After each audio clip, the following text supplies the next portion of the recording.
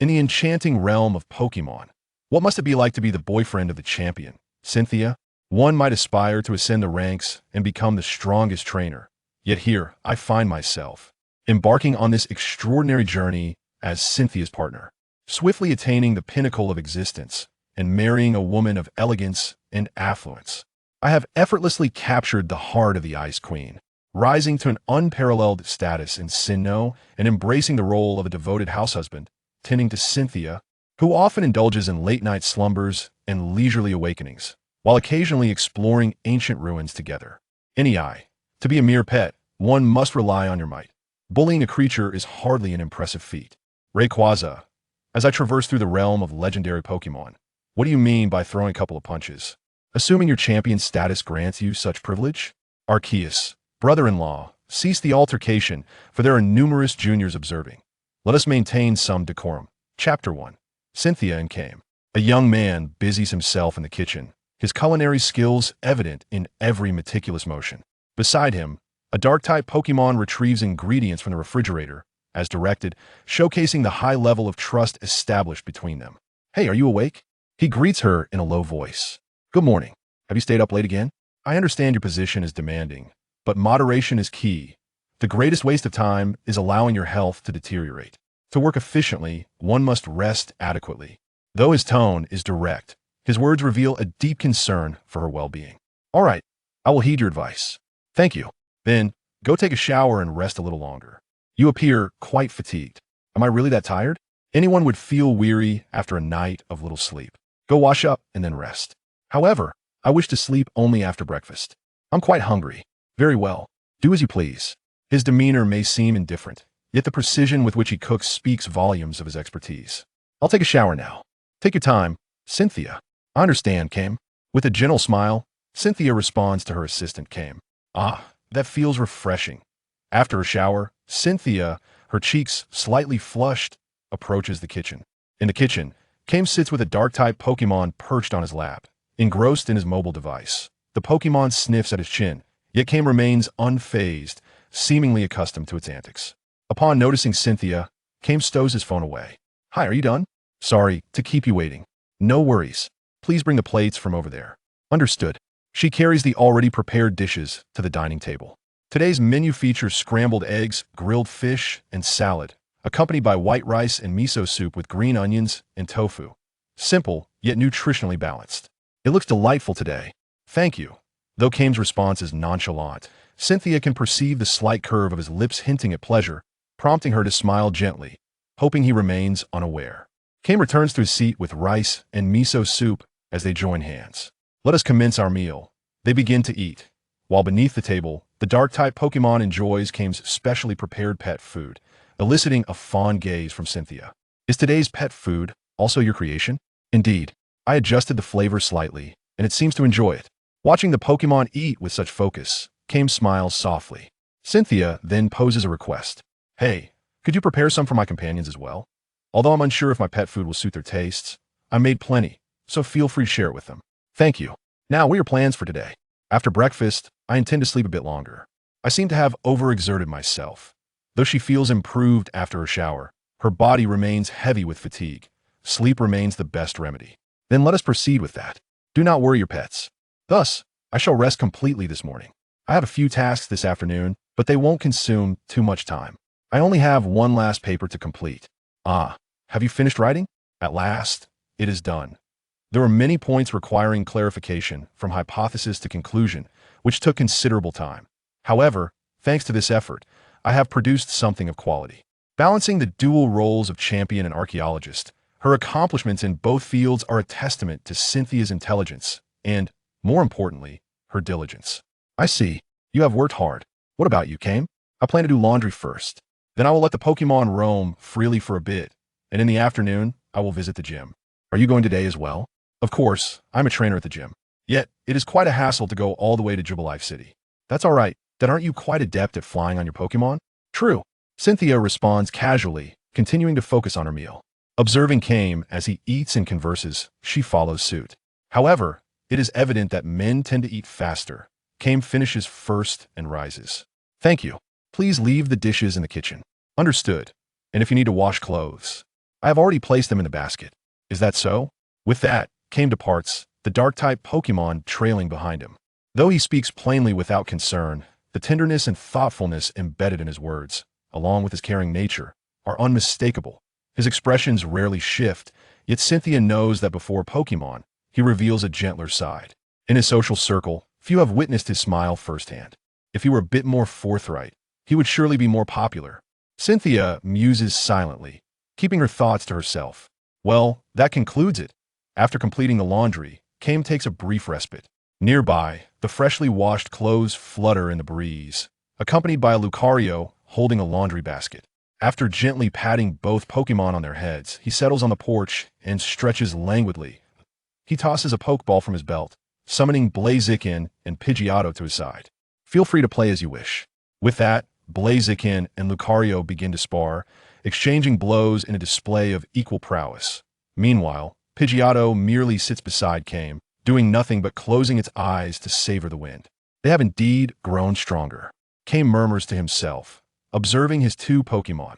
Originally hailing from the Hoenn region, Kame embarked on his journey as a young boy, accompanied by a Pokédex in hand. Subsequently, over the span of nearly 4.5 years, he acquired all the badges, yet he refrained from challenging the Pokémon League. Instead, he chose to embark on a journey through the Kalos region before enrolling at the prestigious Tamash University. As a young man on the cusp of becoming a Pokémon master, Kame initially harbored similar aspirations. However, he lacked the innate talent for cultivating Pokémon. His companions, who set out alongside him, managed to secure the majority of their badges in approximately 2 years, while Kame took more than double that time to attain all of his. Part of this delay stemmed from his inclination to invest time in pursuits beyond merely collecting badges, often taking circuitous routes. Even if he had focused solely on the badges, he would have required at least 3 years to achieve his goal. By that time, his starter Pokémon, EV, and the Torchic bestowed upon him by his father had evolved into an Umbreon and a Blaziken, respectively. Thus, he resolved that he was not suited for battle and opted to pursue an academic path concerning Pokémon. His parents were supportive of his decision to attend university, and his academic performance was sufficient to pass the entrance examinations that it was there that he contemplated his future endeavors, albeit unwittingly assuming the role of a housekeeper in the Sinnoh region. Has it truly been 2 years? 2 years had elapsed since Kame's arrival in the Sinnoh region, and he seemed to have adapted quite well to life there. A few years prior, he could never have envisioned himself in Sinnoh. Yet such is life. One can never predict what may unfold. Kame lifted his gaze towards a room where Cynthia lay asleep. Chapter 2. Would you be my assistant? As Kame entered his senior year, he was assigned to a research lab overseen by a professor who had interactions with Sharona. From this professor, Kame learned that the university would be hosting a seminar on Sharona's archaeological endeavors, prompting him to attend alongside his fellow students. Naturally, the seminar attracted a considerable number of attendees, including those from outside the archaeology discipline.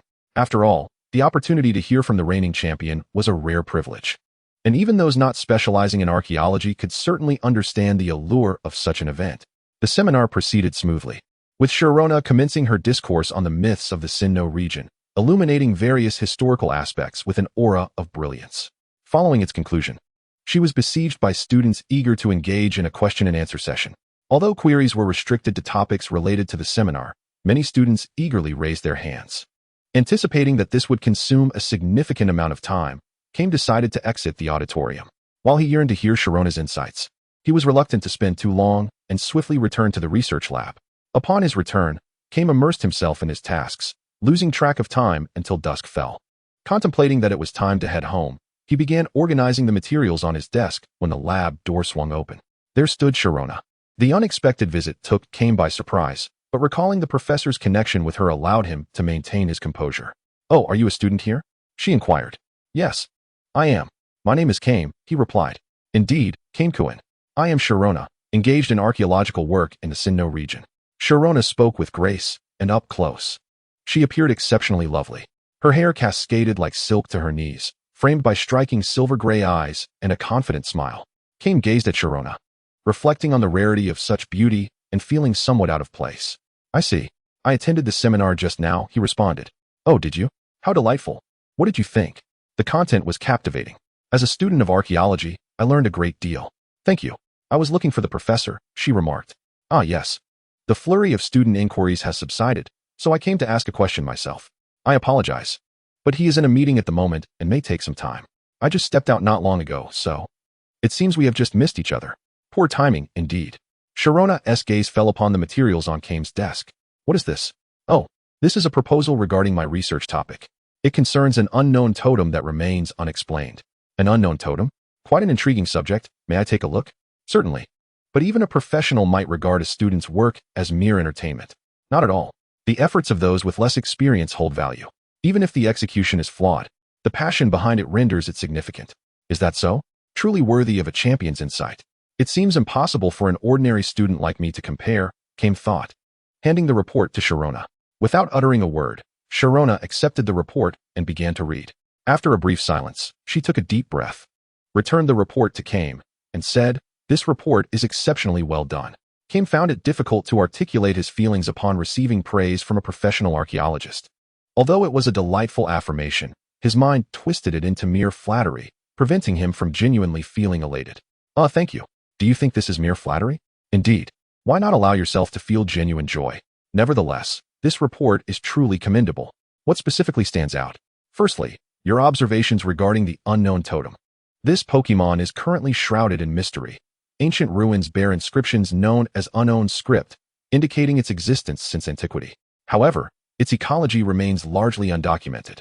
While we can ascertain its habitat to some extent, aspects like its reproduction and diet remain elusive. Thus, you wisely focused on the habitat first. Even adults in society have not fully investigated this matter. How could a student comprehend it? Therefore, it is only natural to start from what we can understand. Indeed. Yet, it is surprisingly rare for individuals to achieve this. Gradually deciphering its ecology is immensely time-consuming. To encapsulate ecology in a single term may overlook significant individual variations. Consequently, researching ecology necessitates the collection of a considerable number of samples. Undertaking such research is undeniably challenging. I understand. However, in this report, you have already gathered samples based on information from the internet and reference books. When you commit to something, you follow through, correct? Then let us proceed. See, your enthusiasm is palpable. Moreover, your points of observation extend beyond this. Each unknown totem possesses a distinct shape, while their forms vary according to their habitats. Few have consolidated this into a summary of shapes based on differing habitats reflecting local characteristics. Thus, your methodology presents a remarkably perceptive approach to research. Having never encountered such direct commendation before, Kame felt bewildered. I never anticipated you would praise an unfinished report so highly. Precisely because your observations are commendable, she replied. Thank you. In the field of archaeology, individuals with such fresh perspectives are indispensable. While it is crucial to inherit exemplary cultural traditions, introducing new ideas is equally vital. Then surely Sharona embodies that essence. I cannot do it alone. If no one follows, everything will cease to exist when I am no longer here. It seems as though my entry into the field of archaeology is predicated upon that notion. Isn't that so? Perhaps. Kame turned his gaze to the window. The sun had fully set, and the street lamps illuminated the university campus. He had come to the university in search of his true calling, but had ultimately found nothing. His decision to pursue archaeology stemmed merely from an affinity for history and Pokémon, yet he remained uncertain if this was what he genuinely wished to do. Is that so? The things we pursue and the things we enjoy do not always align. I tend to overthink, leading to increasing confusion. These guys are not appealing either. Kame mumbled, stroking the pokeball on his desk, his head bowed. Observing Kame in this state, Sharona crossed her arms and then unexpectedly uttered a surprising proposition. Kame, would you like to be my assistant? The unexpected invitation rendered Kame speechless. What? You are in search of your passion, are you not? Would you be interested in studying archaeology under my guidance? If you can discover a fascination for archaeology in my company, that would be splendid. By my side, you will glimpse a different world and perhaps uncover your true calling. Moreover, I will be exceedingly busy next year and could use an assistant. What do you think? I believe this is not a bad idea at all. This proposal is undoubtedly an enticing opportunity for the other students. Even Kame himself is immensely grateful for the suggestion, nodding without hesitation. However, despite his willingness to accept it, Kame harbors a significant doubt. Until this question is resolved, he finds himself unable to embrace the proposal. Although he is truly appreciative of the offer and wishes to accept it immediately, he is held back. Oh, do you have any questions? Why are you so concerned about a student you've just met? Kame and Cynthia have only recently crossed paths. Even with his keen observational skills in archaeology, he finds it difficult to fathom why she would be so generous towards him. Cynthia, being both a scholar and a champion, possesses a time that is exceedingly precious. Why would she take the time to concern herself with Cam? This perplexes him. Because you possess admirable qualities. And I can see that you hold Pokémon in high regard. Moreover, I have confidence in my judgment of people. I cannot allow a promising young individual to squander his potential simply because he is unsure of what he wishes to pursue. Cam does not doubt himself because of the championess words, although there remain aspects he struggles to fully believe. Her enthusiasm for his immature perspective brings a smile to his face. Since you've said that, I find I have no reason to refuse. So, would you be willing to be my assistant? After I graduate, correct? Please wait until that time. That's all right. Before your graduation, I will teach you many things. I can even provide guidance in battles. Faced with Cynthia's alluring gaze and outstretched hand, Cam finds himself at a loss for how to respond, ultimately managing a wry smile as he grasped her hand in a handshake. Thereafter, they exchanged contact information, with Cam occasionally consulting Cynthia for questions, seeking revisions and guidance, to which she would respond whenever time permitted. Yet, as their correspondence continued, Cam discovered that Cynthia was, in fact, quite laid back. Initially, during their interactions, she primarily used a personal computer equipped with a camera for their conversations. But the disarray of research materials behind her made it difficult to classify her room as tidy. Additionally, due to her busy schedule, she seemed indifferent to her diet. It was said that she sometimes settled for ice cream for breakfast, a stark contrast to her usual graceful demeanor, leaving Cam bewildered. Cynthia was, after all, human. He did not perceive her as a flawless superhuman. However, as he planned to rent a room near Cynthia's laboratory and residence post-graduation to receive her guidance, the thought of entering her room filled him with trepidation. Cam, who had a penchant for orderliness, yearned to excel at everything he undertook. While he would not impose his standards on others, he found it intolerable when someone else's lifestyle was excessively unhealthy or lax. Consequently, he was dubbed Mom among his peers. In his absence, Cam could not manage Cynthia's room. He resolved that upon graduation, his first task would be to organize her space. Chapter 3, An Evening After Drinking. Some time ago, I encountered a girl who was traveling. Oh, this girl appeared to be around 12 or 13, although we spoke for only a brief moment. She had already earned 6 badges in less than a year of traveling. Less than a year? How impressive. Compared to Cam's 4 years. It was indeed a stark contrast. That child seems poised to participate in the next Pokémon League. Truly, the talents of the youth today are remarkable. Indeed. The current champion of the Saigai Plateau is likely around that age as well, right? That would be Professor Oak's child. To have defeated Wataro's Wataru is quite an achievement. Indeed. I've heard there's a formidable contender from the Hoenn region as well. Do you know who it is? It's Daigo. If the news comes from the current Hoenn champion Daigo, it carries considerable weight. Although she shares a connection as a fellow champion, from Cynthia's perspective, she believes Daigo would not casually speak of unreliable matters. How incredible it is that the youth are rising in strength with such unstoppable momentum. It truly evokes a sense of a golden generation, does it not? Perhaps. But in this regard, you have not changed much, Cynthia. Is that so? When did you become a champion? The current champion of the Saigai Plateau is about your age, yet you have maintained your champion status all this time. That's truly impressive. You are quite direct in your praise. Even now, I cannot defeat a serious gym leader.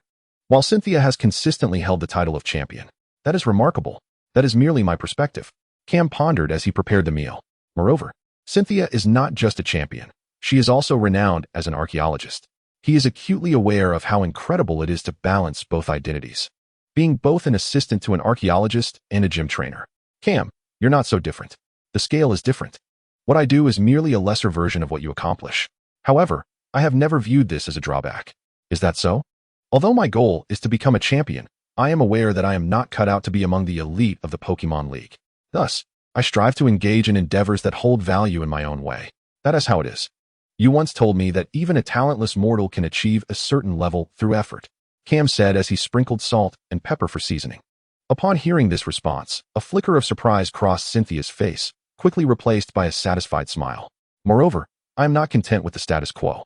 I will continue to strive. At the very least, I wish to secure a victory against a serious gym leader once. To reach a level where one can consistently win will undoubtedly take a considerable amount of time. But as long as you can attain a level capable of victory, you will surely find a way. You should be able to achieve that. I will refine my skills. All right, it's done. He turned off the stove and plated the food. He reheated the pre-prepared soup and poured it into a deep bowl. Nutrition is the foundation for shaping the body. Never forget that health is the foundation upon which everything relies. I will keep that in mind. Cynthia smiled as she brought the soup over, expressing her gratitude for Cam's unwavering care. Although her words were blunt, this warmth of humanity could not be concealed. Cynthia appreciated Cam's somewhat clumsy demeanor. Releasing the Pokémon from their Pokeballs, she poured Cam's specially crafted Pokémon food onto their plates. I'm a bit late. I apologize. No worries. This slight delay is negligible. I'm truly glad I returned before Cynthia got back to the kitchen. Shall we engage in serious training tomorrow? Please. Spare me. Even in trivial exchanges, the atmosphere of everyday life could be felt. It was not the extraordinary, but rather this ordinary routine that brought Cynthia happiness. Let us begin eating. All right. Sitting on the wooden terrace in the courtyard, Cynthia poured liquid into a glass. The distinctive bitter taste of alcohol and its rich aroma filled her mouth. As she swallowed, a gentle warmth spread through her throat. Looking up at the sky, she could see the stars twinkling faintly. Shrouded by the indoor light, the multitude of stars remained elusive. How rare it is to see you indulging in a drink. Kim remarked after his shower, casually seated beside Cynthia, clad in a thin long-sleeve shirt and a sweatshirt. His face was flushed from the warm water, yet his hair was impeccably dry, a testament to Kim's meticulous nature. After all, I have just completed my thesis. A little indulgence is warranted, don't you think? Has the thesis been submitted? Now, I await the review from the academic society. I can afford to relax a bit.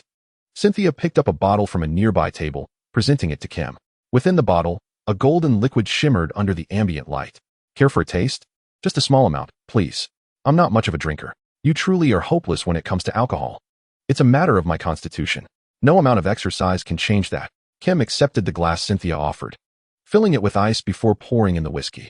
The ice cracked delightfully, a pleasing sound amid the ambience. He then added soda, stirring the ice cubes with his finger.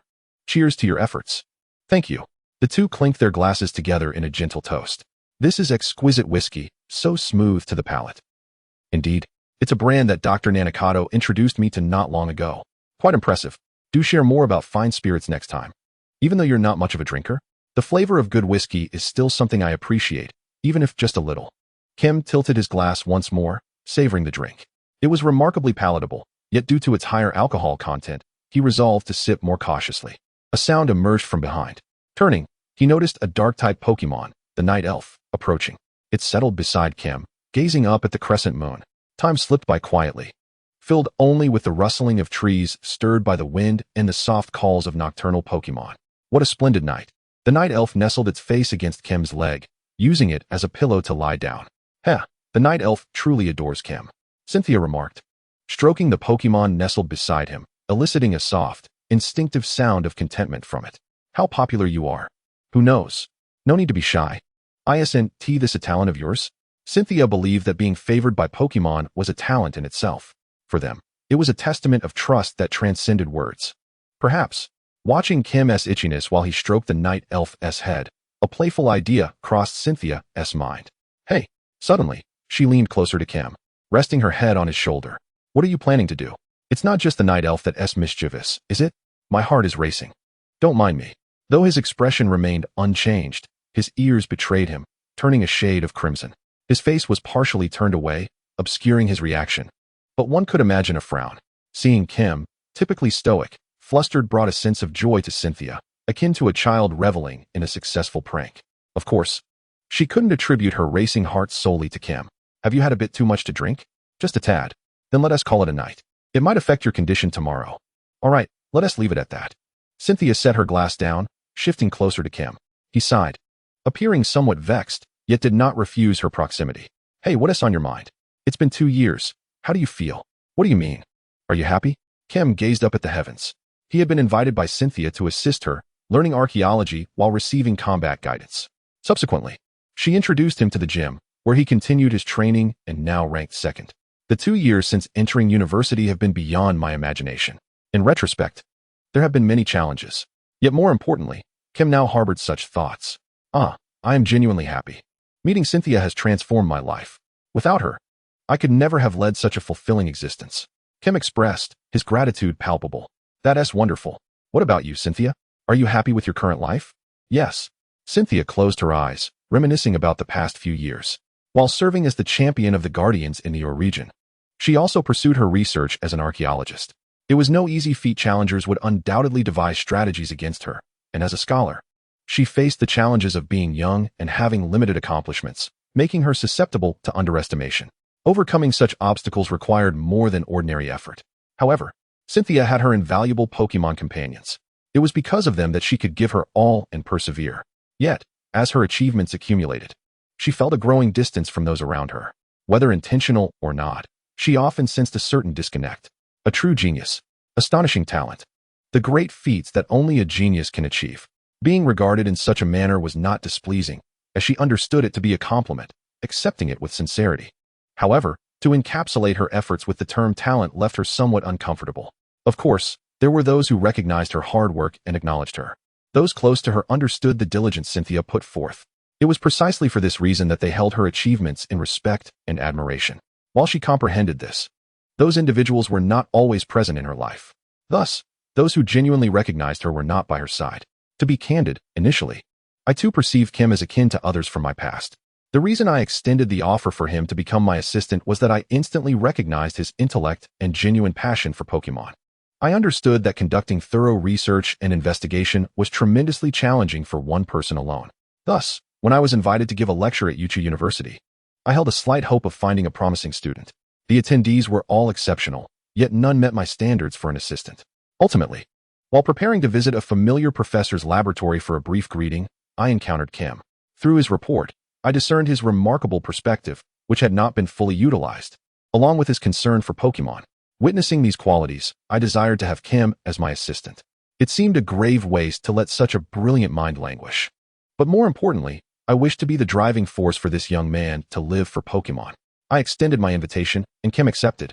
Afterward, we engaged in a period of combat and research guidance, during which I noticed Kim appeared indifferent to people, yet surprisingly became meticulous and organized. He began to mention the tidiness of the room and our dietary habits, even abandoning the honorifics we had always employed in our conversations. I felt a surge of joy at the realization that Sharona regarded me as an independent entity, genuinely concerned for my well-being. A longing to be with her began to blossom within me. Thus, we endeavored to organize the surplus space and allocated that room to Kame. Although Kame wore a perplexed expression, I was deeply moved by Sharona's willingness to exert herself for my sake, and I resolved to move into her home. From that moment onward, each day was filled with delight. There was someone by my side, someone to share meals with, and someone to await my return. I too could look forward to that person's homecoming. For Sharona, such a routine became warm and precious. Indeed, it was a source of immense joy, an irreplaceable treasure. Was it not wonderful? Thanks to the Pokémon, these children, and your assistants Kame offered no reply. I slightly averted my gaze to Kame's face and noticed that his ears had grown even redder. You're blushing, I remarked. It's merely the result of having drunk too much. Kame replied, tilting his cup. And you, Sharona, are blushing too. It's just the effects of the alcohol, I said, gently resting my slightly warm cheek against Kame's shoulder. Lowering my head slightly. Indeed, my face felt a tad warm, yet it was merely due to the influence of the alcohol. Though I told myself this, I made no effort to change my position. Hey, can we stay like this for a while longer? Kame's words filled me with happiness, causing my lips to curl into a soft smile. The night breeze caressed my flushed cheeks. It was somewhat cool, yet for the heated Sharona, it was the perfect refreshing chill. How delightful it would be if Kame could also find joy in this breeze. I mused silently, but did not voice my thoughts. The room's light illuminated the two of us and the shadow of the dark night elf on the wall. Chapter 4. Sharona's Assistant and Butler. After successfully graduating from university, Kame embarked on a journey to the Sinnoh region, becoming Sharona's assistant and butler. Initially, Kame maintained a formal tone, but as he found himself daily chattering to the unguarded and laid-back Sharona, he gradually abandoned the honorifics, ultimately establishing the camaraderie we now share. 2 years have swiftly passed. How time flies. As Kame savored the gentle breeze, he observed the fiery monkey and Lucario engaged in their practice. The dark night elf lounged upon Kame's lap, idly gazing at the scenery. After a while, Kame glanced at the clock and realized it was nearly 9 o'clock. It was time to prepare breakfast for Sharona's Pokémon. Kame rose and made his way to the kitchen. Shortly thereafter, Sharona stirred awake. Good morning. Hi, how do you feel? Much better. Her complexion appeared significantly improved compared to when she had breakfast. It seemed she had fully recovered. Thank you for taking care of everyone. No problem, I enjoy it. Kame replied with a slight smile, watching Sharona's Pokémon frolicking together. Sharona sat beside him, peering at the documents in his hands. Oh, is that a new paper? It was just published recently. Sharona, help me send it under your name. Again using my name? It's all right. It's a privilege of being an assistant. Besides, it was Sharona who said it was permissible. You have no grounds for complaint. True enough. It's not like I did anything wrong, so let it be. Are you still not fully awake? Not at all. So how is the paper? It's about the newly discovered Sinnoh ruins. It appears to be quite a rare site.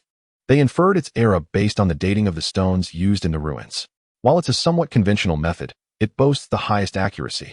They also addressed issues related to the symbols and writings used at the site. Although it's merely a preliminary report with limited information, it may garner more attention in the future. As Kame sipped from the bottle of water, he handed the paper to Sharona. She immediately skimmed through it. As expected of a scholar, she read the key points with greater speed and accuracy than Kame and comprehended the content swiftly.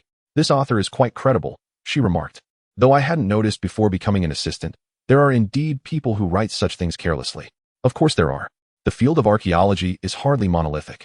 Regardless of quality, where there are people, there will be diversity. Kame stood up, stretching widely and removing his glasses. The Dark Knight elf, who had been playing with Sharona's ice ghost, immediately turned and bounded toward Kame upon hearing him call its name. Where are you off to? Shopping. I need to buy ingredients for dinner since I'm heading to the gym. Lucario, Fiery Monkey, what about you two? Wood Owl is currently in full nap mode. I'll let it continue resting. Plus, it's sparring with Sharona's Lucario and Garchomp. It seems the sparring is going well, so let them carry on. You two are really giving it your all. Those two are quite combative. Battling against our Pokémon is a great stimulus for them. Indeed. Sharona's Pokémon have been trained by champions. Their strength is truly beyond ordinary imagination. For those who are competitive, fighting against stronger opponents is the perfect opportunity to grow their power. Since Sharona is often busy, she cannot remain at home for long. Thus, opportunities to spar with Sharona's Pokémon are few and far between. They wish to make the most of such chances, and Kame can sense that. Well then, you two stay home for a bit. Are you going shopping? I want to go too. Is that not permissible? Kame regarded Sharona, who tilted her head in confusion. When you're together, you always draw special attention. Sharona is indeed a striking presence. With her tall stature and golden hair cascading to her knees, she possesses both beauty and elegance. There is nothing unremarkable about her, compounded by her illustrious titles as a champion and an archaeologist. Moreover, with Kame's presence, he too inevitably stands out. It's fine.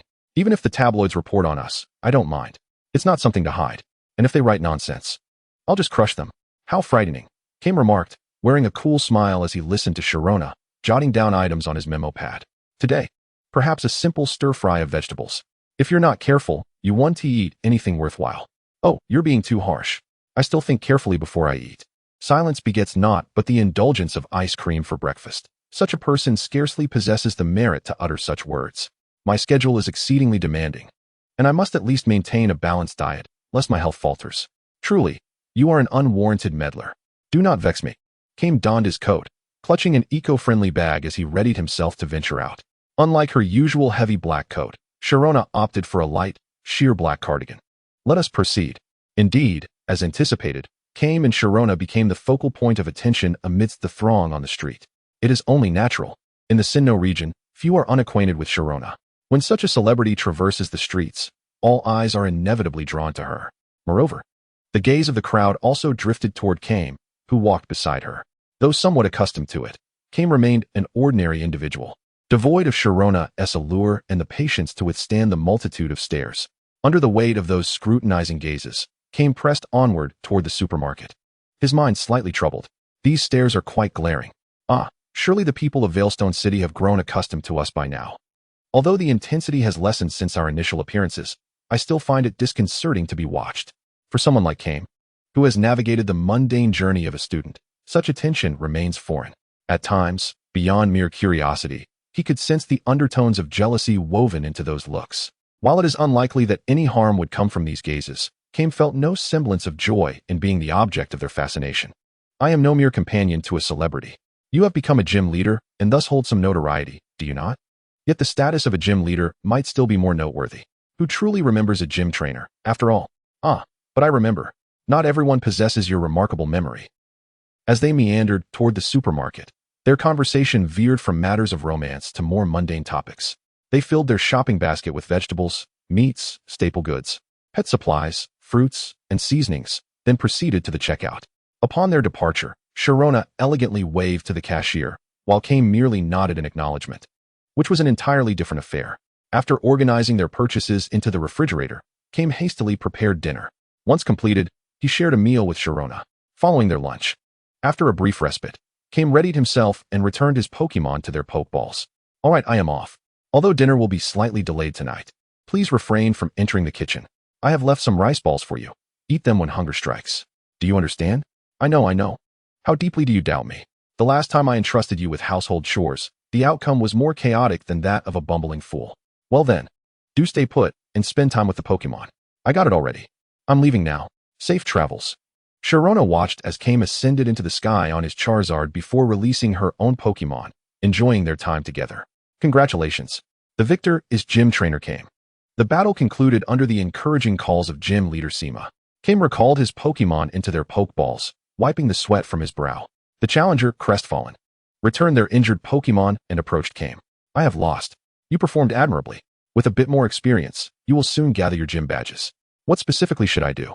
I believe engaging in battles that allow your Pokémon to make their own decisions would be beneficial, rather than directing everything from start to finish.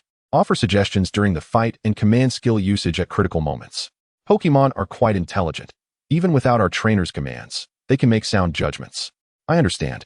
Perhaps I have yet to fully trust my Pokémon. Thank you for your advice. With those parting words, the young challenger departed. Well done, Kame. As Kame tended to his injured Pokémon, Gym Leader Sinnoh approached him. Thank you, but there is no need for formalities. You do realize that Kame is older than I am. In this gym, Sinnoh holds a higher status. Formality is expected. Besides, I have continually faced defeat. Yet Kame merely shrugged at the cheerful girl. Through Sharona's introduction, he had joined this gym and had since been honing his battle skills. He could now engage in arduous battles with other gym trainers, emerging stronger than many. However, he had yet to claim victory against Sinnoh. Initially, he had been weaker than the other trainers, but under Sharona's tutelage and through battle experience, he ultimately rose to become the second strongest in the gym. At first, the other trainers were skeptical of the aloof and unfriendly Kame. However, witnessing his earnest and diligent training, they too strove to enhance their own abilities, refusing to be outdone by him. Unbeknownst to him, Kame had seamlessly integrated into the gym.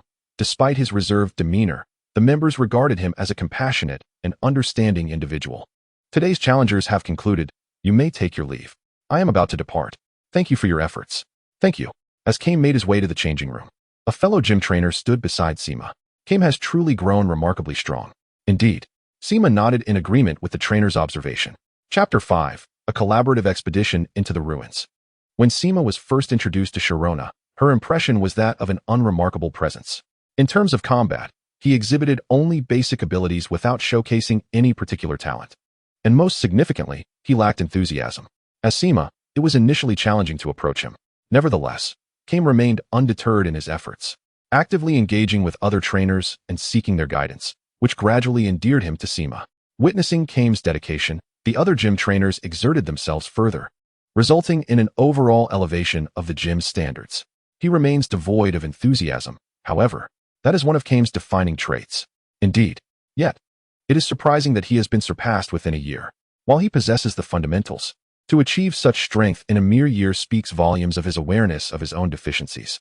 Moreover, he excels at straightforward thinking. After all, he is Sharona's disciple. It is indeed enviable. What is the nature of your relationship with him? Sharona claims he is both an assistant and a pupil. Yet it appears they reside together at the same base. Although Sinnoh had little interest in the romantic affairs of others, the fact that it involved Sharona piqued her curiosity. In the enigmatic personal life of Sharona, only she knew of Kame's existence, and only she was privy to that private life, thus igniting the curiosity of all. Previously, Sinnoh had casually inquired about Kame's life, but he merely covered his head with a sigh and refrained from answering. Sinnoh sensed that perhaps it was best not to press further, yet she remained intrigued. Oh, that matter I am quite curious about. I previously asked Kame about it. What was his response? He expressed his anguish and stated he was merely an assistant. Why must the relationship between such assistants be so fraught with anguish? After a moment of contemplation, Sinnoh could not fathom the answer, and thus resolved to cease pondering the matter. The nature of their bond was known only to themselves. Ah, how weary I am. Kame perched upon the back of his majestic Mukahawk, soaring through the skies towards the enigmatic city, murmuring to himself. Although the season had begun to warm, the high-altitude nights remained frigid, prompting Kame to commend his wisdom for donning a thick coat. Today, he had undergone training while simultaneously engaging in battles with several challengers. The number of badges each challenger possessed varied. Some held multiple, while others had yet to earn a single one. Gym trainers adjusted their Pokémon and battle strategies based on the quantity of badges held by the challengers. Typically, trainers would not alter the Pokémon they used, nor would their strategies be extensively varied. This was the norm for all but the most elite trainers. Hence, gym trainers must exhibit a flexibility comparable to that of the top-tier trainers. Kame, lacking innate combat abilities, had accepted Cynthia's guidance and practiced within the gym. Consequently, the levels of his Pokémon had risen, and his own prowess had improved, enabling him to engage in fierce battles with true gym leaders. Perhaps I, as an ordinary mortal, have also grown stronger, Kame mused, while Mukahawk let out a triumphant cry, as if to affirm that this was indeed a matter of course. Slightly taken aback, Kame soon smiled and affectionately patted Mukahawk's head. How fortunate I am to have you by my side. As Kame listened to Mukahawk's joyful calls, he gazed ahead. All right, let us hasten our return. Cynthia awaits us. Amidst the enveloping darkness of the night, Kame donned his goggles, and Mukahawk quickened its flight. In the comfort of her home, Cynthia meticulously reviewed the proofread thesis, diligently checking for any errors or typos, anticipating Kame's return. The time she had previously communicated was drawing near. Should he be late, the detail-oriented Kame would surely reach out. If he did not, it would indicate his timely arrival. He should be nearing now. The nearby Psyduck seemed to affirm this with a quack. Cynthia gazed out at the window, now shrouded in complete darkness. Though it was difficult to discern in the night, she could still make out a faint silhouette in the sky. Ah, he has returned. Mukahawk descended gracefully before the door, and Kame dismounted. Cynthia opened the window to greet him. Welcome back. Ah, I am back. Though Kame bore no expression, Mukahawk leaned in beside him, revealing a slight smile. Wow, I'm famished. Let us dine. Thank you for today, Kame said as he gently patted Mukahawk and stepped inside. Cynthia descended from the second floor to welcome him. You've worked hard. How was your day? A promising challenger arrived. Although I won this time, I fear I may not prevail next time. Really? Another talented child has emerged. He is a lad donning a red beret, likely around 13 years old, and he already possesses 4 badges. He will surely grow stronger swiftly. How splendid. The upcoming Pokémon League promises to be quite exhilarating. Kame caught a glimpse of Cynthia, who was smiling brightly, as he washed his hands and tied on an apron. I'll prepare the meal shortly. Take your time. My Pokémon are also hungry. They worked hard today, and I shall prepare it promptly. An archaeological investigation? As Kame worked on his laptop in the living room of Cynthia's home and research facility, she broached the subject of the archaeological endeavor. Indeed, I plan to investigate the recently discovered Sinnoh ruins. The Sinnoh ruins had recently been uncovered between the Sinnoh and Johto regions, said to be remnants left by the people of Sinnoh after migrating to Johto. While the excavation was not yet complete, experts and qualified individuals had been granted permission to investigate the main site. Thus, I intend to visit it once. Come along with me. Of course, Kame, as my assistant, you will surely encounter many fascinating discoveries. Though I have long wished to go, I did not anticipate it would come so soon. Naturally, I shall join you. Then let us set off the day after tomorrow. We shall begin preparations tomorrow. Cynthia concluded, retreating to her room. Kame paused his work and picked up his phone. First, he checked the transportation options between his current location and the Sinnoh ruins, then confirmed the route to reach there. It should be possible to drive to Johto. However, direct access to the ruins themselves was not feasible. Under these circumstances, it would be prudent to secure accommodation nearby. He searched for lodging in the town closest to the Sinnoh ruins. Although he had heard of a small cabin available for stay, it would not suffice for an extended period. He was uncertain how much effort the investigation would demand. He could inquire about that later with Cynthia. For now, he needed to ensure a base of operations. Kame found a promising accommodation in the town nearest to the Sinnoh ruins and made a reservation via his phone. For some inexplicable reason, a nearby Lucario, deep in meditation, suddenly sneezed. 2 days later, are you prepared? Cynthia asked Kame, who was busily organizing his belongings. Kame packed various items into a larger bag and then effortlessly took both his and Cynthia's bags from her hands, placing them in the trunk of the car. Thank you. It's more convenient for me to handle this kind of physical labor, once merely possessing average physical abilities. Kame had significantly improved through training at the Tabali gym. Now, his physical condition was considerably above that of an ordinary person. Have you forgotten anything? Not at all. Cynthia lightly tossed the car keys to Kame, who caught them with ease and settled into the driver's seat. Cynthia took her place in the passenger seat and fastened her seatbelt. Let us depart. With the roar of the engine, the vehicle set off. Which route shall we take? First, we shall head onto the highway from the nearby Meow. Given the distance, it is the most prudent choice to save time. Indeed. Once we arrive, we will first drop off our luggage at the hotel and then head directly to the ruins. I have already arranged with acquaintances stationed there for a preliminary exploration today. Understood. How long do you estimate the journey will take? It is still before 8 a.m. I hope to arrive before noon, including rest stops. We should have time for some investigation in the afternoon, provided there are no traffic jams. No problem. I have a strong feeling there won't be any congestion. Is that so? The two sat in the car, merging onto the highway. You've worked hard. Now hand it here. Along the way, they stopped at a service area to take a break. Came stretched languidly, easing his stiff body from prolonged driving, when Shalona handed him a bottle of tea. Thanks. After all, we are heading to another destination, and time will undoubtedly be consumed. With that, he uncapped the bottle and poured himself some tea. They had finally traversed halfway, yet it had already taken them 2 hours. Although they encountered no traffic, the passage of time was inescapable. Shalona glanced around the service area as shops before halting. Hey, there's ice cream over there. Shall we take a look? Sure. But let us not linger like last time. I know. Come on, let us go. Shalona hummed a cheerful tune, skipping ahead with an exuberant demeanor, while Kame sighed deeply. Nevertheless, he was acutely aware that Shalona would likely spend an inordinate amount of time choosing her ice cream. As anticipated, she soon found herself in a quandary over which flavor to select. Make your decision quickly. After all, we still have a long drive ahead. 2 scoops might not be ideal, but I truly love both flavors. It's so hard to choose. And thus, her indecision continued. Narrowing it down to 2 options demonstrated her awareness of the time constraint. Yet her hesitation between these choices truly reflected her passion for ice cream. Oh well, sorry. I'll take this one and that one. Please put them in separate cups. All right. Weren't you just agonizing over those 2? If I split them, I can enjoy both. As for the portion, I'll just endure it. We have a long journey ahead, Kame said, maintaining a serious expression while he paid. Is that all right? Fool. If you don't do it this way, you'll surely spend an hour deciding. After receiving his change in ice cream, Kame quickly walked away. I didn't say I was torn between those 2 flavors. Perhaps due to his understanding of Shalona's preferences, Kame accurately guessed her dilemma. His attentiveness not only to Pokemon, but also to people allowed him to notice such nuances. Shalona felt a flutter of joy at being acknowledged by him, following closely behind. Ah, this one is delicious. This flavor pairs wonderfully with coffee. Oh, can I have a bit of that flavor too? Sure. Later.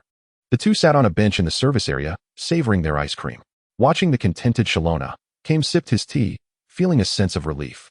Finally, we've arrived. Ah, it's so far.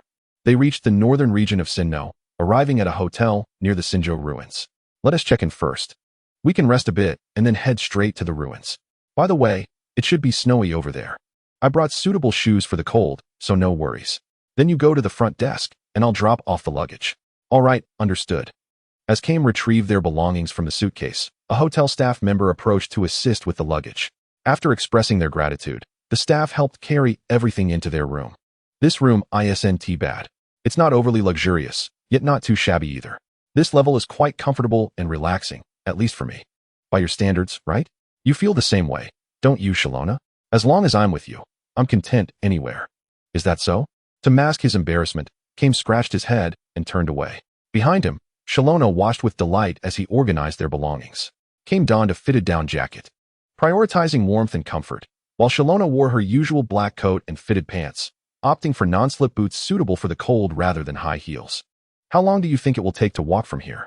About an hour, I suppose, since we're in the mountains. All right, let us go. The 2 departed from the hotel, with Kame shouldering all the luggage, including Shalona's share. Of course, it was not a matter of Shalona forcing him. Rather, it was Kame's own volition. Although young, Shalona was a prominent archaeologist, her fervor for research rivaling her passion for Pokemon battles. Her intensity often led her to lose track of time while deeply engrossed in her studies. Once, she became so absorbed that she nearly fainted from exhaustion. Since then, Kame had taken it upon himself to carry her luggage during field investigations, allowing Shalona to conserve her energy for focused research. Additionally, as a fighting-type gym trainer, Kame also benefited from the physical exertion. While Kame enjoyed research and investigation, he did not immerse himself to the same extent as Shalona. His concentration was more enduring, yet he did not lose track of time as she did. Doesn't it feel heavy? Dumbbells are heavier. Of course, Kame replied with a resigned expression, trailing behind Shalona. Chapter 6. The Myth of Sinnoh, Arceus. They continued along the snow-covered path, and after a brief respite, the ruins came into view. While not grand in appearance, They exuded an air of solemnity, evoking a sense of the sacred. We finally arrived. It's been a long journey today. It's for the investigation. There is no other choice. We should first visit the caretaker here and then commence our inquiry. Understood. They entered a small cabin adjacent to the ruins. Inside, it was warm and cozy, more spacious than anticipated. An elderly man sitting by the fireplace stood upon seeing Shalona and approached her. "Oh, Miss Shalona, we have been awaiting your arrival. Nice to meet you. I am Shalona. I've heard much about you. You are free to conduct your investigation without issue. Thank you. Are there areas prone to collapse or off-limits? Currently, there are no particularly unstable areas. While it may not be suitable for the average person, Miss Shalona can explore freely." "That's wonderful. And who is that?" The elder noticed Kame standing behind Shalona. Kame stepped forward, setting down the luggage and bowing in greeting. "I apologize for the late introduction. This is Kame, my assistant." "I am Kame." "Oh, so you're the assistant. It's a pleasure to meet you." "Likewise." They shook hands in greeting. Suddenly, a Maghop at the elder's feet locked eyes with Shalona, tilting its head curiously. "Let me briefly introduce this cabin. The facilities are available for your use, and there are vending machines and such." "Thank you. This is incredibly convenient. Please inform us before you depart. Maghop can teleport you to the nearest town." Upon hearing the elder's words, Maghop emitted a sound, renowned for its proficiency in teleportation. Maghop is capable of instantaneously transporting individuals to various locations. It appears that it can indeed facilitate their return, albeit limited to that purpose. We are immensely grateful. The journey here has been arduous. Please allow us some ease on our return. Thank you for your concern. Now, let us commence our investigation. May fortune bestow upon us significant discoveries. Given the chill, do not overexert yourself. Cynthia waved farewell and exited the small cabin, with Kame bowing to the elder before trailing after her. Although there was no blizzard, the snow continued to fall relentlessly, even in spring. The cold was unexpectedly severe. This is the Sinnoh ruins. Indeed, it is a relic situated between the Sinnoh and Johto regions, providing evidence of a historical connection between the two areas. Following Cynthia, Kame advanced toward the ruins. Near the entrance, a series of broken and somewhat decayed columns were arranged. Cynthia sat beside one of the columns, her gloved hand brushing against its surface. This structure evoked a sense of familiarity within her. "I feel as though I have seen this column before." "Have you noticed? Its design resembles that of the columns found in Spear Pillar." "Correct. Your powers of observation are indeed remarkable." Spear Pillar is located in the Sinnoh region and contains an altar known as the Spear Pillar. As the name suggests, it is adorned with several enormous columns, where it is said that the legendary Pokémon of the Sinnoh region were once worshipped. The columns of these Sinnoh ruins and those of the Spear Pillar must have been constructed by the same civilization or by individuals possessing similar techniques. Though the columns here are broken and weathered, they embody a fusion of the cultures from both the Sinnoh and Johto regions, situated precisely between them. This serves as compelling evidence of a connection between the two locales. The Sinnoh region is a place of abundant snowfall. Under the current technological conditions, it is difficult to fathom why they would migrate to the more temperate Johto region. You are correct. There may be other reasons, though they remain unclear at this moment. If we contemplate why people relocate, we might uncover some clues. To understand this, let us begin our investigation within. The interior of the ruins is more spacious than it appears from the outside. Furthermore, the ambience inside feels distinct. The exterior is filled with biting cold, while the interior exudes a solemn atmosphere, imbued with a sense of familiarity. Pillars reminiscent of altars are distributed in each corner, with patterns adorning the floor. Each triangular corner features a circle at its center, and the engravings vary among them. It feels somewhat peculiar. Yes, indeed. I am unsure how to articulate this sensation. It is a feeling that wells up from within. Nostalgia, perhaps? Yes, nostalgia is the most fitting term. But why do we feel nostalgic? Both Cynthia and Kame are visiting these ruins for the first time, and logically, they should have no reason for such feelings. Nevertheless, they cannot escape the inexplicable sentiment of nostalgia, which Cynthia experiences more intensely. This profound sense of nostalgia has not arisen since returning to Sinnoh Town. Is that so? Quite remarkable. I too feel a strong sense of nostalgia. While Kame experiences a degree of nostalgia, it does not evoke memories of home. The disparity between Cynthia and Kame is evident in many aspects, but particularly in their connection to these ruins, which merits consideration. Kame believes that juxtaposing their experiences would yield the most efficient and relevant insights. Their origins, perhaps? Why do you think so? Nostalgia is an emotion inherently linked to home or places once inhabited. Cynthia's hometown is Sinnoh Town, while mine is Bayfront City. Although they are entirely different locales, We both sense a shared nostalgia. I even thought it might be related to nearby Mio City, but that too is incorrect. So what commonality exists? We both currently reside in the Sinnoh region. Compared to me, who has lived in Sinnoh for a considerable time, Cynthia's nostalgia is more pronounced. Thus, it may not be tied to a specific location, but rather to the experience of living in the Sinnoh region. This could very well be the catalyst for our nostalgia. Do you not think? The Sinnoh ruins may have been constructed as a testament to the longing for one's hometown after settling in the Sinnoh region. It bears structural similarities to the altar of Arceus, which facilitates communication with the Sinnoh region. What is this altar? It is likely related to the mythology of the Sinnoh region. Is the mythology of the Sinnoh region connected to Arceus? Yes, it is highly probable. Arceus is a legendary Pokémon said to have created everything from the void of the Sinnoh region. The myth recounts its creation of the three Pokémon that govern time, space, and antimatter, thus forming the world. It is plausible that this altar represents those three aspects of time, space, and antimatter. Dialga, Palkia, and Giratina, correct? Yes. This raises several questions. First, where did the builders of this ruin establish their roots in Johto? Secondly, when they constructed this ruin, did they encounter legendary Pokémon like Arceus? If they did, we could interpret their presence as being preserved here, but if not, the situation would differ significantly. For those who built this ruin, had Arceus already transitioned into the realm of mythology? Indeed, if their existence became mythological from the time of the ruin's construction, it becomes crucial to ascertain when the mythology of the Sinnoh region originated. Unraveling this mystery would hold great value. Therefore, let us commit ourselves fully to this investigation.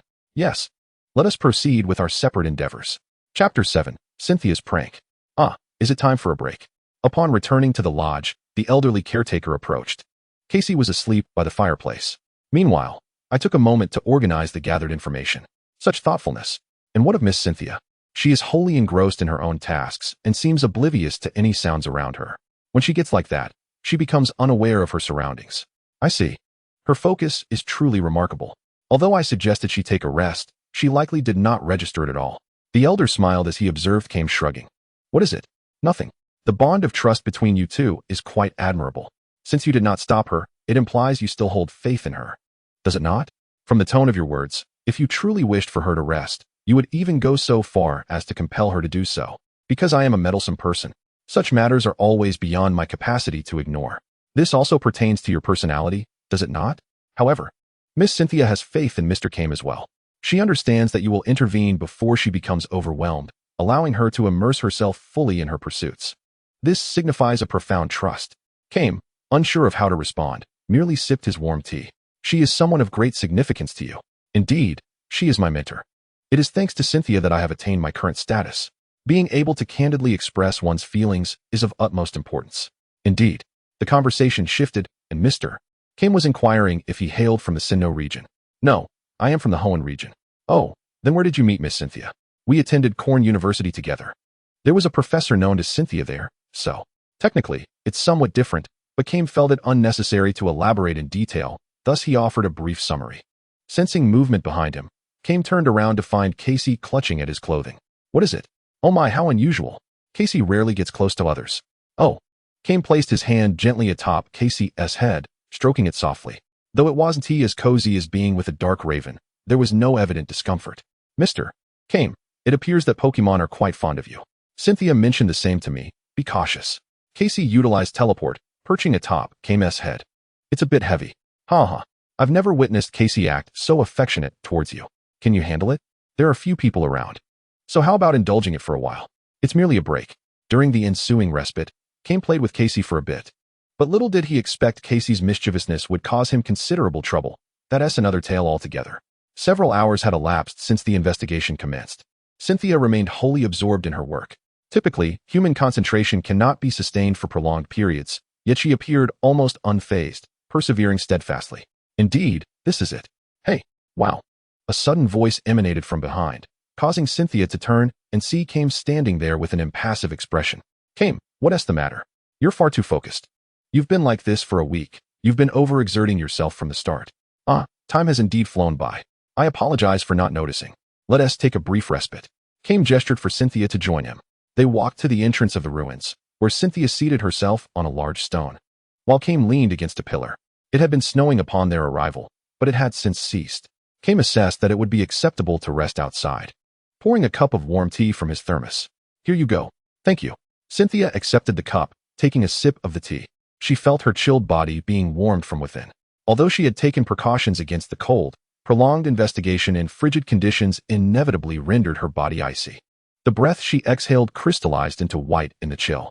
Cynthia merely shifted her gaze to Kame, whose cheeks were faintly flushed from the cold. Breathe warmth. Can you exercise a bit of self-control? Yes. Indeed, I am aware that I tend to become overly focused. I have contemplated rectifying this. Though I have yet to take action, I at least strive to control myself. She had previously pushed her body to its limits due to overexertion, even collapsing at one point. At that time, she had not yet met Kame. Fortunately, her Pokémon had assisted her greatly, ensuring her safety. But it left her with unnecessary anxiety and distress, a painful memory for her. Then practice it. It's fine now. Why? Because you're here. What? You will prevent me from overexerting myself unconsciously, right? You truly know how to provoke me. In fact, you've already allowed me to rest. Look, you've stopped me. Kame neither affirmed nor denied this. For him, caring for others had become a habit. Thus, he did not do so consciously. Even if the person were not Cynthia, he would undoubtedly behave similarly. You are quite gentle. Therefore, you cannot quietly watch those around you neglecting themselves. You are that kind of person. Perhaps, you will stop me. I am aware of this, which allows me to devote myself wholeheartedly to research and battle. If you are conscious of it, then exercise a bit of restraint. No. Hey, don't do that. Because I appreciate your care for me. With a mischievous smile directed at Kame, Cynthia left him speechless. Only able to sigh. His ears turned red, not merely from the cold. I am able to manage everything currently because of your assistance. I am grateful to you. It is nothing. I do not do this to be appreciated. Oh, then why do you care for me? Kame is fundamentally a caring person, though not to just anyone. He does not meddle in everyone's affairs. He is not a good person by nature. However, once he establishes a certain rapport with someone, he begins to care. This is an aspect of his personality he cannot relinquish, and Cynthia is aware of this, prompting her question, though she is not entirely certain why. Of course, it is also to tease Kame. Let us put it this way. You are a caring person, but do not overly interfere in others' lives. Yet with me, you are exceedingly intrusive. Why? Perhaps it is simply because I am your assistant. That is the most ordinary reason. Although I contemplated deliberately fabricating a different reason, I could not conjure any special rationale. Kame crossed his arms, twisting his neck in thought, yet still found no justification. He could not even conceive a plausible excuse. Oh dear, the reason is not what matters. You care for me without reason, do you? As Cynthia urgently questioned Kame, her words faltered upon hearing his response. It is because I enjoy doing so.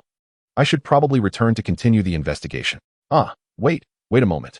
Kame wore a mischievous grin of successful reprisal as he strode back into the ruins. Left behind, Cynthia resumed her seated position, covering her face with her hands. Oh dear. A faint blush surfaced on Cynthia's face, visible through her fingers. Perhaps if an unfamiliar person had overheard Kame's earlier words, they would interpret them as a fondness for being caring. However, while Kame is indeed caring, he has never publicly declared an affinity for it. In truth, he does not relish meddling. He merely acts this way towards those he cares about. In other words, the true meaning of his earlier statement is, he only speaks frankly at such times. Typically, he is filled with affection for Pokémon, yet remains largely indifferent toward humans. It is not out of disdain for humanity that he finds it difficult to engage with them sincerely. Thus, it is rare for Kimu to unburden his heart to Sharona, for he comprehends this predicament, and at this moment, he chooses to articulate his genuine feelings candidly. Truly, everything feels chaotic. Sensing the relaxation at the corners of her mouth and the warmth spreading across her visage, Sharona takes a deep breath and redirects her focus by gently slapping her cheeks. Good. While resolving to exact some form of retribution, Sharona also returns to her investigative pursuits. You've worked hard. See you tomorrow. Thank you. Please take care of me again tomorrow. As night descends, the two are escorted back to town by an elderly gentleman and his Kecleon.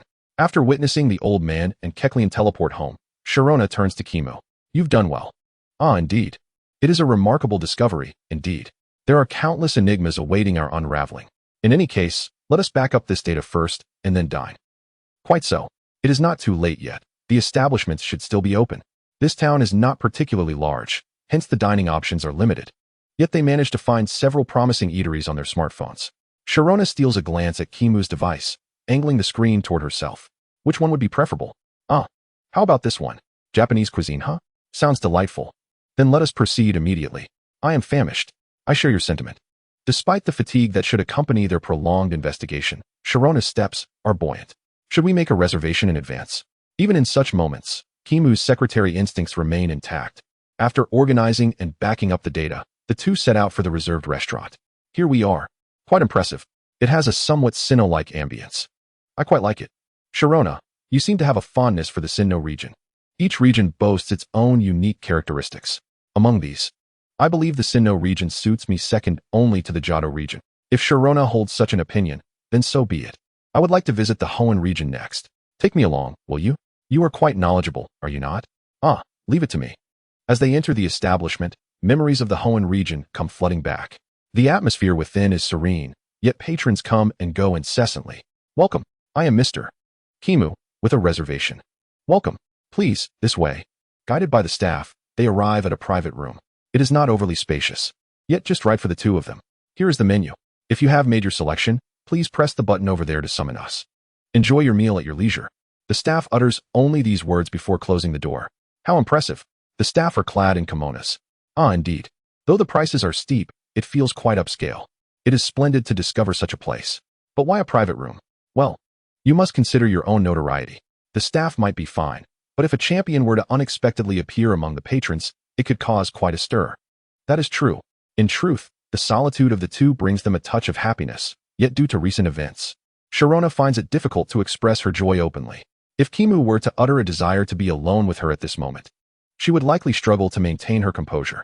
Thus, Sharona opts to refrain from further discussing the matter and instead opens the menu. I shall have the sashimi set meal. I shall have the yuzu soy grilled set meal. What is yuzu soy grilled? It is fish grilled with a sauce made from yuzu, soy sauce, mirin, sake, and sugar. It appears quite delectable. Would you like to try a bite? No, thank you. This response surprises Kimu. Typically, in such instances, Sharona would request a taste. Her omission of such a request suggests a lack of interest in the dish, a conclusion Kimu reaches.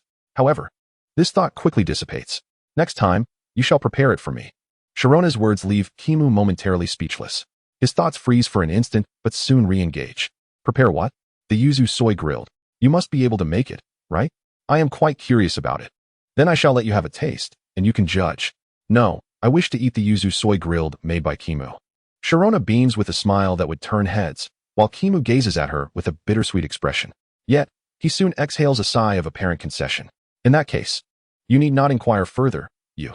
Very well. I shall check the recipe. Splendid. With that, Sharona internally rejoices at the prospect of having more enjoyment upon her return. Subsequently, the two finish their meal and exit the establishment, but as they depart, a staff member requests Sharona's autograph, which is another matter altogether. Chapter 8. Conclusion of the investigation. After their meal, the two return to the hotel. At what time shall we depart tomorrow? Indeed, I wish to arrive there before 10 o'clock. Then let us rise at 8, including the departure time. The journey is rather lengthy, and you must be somewhat fatigued, so it would be best to rest early. As Kimu sets the alarm function on his phone, he speaks. Indeed, you should shower first. I wish to review some data. Oh, is that all right? You tend to take longer in the shower. Hurry along. Very well. Sharona takes her change of clothes and disappears into the shower. Kimu watches her leave, opens his laptop, and connects it to an external hard drive. He begins to organize the photographs saved from today, categorizing them within his understanding. First, he groups them by ancient scripts and decorations, then places similar items into folders. Even within the same ruins, details can vary. Is this a reflection of the creator's individuality? Or is there another reason? With only the items from the Sinnoh ruins for comparison, he cannot ascertain. To delve deeper into these inquiries, a study of the rough ruins in the Johto region is necessary. Lacking a point of comparison, he cannot conduct a more in-depth analysis at this location, thus disconnecting from the external hard drive. At that moment, he notices a ball hanging from his waist swaying slightly, prompting him to release a Pokémon. The emerging Houndoom stretches luxuriously, leaps onto Kimu's lap, and then effortlessly hops onto his head. How heavy! The weight upon his head creates significant strain on his neck, rendering it quite burdensome. Ordinarily, he would push it away and have it sit on his lap, but having ignored it all day, he allows it to roam freely. Watching Houndoom lounge atop his head, he chuckles softly, just as the shower door swings open. Sharona emerges clad in a shirt, thin cardigan, and shorts. Ah, I feel so refreshed. Hey, dry your hair. You'll catch a cold. With hair as silky and beautiful as silk, Sharona's tresses cascaded down to her knees, still damp despite her attempts to dry them with a towel. Typically, even after spending a considerable amount of time blow-drying, the sound of the hairdryer would fill the air, but now it was conspicuously absent, indicating that her hair had not been dried at all. To such a situation, Sharona beamed at Kimu as she extended the hairdryer towards him, as if to say she had been waiting for him for quite some time. Kimu accepted the hairdryer, his expression tinged with a hint of bitterness. Could you help me dry it? He asked. Sharona seated herself on a chair, turning her back to him. She cradled the black Houndoom atop his head and placed it on her lap. The Houndoom did not resist being moved, allowing Sharona to manage it as she pleased. You usually handle this yourself, don't you? It's no trouble. After all, we are on a journey. Kimu sighed in response. All right, fine. If you want it done, go ahead. He willingly plugged in the hairdryer, switched it on, and began to dry Sharona's hair. You're quite meticulous. Didn't you once say that hair is a woman's lifeline? You remember that? Of course. Although I'm not entirely sure what the correct method is. If there's anything amiss, please let me know. So far, so good. Just keep going. All right then. By the way, how did the data collection go today? Any discoveries? Not entirely clear.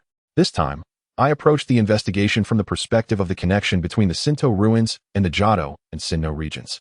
While the link between them is virtually unquestionable, the reason for constructing something in such a remote location remains elusive.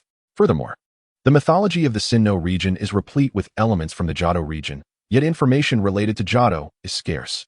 The internal statues bear a striking resemblance to those from the Aruf ruins, but I have yet to uncover any additional evidence. Although there seems to be no controversy between the two, only that statue and Johto can provide any tangible information. I wonder if something transpired between them. That's an intriguing angle. That ruin was only recently discovered. Understanding their connection would mark a significant advancement. Perhaps, however, to clarify this matter, I need to investigate the Aruf ruins in Johto. Judging by the age of the stones, both sites appear to be contemporaneous. The Aruf ruins also harbor unknown totems. It's possible we might find some clues. Regardless, for now, we can only strive to gather data. Sooner or later, I will visit the Aruf ruins. The excavation of that site is nearing completion, so we can go anytime. The Sinnoh ruins were only recently uncovered. Thus the portion we can currently investigate cannot be deemed complete, although I feel there are still secrets lying deep within the 3 stages. Our purpose for coming this time is not excavation, but investigation. It is truly unfortunate that we must wait for the excavation results to be revealed. What truths will that ruin disclose in the future is still uncertain. Whether its history is glorious or grim remains to be seen. Yet, regardless of what it is, we must understand how our ancestors lived. That is the mission of an archaeologist. But I am merely an assistant, aren't I? Since you have assisted me, Kimu, you are also one of the distinguished archaeologists. The outcome is not what truly matters. Moreover, you have become an integral part of my scholarly endeavors. Thanks to you, I have achieved such significant results. I am honored to be of assistance to you. Well, it's done. Kimu switched off the hairdryer and folded the used towel. Sharona's long hair was now dry and neatly arranged, as beautiful as ever. Thank you. If you can do it yourself, then do it. Is it all right to ask for your help occasionally? Occasionally, yes. But having me help every time can be a bit exhausting. Then could you help me from time to time, please? All right. You seem satisfied with just that? Aware that further discussion would yield no results, Kimu picked up a change of clothes and headed straight for the shower room. If such a return was all it took, it seemed a fair exchange. The black Houndoom resting on Sharona's lap tilted its head, not fully comprehending her words. Sharona gently stroked the Houndoom's head. Are you going to sleep soon? After showering and preparing for the next day, Kimu said to Sharona, we'll be departing early tomorrow, and there are some physically demanding mountain trails ahead. Kimu believed that sleeping early would be the wisest choice. What is that? Although the environment is different. It's such a waste to fall asleep immediately. You silly, I need my strength for tomorrow, I should rest. True, but... Facing Sharona's childish whimper, Kimu sighed yet again, countless times. I can't fathom this with my usual demeanor. You're acting like a child. Kimu, feeling that he would not fall asleep right away, settled into the chair, crossing his arms. Yes, perhaps, but that is undeniably me. I remain myself. People have emotions. Yet they can also be inconsistent. Both my exterior and essence are me. Indeed, I am who I am. I am a champion. I am an archaeologist, under your care. All these facets compose the entity known as Sharona. Everyone has different sides. That is why there are people like Sharona, who appear dignified in public but are quite laid back at home. Some individuals have biases. The same goes for Pokémon. A Pokémon revered in one region may be seen as a disaster in another. What is diversity? Yes, It's complex. Indeed.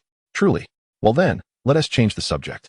After the investigation, I have a place I wish to visit. Where do you want to go? Altamari, Alamos Town, Ikrutik City, the Yubelm Forest. Is that too many? Since we have journeyed so far to the historically rich Johto region, I believe it would be a splendid idea to continue sightseeing for a while. I'm fine with it, but is that acceptable? I have my duties as a champion. No worries, I've already taken care of everything. Kimu was taken aback by Sharona's haughty expression. I initially intended to explore the Johto region after completing this investigation. A champion's duties should not be concluded so easily. You must have found it quite strenuous to tidy up these past few days. Have you been busy with that for the past few days? Yes. As long as it doesn't interfere with our itinerary, right? I managed it. Thank you. Upon seeing Sharona gently petting Kimu's houndoom, her smile blossomed like a flower. Kimu took out his smartphone and began checking the route. Indeed. I woke up early this morning, lifting his upper body. He caught sight of Kimu's face peacefully sleeping beside him. Your sleeping face is rather cute. I assenti it? Usually devoid of expression, when he did show emotion, it was often one of bitterness or indifference, with furrowed brows. Yet, in slumber, his brow was smooth, exuding tranquility. In the past week, I have diligently dedicated myself to the exploration of the saintly ruins. I meticulously documented everything I could, such as the age of the stones and the intricate patterns of the carvings. I find myself somewhat fatigued, yet the outcomes are far more rewarding. Sharona is firmly convinced that a thorough examination of these matters will yield fruitful results. All credit for this endeavor goes to the presence of Kame. Of course, the data itself was primarily collected by Sharona. In terms of data, Kame has not undergone significant changes, as he is engrossed in researching aspects that pique his interest. However, had Sharona been conducting the investigation alone, a week would hardly suffice to complete it. Undoubtedly, due to the overwhelming amount of information, there would inevitably be a rebound at some point. Thus, Kame judiciously intervened at appropriate moments to temper Sharona's fervor. Her focus was so intense that she struggled to perceive her surroundings clearly. Without Kame, it is likely that Sharona's physical condition would not be as impeccable as it is now. She gently caressed Kame's head as he slumbered, her fingers gliding through his dense hair. Thank you. You've done well this week. Sharona gazed at the sleeping Kame, a tender smile gracing her face, reminiscent of a nurturing mother. This has been an excellent investigation. After checking out of the hotel, Kame observed Sharona stretching languidly from behind. Their investigation of the rough ruins concluded yesterday. Naturally, as the entirety of the findings is not yet grasped, the excavation will continue, and should there be anything requiring verification, I shall return for further inquiry. It is an exceptionally intriguing place. Indeed, gaining insight into the history of other regions will be a splendid experience. Oh yes, I had never visited the Kaimu area of the Sinnoh region before, but through this opportunity, I have acquired a wealth of knowledge regarding the region. Consequently, I have come to understand much about the town's landscape, characteristics, and history. However, I recognize this knowledge must be transcended into experience through first-hand exploration. What do you think? Is it fascinating? The Kanto region? Yes, the shrine that illustrates the connection between the Sinnoh and Kanto regions, as well as the lands once inhabited by those who departed from it a few days ago. Sharona expressed a desire to visit places predominantly located in the Kanto region following her research. Although Aramo's town resides in the Sinnoh region, Sharona evidently yearns to explore Kanto. However, should Kame refuse, Sharona would likely relinquish her intentions. Thus, Kame suspects that Sharona may have ignited his interest in the Kanto region. Oh, what? Is this all part of a grand scheme? Fufu, what do you think? Observing Sharona elegantly placing her fingertip to her lips, Kame felt assured of this notion and let his shoulders slump. It appeared he was skillfully maneuvered. Yes, I would be delighted to accompany you. This investigation has certainly piqued my interest. Well then, it is settled. So, where shall we commence our journey? Indeed, let us begin from here. I examined Sharona's smartphone to confirm their destination. Understood. Is there a particular reason? I am intrigued by this. Are you not satisfied with that? Haha. Is that not the best reason? Yes, it is a pleasure to meet you. As Sharona cheerfully boarded the vehicle, Kame set the route on his smartphone before getting in. I started the engine and began driving along the path indicated by the navigation system. Thus commenced the little journey of Sharona and Kame. Chapter 9. Traversing the Legendary Pokémon. After a 30-minute ferry ride from the port near Yoshino City, the city that would be their destination came into view. Oh look, there it is. That is Altamari. Indeed, a city upon the water, often hailed as the most beautiful city in the world. Altamari, a historical water city in the Kanto region. Canals traverse the city, allowing for gondola rides to explore its beauty. It appears remarkably picturesque and is immensely popular, perpetually bustling with tourists. Who would have thought this was such a colossal city? Although it floats upon the water, its foundation is an island, undoubtedly expanded through human intervention to reach its current state. Ferries enter the city, and at the entrance stands several columns, atop which rests a statue resembling a Pokémon. This city holds a deep reverence for Latias and Latios. Indeed, according to legend, Latias and Latios expelled the malevolent forces that threatened this city. Are you interested? Not particularly. I merely wish to understand what that evil entity truly is. Is it something that must be expressed in such an abstract manner, or is it an existence that cannot be coerced into abstraction? I am worried about what transpired. You could inquire at the museum. There is one here displaying many historical artifacts. That sounds fascinating.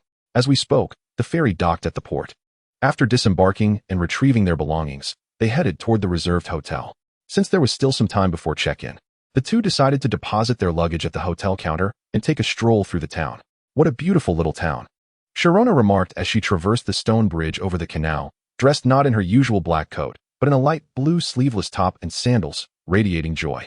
In contrast, Kame donned a navy short-sleeved shirt beneath a black short-sleeved hoodie, appearing quite similar to his usual self. The water flowing beneath the bridge was remarkably clear for a city inhabited by people. One could even glimpse Pokémon swimming beneath the surface. The atmosphere was distinctly different from that of other cities. For instance, firstly, the architecture is markedly dissimilar. It feels like a congested apartment, yet in this city, it might be regarded as a so-called independent house. The old town's charm remains impeccably preserved. Indeed, this city is classified within the Kanto region, yet it exudes an exotic ambience. The culture that has flourished here diverges significantly from that of the Kanto region. Commonality? The only shared aspect I perceive is the Pokémon residing in the Kanto region. Each area possesses its unique cultural nuances. It is a universal truth that lifestyles adapt according to the land. In the snowy Sinnoh region, residents frequently need to take snow precautions before settling in. The developmental stages of each town vary, yet the overall atmosphere can be deemed similar across regions. However, Altamari possesses a unique aura distinct from other areas of the Kanto region.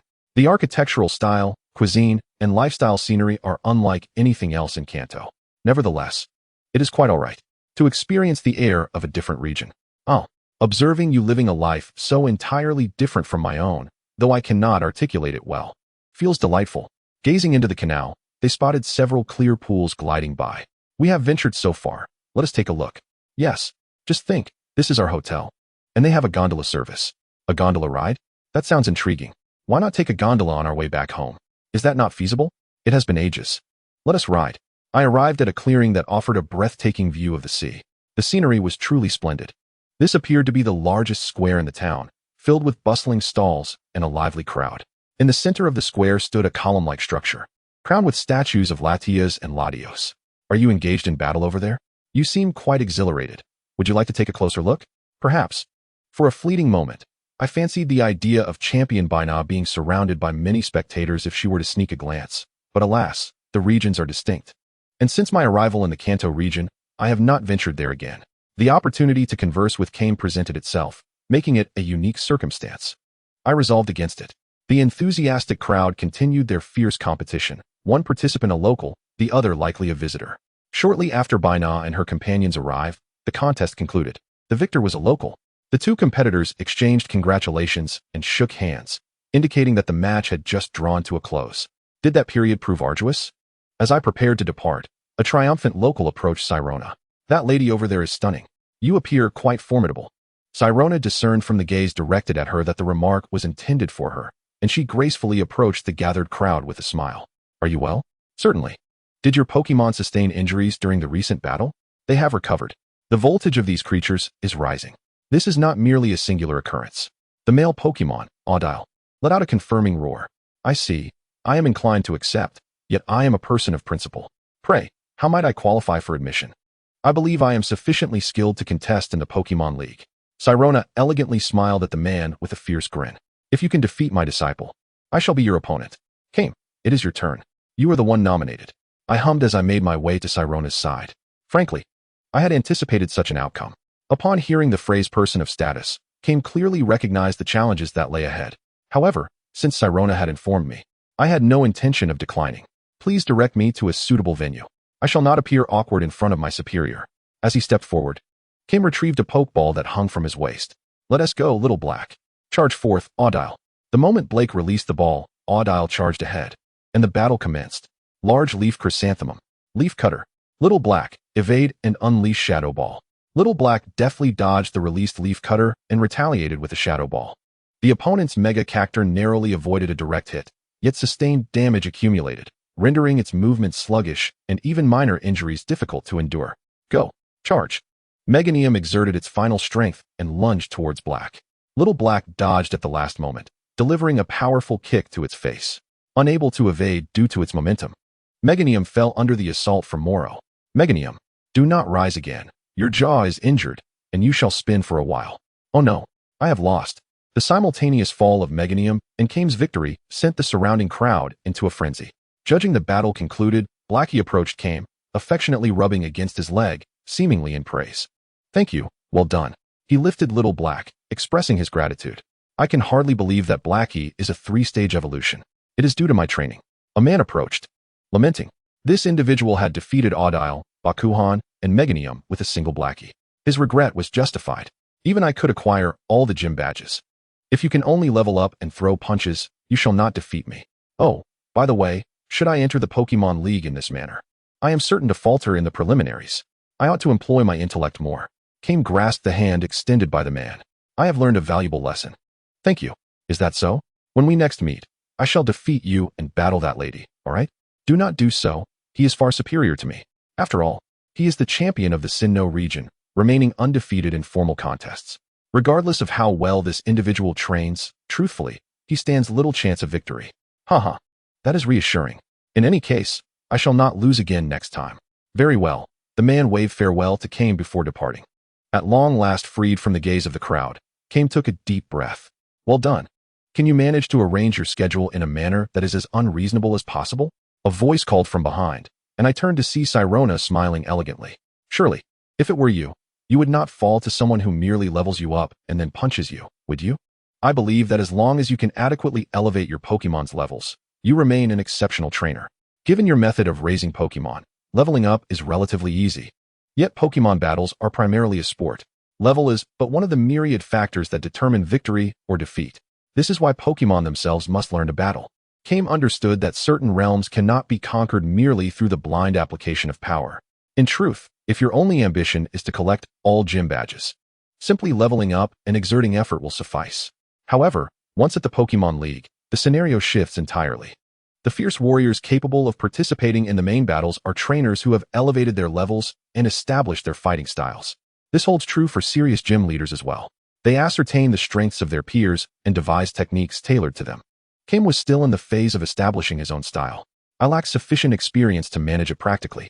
This is why Sirona sought to engage Kame in battle, to garner as much experience as possible. Yet this is commendable. You possess style. It is truly fortunate to have someone instruct you. Hee, your words bring me joy. Sirona handed him a bottle, and as Kame accepted it, he took a hearty swig of its contents. Little Black performed admirably as well. Observing Sirona petting and scratching Blackie, Kame smiled faintly. Kame only barely qualified. Are you serious? I ought to provide you with better guidance. Such as? The final counterattack, rather than aiming for a counter. Utilize follow-up attacks. I understand. Indeed, that is correct. Yet you have indeed grown. You may take pride in that. Domo. He has improved significantly, but even so, from the champion's perspective, there remains room for enhancement. Let us proceed. There are still many places I wish to visit. Kame and Blackie hurried after Sirona, who appeared in high spirits as she led the way. After wandering through the quaint town for a while, the two enjoyed a meal before stepping into the museum. The Altamari Museum, is it? Altamari is a city steeped in history. Thus, many of the exhibits within the museum possess considerable historical value. The interior exuded grandeur, appearing particularly ancient even amongst Altamari's numerous old edifices. Remarkable. Indeed, it is my first visit here as well, making it all the more fascinating. This is an exceptional place to comprehend the evolution of this town from its origins to the present way of life of its inhabitants. Altamari, often referred to as the Water City, showcases numerous machines designed for water management. Historical records also document catastrophic events that have left indelible marks on the town, detailing the extent of the damage and the causes thereof. While the notion of a water city may sound appealing, survival here is undoubtedly fraught with challenges. This city, facing the sea, is one that thrives and perishes by water. The oceanic climate poses a constant threat of inundation. Indeed, The day a great storm strikes must be exceedingly arduous. The very existence of this city stands as a testament to our resilience. I understand now. Let us proceed to the museum. Among the exhibits are wondrous Pokémon that have long since turned to fossils. Ah, Kabutops. Fossil Pokémon, are they not? Such creatures have existed since ages past. The fossilized Pokémon differ significantly across various regions, while the Hoenn region has its own. None are displayed here due to the distinct ecological systems of each area. I am certain that among the fossil Pokémon of Hoenn is Lileep. Indeed, the Sinnoh region is known for its own unique Pokémon, such as Uxie and Mesprit. Presently, we have developed technologies to revive fossil Pokémon. Occasionally, I observe trainers utilizing these ancient beings. It is a creative endeavor, though I remain uncertain of its implications. Technology can yield either beneficial or detrimental outcomes, contingent upon its application. Whatever the nature of the technology, it can transform into something perilous depending on its wielder. Kame, too, is an inexperienced history student. I am aware of several instances in the past where the misuse of innovative technologies has led to calamity. I am uncertain whether this is a positive development. However, we should not dwell on its potential dangers. I understand. Before us stands a colossal machine. In the museum's grandest hall resides an ancient yet magnificent apparatus. This locale evokes the atmosphere of a cathedral rather than a museum. It appears this structure was originally intended for ecclesiastical purposes, yet it now serves as a museum. Please peruse the description of the exhibited machinery. It is evident that this device was crafted to ward off malevolent forces from the outside world. Is it some form of defensive mechanism?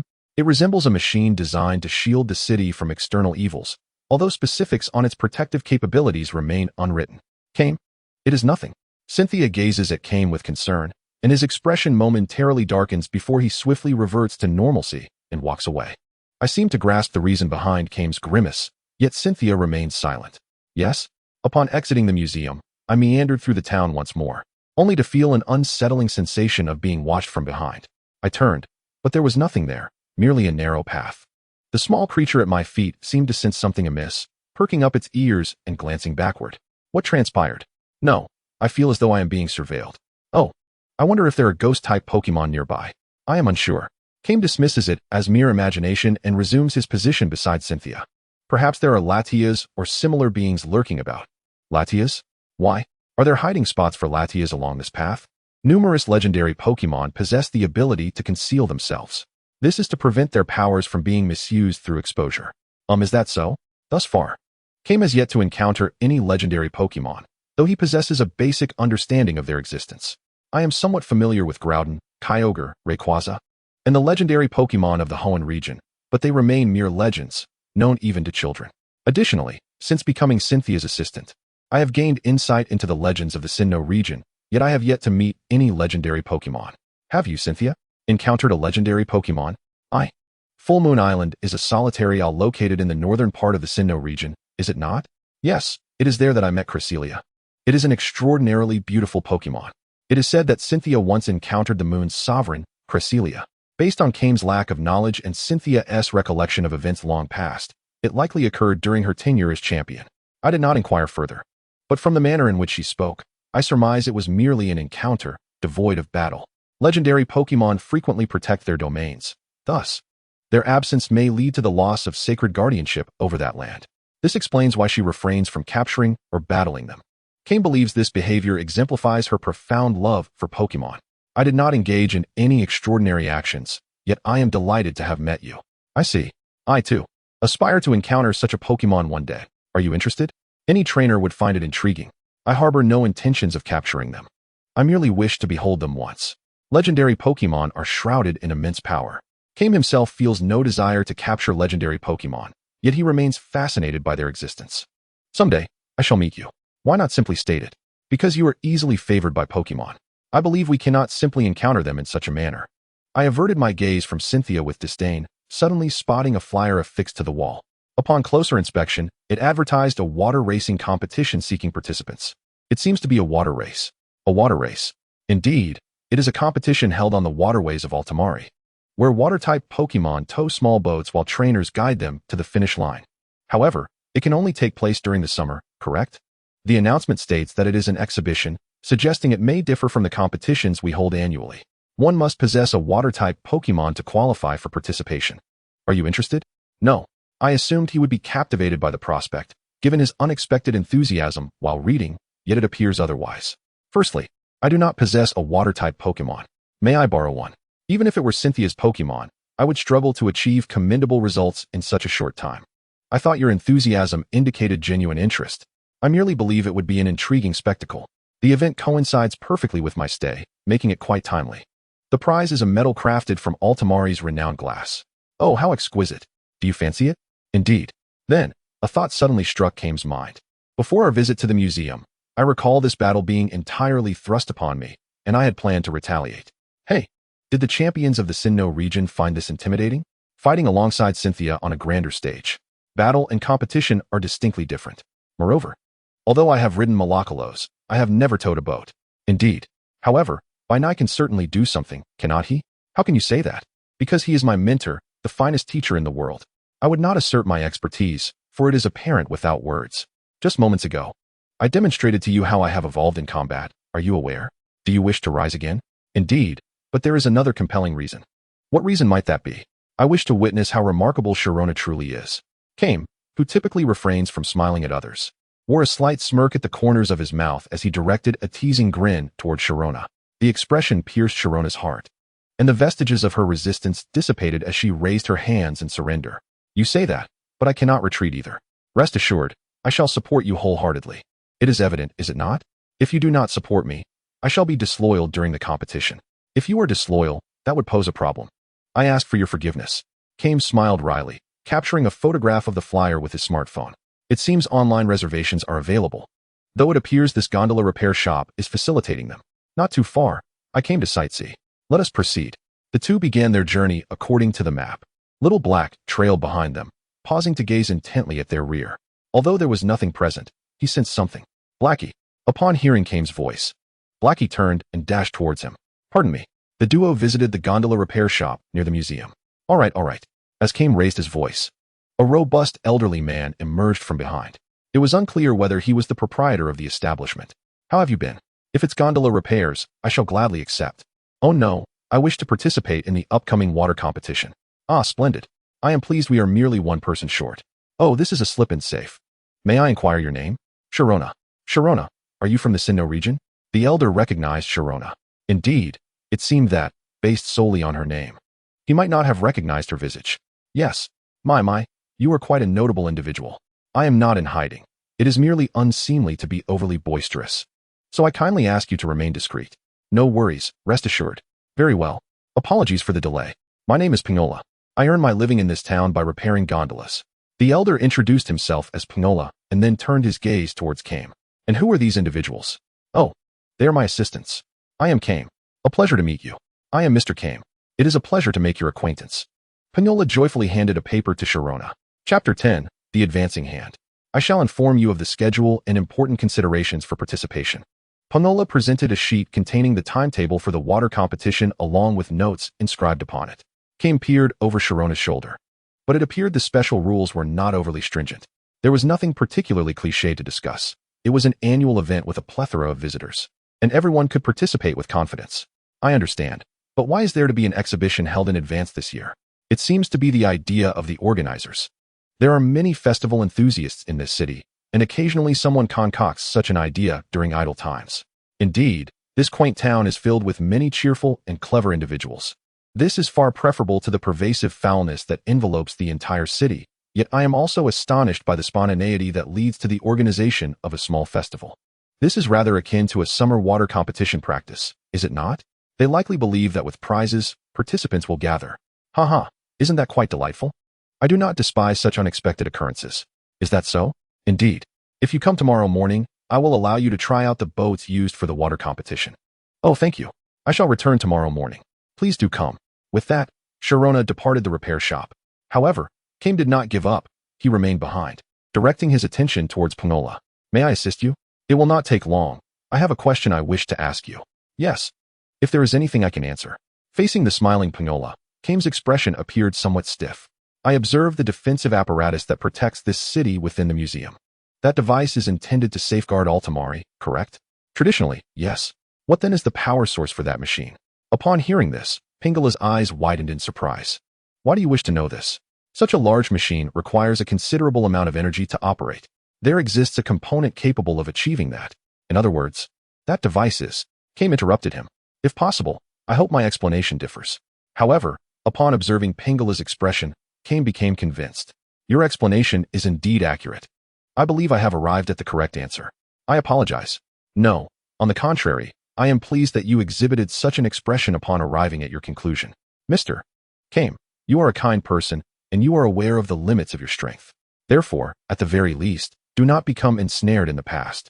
I hope you can direct your gentle heart towards those who once walked alongside you. Pardon me.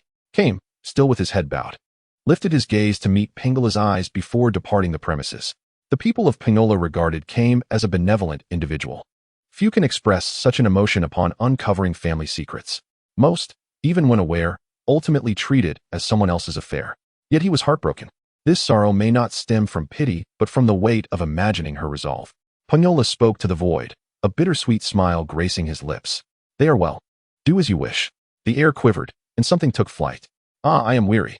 After a day of walking, I am fatigued. That evening, they strolled through the town, dined, and returned to their hotel. After a day of walking, my legs feel quite tired. Yet, true to the coastal region, the seafood was particularly delectable.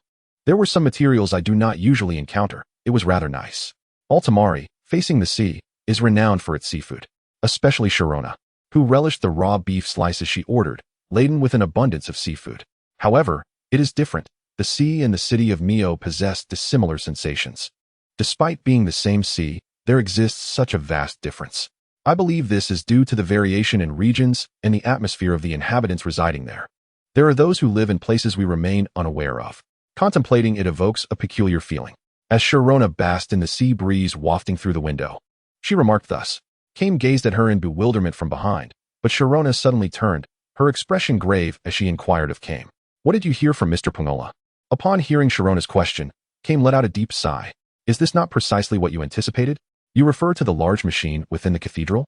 Oh, the machine stands as a defensive apparatus designed to safeguard the city, does it not? Kame, have you heard anything regarding this machine? I inquired of Mr. Pingala about the driving force behind that contraption. What did you say? I offered no response. Yet, it turned out my predictions were indeed accurate. Kame rolled his eyes. Your predictions, might you share them with me? Cynthia, seated before Kame, grasped his hand. During my time at Yuan University, I cultivated acquaintances across various departments. I have heard their tales, thus my understanding of mechanics and pharmaceuticals surpasses that of the average individual, in addition to my archaeological pursuits. Rather than contemplating how the machine functions as a defense mechanism, my thoughts gravitated towards the nature of its driving force. So, the machine possesses a structure capable of accommodating objects. By placing items within, it sets into motion. Consequently, I anticipated what those items might be. Kame's grip tightened slightly. After all you've said, I presume you grasp the essence. Indeed, the machine's primary power source is Latias and Latios. It is plausible. The machine may utilize Latias or Latios as living batteries to propel itself. Perhaps it is foreseen that it harnesses the bioenergy of these legendary Pokémon for its movement. However, when that entity is fully activated, it is likely that Latias, or the Latios employed as a living battery, would find itself in a perilous situation. Mr. Pingala did not refute this. He may be a relative of those individuals or a keeper of the machine's secrets. Yes, this place is abundant in resources, rendering us potential targets for external assaults. It serves as a mechanism to shield us from such threats. Half-hearted energy is ineffective. That is why we have repurposed Pokémon into batteries. What are Kame's thoughts upon learning this? Upon hearing Cynthia's words, Kame lifted his gaze to meet hers. A flicker of sorrow passed through his eyes. Nevertheless, it is truly disheartening. Such a grand machine must have required immense effort to create. Furthermore, relying solely on Latias and its kin as batteries must be a desperate measure. Thus, this town is steeped in the reverence for Latias. Indeed, although sorrowful, this is not a repulsive chapter of history. It mirrors other narratives throughout human history. I understand that this is not a tale meant for public consumption. Yet, when I consider those who conceal the truth and bear the weight of sin, I feel utterly helpless. That machine, the defensive apparatus of Altamari, is managed by the Pingala clan. Kame could not ascertain this, but as he pondered the burden of guilt shouldered by certain individuals throughout their lives, he felt a sense of despair. The resolve of those who have committed sins and the determination of the Pokémon that protect the city with their very being are commendable. I shall not voice this aloud, yet it remains a magnificent piece of artistry. As archaeologists, we must not forget that someone has dedicated themselves to this city. Earlier, Cynthia conveyed to Kame that studying archaeology entails comprehending the histories of both humanity and Pokémon. It is not solely about those who are celebrated. Some narratives are bloody, others shrouded in darkness. Yet, we must recognize that some individuals have offered their lives for these causes. Do not forget, we must leave a record for future generations. This is our raison d'etre. This teaching forms the foundation of Kame's archaeological studies. Through this instruction, he grasped the history of Ultimari and recalled the lives devoted to it, causing his heart to ache. Cynthia spoke to Kame. I concur with your viewpoint. Anyone can learn and document these histories. I can do so, and in turn, I can reflect upon those individuals. This is not a task everyone is capable of undertaking. Ultimately, these are the concerns of others. It is astonishing that not everyone can recall someone from a past they do not know. Yet, you can, whether it be a glorious history or a grim one. And keep it close to your heart. I wager you belittle yourself, believing that thoughts of misfortune arise instantaneously. However, you can discern what constitutes a misfortune and accept it. That is your virtue. Regardless of our histories, we shall document and pass them down. This is the duty of those who study archaeology. Even negative legacies should not be forgotten. We must remember that such events once transpired. However, recording should not merely be a matter of documentation. One must comprehend the records and derive lessons from them. Cynthia believes that those who cannot achieve this cannot be true archaeologists. In this regard, Kame has been capable from the outset. Lacking the innate talent to intuitively perceive, he is particularly sensitive to what others impart to him. Yet, I have been excessively sensitive. This is why, at times, when I come to terms with this painful history, my heart is wounded. What matters is not what you have done, but how you have done it and the thoughts of those who engage in such actions. This notion shatters Kame's heart. Trapped in the past, Cynthia did not cease. Even though she felt it sufficient to break her heart. It suffices to reminisce about the past. However, when you find yourself ensnared by it and unable to move forward, I shall hold your hand. Cynthia gently caressed Kame's hand. Even if Kame is ensnared by the past, halting his learning day by day, Cynthia will grasp his hand and lead him forth. A backward glance suffices. Reflecting on the past is a positive endeavor. Yet, no matter how late it may be, I will not allow you to come to a standstill. This embodies the essence of being your disciple, Cynthia declared. Oh, if you understand, that is sufficient. Cynthia playfully tapped Kame's forehead, rising to peer once more out the window at the nocturnal scenery of Ultimari. The sea breeze tousled her long hair. Kame rubbed his forehead where she had poked him and turned his face towards Cynthia. Cynthia, yes? Kame spoke with a calm demeanor that only Cynthia could perceive. Thank you. Indeed. Merely witnessing that expression, Cynthia felt it to be a privilege. It felt remarkably refreshing. Are you the type who adapts in mere minutes? The following day, after breakfast, the two ventured to Panola to practice the sensation of navigating a boat for water competitions. Initially, I did not require Kame. However, since Cynthia wished to join me, I reluctantly acquiesced. Yet, Cynthia acclimatized to the feeling on the boat within mere minutes. Even Mr. Panola, who had observed water competitions for many years, had never seen anyone adapt so swiftly. By the way, Kame was utterly incapable of doing so. I wonder if this is entirely a matter of reason. Well, it does not matter. I was compelled, thus exposing my ignorance. This is quite amusing. Kame observed Cynthia's light laughter and sighed. Lucario, walking beside me, patted my back in consolation. Damn, everything is fine. But could you perhaps let me see your strengths? Leave it to me. My goal is to become a champion. Cynthia declared confidently. Time is running short. How about lunch? Indeed, I wonder if there are any good eateries nearby. Cynthia retrieved her smartphone and began searching for stores in the vicinity. Just then, Lucario turned around. Lucario? I followed Lucario's gaze. Yet all I saw was a gathering of people. Cynthia was captivated, turning her gaze, yet seemingly without any discernible shift. That girl, was it Kame? Amidst the clamor, I recognized a figure. A girl, the sole individual gazing at Kame. She possessed a cascade of chestnut hair, adorned in a verdant attire complemented by a snug white dress. The ambience felt peculiar. Lucario nodded, closing his eyes. As his sight was obscured, the vibrations of the surrounding beings resonated in Lucario's mind. Among them, one emitted a particularly potent wave. Lucario opened his eyes and nodded towards Kame. I understood. Kame must be that child. Oh, there was no doubt about it. As I redirected my attention to the girl, she beckoned me to follow her into the alleyway. Fufu, you have invited me. Let us proceed. Chasing after the girl, the two of us ran. The path was narrow and winding, with Lucario leading the way to avoid losing sight of her. This was indeed the right course. He was remarkably swift, was he not? Although fast, it felt just so. During the pursuit of the girl, I arrived at a waterway. The girl effortlessly leaped across it and waved from the other side. It was not very wide, so I thought I could jump. Perhaps Kame could manage, but I was uncertain. The waterway, while not broad, might pose a challenge for Sharona, who seldom exercised. Currently, I was in sandals. They were nearly unsuitable for running, let alone for leaping. However, there were no bridges in sight, and taking a detour would consume time. I shall jump first. With that, Kame took a gentle leap, clearing the waterway with ease. Upon landing effortlessly, Kame turned back and extended a hand toward Sharona. You should be fine. I implore you. Sharona mimicked Kame's approach, gathering momentum. Then I sprinted as swiftly as I could, leaping. Compared to Kame, my momentum was slightly lacking. And at this rate, I might not reach the final moment. Nevertheless, Kame firmly grasped Sharona's outstretched hand, embracing her. Are you all right? Thank you. After confirming Sharona's safety, Kame released her. Very well, let us continue. Kame resumed his sprint, with Sharona closely trailing behind. Kame remained oblivious to the slight joy reflected on Sharona's face. After following the girl for a few minutes, as Sharona began to feel winded, the girl turned in a location typically unseen by the public and began walking back. Lucario chose not to pursue from above any longer, descending to Kame's side. Was it impossible from above? I had no choice but to remain here.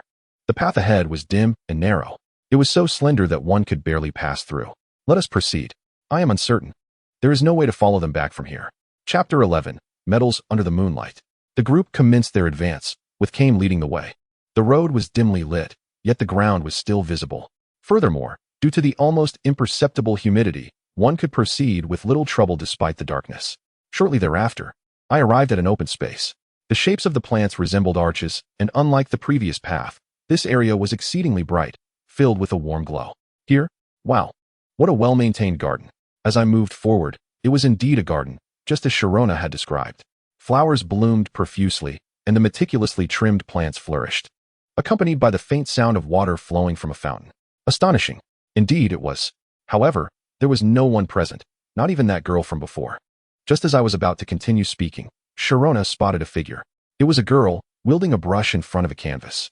She bore an uncanny resemblance to the girl Kame and the others had just pursued. Was that child not the one we just encountered? The atmosphere felt different, and I could not articulate my thoughts, but it seemed perhaps she had transformed into another. With no one else around, shall we converse? Yes.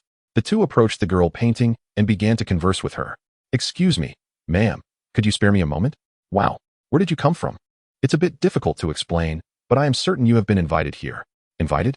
Yes, for a child who bears your likeness. Like me? Oh, that cannot be. As the girl turned, she noticed a figure peering from behind a tree, bearing an identical face to hers. Have you transformed into me once again? Latias. As the girl spoke, the entity resembling her morphed into a red Pokémon that appeared akin to a fighter jet, shimmering with light. Latias. This child is indeed Latias. It seems Latias has taken on the form of the one who invited you. The girl, astonished, turned to face us. It is too late. I am Gallon, one of the guardians of this garden. I am Cynthia, a Pokémon trainer. This is my assistant, Kame. I am Kame. A pleasure to meet you. Thank you very much. Indeed, this place was originally unsuitable for human presence. There must be a reason for that. Gallon nodded, walking to the fountain and gesturing for us to follow. As the two approached the fountain and peered inside, they discovered a glowing orb, akin to a jewel. How beautiful. What is this? Its name is the Drop of Heart. It is the essence that protects Alto Mare, allowing its inhabitants to live in tranquility. It appears to be more than just a gem.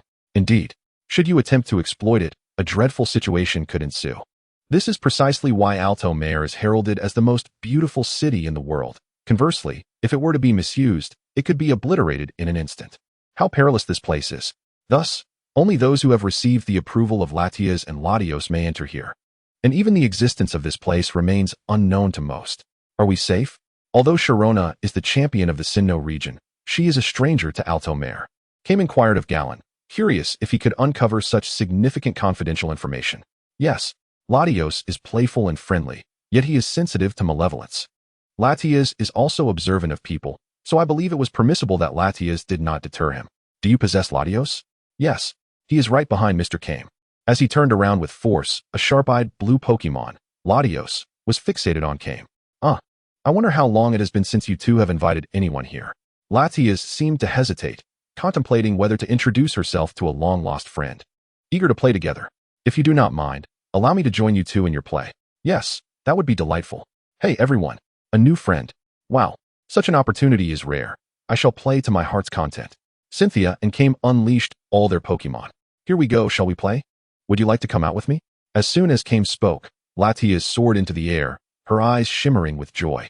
Ah, I am weary. After playing for an extended period with Latias and the Pokemon, Kame, breathless, settled onto a bench. No matter how diligently Kame trained, his stamina could never rival that of the Pokemon. I have exerted myself, but I have finally reached my limit. Oh dear, he chuckled. Meanwhile, Latias appeared utterly enamored with Cynthia, as Glacian, carried by Cynthia, and Kame's Honchkrow flitted about, showcasing themselves and lavishing praises upon their trainer. Cynthia gazed at Latias with an expression akin to one who has spotted something beloved, embracing the Pokemon and brushing her face against hers. The combination of the beautiful lady and the adorable Pokemon was visually enchanting, a serene sight one could watch indefinitely. Latios, vying for speed against Mukahawk, approached Kame's side. According to Karen, Latios is the elder brother and Latias is the younger sister. Latios seemed to be in a bit of a predicament. His sister was far too energetic. Latios remarked, "That's yours as well, I assent it?" I cast a look at her that conveyed my desire to speak. Kame replied with a wry smile. "I am who I am, and I am quite a formidable partner. Though it can be challenging, I have never harbored any disdain for it." Latios nodded in agreement. When I turned towards Cynthia, she was crafting a flower crown alongside Roserade, Glacian, and Latias. Latias appeared pleased with the crown Cynthia was making. And Cynthia smiled as she admired it. "Let us strive to protect our loved ones, shall we? I may not require their protection." Upon hearing this, Latios leaned closer to Kame and licked his cheek. "Huh, what's this? Are you tickling me?" Latios licking another's cheek was a gesture of affection. I heard a sound behind me, and upon turning, I found Karen standing there. Karen sat beside Kame and remarked, "What? Does Latios have sympathy for you? Perhaps. I'm not sure if I should feel pleased. Do you think being favored by Latios is a gift? Whatever it may be." Thus, I encountered a Pokemon known as a legend. What a remarkable experience, is it not? Kame gently stroked Latios, who leaned in closer. "Are you usually alone?" "No, it's not just me. There's also gondola repair shops Pingola managing things." "Oh, that person. You know him?" "Indeed. Cynthia is set to participate in the upcoming water competition, so it's related to that. Hey, Miss Cynthia is participating." "It seems so," Kame replied disinterestedly. Yet it was Kame who created the reason for Cynthia's participation. In truth, I am more eager about the aquatic competition than Cynthia is. Karen once painted. "But do you always paint?" "Yes. It is my hobby. I typically create numerous artworks." "Could you show me?" "Of course, go ahead." Kame handed over his sketchbook and opened it. Within lay an array of drawings, including scenes of the streets of Altamari, the garden's landscapes, and numerous Pokemon such as Latias and Latios. "Incredible. You are quite talented." "I began drawing at a young age. They say if you love it, you will excel at it."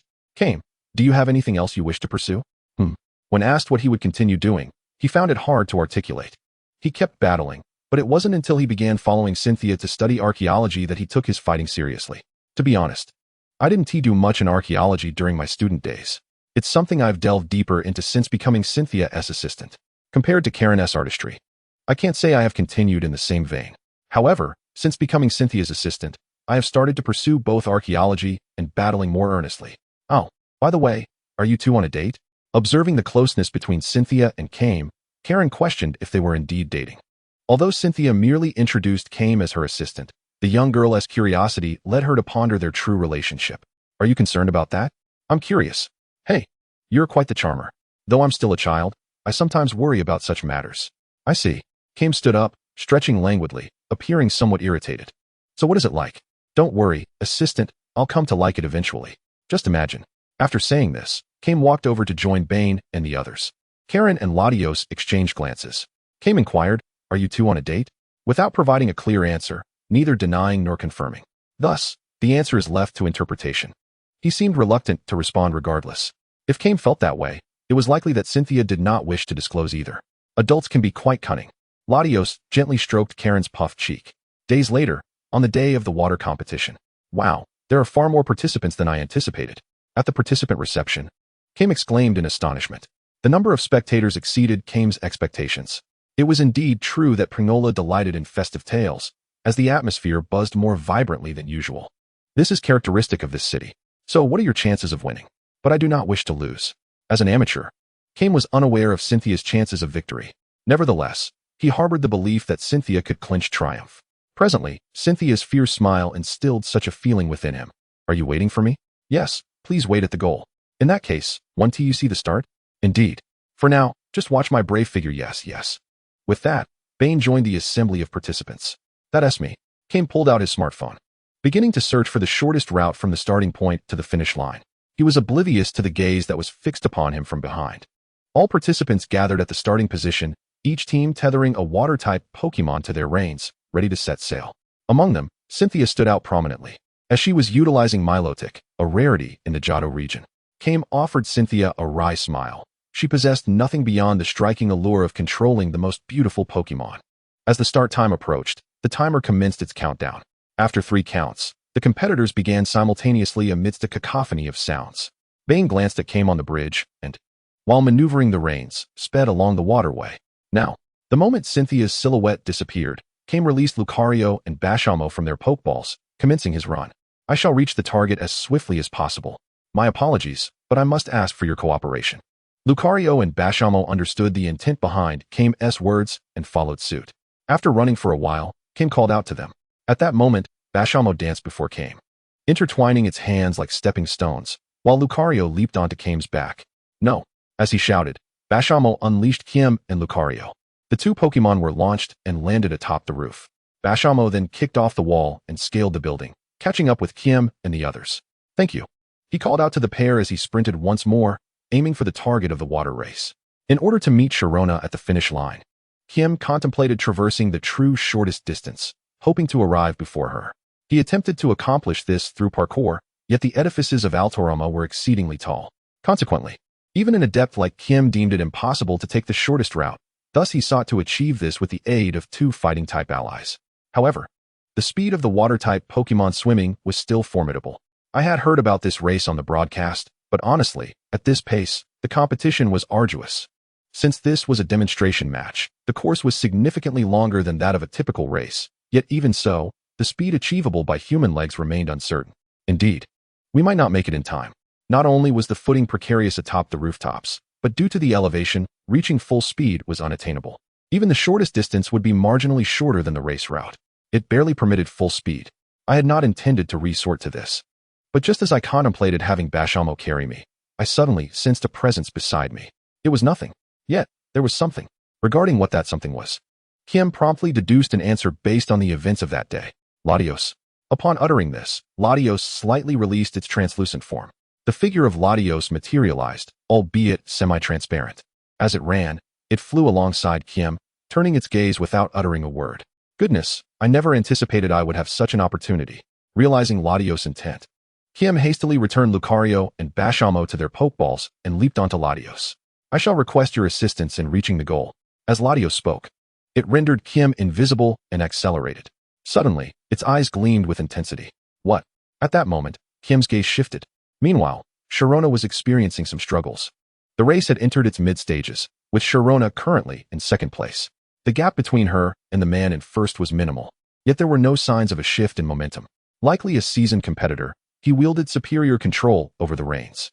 Milicaro's boasted excellent straight-line speed. Yet he possessed remarkable cornering ability without any deceleration. The rest of the techniques needed to surpass this individual were deemed impossible. Should that be the case, there was no choice but to set up elsewhere. As long as he held immense admiration for Kame, there remained a chance for the master not to concede. Yet even so, his probability of victory remained below 50%. Once you pull it out, you can draw it from there. Where should I eliminate it? I sensed a presence beside Sharona. I could see nothing, yet I still felt signs and gazes. Sharona immediately recognized what it was. Latias? Just as she whispered this, the presence drew closer and made contact with Sharona. Accompanied by a faint glow, something incredible unfolded in her view. Kame? Sharona? What is happening here? Kame was riding on Latios, yet its appearance remained semi-transparent, rendering it nearly imperceptible. Is this a dream? Is this the ability of Latias and Latios? Latios and Latias applied the dream realm to Sharona's perspective, revealing Kame riding Latios as they surged towards the goal, while the two also advanced towards the goal line. Goodness! What a clever trick. It feels quite surreal. Yet, witnessing what you see is delightful. You cannot board, can you? Be quiet.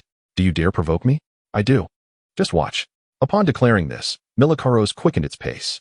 The man in first place sensed this and accelerated, yet Sharona's irritable Milicaros still outpaced him. The gap steadily narrowed, but then they approached a curve. Sharona lacked the technique to navigate the turn without deceleration.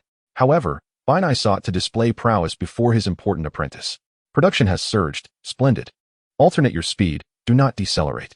The centrifugal force seemed to carry the vessel away, yet I masked it with my inherent sense of balance and Milicaro's swimming prowess, leaving the rest to courage. There was no such thing as technique. It could be said that this was merely a push. Muddy yet beautiful, regardless of the process. I did not wish to lose before Kiem. This thought compelled Binai to halt. Sharona ascended to first place, leaping through the curve without losing speed. The race concluded. Sharona laughed fearlessly at Kiem, who could only see her, aside from Latias and Latios. Copper? I can only affirm its authenticity. Yet I shall reach the goal first. That's it. I wish for you to meet me. Leave it to me. Soaring with Latios, do not rush. Ignore it. Then proceed towards the goal.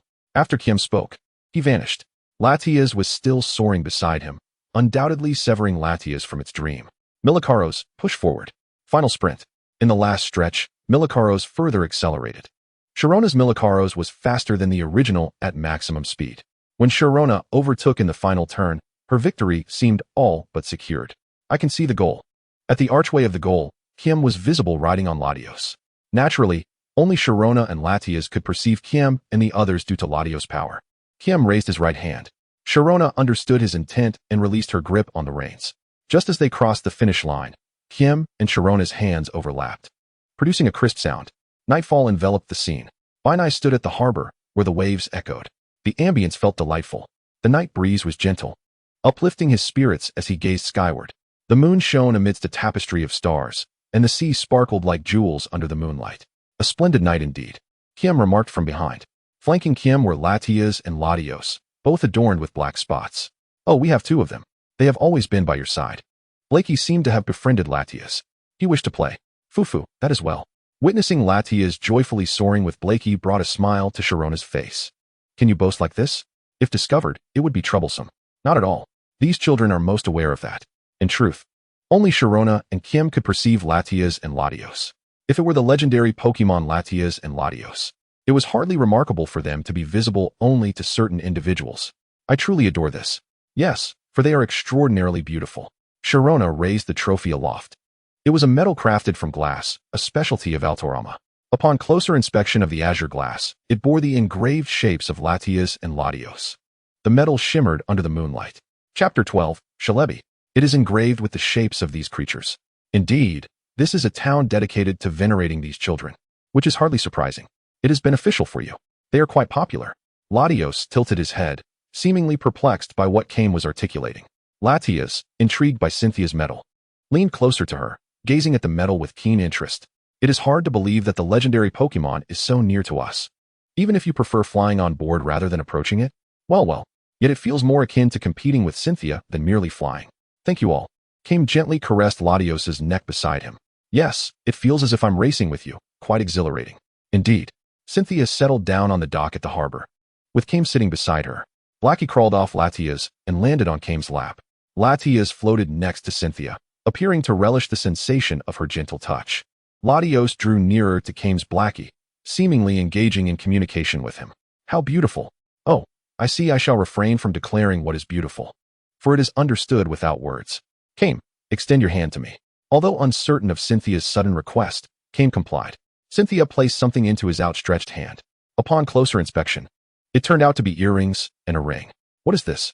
I heard about a jewelry store recommended by Kiem-chan, so I purchased it. I thought it would suit you well. Kiem had never adorned himself with accessories before, yet he found delight in those bestowed upon him by Cynthia. The earrings were petite, crafted from blue glass, while the ring, also fashioned from blue glass, bore a pattern resembling Latios upon closer examination. I have never had a connection with accessories, but this is lovely. I also acquired one in the same shape, this one. Cynthia had procured earrings and a ring as well, though hers were in red, clearly reminiscent of Latias. The earrings were already adorned. I am elated, but why? You have shown me your growth in battle, archaeology, and as a person. This is your reward. Thank you very much. Give it a try. Yes. Kiem placed the earrings on his left ear, as it was his first time wearing them. Latios assisted him slightly, but he managed to put them on correctly. Indeed, they suit you splendidly. Can the ring serve as a pendant? That is precisely why I bought a chain for a pendant. Preparedness is key. Kame chuckled softly as he accepted the necklace, hanging the ring as a pendant around his neck.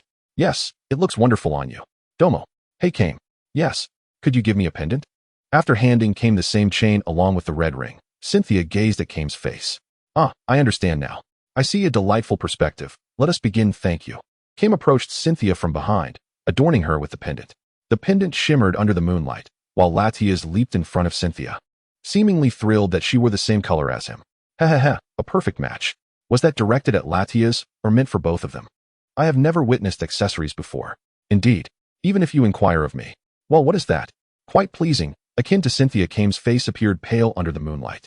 Yet his ears seemed to redden, which was not merely an illusion. Observing Kame in such a manner, Cynthia smiled gently while stroking Latias, gazing up at the sky. The red and blue rings upon their chests sparkled like stars, much like Latias and Latios beside them. The day after I departed from Ultimari. Upon returning to the Johto continent, the two made their way towards Hinata town. It was a charming little town, Ultimari. Cynthia remarked while opening the car window to feel the breeze. Yes, I certainly wish to visit again. Indeed, I long to see those children once more. Latias truly adores Cynthia. Oh, in that case, Latios also has an affection for Kame, eventually transforming into you. Why did he ultimately become me? As they departed from Ultimari, Cynthia and the others were bid farewell by Karen, Panola, Latias, and Latios.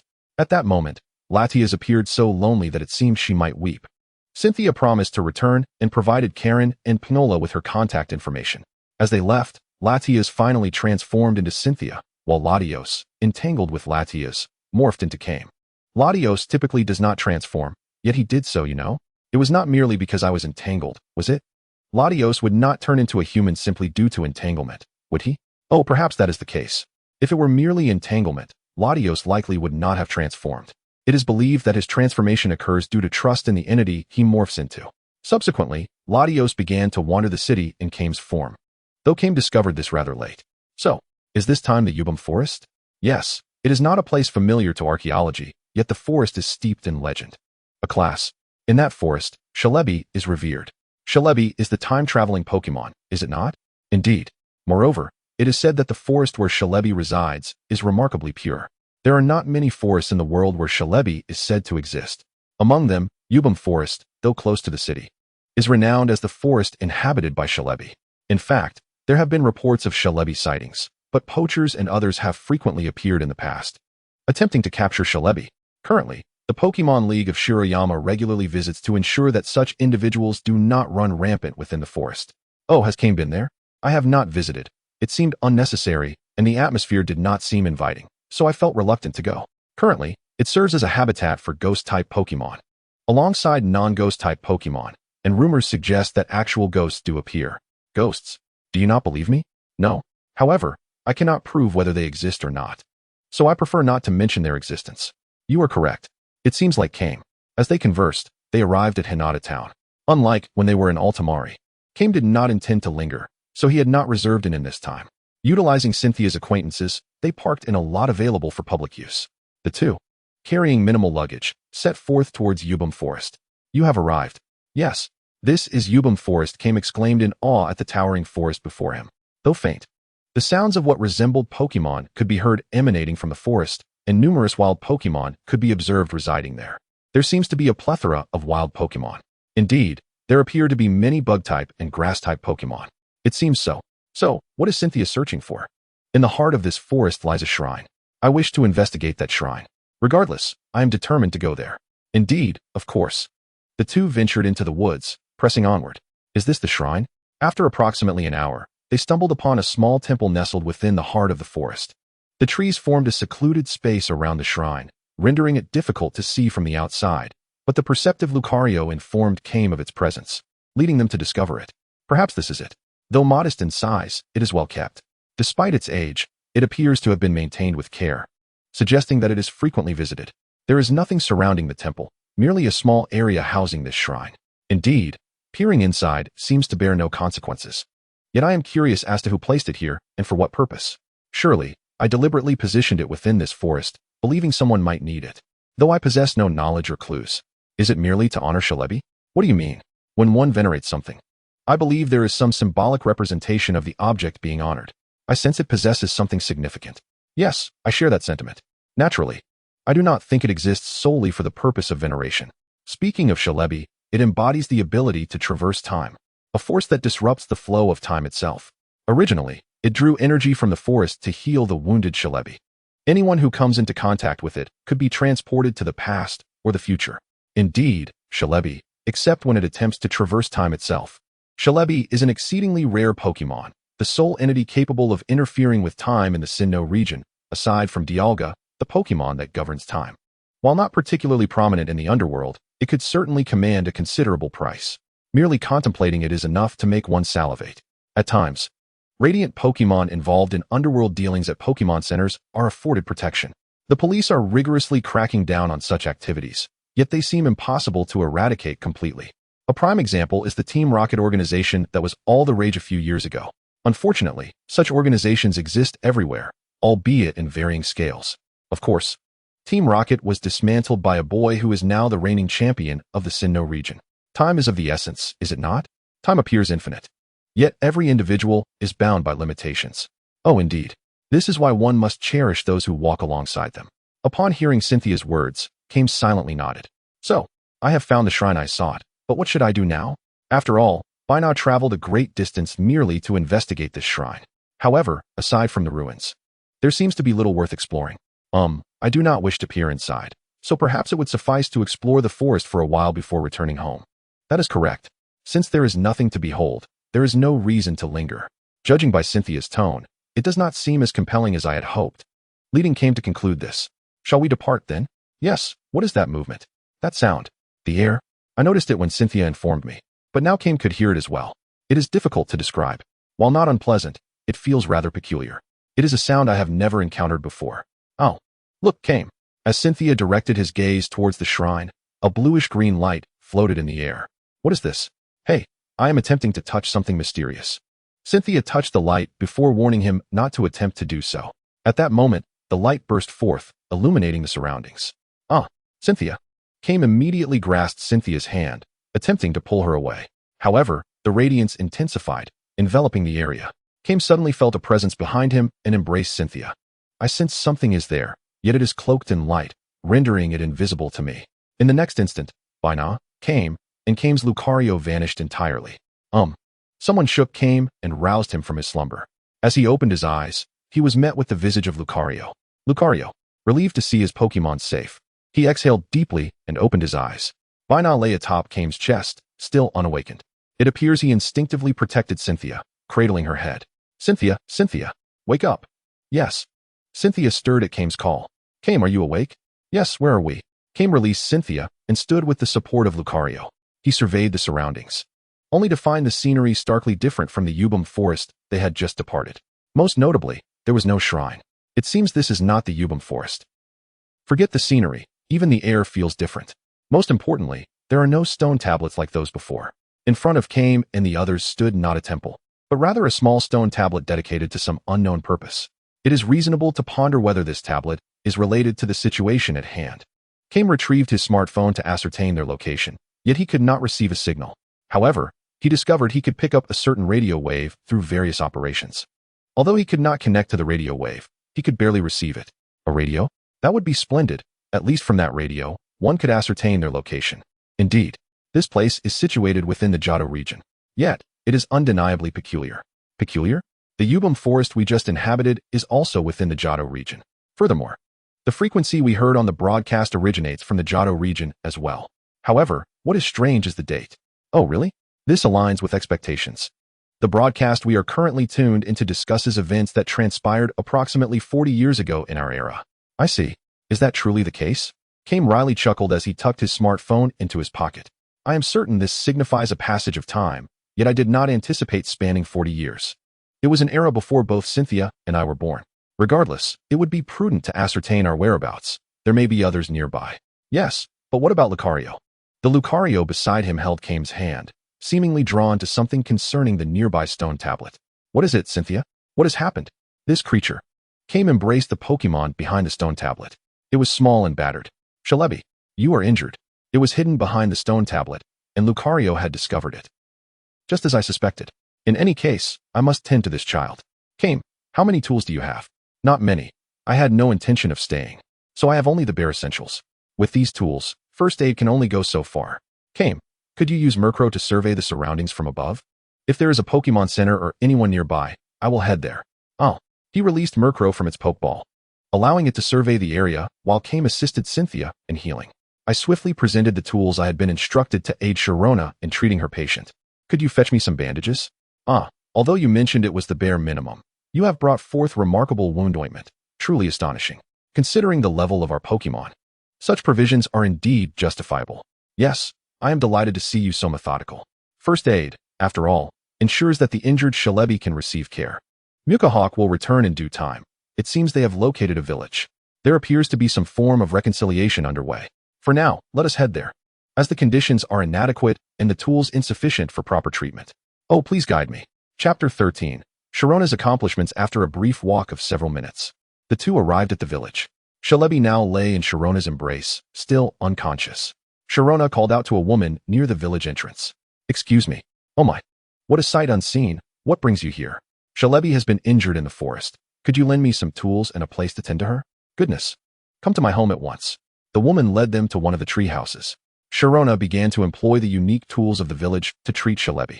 As I was adept in first aid, there was little work to be done, yet I provided Shalebi with an even more thorough treatment than before. Well, for now, this shall suffice. Bina, slightly perspiring, paused her efforts. Shalebi remained unresponsive, yet her breathing had become noticeably steadier. Thank you ever so much. It's no trouble at all. Do not fret. Such acts are a matter of mutual assistance. I appreciate your kindness. I seem to have neglected introductions. I am Tua, and you are? I am Sharona, a Pokemon trainer. This is my assistant, Kame. I am Kame. A pleasure to make your acquaintance. Are you fatigued from the treatment? Allow me to brew you a cup of tea. Oh, I would be delighted.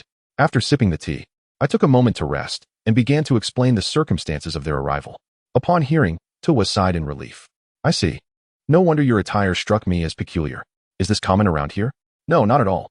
Indeed, within the Hatino forest, there are whispers known as the voices of the forest, which are said to be the sounds made by Shalebi traversing through time. The voices of the forest? Indeed. Similar occurrences transpired several years ago. May we return now? At the very least, I am uncertain if their cases remain documented. Even children who once went missing eventually returned. In any case, the only way for them to return to their original time is to await Shalebi's awakening. From where do you both hail? We come from the Sinnoh region. Sinnoh, you hail from a rather frigid locale. Is it not agreeable once one acclimates? Indeed. It turns out Kame also originates from the Hoenn region. Sinnoh is colder than Hoenn, so adjusting posed some challenges, yet the adaptability of people is remarkable. And I found myself accustomed before long.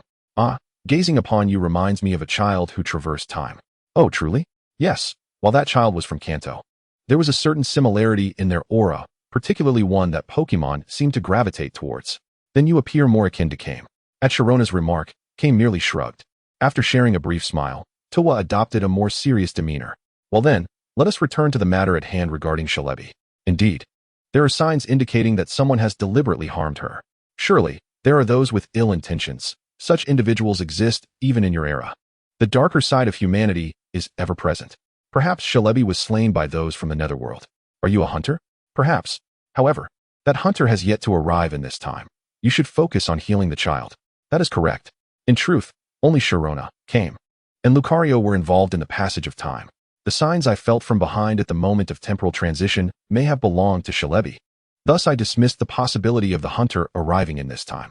Shalebi possesses a unique ability and is an exceedingly rare Pokemon, yet lacks substantial combat prowess, which may explain why it often becomes a target. That is acceptable. Indeed. Have you been commended? Yes. Upon hearing Sharona's words, Kame cast his gaze downward. Ultimately, they could not move until Shalebi awakened. Yes, it is an unavoidable circumstance. For now, you two shall stay in my home. Are you certain? In truth, the two had little else to occupy themselves with at present. If they had experiences as trainers traveling outdoors, there would be no significant issue. However, tools were currently scarce. They could sleep outside, but if there existed an environment for safely passing the time, it would be preferable. Yet, some individuals are reluctant to provide such an environment without any reward. Indeed, we have ample space. The villagers are accustomed to assisting one another, and the addition of 2 more individuals shall not alter that. Thank you for your thoughtfulness. At the very least, we shall assist you in some manner. Really? Could you help me prepare a meal? Allow me to take charge. I excel at cooking. Me? Stay close to Celebi. Also, the small black one seems untrustworthy, being free. So I wish to make him my partner. With that, Kame pulled Brocky from its ball. I stroked the little one's head, cradled it, and then handed it to Sharona. I have received it. I inquired of you. Kame donned the apron handed to him and followed Tawa. Are you two traveling? Tawa asked Kame while cooking. He hesitated for a moment, but Kame promptly began to move his hands. No, this is not a journey. I frequently venture out for research, but that is all. Research? Are you an academic? Sharona is an archaeologist. I am her assistant.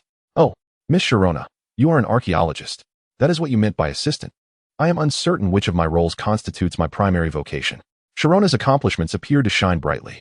As a trainer, she had not only claimed the championship, but had also defended her title, earning herself a reputation as an archaeologist. Perhaps both were her primary professions. No, this is truly remarkable. I can hardly believe such a person exists. Not at all. So you are her assistant? I am unsure whether to refer to you as her assistant or her disciple. What do you mean? Miss Sharona, is it not your efforts that have led you to this point? If you neglect it, your diet will suffer. Moreover, I am not adept at household chores. Oh dear. You seem rather perfect. Yet I prefer such individuals. Towa continued to cook with enthusiasm, his gaze shifting to see Sharona playing with Kame's little black Pokémon. Although it belonged to Kame, it was also quite close to Sharona. So, does Celebi often appear here? Such occurrences are rare. I suspect if one were to see it once a year, that would be quite abundant. I am uncertain whether it is the same individual. Is it indeed the same person? The presence of Celebi is inherently rare, yet it is plausible that during that specific time and place, there could have been more than one individual. Thus, it is conceivable that other incarnations of Celebi from different eras exist, which could be regarded as today's Celebi, correct? I concur. Given that you have been attacked, it is entirely possible that upon awakening, you may have already vanished. This is indeed a disheartening narrative. For those yearning to return to primordial times, perhaps it is so. No, it is not as simplistic as that. Kame continued to meticulously sauté the chopped vegetables in order. I am indifferent. The worst-case scenario is that we cannot return. If Celebi wishes to flee, I believe that is acceptable. It is entirely natural to be vigilant, especially after a life has been taken. Fufu, you are truly kind. Pokémon are living beings as well. Kame's eyes brimmed with fury towards those who have harmed Celebi. There is no doubt about it. Truly, as long as there are benevolent souls like you, the world shall remain tranquil. Are we all good people then? Yes? No, it's nothing. Oh, your culinary skills are quite impressive. If you continue to cook like this, you will surely improve. I do not engage in this for pleasure. Kame added with a wry smile as he ladled the stir-fried vegetables into a bowl. You are not being honest. Tawa chuckled in a tone barely audible to Kame. Nightfall. After dining and exchanging simple greetings with the villagers, Baina gazed out from the bedroom shared with Towa. You are already here. The door swung open as Towa approached Sharona, carrying 2 cups. Would you care for a drink? Herbal tea. Thank you. I shall accept. Sharona took the cup and began sipping the herbal tea. A refreshing flavor spread across her palate, bringing her a sense of relief. It is indeed a delightful taste. Is it not wonderful? Having a bit before bedtime ensures a sound sleep. I am sincerely grateful for all that you have done. It is no trouble. I simply care. Who? It seems Kame is outside. Sharona smiled, watching Kame converse with the men of the village. After all, in the Johto region, Pokémon from Sinnoh and Hoenn are a rarity, and the children gathered around Kame's Pokémon. I chatted with her a bit while cooking, and she seemed quite considerate. Indeed. My goodness, you seem to have a close relationship. Upon hearing Tua's laughter, Sharona's words became somewhat muddled. Yes, it appears to be a long-term relationship. That is splendid. Such children are indeed rare, are they not? Cherish it well. I hold it dear. Without Kame, I would not be the person I am today. It is a healthy bond of trust. When Sharona beheld Kame, she smiled. Observing his fascination with Pokémon, though he appeared somewhat vexed, he resolutely engaged in battle with them.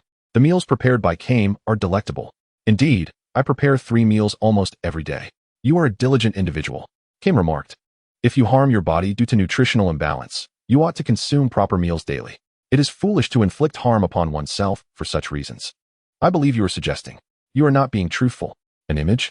I thought it was something she had said herself and asked again without consideration, but Towa interjected, stating she had not mentioned anything to Sharona, then turned his gaze towards Kame. Perhaps her true thoughts are not as such. Of course, she thinks that way. However, I believe she finds it challenging to prepare 3 meals every day. I think she enjoys cooking rather than that. Do you not relish the art of cooking? Is your significant other satisfied with the meals you prepare? Are you jesting? Ha ha. I shall allow you to stay the night. Please forgive me for so much. Bina shot a glare at the laughing Tuwa before shifting her gaze back to Kame. Kame is rather clumsy. People often assume I am skilled because I strive for order and precision, yet when I attempt to do this or that, I frequently falter. When I first met him, especially during battles, all his attributes seemed rather balanced. However, conversely, he lacked any particular strength, merely going through the motions with any tactics. It is astonishing, considering my personal life thrives. I am intelligent, yet I do not know how to utilize my intellect. Thus, when Sharona instructed Kame on how to employ his brain, his combat techniques improved to the extent that he could introduce him to a gymnastics coach. Kame is clumsy and disobedient, yet he expresses his likes and dislikes with clarity. He is one who communicates this to those who possess neither. His manner of communication is indirect, yet he fundamentally does not lie. Kame claims he does not enjoy cooking. Of course, I should not dislike it, yet my aversion signifies there exists a reason compelling me to continue engaging in something I do not enjoy. I recall someone at the Holy Ruins mentioning something similar days ago. I engage in it because I find joy in it. Those words and expressions remain etched in my memory. I wish I could articulate them again, yet Kame remains silent. Miss Sharona, you look truly lovely at this moment. Are you jesting? Woo, adorable. Sharona blushed as she sipped her herbal tea. A man from the village placed a hand on his shoulder, offering a wry smile towards Kame, yet he remained oblivious. Such a girl, unexpectedly popular, is she not? Do you truly believe so? Indeed. Clumsy yet able to express emotions accurately, such children are appealing to women. I am certain Pokémon are similar. Yes, I am convinced of that. Have you ever dated anyone, Kame? By his own admission, it seems he has not. Nevertheless, I feel I have become accustomed to women, thanks to Miss Sharona. Perhaps. However, since the first time I met her, I have not felt unfamiliar with women. Oh dear, I wonder if I have any female siblings. Yes. Kame seldom speaks of himself, but when previously asked about his family, he mentioned having a sister. I have not heard much about what type of sister she is. Yet she seems to be a free spirit. So, are you two indeed dating? Did you hear that? I am quite curious. Oh, but if you prefer not to discuss it, now is not the time. Sharona did not appear particularly vexed with Tuwa's inquiry, responding with an elegant smile. Kame is my assistant partner. Tawa's eyes widened momentarily before he burst into laughter. Kame looked down at the two, who were conversing like good friends. I must be dreaming. A most dreadful dream. A human with a crude expression pursuing you. A ferocious Pokémon inflicting damage with formidable skills. It would harm itself and chase after you in an attempt to capture it. Run, run, run. Upon reaching the destination, traverse time. The dream concluded here. Sinnoh. Kame opened his eyes. His breath came in quick gasps, and he was drenched in sweat. Though a cool breeze wafted through, perhaps due to my perspiration, the wind felt cold enough to make me shiver. Blackie, who lay beside him, approached Kame with an expression of deep concern. As I watched, I felt a twinge of embarrassment at his unnecessary gesture, gently patting Blackie's head. This dream, a dream of being pursued by some entity. I was certain it was Shalebi's nightmare. I could not fathom why Kame would dream of Shalebi. Yet it would not be surprising if he bore the scars of human trauma after such a terrifying experience. The dream he witnessed swirled in Kame's heart, suffused with an indescribable dread. Kame? Perhaps it was the sound of Kame's voice that roused Sharona, who lay beside him. Her gaze filled with concern as she studied his pale countenance. Shiro, are you all right? You look so pale. Kame was engulfed by an inexplicable fear, and upon seeing Sharona's face, he gently embraced her along with Blackie. Kame? Sharona was taken aback by this sudden display, yet she noticed Kame's labored breathing and trembling hands, prompting her to silently return his embrace. I'm sorry, let me take care of this for now. Yes, it's all right. Kame could only seek solace in Sharona's warmth. Shalebi's dream? Perhaps. Once he regained his composure, Kame recounted his dream to Sharona. I understand the passage of time, yet this is my first discourse on dreams. However, there are indeed many Pokémon capable of telepathy, so it shouldn't be too extraordinary. Indeed. After all, you were being pursued by humans. Sharona's words were laced with indignation. Her profound love for Pokémon likely rendered her unable to forgive those who treated them as mere tools. I apologize. I'm feeling quite troubled. It's all right. If the roles were reversed, I might have reacted similarly. Blackie licked Kame's face gently from his lap. Kame felt a pang of guilt for causing Blackie distress. Shalebi, perhaps you will awaken soon. Why do you think so? I just have a feeling. As he spoke, he cast his gaze elsewhere, an inexplicable sadness shadowing his features. Sharona, what is it? Humans can be so cruel. Kame was not one to espouse a doctrine of inherent goodness. Yet, despite this, he believed that humanity possessed a glimmer of kindness. Thus, to Shalebi, those humans could indeed appear truly terrifying. Regardless of their virtues or vices, humans are capricious. If a villain were to perform a good deed on a whim, a saint might just as easily commit an act of malice. Diversity. Reflect on the distinction between your own sense of justice and the actions of others. That is your strength. Justice, justice. I am one who negates the notion of justice. Oh, really? Justice does not exist in any absolute sense. Convenient, isn't it? Such a statement felt peculiar. The actions of individuals cannot be strictly categorized as good or bad. Rather, goodness and wickedness can only be discerned from one's perspective. This is not a universally shared belief among humanity. Kame referred to them as convenient, and Sharona concurred. As they gazed outward, dawn began to break. Although it was early, Kame felt no desire to sleep.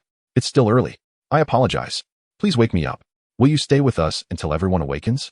Upon seeing Sharona smile and tilt her head, Kame maintained a neutral expression, relieved at the prospect. I will be by your side. Kame cherished this sense of security. Ah. He responded briefly, then lifted his gaze to the sky. Shalebi awakened amidst the faint sounds and pleasant aromas. Though he was unsure of his surroundings, he found himself resting upon a soft surface, his body aching yet marked with signs of healing. He realized Shalebi was alone at that moment, but also recognized that this place was artificial, prompting him to survey his surroundings. It was impeccably clean. However, being in a human domain, he was uncertain of the fate that awaited him should he remain. Just as Shalebi prepared to flee, the door swung open. Oh, you're awake. A man entered, his neatly arranged black hair exuding a sense of cleanliness. His expression was impassive, yet he did not appear as crude as those who had pursued him. Nevertheless, Shalebi harbored a lingering fear of humans, and the very thought of escaping was replaced by trepidation. The man extended a tray towards Bashamo nearby, simultaneously raising his hands. I mean you no harm. I understand your fear of humanity. If you wish to flee, I shall not hinder you, but feel free to eat your food. Once you finish, you may do as you please, including opening that window. I can escape at any time, for I have. With that, the man departed. Bashamo remained, approaching Shalebi along with Blackie, placing the tray before him. Blackie deftly poured water into a glass with his foot. Bashamo set down the tray and closed his eyes, while Blackie settled beside him. Shalebi gazed at the food before him. The hot soup emitted steam and a delightful aroma. Having been pursued by humans and deprived of a decent meal, he found himself ravenous. Yet, the fact that it was crafted by humans created a mental barrier. Bashamo remained still, seemingly doing nothing, but Shalebi sensed an ambition that would not let the food fall. Blackie, devoid of any terrifying demeanor, queried, Aren't you going to eat? It's really good. He stared at Shalebi as if urging him on. Relenting to the pressure from both, particularly Bashamo, Shalebi took a spoonful of the soup. As the gentle flavor spread across his palate, Shalebi's eyes widened. I've never tasted anything so delicious before. Subsequently, he consumed all the food presented to him. Bashamo, witnessing this, nodded in satisfaction and exited the room with the empty tray. The remaining black beans were quite tasty, weren't they? He seemed to smile as he followed Bashamo out. Left alone in an empty room, Shalebi contemplated fleeing through the open window. If you wish to escape, then go ahead. I shall not stop you. Though you must eat first. The man's earlier words echoed in his mind. Humans are frightening. Yet, that man did not exude any malice. Upon realizing my fear of humanity, I was careful not to instill unnecessary dread. Moreover, that soup was exceptionally delicious. To leave without partaking felt rather wrong. With such thoughts, Shalebi opened the door. After finishing his meal and resting, Shalebi awoke, timidly gazing at me. Sharona and the others appeared unsurprised, having already heard news of Kame's awakening. You're awake. That's wonderful for you. Sharona greeted Shalebi with a gentle smile. Understanding there was no hostility, Shalebi approached her. Sharona caressed his head, allowing Shalebi to relax his guard. It must have been tough for you. You did well.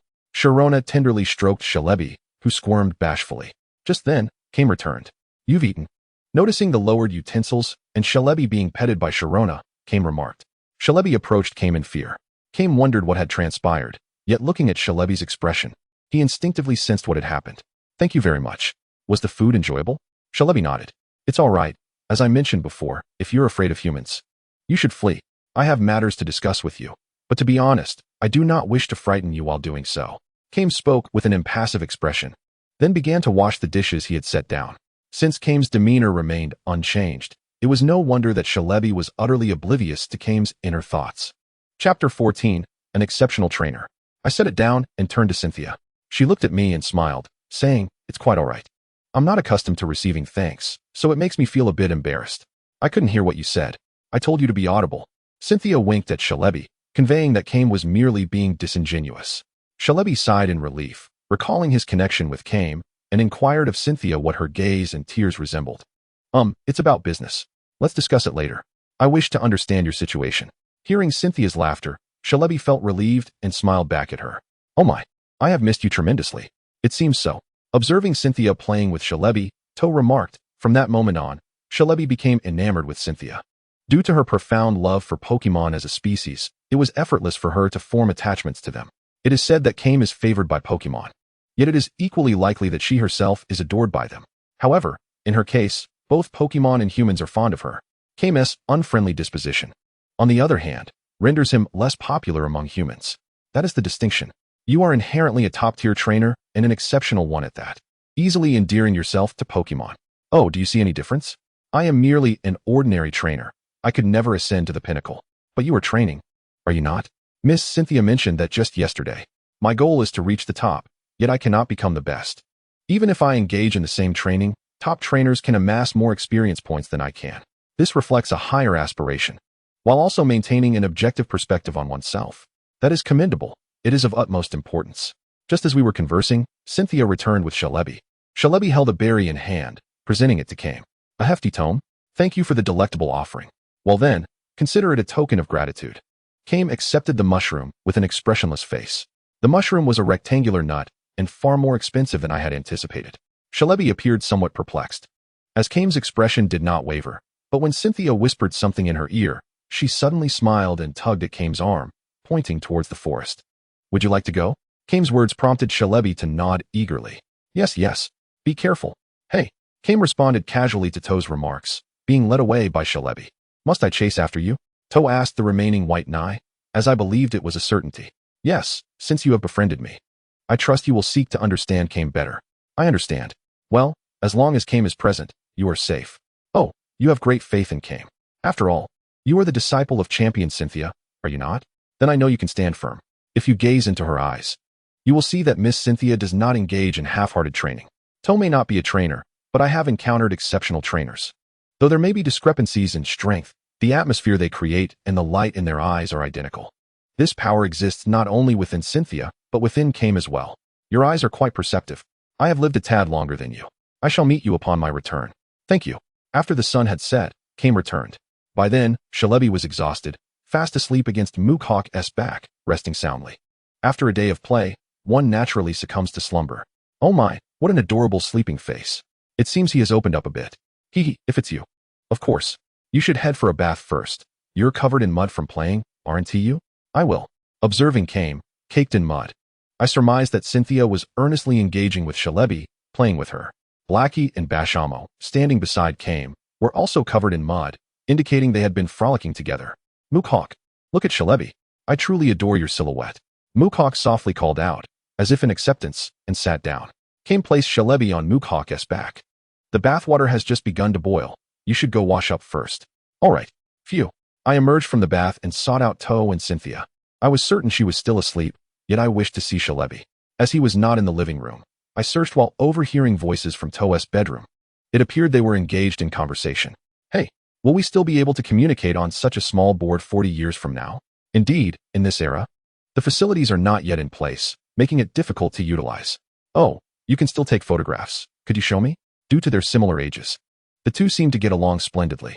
Although Kame was reluctant to eavesdrop, he crossed his arms at the door, pondering how to enter without knowing when it would be appropriate. Is that Altermare? Yes, I visited there a few days ago.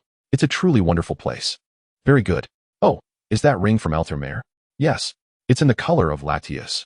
Truly beautiful. After all, she seemed to have an interest in women and accessories. Does Kame wear earrings as well? Yes. Ah, do you have a chance? This is a different color. Oh my. What a delightful idea. Indeed, I can comprehend this mutual trust. I could not fully grasp the content of their conversation, and as I prepared to leave, To lowered his voice slightly. Hey, that day when I cooked with Kame, you mentioned something that troubled me. What was it? I have some doubts about the term good person. I wonder if you stepped on a landmine. If so, I should apologize. Oh, good person. It's quite all right. It's not a landmine. That's just his theory. Cynthia appeared unconcerned, continuing, for some reason, she dislikes being referred to as a good person. Why is that? That good ultimately serves the convenience of those people. There is nothing in this world that can be definitively stated as such. Therefore, the definition of good deeds varies from person to person. There are no good deeds that are universally shared. Nothing in this world should be that way. Both humans and Pokémon act according to their own convenience. Good and evil are equivalent. Of course, I do not believe that Kame calling me a good person is a negative thing, nor do I perceive it as malicious. Hence, I cannot even mention it. However, for Kame, I think it is something we must continually contemplate. The convenience that distinguishes good from evil varies with each era. He believes that understanding convenience equates to learning archaeology. Are you pondering such profound matters? Yes, it's all right. I do not fully comprehend Kame's perspective on good and evil, as it is quite complex, but I recognize its significance to him. Ah, I see. Even so, you are his disciple, and you are capable of contemplating such intricate matters. This is not my instruction, but rather the result of that child's contemplation. Is it not the mark of a poor disciple? What do you think? Yet, astonishingly, such occurrences have not transpired for quite some time. Oh, you appear rather astute. Do you not? Indeed, you seem quite adept at cerebral endeavors. I am indifferent to your appearance. Just then, Kame entered the room, interrupting his discourse. Oh, Kame, were you eavesdropping? My apologies. Where is Shalebi? It is still slumbering. What are you engaged in?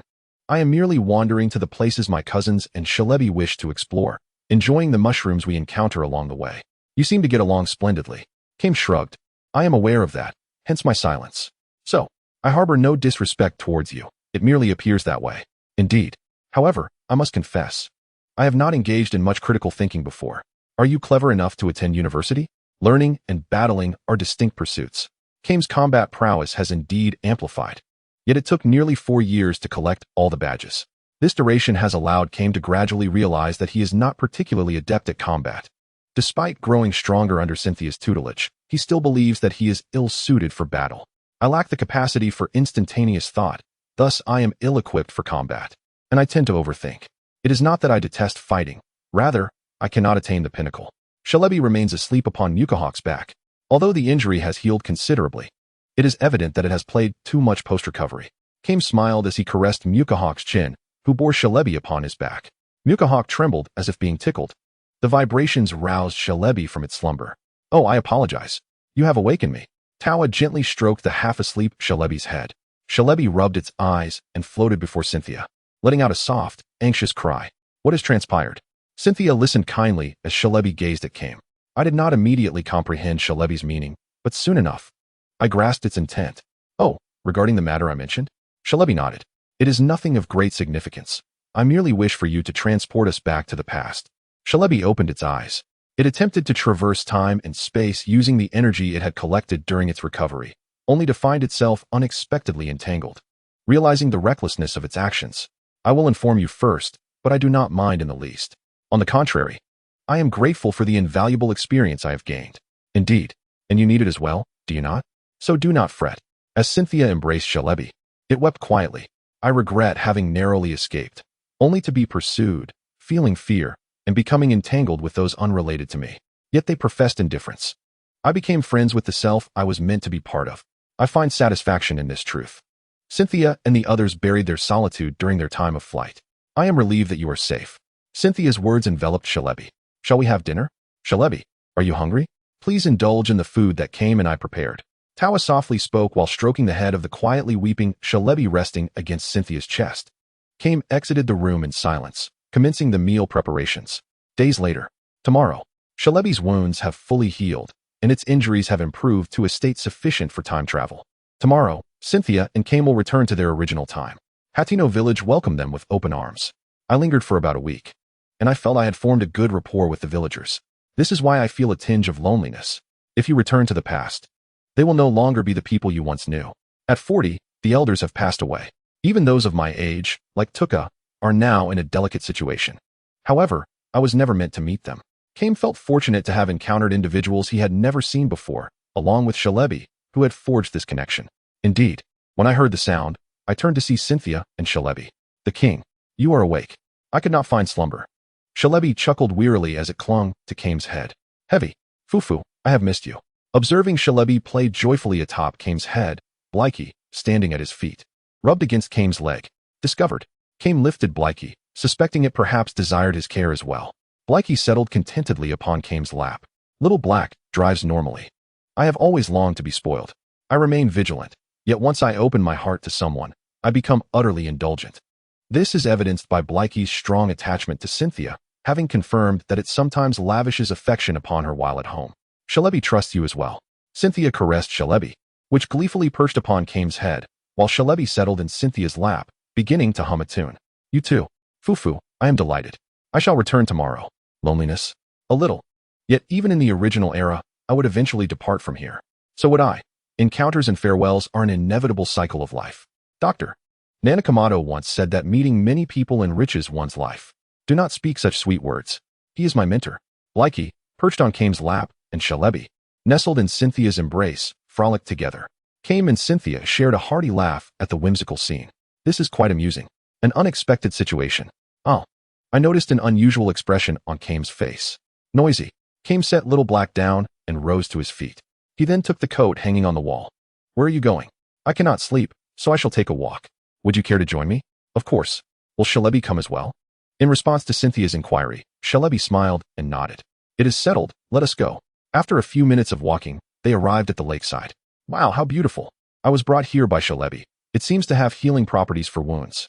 In truth, drinking from this lake significantly expedited Shalebi's recovery. Indeed. Oh.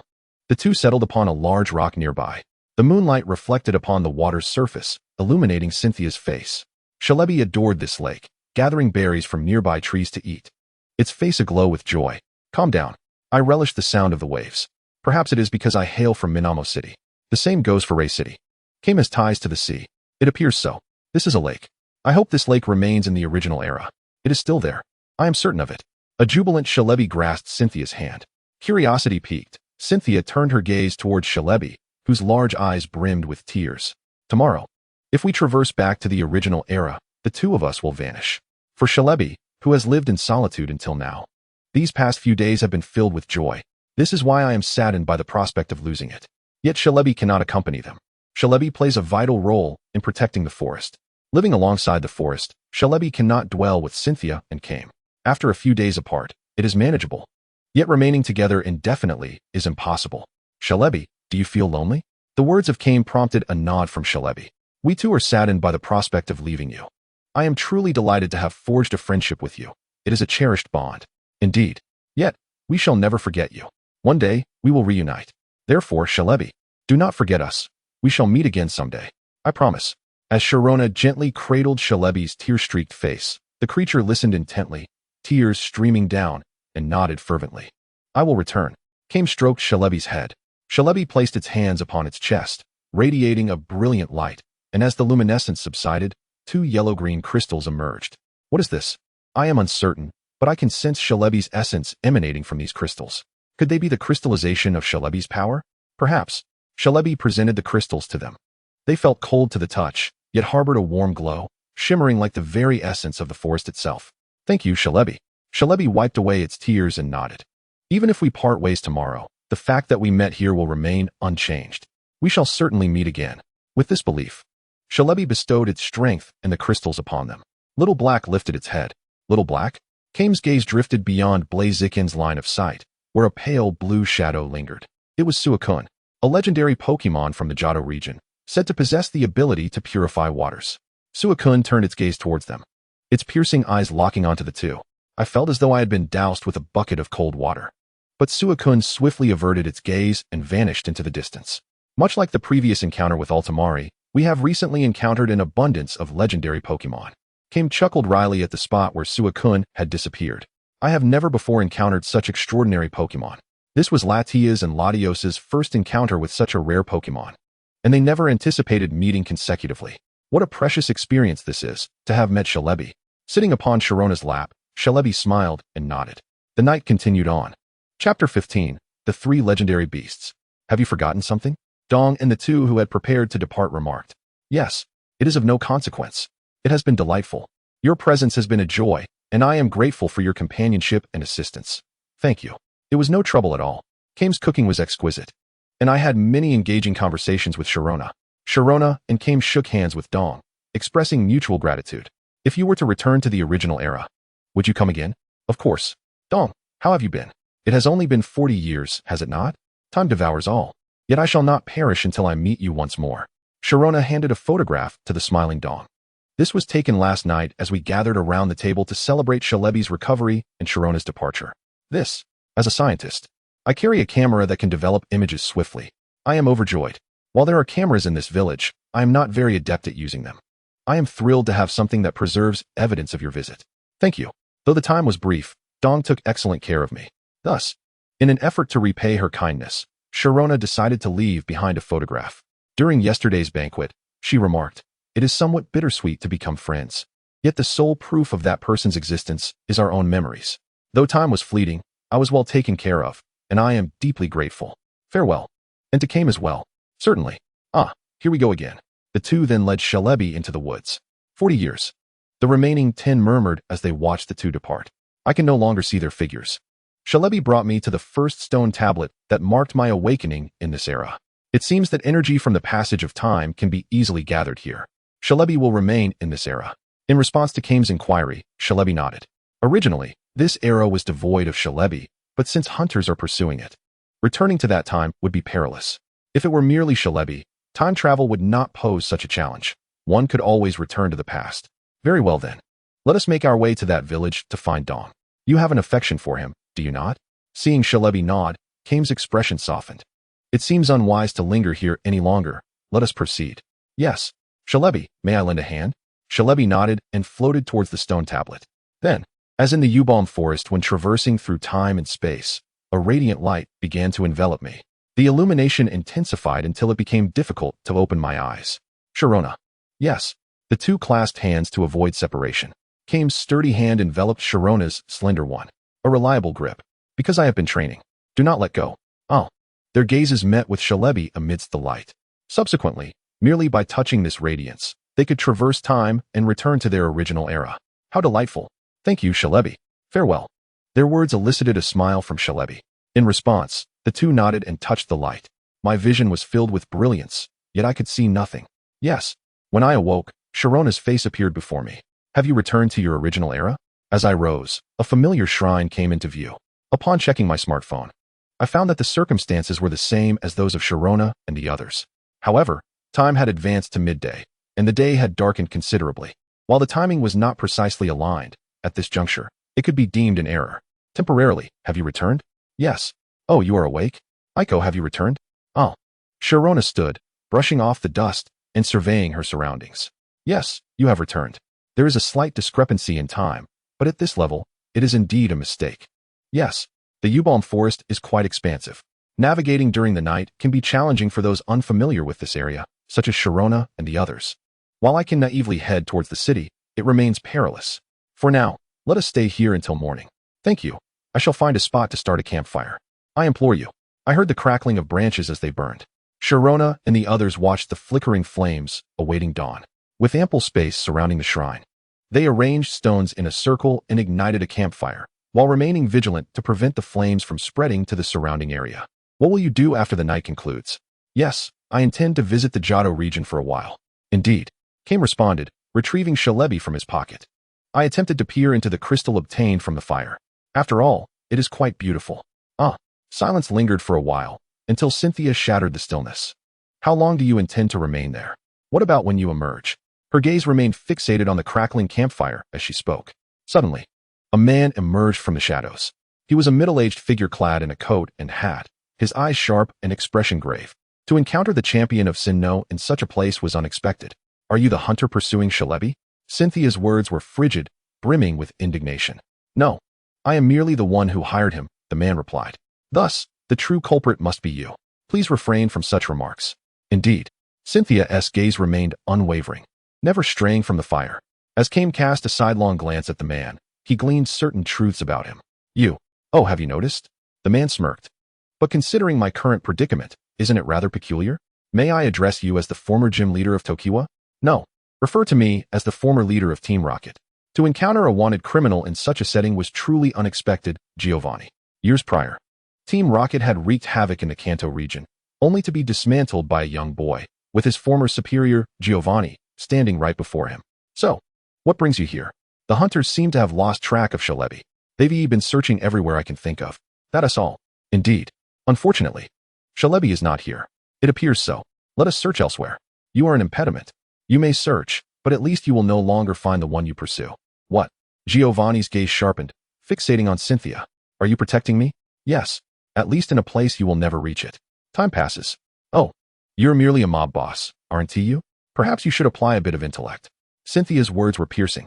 Giovanni's unforgivable oppression of Pokémon, viewing them merely as tools, contrasted starkly with her love for their kind. Why do you hunt Shalebi? Do you believe I owe you an explanation? No. Even if I were to hear it, I would not acquiesce. Then I have nothing more to say. Giovanni replaced his hat and turned his attention to Kame. Young man, what is your name? Kame. Is that so, Kame? Would you accompany me on a journey across the world? Could you refrain from instilling foolish notions in my apprentice? A palpable pressure emanated from Cynthia. It could almost be termed lethal intent. Is this the undefeated champion of formal competitions? Such a young age, and yet so much? Giovanni was drenched in cold sweat. His Pokémon were exhausted, having not visited a Pokémon center since being defeated by a boy in a black and yellow cap days prior.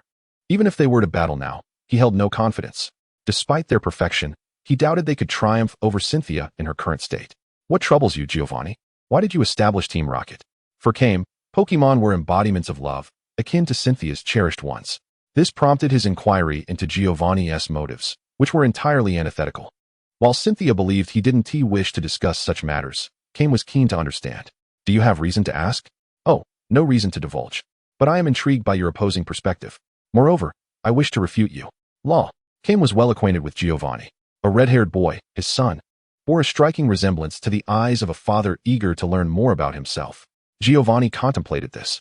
You wish to understand me? Oh, Kame. I would never follow you. That's fine. That is the very reason I established Team Rocket. Giovanni spoke. To forge a more powerful organization and conquer the world. The organization is one that can amalgamate various strengths, thereby generating greater power. It was said he founded Team Rocket to harness the formidable might he created, to mold the world to his vision. Strength is justice. Without power, one can accomplish nothing. Kame remained silent, merely absorbing Giovanni's words. The downfall of Team Rocket stemmed from his inability to manage the strength of his subordinates. He learned from his failures, thus utilizing Shalebi's time travel to return to the past and apply those lessons. This time, I will seize the world in my grasp. To conquer the world? Indeed.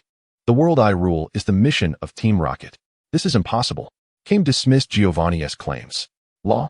Suppose Shalebi returned to the past and could restart. Suppose you utilized your lessons to dominate the world.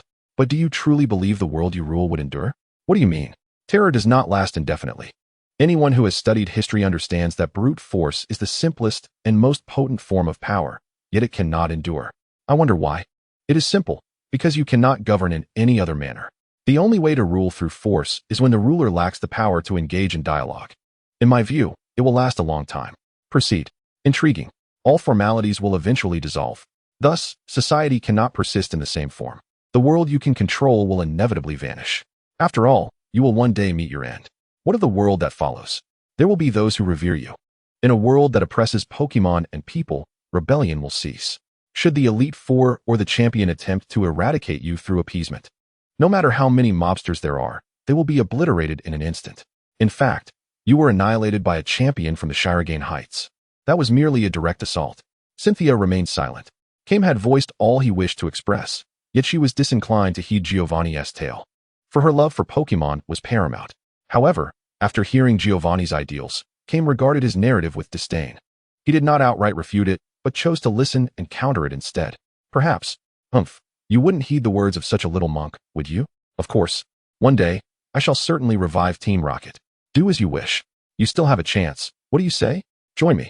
Cynthia's bloodlust surged once more, interrupting Giovanni's words. Say that again. I could strike you down right here and hand you over to the authorities. They had been together for several years. Yet Cynthia's display of such fury was unprecedented.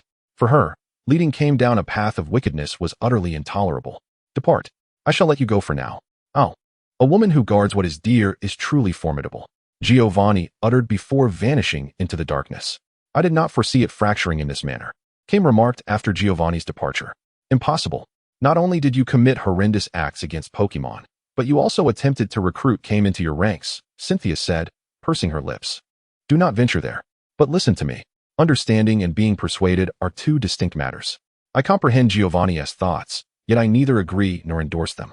Therefore, I cannot endure being among those who both oppress Pokémon and humanity. Indeed, there is nothing to fret about. Cynthia need not worry.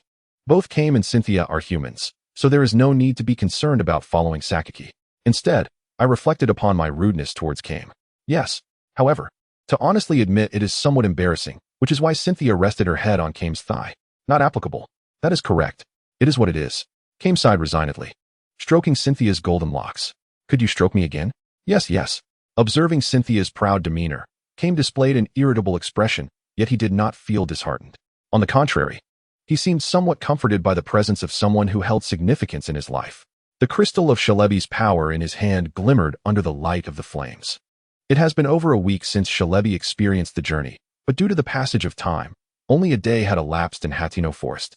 As the two of them traveled by car around the Johto region, Johto would indeed be the last town they would visit. Was Alto Mare the place where they lingered the longest? You haven't forgotten about Hateno Forest, have you? Each location takes about a week to explore, Kame remarked while driving.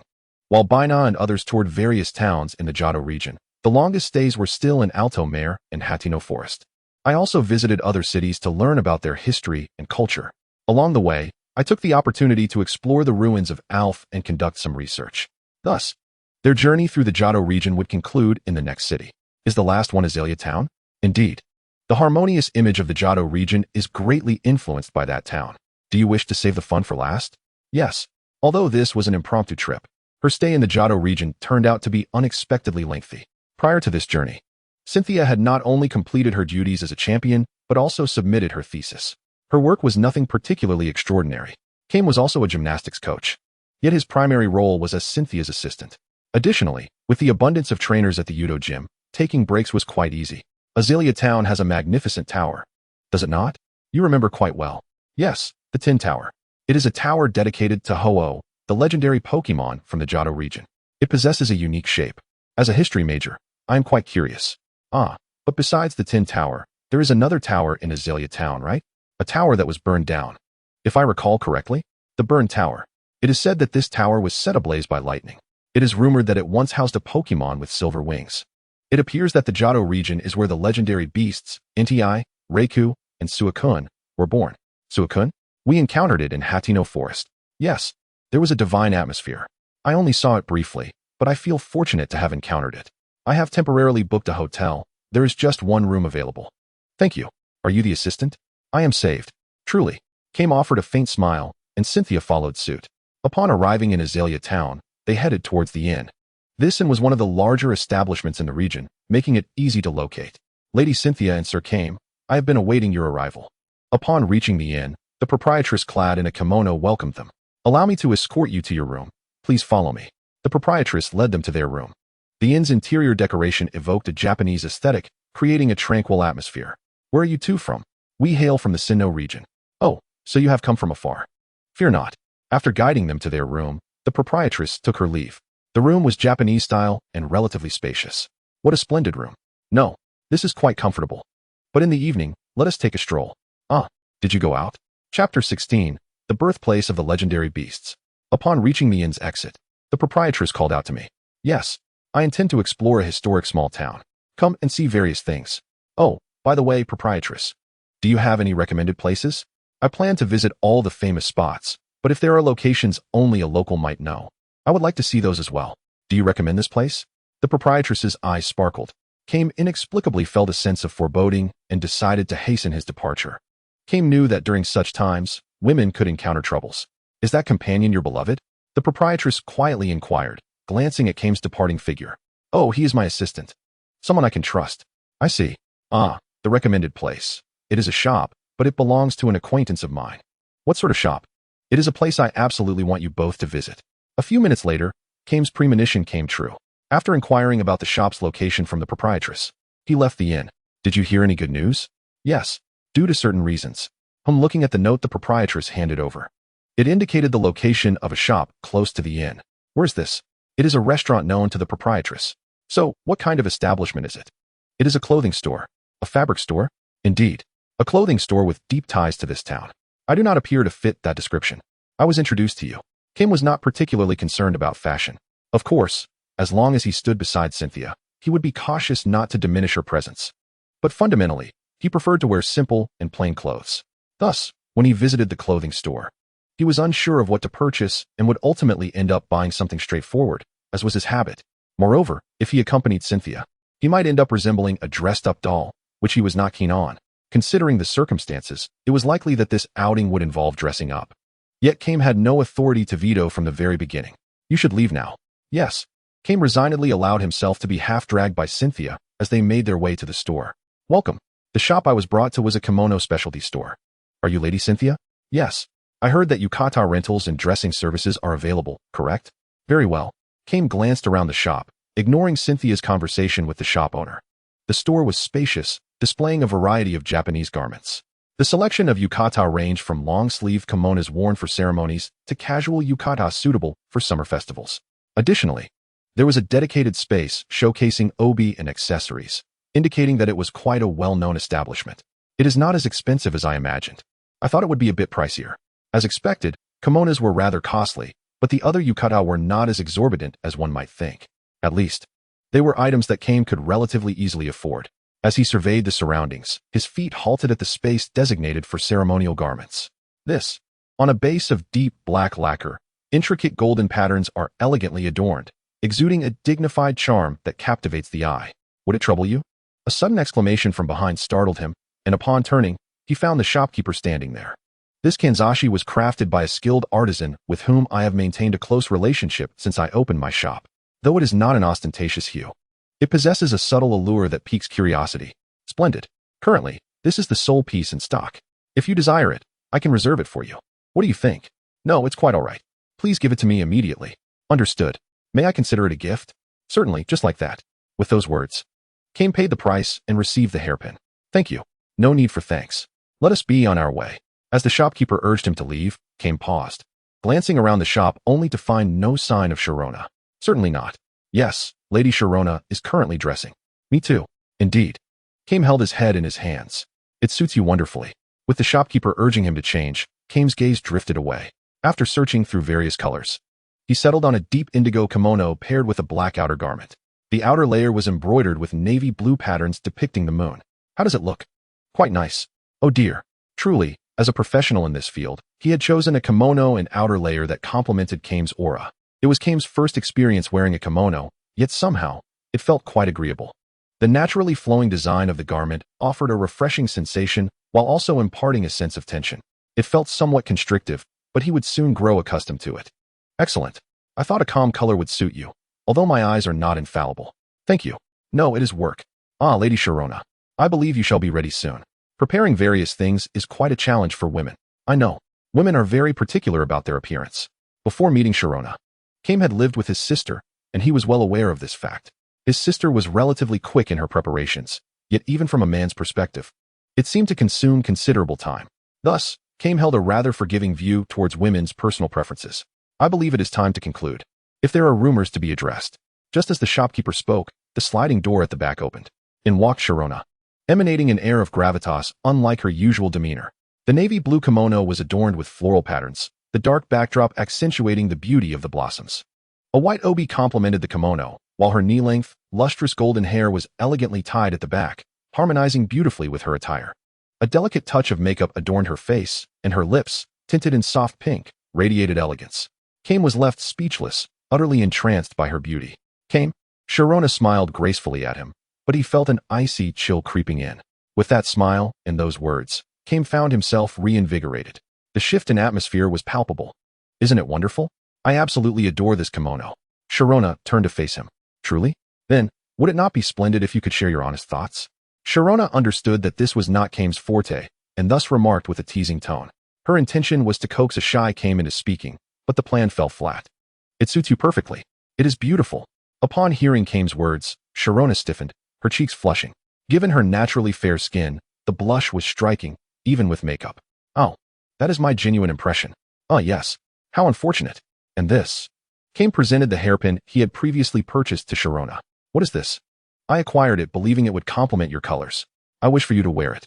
Sharona gazed at the hairpin he offered her.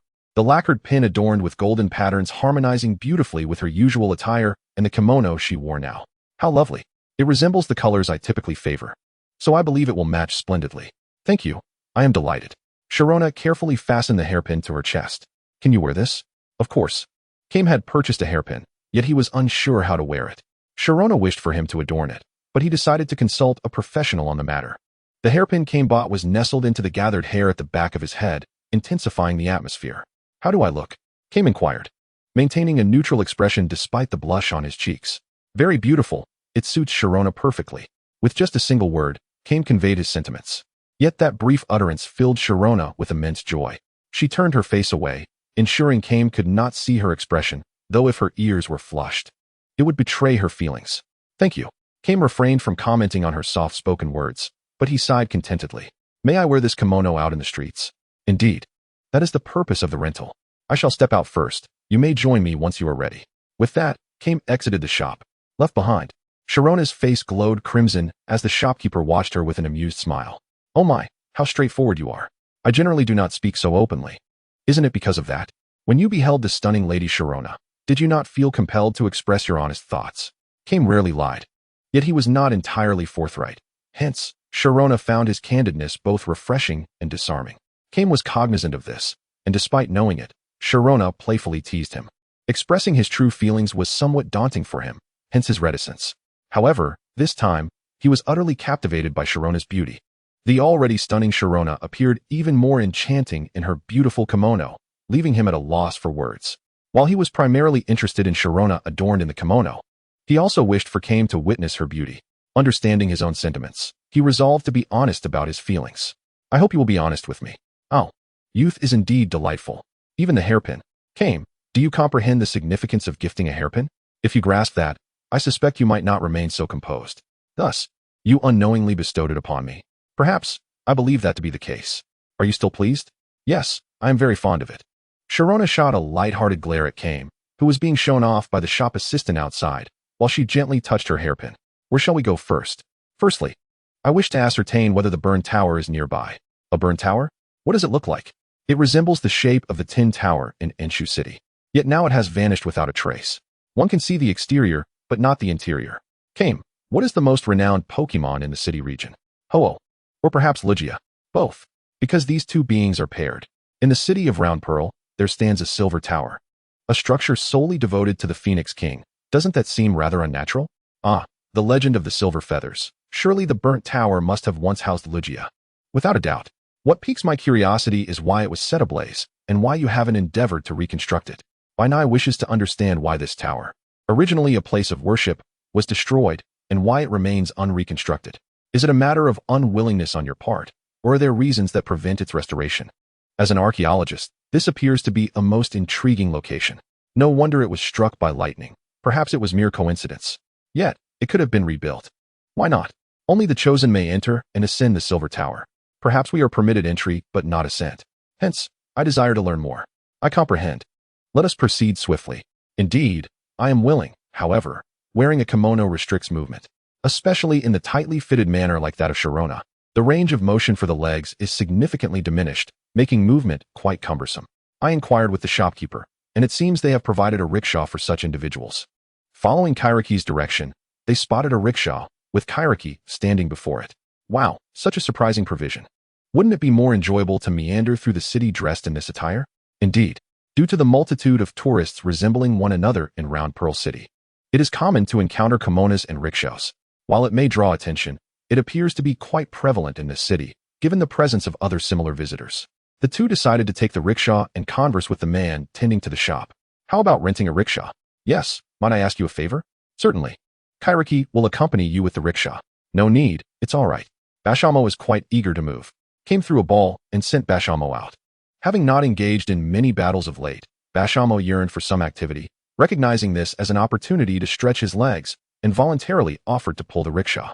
Since arriving in the Kanto region, I have not experienced much combat. Soon you shall battle my Lucario. Apologies, I implore you. So, Bashamo, please take care of me. Once the two were seated, Bashamo began to pull the rickshaw. The vehicle moved forward, accompanied by a gentle vibration. This is quite comfortable. Yes, the former means of transportation was also pleasant. The interior of the rickshaw was rather cramped, inevitably bringing the two closer. So near that their shoulders brushed against one another. Kame maintained his usual impassive expression, seemingly lost in thought, which stirred feelings of resentment within by Nai. When I realize that I am the only one conscious of this, a sense of unfairness washes over me. That is correct.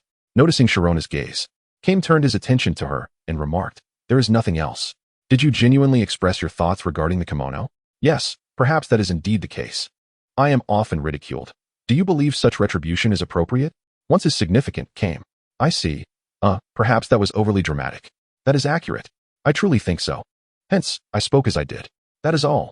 Could you not be a tad more compliant than usual?" "It is impossible." Sharona gently nudged Kame with her elbow, prompting an immediate response from him. "Stay. Enough. I shall do my utmost. While I do not wish to apologize, I shall endeavor to be a bit more obedient." "What do you mean?" "My emotions have not grown so apathetic that I remain oblivious in the presence of a great beauty." Sharona momentarily struggled to grasp Kame's words. Yet she swiftly comprehended their implication. Kame's expression remained unchanged, though his ears flushed a deeper hue, the blue earrings becoming all the more conspicuous. Witnessing this, Bainai let out a satisfied sigh. Yet simultaneously, it goes without saying, I felt my own cheeks redden at Kame's remarks. "Kame, what? You look quite elegant in a kimono. It suits you well." "Thank you." The rickshaw carried the two blushing individuals toward the burnt tower. Before them stood the charred remains of the tower, a once magnificent structure now reduced to ruins. It is painful to think that its original construction was nearly identical to that of the Silver Tower. I see no shadows. It is said that the Flame Emperor, the Thunder Lord, and the Water Sovereign were all born here. Does this place not feel sacred? As they spoke, the two entered the building. Inside, it was quiet, with few figures present. It seems that, unable to enter, ordinary people do not frequent this place. Apparently, this tower was originally called the Money Tower. Silver and money. I am unsure of their connection. I surveyed the surroundings, but found nothing else of note. Before the tower stood a simple sign, a modest landscape. The inscription was quite clear, yet merely recounted in a pamphlet. I wished to inquire about the manager's situation, yet I did not anticipate encountering only a security guard. This place is not bustling, it is understandable. Of course, entry is prohibited, and it appears there is little to see. They traveled a great distance to arrive here, yet it seems they cannot investigate nor hear tales, prompting them to consider departing from the burnt tower. "Oh, are you the champion of the Sinnoh region?" A man emerged before them, clad in a white cloak and a light purple suit. "You?" "My name is Manaki. I am one of the guardians of this burnt tower." "The manager?" "It is somewhat different. However, I am well acquainted with the tower's administrator and am currently assisting in its management, temporarily granted authority by the administrator." "Indeed, I am late. I assume you are aware, but I am Sharona, an archaeologist. It is an honor to meet you." "And you are?" "Kame, my assistant. I am Kame. Is that so?" "It is a pleasure to meet you." Kame grasped the hand extended to him. "What are you two doing?" "Not many come here." "Oh, I wish to conduct some research on this burnt tower. I am simply curious as an archaeologist." "Is that so? Then please, come inside and have a look." "Very well." "Yes. If you were an ordinary person, it would be another matter, but if you are the champion of the Sinnoh region, I am delighted that you take an interest in this tower." Under Manaki's guidance, they entered the tower. Within, the structure had already collapsed, revealing a large hole in the floor. Perhaps this hole was created by a lightning strike. The interior was rough. Since the fire was extinguished, the condition has remained thus. Yet curiously, the situation has not deteriorated further. Even with such heavy rain? Yes, everything tends to worsen, even a vast entity known as society. However, it is said that this burnt tower will no longer deteriorate. It may be difficult to comprehend, for it was already in disrepair. But considering this state has persisted for quite some time, it is an exception. Indeed, some divine favor seems to be at play. Yes, initially, I suspected it was the Phoenix King, but that is evidently not the case. It seems Ligia was once revered here. Does that hold significance? Perhaps. I initially believed it to be the Flame Emperor, the Thunder Lord, and the Water Sovereign, yet they merely emerged from this locale. They may possess certain blessings, but I hold the conviction that the blessing of Ligia is the most formidable. Chapter 17. This wine is truly unpalatable. As Mayuki remarked, the interior of this tower exudes a distinctive ambience. It is not solely due to the absence of people, but rather an atmosphere imbued with something otherworldly. Mayuki, why do you frequent this place so often? Oh, are you curious? If it wouldn't trouble you, might you share with me? I once encountered the Water Sovereign here. I cannot forget the exhilaration I felt at that moment. I have returned countless times in hopes of seeing the Water Sovereign again, perhaps realizing her own curiosity. Mayuki absent-mindedly scratched her cheek. I believe I am drawn to authentic experiences. Yet, I also serve as a fitness instructor. A fitness instructor. You are quite the fitness enthusiast. I see. I hold no extraordinary records. Performance is not paramount. As the head of the gym, I understand that trainers must possess a degree of strength and agility, which not everyone can achieve. Thank you. We shall duel again. I am eager to compete with you. Even if a martial arts dojo master were to challenge a ghost-type gym leader, the outcome would be all too evident. If this aligns with your interests, dear mother, fighting-type moves are fundamentally ineffective against ghost types. However, as a gym trainer, one's capabilities should not be so diminished as to neglect taking precautions against opponents with poor type compatibility.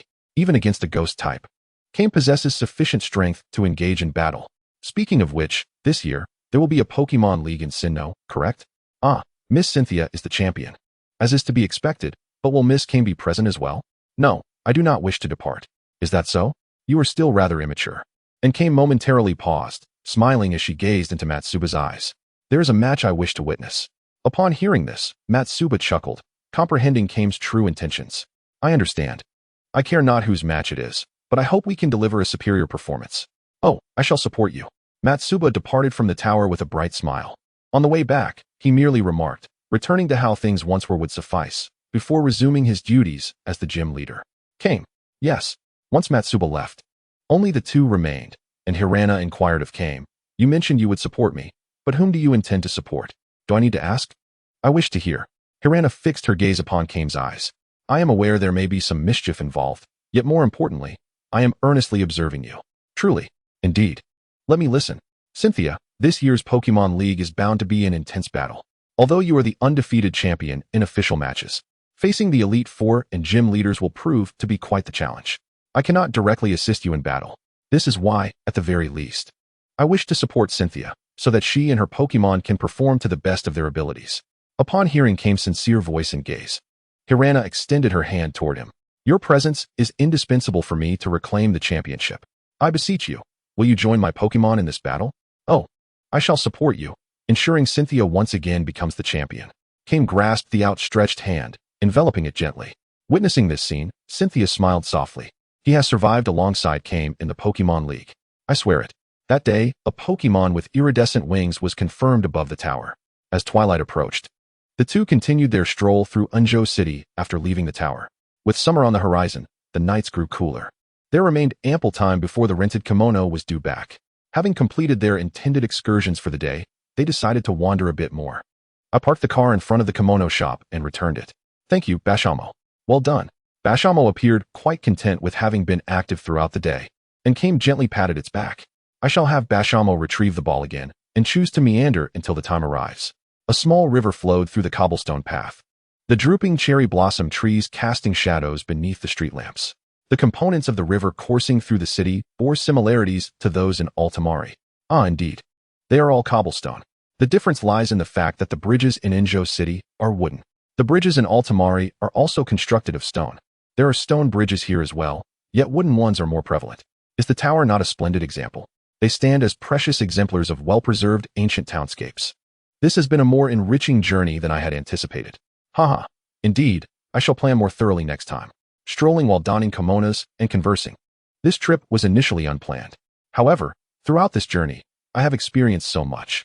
Not only did I encounter legendary Pokémon, but I also gained insight into the history and culture of other regions. I engaged in battles along the way, discovering my skills advancing. This has been a fulfilling journey beyond my previous imaginings. What a wonderful experience. I am delighted to hear this news. The thought of returning to the Sinnoh region the day after tomorrow evokes a sense of loneliness. Indeed, merely because I met Latias, Shalebi, and my classmate Higashi. Higashi, I long to see you once more.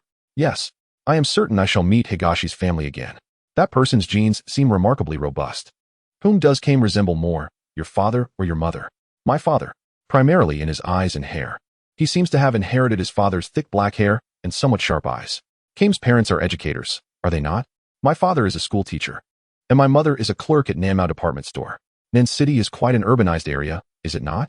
Perhaps. Frequent travel seems to suggest that. One day, I wish to visit there. To Minamo? Yes. I wish to see the small town where you were born and raised. It matters not if your sister is absent. Why not? If you were to bring Cynthia along, the noise would undoubtedly increase. We have known each other for nearly 3 or 4 years. Yet I know little about Kame's family. Beyond that, I could learn more about Kame himself, but I remain largely uninformed about his family. Cynthia herself does not often speak of her family, so in a sense, this may be unavoidable. What sort of sister do you have? One of various freedoms. Certainly more talented than I. What do you mean by talent? Primarily in battle. It took me about 3 months to collect all the badges from the Hoenn region. Afterward, I transitioned from one region to another. Haha, this may be the first time I have heard you speak of your family. Perhaps so. It's not to say our relationship is poor, nor is it particularly strong. Yes, what is your sister currently doing? What is she up to? I have not been in contact with you for some time, so I am unaware. The last time I saw her was before I entered university. How old are you this year? Older than Cynthia. The distance between you and your sister remains quite considerable, does it not? Please continue, do not cease. Thus far, Kame has refrained from discussing himself in depth, so it brings a measure of joy to Sharona to engage in such conversation. I believe that since our acquaintance has endured for quite some time, the gap has indeed narrowed, yet we have both matured and traversed numerous experiences. Therefore, if you are unaware, do not be astonished. This is precisely why Sharona is eager to hear tales of Kame's childhood, which she only now begins to uncover. You would not speak of it, as it brings you distaste. Yet Kame refrains from voicing this, presuming he certainly would remain silent. Suddenly, Kame raised his voice, and a narrow alley came into view. Although it may be termed an alley, it boasts a certain breadth, allowing 2 individuals to walk side by side without difficulty. The path is paved with stones, and the flickering lamplight casts a somewhat enigmatic aura. In any case, this road is rather pleasant. Oh, perhaps I can discern a hint of understanding. It feels akin to a secret passage. I still have a bit of time. Why do you not proceed? Very well. They ventured into the alley. The lamplight, while present, is rather dim, and the cobblestones, aged, render walking somewhat cumbersome. However, the atmosphere of this place evokes a sense of nostalgia for times long past. The entire town retains a semblance of its former glory. But this particular road is not merely a remnant of modernity. It genuinely preserves the essence of the past. It appears you have been lost before. Indeed, I have wandered astray in the past as well. Oh, I see. Few in this world have truly experienced the feeling of being lost. One might say Sharona and her companion's experiences are exceedingly precious. Naturally, Sharona has not forgiven Sakaki. That is the crux of this entire situation. How are you, Shalebi? I am well, I assure you. Yes, somewhat. As he stumbled slightly upon the slightly elevated cobblestones, Kame caught him just in time. I apologize, thank you. Be cautious. The ambience is delightful, yet the maintenance leaves much to be desired. Setting aside my usual attire, I am still unaccustomed to what I am currently wearing. Indeed, I shall be careful. Kame extended his hand to Sharona. She was perplexed by the gesture, her eyes widening in confusion. Your hand. But, extend your hand. It is the simplest means to grasp hold of something. It also aids in preventing falls. Yes, thank you. Kame's words rang true. And Sharona resolved that seeking Kame's assistance in such a situation was the safest course of action. She recognized this truth, yet Kame maintained a demeanor of calm familiarity. Although internally conflicted, the joy of being cared for overwhelmed her, and Sharona obediently grasped Kame's arm. His trained arm conveyed strength through the fabric of his kimono. I found that walking with him instilled a greater sense of assurance than before. I received assistance so swiftly. As per usual. Indeed, you have consistently supported me. Such is the role of an assistant. In Sita, I urged her to articulate her thoughts, yet even Sharona understands why she is presently here. Without Kame's support, I could not have arrived in the Kanto region as I have. Even now, my duties as champion may not yet be concluded, and I remain uncertain if my thesis has been completed. With Kame by my side, my efficiency has soared immeasurably. Perhaps without Kame, Sharona could have been both champion and archaeologist. However, if one were to inquire whether she leads a fulfilling life akin to this, she would certainly respond in the negative. I touched the kanzashi nestled in my hair. Kame was unaware of its significance. This individual likely perceives it merely as a gift. I do not wish to reveal its meaning to him. Yet should Kame possess even a fragment of this sentiment, I believe he would find joy in it. Sharona mused. What's the matter? Nothing, truly. I wished for this blissful moment to endure a while longer, yet I never uttered such a desire. Upon returning the kimono and reaching the inn, Kame let out a weary sigh. Well done. It has been nearly a month since we departed, and I find myself somewhat fatigued. Indeed, Sharona felt a touch fatigued as well. Throughout the day, he engaged in research and leisurely walks, dedicating his spare time to training his Pokémon to maintain their skills and senses, and in the evenings, he diligently studied his materials. Being away from home not only limits my activities, but also requires frequent relocations, leaving little time to unwind. Just as Sharona anticipated, I too am weary. Furthermore, I have spent the entire day walking for sightseeing and reconnaissance. Sharona has not yet reached the point of exhaustion to find this tiresome. This inn seems to feature a hot spring where Pokémon can bathe together. Indeed, you have made a reservation, have you not? Oh, I reserved this inn in tandem with my booking. He is as astute as ever. Once you reach this point, you have become a manager. Quite similar. Would you not agree? Is that so? Bioin, I am now heading to the hot spring. What about you, Bina? I shall join as well. Until we meet again. Very well. After bidding farewell to Bina at the entrance curtain, Kame passed through the curtain marked men's bath and entered the changing room. He removed his clothing, folding it neatly to avoid wrinkles, and took out his Pokémon from their bowls, using a towel to open the door. Inside, it was not large. Yet it was a tranquil and beautiful hot spring. Steam billowed from the bath, which was sturdy and sufficiently spacious for Pokémon to enter. This is splendid. After thoroughly cleansing himself with the provided soap and shampoo and rinsing off the suds in the shower, Kame began to wash his Pokémon. Once Bashamo had finished bathing, he filled Mukahawk with bubbles, transforming him into a snowman, and began to play. Mukahawk remained relatively still, finding amusement in being covered in bubbles.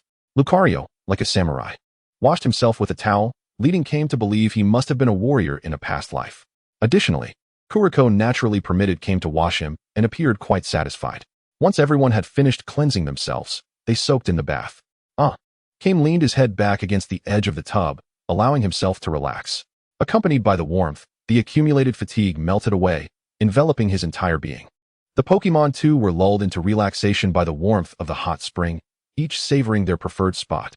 Mukahawk expertly placed a towel atop his head, submerging half his body in the tub, while Bashamo, being a fire type, was less adept with water and only washed half of himself. Lucario meditated, submerged up to his shoulders, with his eyes closed.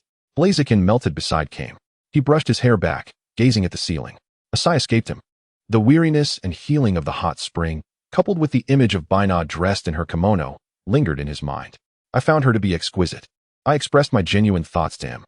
My sister advised me that to praise a woman sincerely would enhance her beauty, yet at that moment, her words far exceeded my expectations.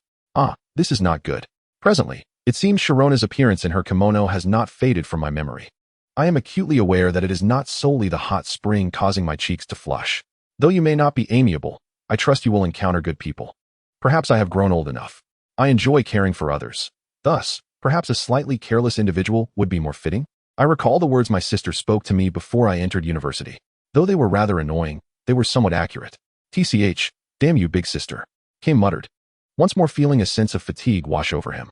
After drying her hair and donning a bathrobe, Sharona passed through the curtains. Kame was in the corridor, sipping coffee milk from a bottle. Thank you for your patience, and I apologize for my tardiness. I anticipated this would happen, so I took it easy. Thank you. Kame was not clad in a bathrobe at the inn. Instead, he wore a black sweatshirt and a short-sleeved undershirt. Sharona did not overlook the sight of Kame's physique, which had grown robust with muscle, as a female guest passed by. What if I wear a jacket? It's quite warm. Then you should wear a bathrobe. The flutter of fabric was calming. Do you wear a kimono during the day? I feel somewhat uncomfortable, but its quality is quite good, so I can endure it. What? Kame was a martial arts gymnastics coach, thus encountering individuals dressed similarly to him was commonplace. However, such attire was not prevalent in the inn. Of course. Then I'll just wear a t-shirt. He retrieved a black shirt from his bag and put it on. Rising to his feet, he placed the bottle into the designated box and then turned his gaze toward Sharona. I have no complaints. This is it. Indeed. Kame was completely oblivious to Sharona's true intentions, yet he nodded in satisfaction. After the two returned to their room, they indulged in the food that had been delivered, sipping on Junmai sake brewed in the round city. Delicious. It goes down easily. I feel like I'm on the verge of collapse. Mostly me. You are rather weak. He poured the clear liquid into a sake cup. The fruity aroma mingled with the taste of the alcohol as it traversed his throat. Good sake is hard to come by. I feel as though I am consuming too much. I should stop soon. This will affect tomorrow. Then I shall take the remainder. What? Chapter 18, Pokemon League. As he set down the sake cup, Kame pulled out the small black Pokemon from its ball and placed it on his lap. With only the small black creature remaining, it joyfully wriggled its body. What about the next Pokemon League? What do you mean? The condition of the Pokemon, Sharona's condition, and so forth. Oh, what if I miscalculate? Is that a foolish question? It doesn't matter. This time, I will definitely win. I look forward to it. To be honest, what concerns me now are matters beyond the Pokemon League. Kame furrowed his brow. Sharona, on the other hand, was fundamentally unconcerned. Since she always focused on the well-being of Pokémon and other related matters, she would not worry excessively. She would attempt to take action before anxiety set in. Kame did not immediately grasp what Sharona was troubled about. What? Kame, do you know about Team Galactic? Those guys with the ugly clothes and hairstyles? Yes. Their actions have recently begun to escalate somewhat. Last time, they occupied a power plant in the valley and did as they pleased. What is their objective? What are they working towards? It appears their aim is to develop cosmic energy. The Galactic Group has a considerable number of members.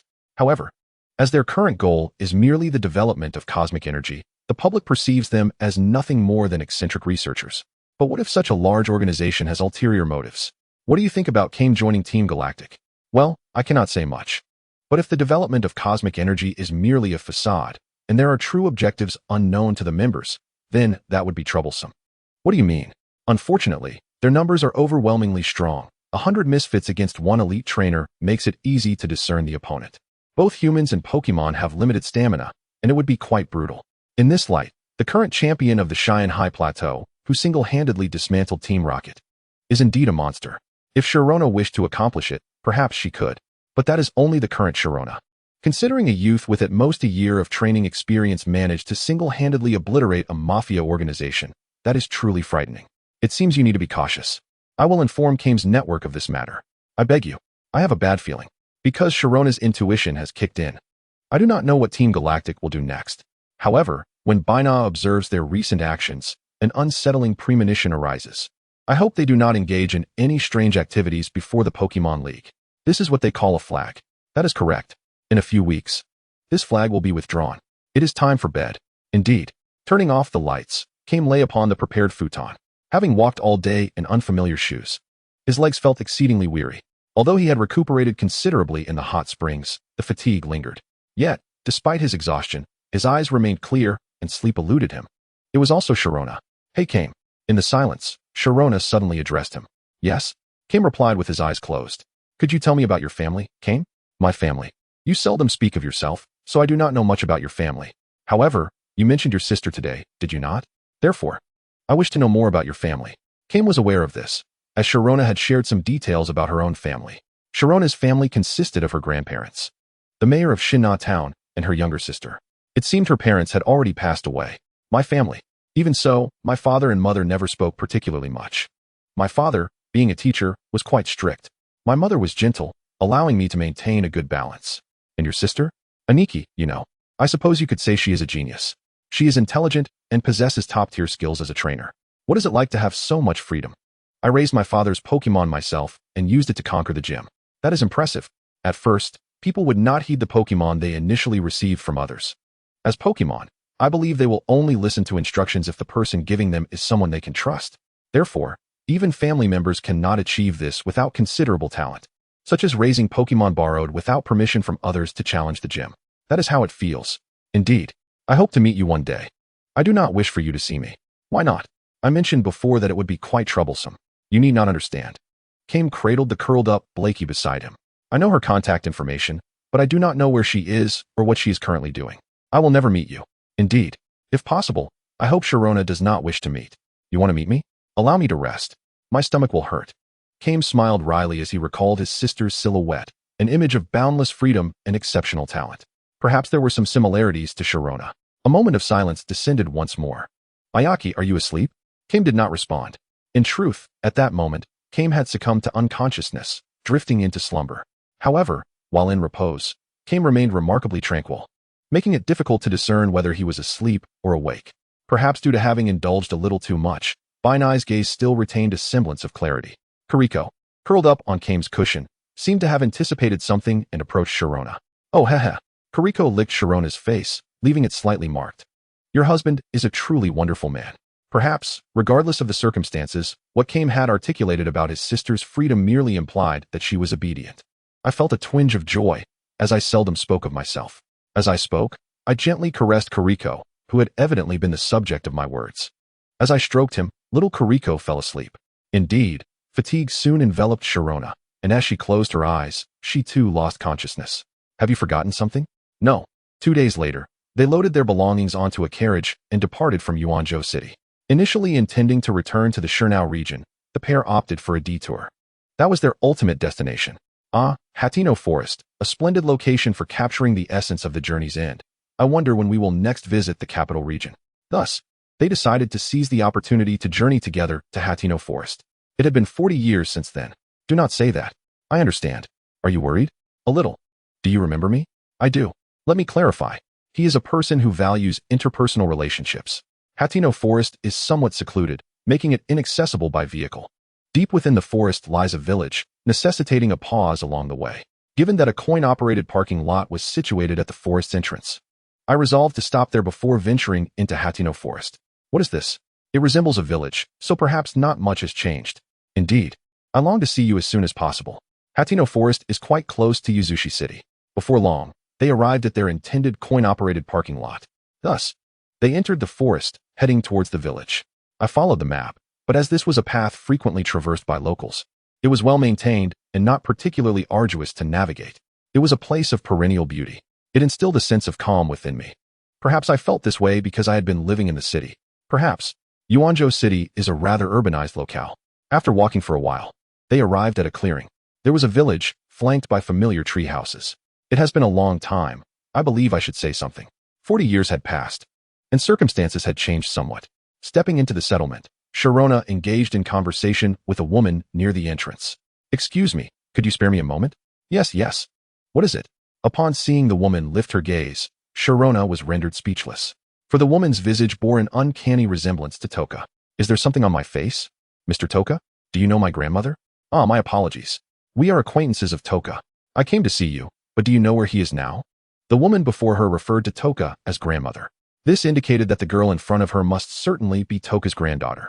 Considering that 4 decades had elapsed, it was hardly surprising that he had a grandchild. Grandmother has returned. She is home. Very well, thank you. You're welcome. With that, Bainai and the others proceeded to Toka's residence. The remaining girl, Miku, returned to her work, lost in thought. Did I ever mention where my grandmother lives? Nothing has changed. Oh, compared to when Bainai and the others resided there, Toka's house, though considerably aged, remained much the same as before. Sisters. Just as I was about to knock on the door, the girl from earlier dashed over. Oh, wonderful. I know where grandmother's house is. Yes. Have you been here before? Yes, I have visited before. Oh, then come in. Oh, I just remembered. You haven't introduced yourself yet. I am Sharona. I am Miku. Where is your brother? Came. Pleased to meet you. The girl, who introduced herself as Miku, opened the door, removed her shoes, and ran into the back of the house. Grandmother. What is it, Miku? Do you know? Grandmother has a visitor. Me? Did you promise to meet someone today? An elderly woman appeared, accompanied by Miku. Upon seeing Sharona and came, she set down her staff. Oh no, this cannot be. From our perspective, this is merely a recent occurrence. Yet in this context, I am uncertain whether I should act as such. It has been a long time since we last met, Toka. Ah, are you truly Miss Sharona? Yes. Came, is it truly you? Ah, I see. It is a pleasure to see you again. Toka covered her wrinkled face with her hands, tears streaming down. We meet again. Sharona gently grasped Toka's hand and smiled at her. I never expected you would truly come to see me. Toka joyfully remarked while sitting in a chair in her room. Oh, you did not believe me? No. I thought you would come.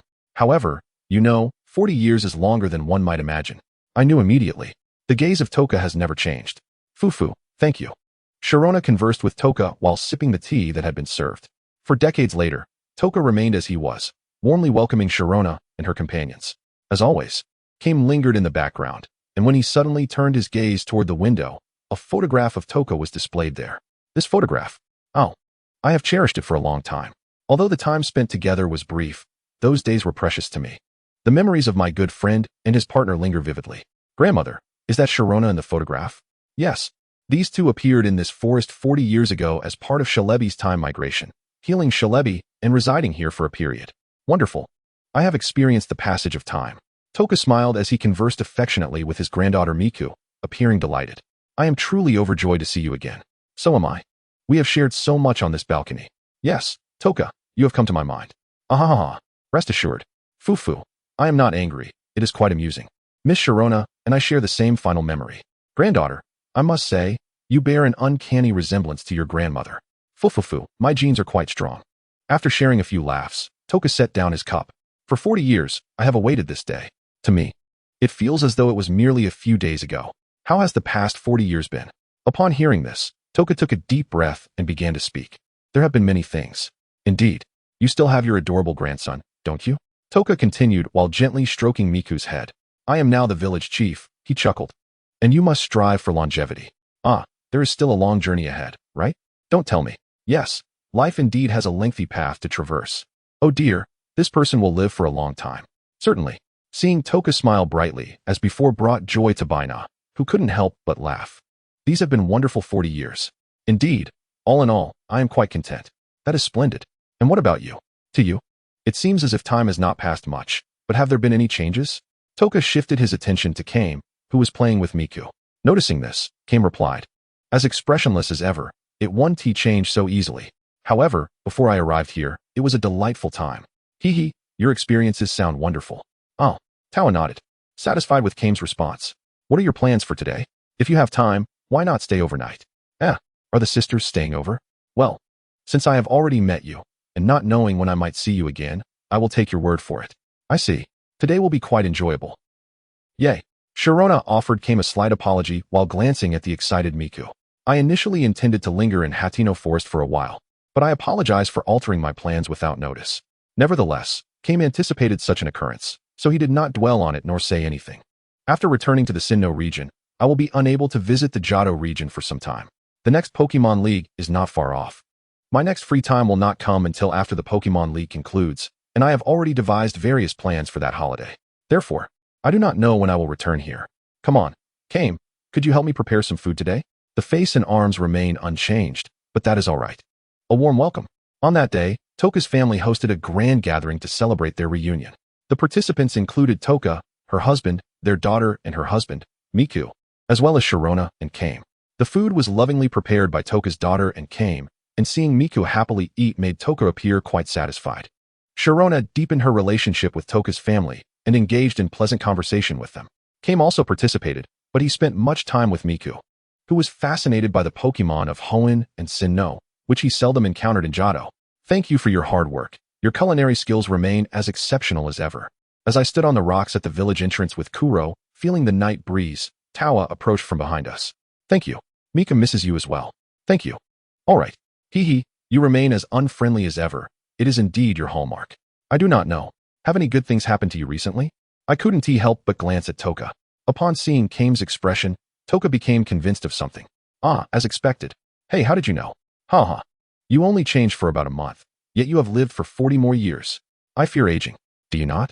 Well, I shall not inquire about that good thing, for it would be impolite to ask. What a pity. Kame felt a slight relief at the lack of further demands, gazing at the moon floating in the sky. So much has changed. Indeed. I hope your kind heart remains unchanged. Kame did not respond. However, upon seeing Kame's face, Tawa quickly realized there was nothing to worry about. Come out, are you there? As Kame spoke, a small light illuminated. Then, Shalebi emerged from the glow. Ah, it is delightful to see you again. Shalebi joyfully fluttered around Kame. According to Toka, he had visited this village numerous times since then, arriving only after feeling the presence of the power crystal that Shalebi once bestowed upon them. You look well. That is splendid. Since then, he has visited many times. I am honored. Chapter 19, Invasion of the Network. Gently watching Shalebi and Kuro play, for Kame had mentioned it so. Let us return quickly. The night has grown chilly. Ah, oh yes. Shalebi, would you like some herbal tea? Shalebi nodded and embraced Tawa. Oh dear, no matter how much time passes, you remain a spoiled child. Is Kame also here? I would like some. Would you like Sharona's portion as well? Fufu, leave it to me. Tawa beamed a smile at Kame that had never changed over the years. Ah, that sounds delightful. Sharona peeked her head out from the top of the treehouse. Oh, Miss Sharona. No, it is just Sharona. Perfect timing. I was thinking of brewing some herbal tea. What about you? May I ask you something, Toka? Fufu. Leave it to me. Oh, Shalebi. When Shalebi noticed Sharona, it rushed over and embraced her. You came. It came to see me. Oh. Then let us go upstairs and have a good chat. Sharona carried Shalebi back to her room. Tawa and Kame followed suit, returning to the treehouse. The next day, the two departed the Johto region. You are leaving, Grandma. Yes. Toka gently stroked Miku's head, who replied sadly. Miku was quite fond of Kame and Sharona, so it seemed she was happy to be with them, even if only for a brief time. This time, we exchanged contact information so we can reach each other anytime. Yet, even so, meeting and chatting in person is much more enjoyable. Will we be able to meet again? Of course. Toka remarked as she gazed at the photo taken during their farewell. Not only did it feature Toka's family, but also Sharona and Kame, along with photos of Toka and Sharona and Miku flirting with Kame, as well as images of Toka, Sharona, and Kame enjoying iced tea together. Because you honored the promise from last time, I believe we will meet again. As Toka spoke, she carefully placed the photograph into an album. Indeed, that is correct. The bonds with people are quite strong. Yes, I believe. What a wonderful child. She placed the album beside the window frame. The old photographs and the new album shimmered under the warm light. Miku believed they would meet again, thus leaving the room. All right, quota reached. I sat on the bench, wiping the sweat from my brow. Kame was drenched in perspiration after completing all the targets set for the day, such as muscle training and aerobic exercises for endurance. Surrounding him were many trainers, all wearing equally fatigued expressions, just like in a fighting-type dojo. Not only Pokemon exercised in the dojo, but trainers did as well. Naturally, Kame was also training, and his physical abilities were among the top levels in the gym. Certainly, while other trainers may possess greater sheer muscular strength, both Kame and Sumomo exhibit remarkable agility and adeptness in utilizing their bodies, excelling in parkour and other full-body movements. Today's training session concludes here. I extend my gratitude for your hard work. Heeding the words of Xiang Tao, the trainers returned their Pokemon to their Pokeballs, exchanged farewells, and proceeded to the changing room. Only Sumomo and Kame remained, with Sumomo calling out to Kame. Aren't you heading home? We can discuss that once the changing room clears out, Kame replied while skillfully mixing a protein shake. Post-workout protein is quite delightful, isn't it? The new protein released by the Wonder Triathlon Association is exceptionally tasty. What flavor is it? It's a mysterious fruit. Is it truly delicious? Indeed. The taste of the mysterious fruit may not remain constant, but compared to the guaranteed flavors of the orange berry and the lum berry mushrooms, the mysterious fruit's flavor is rather less appealing. Thus, Kame harbored doubts regarding Sumomo's palate. I believe it's a matter of personal preference. It certainly must be. Kame, have you considered the Johto region? It's difficult to articulate, but it is a splendid place. You should visit there someday. Is that so? After finishing his protein shake made from orange juice, Kame rose to his feet.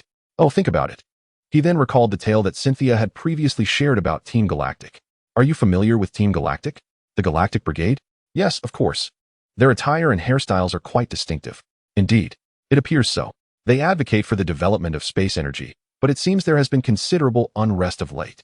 It would be prudent to share this information with the leaders of other gyms. Is that so? That would be quite helpful. I shall conduct some research as well.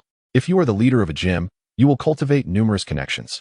With that, Kame bowed to Sumomo and made his way towards the changing room. So, it seems that the gym leaders are well aware of Team Galactic. Cynthia and Kame were engaged in conversation within the confines of Kame's room at Cynthia's residence. Naturally, Kame was attending to some tasks on his computer. For the time being, I have asked the other gym leaders to discuss this matter with Sumomoten. I have no choice. Team Galactic's actions have grown increasingly aggressive. What have they done now? You are aware of the lake in the Sinnoh region, correct?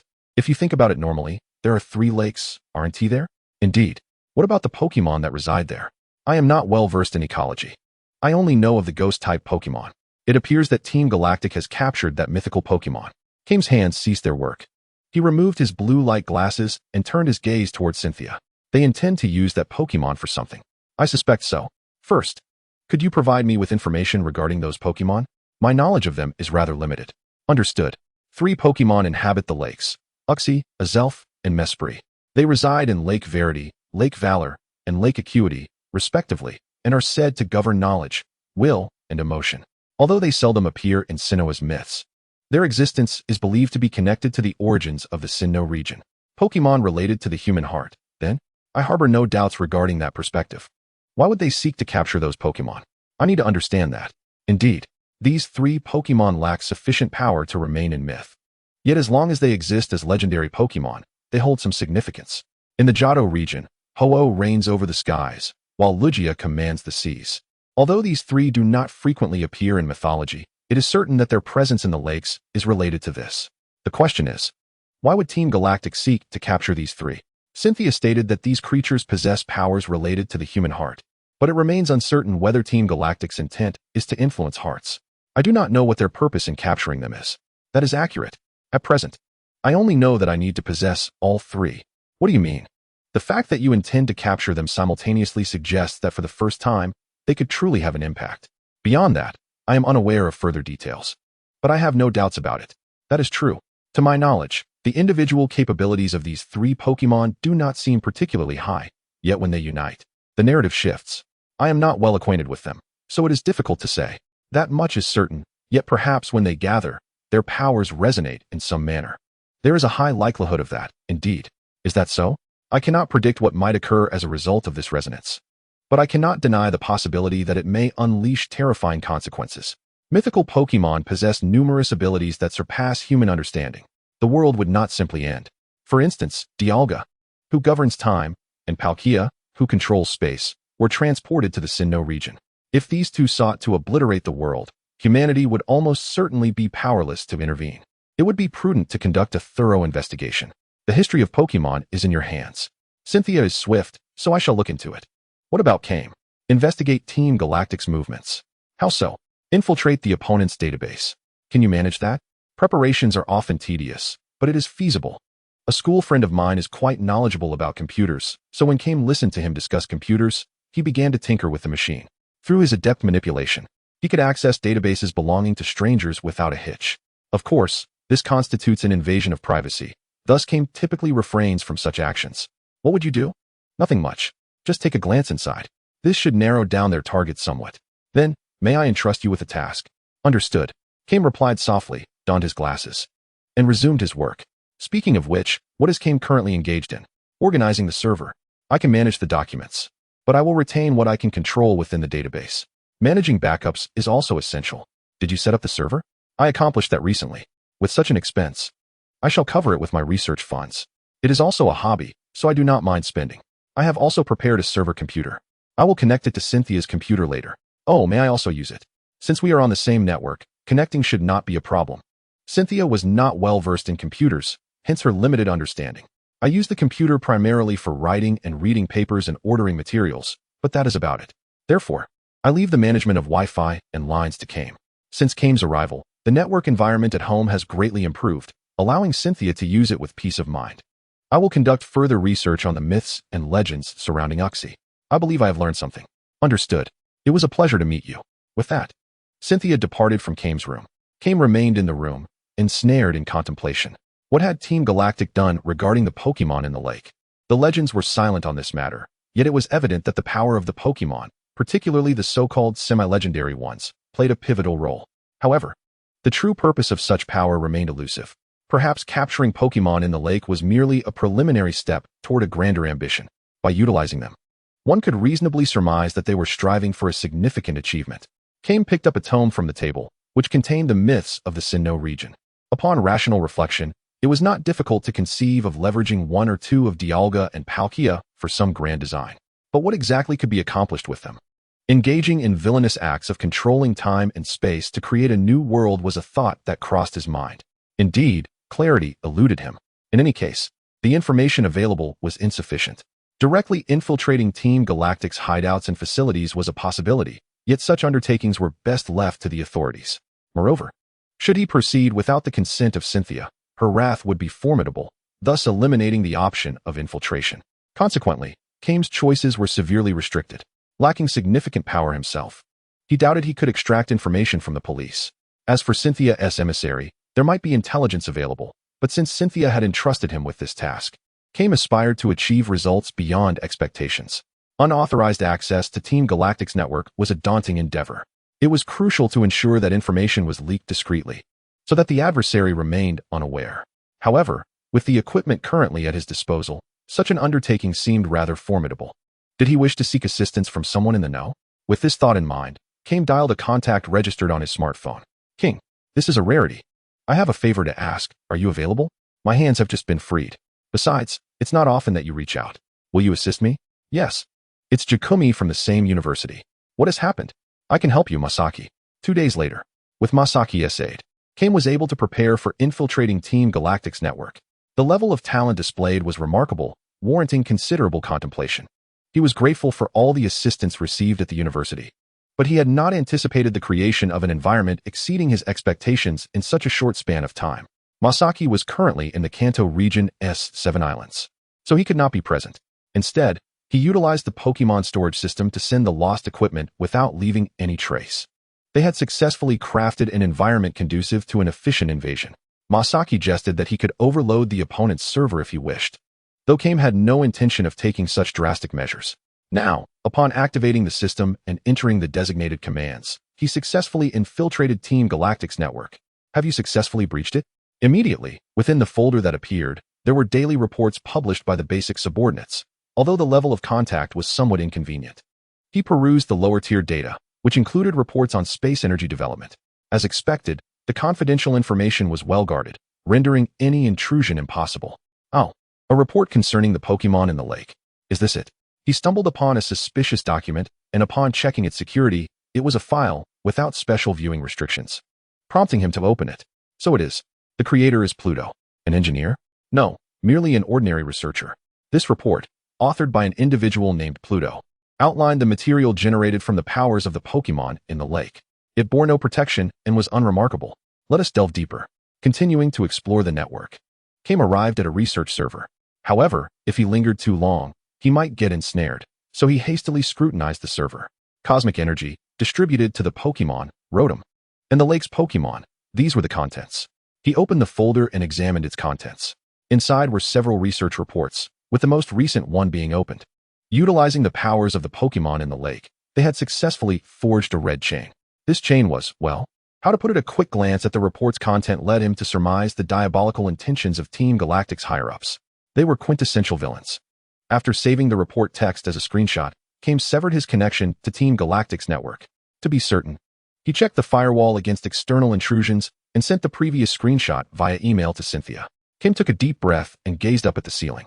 For the time being, he had fulfilled his promise to Cynthia. Allowing her to decide how to proceed, he powered down the computer. However, there was also research concerning Rotom. But what exactly was Rotom? Was it a Pokémon? He still had much to learn about Rotom. Kame, I have received news from the police. It seems Team Galactic is gathering at Mount Tenon. A few days later, Cynthia received intelligence from the handsome police officer regarding Team Galactic's movements. Team Galactic planned not only to mobilize their executives, but also to deploy many subordinates to conduct operations at Mount Tenon. How many? The numbers appeared to be substantial, and it seemed the police had yet to apprehend them. After all, their objective must be significant. Surely, they aimed to do something concerning the legendary Pokémon residing there. Kame had speculated that the red chain would manipulate the legendary Pokémon Dialga and Palkia, compelling them to act, an insight that proved to be astute. He was uncertain of their intentions, but it would surely not bode well. Let us depart. I am unaware of your plans. Oh, as the two arrived at Mount Tenon, they encountered a man clad in a coat at the cave entrance. Oh, Miss Cynthia, have you arrived? Thank you for your patience, handsome. Not at all. I appreciate your support. The man present was a dashing figure from the International Police, who had once pursued the leader of Team Rocket, Giovanni. What is the situation? They have destroyed the murals obstructing the spear pillar and are forcefully advancing toward it. I can no longer hold them back. I shall be there shortly. Kame, let us move. Ah, what about those people? He is my assistant. Rest assured, he is quite capable. Is that so? I apologize for leaving you with him. Not at all. This is also my duty as champion. Ah, by the way, Miss Cynthia, not long ago, a girl wearing a knitted hat entered Mount Tenon. I'm not overly concerned, for she has the ability to acquire all the gym badges, but it is still a possibility. Please inform me about that girl. A knitted hat, you say? That must be Dawn. Understood. Chapter 20. The Time-Space Pokémon. Cynthia nodded in agreement and led Kame into Mount Tenon. Inside, it was pitch black, illuminated only by Kame's lantern and flashlight. If only they had a Pokémon capable of using flash, but alas, none were available. Cynthia, is that light the one you mentioned earlier? Indeed, that boy is the one who has been collecting gym badges with remarkable speed. Really? Are you troubled? I am merely astonished that a child possesses the audacity to venture into such a place, for he is a child with a profound sense of justice. Much like you. He is a child who cherishes Pokémon. Is this not also intertwined with your own narrative? Indeed. Shortly thereafter, the shattered mural disintegrated, revealing a gaping hole ahead. From the remnants of the mural, one can discern the exquisite craftsmanship involved in its creation. This mural undoubtedly holds significant historical value, I surmise. However, they seem oblivious to its worth. Let us proceed. As I moved forward, I observed the underlings of Team Galactic stretching languidly. They appeared to have been vanquished in a skirmish, their eyes darting about as if they had faced imminent demise in battle. You performed admirably. It seems that child is responsible for this. Thanks to you, we are able to enjoy ourselves. Let us pursue them, regardless of your strength. Neither Pokémon nor light possess infinite stamina. Oh, huh. Light concealed himself behind a rock, retrieving a water bottle from his bag to quench his thirst. Unable to forgive Team Galactic's negligence towards Pokémon, they launched an assault despite the police's objections. Although each subordinate was not particularly formidable, they were not weak enough to be easily dispatched. This posed considerable difficulty, as some of the more powerful subordinates occasionally exhibited confusion. It is rather disheartening to be alone. The restorative items are limited. Given my travels, even though I typically carry a plethora of supplies, the capacity of my bag remains restricted. At this rate, our Pokémon's endurance will swiftly wane. I peeked out from behind the rock, surveying my surroundings. Although I was not nearby, I could see the subordinates in the distance searching for me. If they were to abandon their posts, they might steal a glance upwards. But the subordinates would not vacate their positions. The moment I placed my hand on the Pokeball to force my way through, the subordinates collapsed. As I raised my head in astonishment, Lucario stood behind the subordinates. Beside him was a man with a stoic expression. Are you Hikaru? Light nodded silently. I see. Your eyes are indeed striking, much like his. And you? I am Kame, assistant to Cynthia. Miss Cynthia? Hikaru-chan, are you alright? A golden-haired beauty emerged from behind Kame. Miss Sharona, I apologize for my tardiness. While courage is commendable, one should contemplate before taking action. Kame utilized his tools to heal Light's Pokémon. Look, you can still fight. Thank you very much. Your flamboyance and aggression are evident. Observing your current predicament, it is clear that your Pokémon are utterly exhausted. If Cynthia's Pokémon displayed a similar level of ferocity, they too would likely be fatigued. If a girl with at most a year of training experience can achieve this, I can only imagine the repercussions. No matter how talented you may be, one must not easily dismiss the experience one has accumulated. While many things can be overturned in combat, this instance differs, for there are no rules. Perhaps I have gone a bit too far? Fufu, you are quite audacious, aren't you? I did not think too much of it, but it is possible. I do not believe this is particularly egregious, but this time was indeed a poor choice. Reinforcements will gather, including the defeated subordinates. The underlings all summoned their Pokémon, forming a barrier that obstructed the path to the summit. Cynthia, allow me to handle this. I've got it. How to clear the path? It is simple. Kame commanded Bronzong, Bastiodon, and Mukahawk to relinquish their Pokeballs. Lucario, Aura Sphere. Little Black, combined Lucario's Aura Sphere with the Shadow Ball. The Pokémon acted upon Kame's instructions.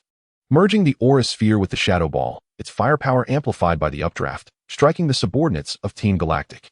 Amidst the roar, smoke billowed as the subordinates were blown away, and the obstructed pathway was cleared. It has begun. Thank you, Kame. Let us move onward. Yes. The two continued their ascent towards the mountaintop. Kame stood in their way, gazing down upon Team Galactic and the others. No matter how potent the attack, it would not suffice to obliterate everyone in a single blow. Aside from enhancing the power of the destruction ray, the Aura Sphere retained a modicum of strength in one-on-one encounters, yet due to its unsuitability for suppression, the incapacitated subordinates were merely blown away in small numbers. However, to avoid hindering Cynthia and Light's efforts, I cannot allow her to pass. The rabble. Kame narrowed his expressionless eyes, looking down upon the subordinates. I am sorry, but I cannot permit you to advance any further. Rabble is rabble. Let us coexist in harmony. His words, imbued with immense pressure, were chillingly cold. Moreover, one could assert that Kame's visage at this moment was undeniably malevolent. At the summit of the mountain, the spear pillars stood tall. Executives and leaders had gathered there, preparing for something. Jupiter, it is time. Champion. To such a place. One of the executives, Jupiter, vowed. Mars, Jupiter, buy me some time. Understood. As the leader of Team Galactic, Cyrus, instructed the executives, both executives grasped their Pokeballs. It appears we have no choice but to fight. Light, can you proceed? It's all right. I have had Mr. Kame heal me. Yes. Then let us go? Indeed. I shall not allow you to obstruct me, Cyrus. That is correct.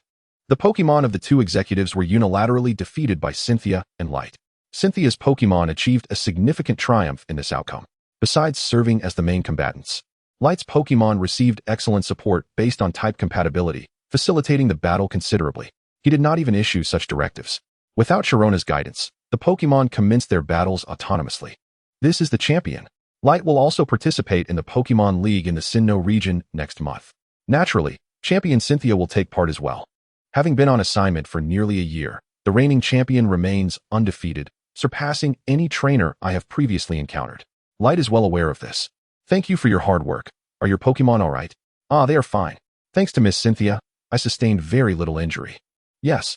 Light's smile transformed into a sharp gaze directed at Cyrus. However, I feel it may be somewhat late. Indeed, champion. Everything is in place to create a new universe here. Now, everything is concluded, yet a new begins. Cyrus continued without turning to glance at Cynthia and the others. This red chain was forged by the 3 Lake Guardians, and another red chain was created by it. Utilize them to unlock the gateway to another dimension. And only for me, wield your power. The red chain in Cyrus's hand began to emit a suspicious radiance. The mythological Pokemon Dialga, the controller of time. In the realm of myth, the legendary Pokemon Palkia, the master of spatial manipulation, emerges amidst a distortion of space. This distortion manifests in 2 forms, giving rise to both a cerulean and a soft pink Pokemon, Dialga and Palkia. These are the fabled beings of myth. Alas, I must cease my endeavors. Yet, I find myself unable to do so. The combined might of these 2 Pokemon renders me incapable of approaching the location where ecology resides. Absolutely not. Whether it is the power of Dialga or that of Palkia, an invisible barrier stands before Cynthia and her companions. This barrier is remarkably resilient, impervious even to Cynthia's Garchomp's attempts to breach it. It can only be shattered if something transpires within. I have long awaited this moment. This universe is woven from the double helix of time and space. Now, I shall harness the powers you possess as my own to birth a new galaxy, a new universe. Now, this flawed, unsightly world must be obliterated. Let everything be reset. To create the ultimate world, a perfect world, imperfections and ambiguities, such as emotions, must be eradicated. Suddenly, I sense a presence in the sky. Above, 3 beams of light swirl, seemingly obstructing something. Indeed, it is so. The deities of knowledge, will, and emotion, Uxia, Agnum, and Imrit. With the combined strength of these 3, the power of the divine can be suppressed. However, if both appear at once, I am powerless. Ecology ultimately turns towards Cynthia and her companions. In such a scenario, even the champion is rendered helpless. Currently, the powers of Dialga and Palkia are fabricating this invisible wall. No matter how one attacks, it remains a barrier that separates space, a wall that rewinds and restores. The girl beside me, if memory serves, is named Light. From someone of great significance to you. Then she vanishes from your Pokemon. Ah, the moment of my wish is finally at hand. At the instant Light seeks to resist. An overwhelming sense of dread envelopes the entire pillar of the gun. What is this? What omen is this? Has someone grown angry? Absolutely not. In the next moment, a shadow unfurls before ecology. From it, a colossal silhouette descends, casting its gaze upon ecology. Giratina. Surely not Giratina? Giratina, the Pokemon of equal power to Dialga and Palkia. Seldom mentioned in myth, it is said to dwell on the other side of the world. Cynthia has somewhat anticipated Giratina's emergence. Yet, I did not foresee such a turn of events. Giratina seldom intervenes in this world, the one we inhabit. Thus, I believed it was quietly observing. Or perhaps would intervene in some manner, but I did not expect it to manifest in the form of a shadow. Intriguingly, some Pokemon can only appear in shadows. Yet, that is folly. Regardless of the divine power one possesses, it is futile against my manipulation of Dialga and Palkia's strength. The shadow morphs into what appears to be wings, aiming at ecology. From this ecology to you. In the next instant, the world is shrouded in shadow. What is happening? When Kame successfully returns his subordinates through peaceful resolution and unilateral annihilation, the situation takes a rather dire turn. First, the color of the sky becomes bizarre. Then the pillars become distorted. The 2 executives exhibit inexplicable lethargy, leaving them be. Kame, Cynthia, what is the meaning of this? Giratina, I was enraged by ecology's attempt to wield Dialga and Palkia's powers through the red chains, and I consumed ecology. So what of this space? It is likely a pathway to the world where Giratina resides. Essentially, Giratina's realm and ours are not meant to interfere with one another. However, the 2 worlds are connected within this space, causing a distortion within our reality. The world is indeed warped. The stone pillars within the gun column bend in impossible ways. The extent of the distortion gradually expanding. If we do not close this space, the distortion will spread throughout Sinnoh, leading to the collapse of the world. How do we halt it? We have no choice but to appease Giratina's wrath. To achieve this, Little Light, we require your assistance. Me? Yes. As long as you demonstrate a profound bond with your Pokemon, Giratina will surely understand. So let us proceed. Yes. You as well, Kame. I understand. As I traverse the distorted space, another dimensional world unfolds before me. Wow, how marvelous. What are you doing here? The space that presents itself to Hikari and her companions is evidently far removed from reality. There are structures, flora, and water, yet everything is distorted. The scaffolding is composed of a substance resembling pale blue crystals, with islands of considerable size floating in countless numbers. The flow of water is peculiar as well. In some areas, it flows upwards. The architecture appears distinctly artificial, yet due to its distortion, it seems devoid of life. A world where physical laws and all else are shattered. I sense no presence of living beings. It is a realm where time does not flow, and space remains unstable. So, you intend to pursue Giratina, correct? Yes. Giratina's essence emanates from the largest island, from the apex of the largest island visible from Hikari's current position. From there, I perceive the same sensation I felt in the shadows. I have no choice but to press onward. Yes, let us proceed. Little light, watch your step. Yes, the yacht. Progressing forward is not arduous. Firstly, the gravity is weaker than in the real world, allowing for great leaps with a mere gentle push, enabling even someone like Hikari, who is not physically trained, to transition effortlessly from one foot to the other. Kame, possessing the highest physical prowess, leads the way, checking the footholds and gravitational conditions, allowing for relatively safe advancement. Yet, this is a peculiar world. Some elements resemble artifacts, yet there are no inhabitants here. Giratina is the sole Pokémon that exists. I am uncertain how this world operates, but if I encounter artifacts, it may indicate a world influenced by the real one. Therefore, if something falters in reality, it may likewise affect this world. Conversely, if issues arise here, they could potentially manifest in reality. Is this a world where we mutually support one another? I believe that explanation suffices. Cynthia concludes that the real world exists because of this fractured realm, and this fractured realm exists because of the real world. Originally, these were two worlds meant to remain separate, but due to the illicit utilization of Dialga and Palkia's powers, time and space have become distorted and interconnected. Is the real world faring well? I do not know.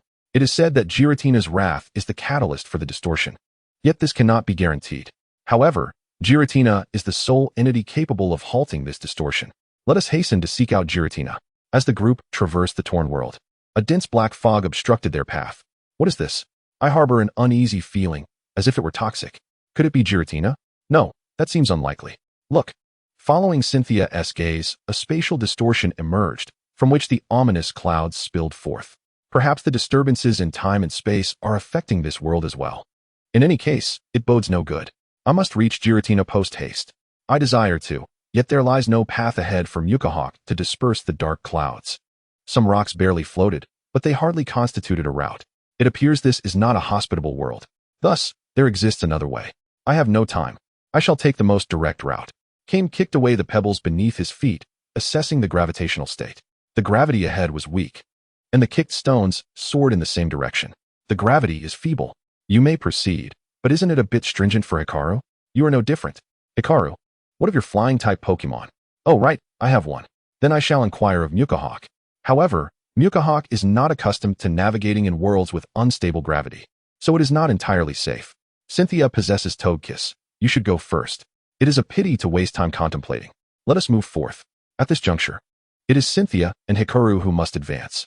Kame's priority to cross the river is minimal, as he is merely an escort at most. Let us proceed. After confirming what appeared to be intersecting paths, Kame took flight.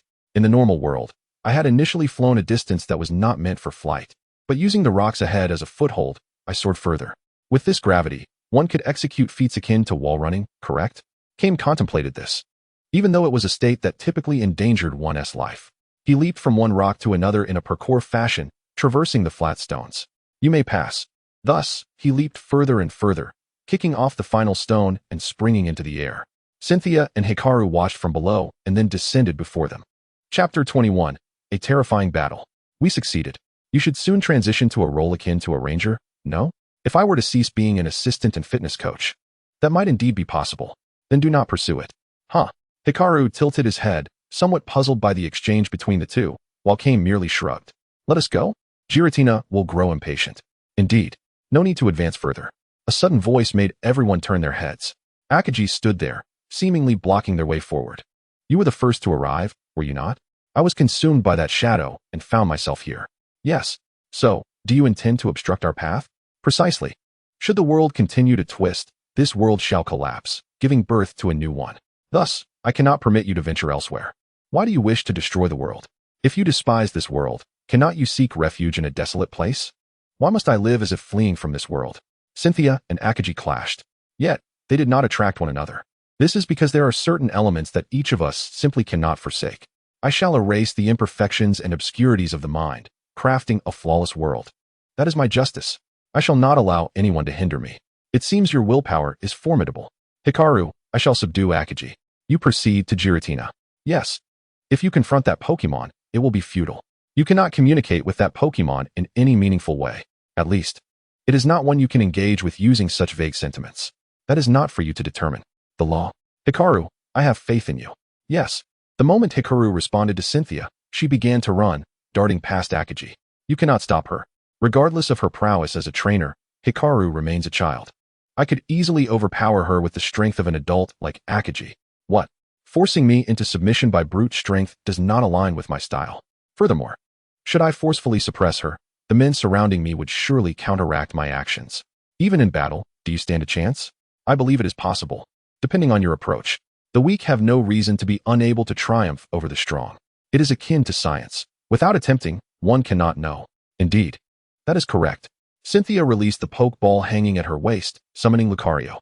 There are certain things we cannot relinquish. Thus, we have no choice but to fight. I shall not be defeated. Not even by that shadow Pokemon. Not even by this foolish world. Akaji dispatched Houndoom. Being a Dark-type and Fire-type Pokemon, it posed a significant threat to Lucario, who is Steel-type.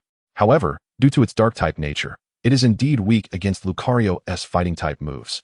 Kame, do not interfere. This is my battle. Houndoom. Flamethrower. Or a sphere. Houndoom's flames collided with Lucario's sphere, resulting in an explosion. Swords Dance. Before the smoke dissipated, Lucario enhanced its focus through Swords Dance, boosting its attack power. Dark Pulse. Step left 3 paces, then strike with a punch. After narrowly dodging the Dark Pulse, Lucario swiftly closed the distance to Houndoom, delivering a glowing punch to its body. However, Houndoom evaded to its rear, diminishing its power and quickly retaliating with Flamethrower. Lucario immediately vacated the area after reading the situation. All is well. Its speed was so extraordinary that it seemed to vanish from Houndoom's line of sight upon landing. The essence of quick attack lies not only in achieving maximum speed from a standstill with remarkable agility, but also in maneuvering the body in such a way that the enemy's perception cannot keep pace. Cynthia's Lucario had perfected this to an extent so few could react to its swiftness. It struck Houndoom with quick attack, catching it from behind. In battle, Lucario's fists landed multiple blows upon Houndoom's body. The Dark-type Houndoom could not endure the relentless onslaught of Fighting-type moves. Indeed, it is no simple matter. If you seek to annihilate this world, I shall protect it. In order to safeguard the world, Cynthia chose to fight with all her might. The shadow she cast was that of the champion herself. Truly, a champion, impressive skill. Akaji is left with only his manual. Manectric also breathes heavily upon his shoulder. Its stamina reduced by half. Conversely, aside from Lucario and Togekiss, Cynthia remains in impeccable condition. Undoubtedly, Cynthia's assertions hold no doubt. Shall you surrender? A jest. Indeed. Then there is no other recourse. As she spoke, Sharona summoned her ultimate ace, Gaburius. Gaburius, Dragon Claw. Manura, Ice Beam. Gaburius shattered the released Ice Beam with its Dragon Claw. However, the Ice-type move proved to be quite effective against the Dragon-type Gaburius. It sustained considerable damage, yet it did not waver. Gaburius's powerful claws tore through Manura. Coupled with the level disparity, Manura was pushed to the brink of death. Ice Stone. Dragon Wave. The techniques collided. Manura leaped from the smoke to assault Gaburius. In a desperate struggle, Manura's claws struck Gaburius, or so it seemed, but Gaburius, with its keen dynamic vision, seized hold of Manura's arm, halting the blow at the point of impact. No, that was a splendid ambush. And now the close-range Ice Beam. It was too late. Dragon Dive. Gaburius still clung to Manura, slamming it to the ground. The nearly lifeless Manura was utterly exhausted. It's over. You can no longer fight. Cease your efforts. I am a new world, a new galaxy. I cannot comprehend why you deny your heart. Yet, I desire to live in this world. Thus, relinquish your ambitions. Such frail, contradictory, vague, and incomplete things as hearts ensure this world remains imperfect. What inconvenience lies in erasing such things? I shall not lose, I shall not yield. I will undoubtedly realize the world I envision. Akaji shouted, and the fallen Manura rose once more, unleashing an ice stone towards Gaburius. Whether it was the residual strength or the foolish power from the battlefield, its potency was significantly greater and sharper than before. Gaburius, believing it could no longer rise, reacted sluggishly but managed to evade a direct hit. However, in its immediate evasion, It overlooked that Bainai was caught in the line of fire of the ice stone. Bainai, taken by surprise, could not react in time, bracing for the impending impact and pain, ready to endure a direct strike. Yet, the pain never came. Upon opening my eyes, I found Kimu standing before me, shielding Sharona from the shards of ice. Abuna, Ka Kimu, protect me. If I am injured before the league, it would pose a problem.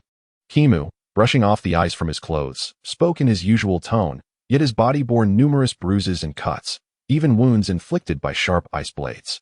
Indeed, it hurts. What are you doing? I thought I made it clear that if I were injured before the league, there would be consequences. But this is different. Fool. Step back. Kimu grasped Minura's claws, halting their advance. The sharp claws sliced into Kimu's hand, causing blood to flow. Minura was astonished to find its claws halted by bare hands and momentarily ceased its actions. Gaburias seized this opportunity to attack from behind, but Minura swiftly retreated, landing beside Akaji. Given its wounds, Minura was on the verge of death. Yet, its ability to perform such a maneuver could perhaps be attributed to its desire to fulfill Akaji's wishes. Stop it. Minura, enough.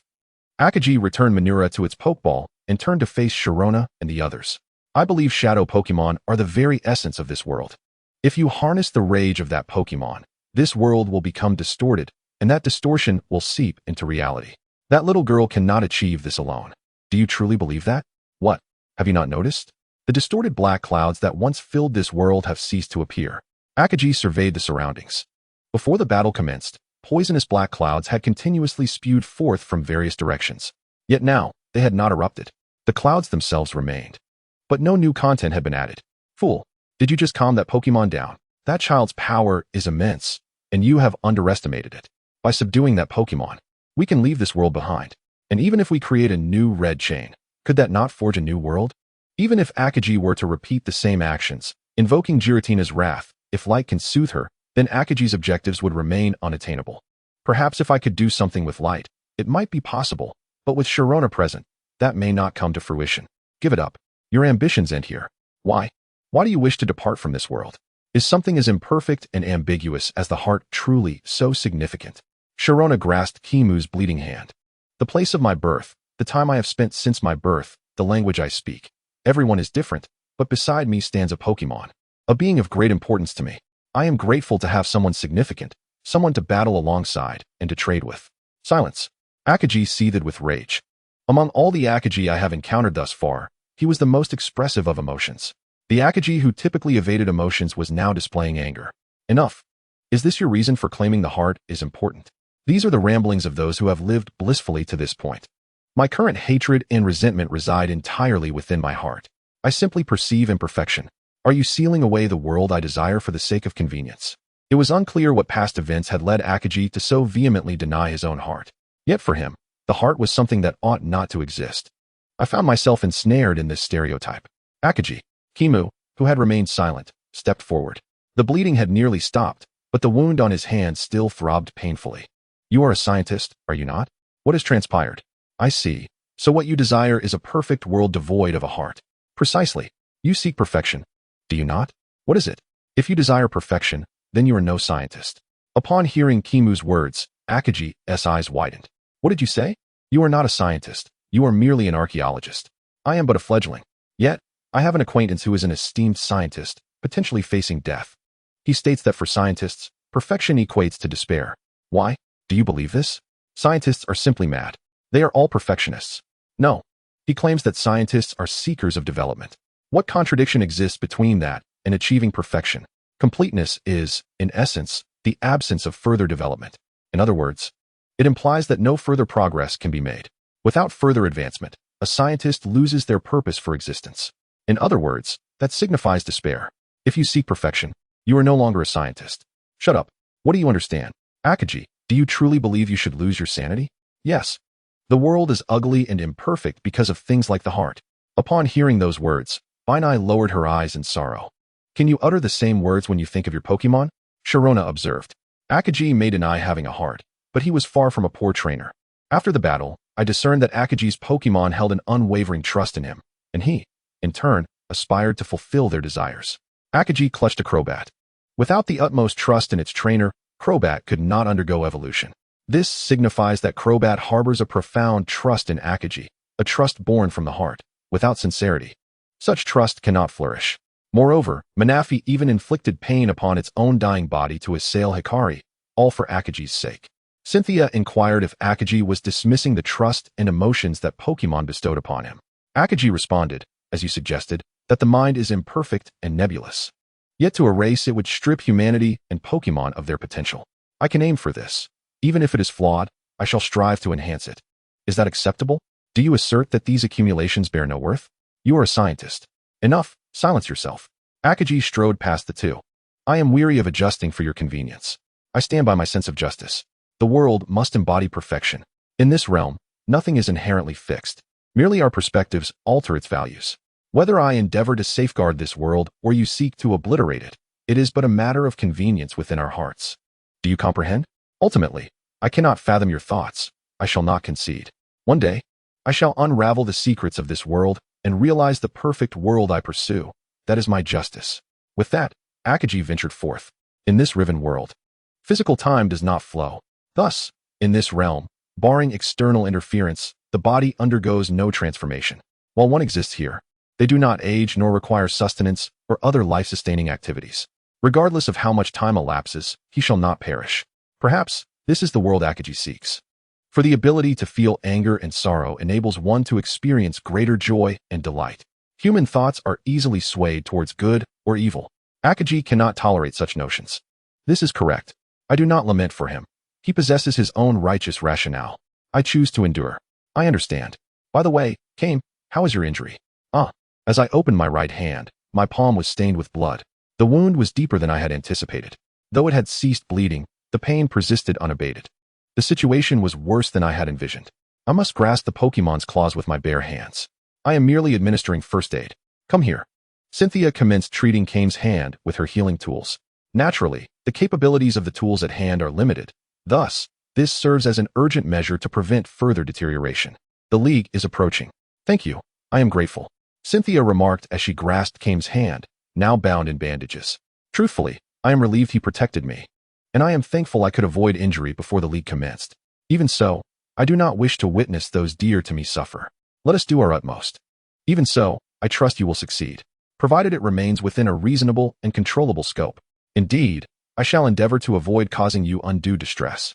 These are not the words of someone who has lost their sanity. Kame managed a wry smile as he stood up. Let us proceed. Giratina's wrath has abated, and the world should be fine. Yes, Hikari performed admirably. I place my utmost trust in you. Is that so? Indeed. Perhaps it is. Any particular reason? I am a girl, yet I am convinced the world has long awaited her. The world has been anticipating her arrival. I possess that sensation. Yes, perhaps it is so. You can see Light waving her hand in the distance. The two began walking toward that direction.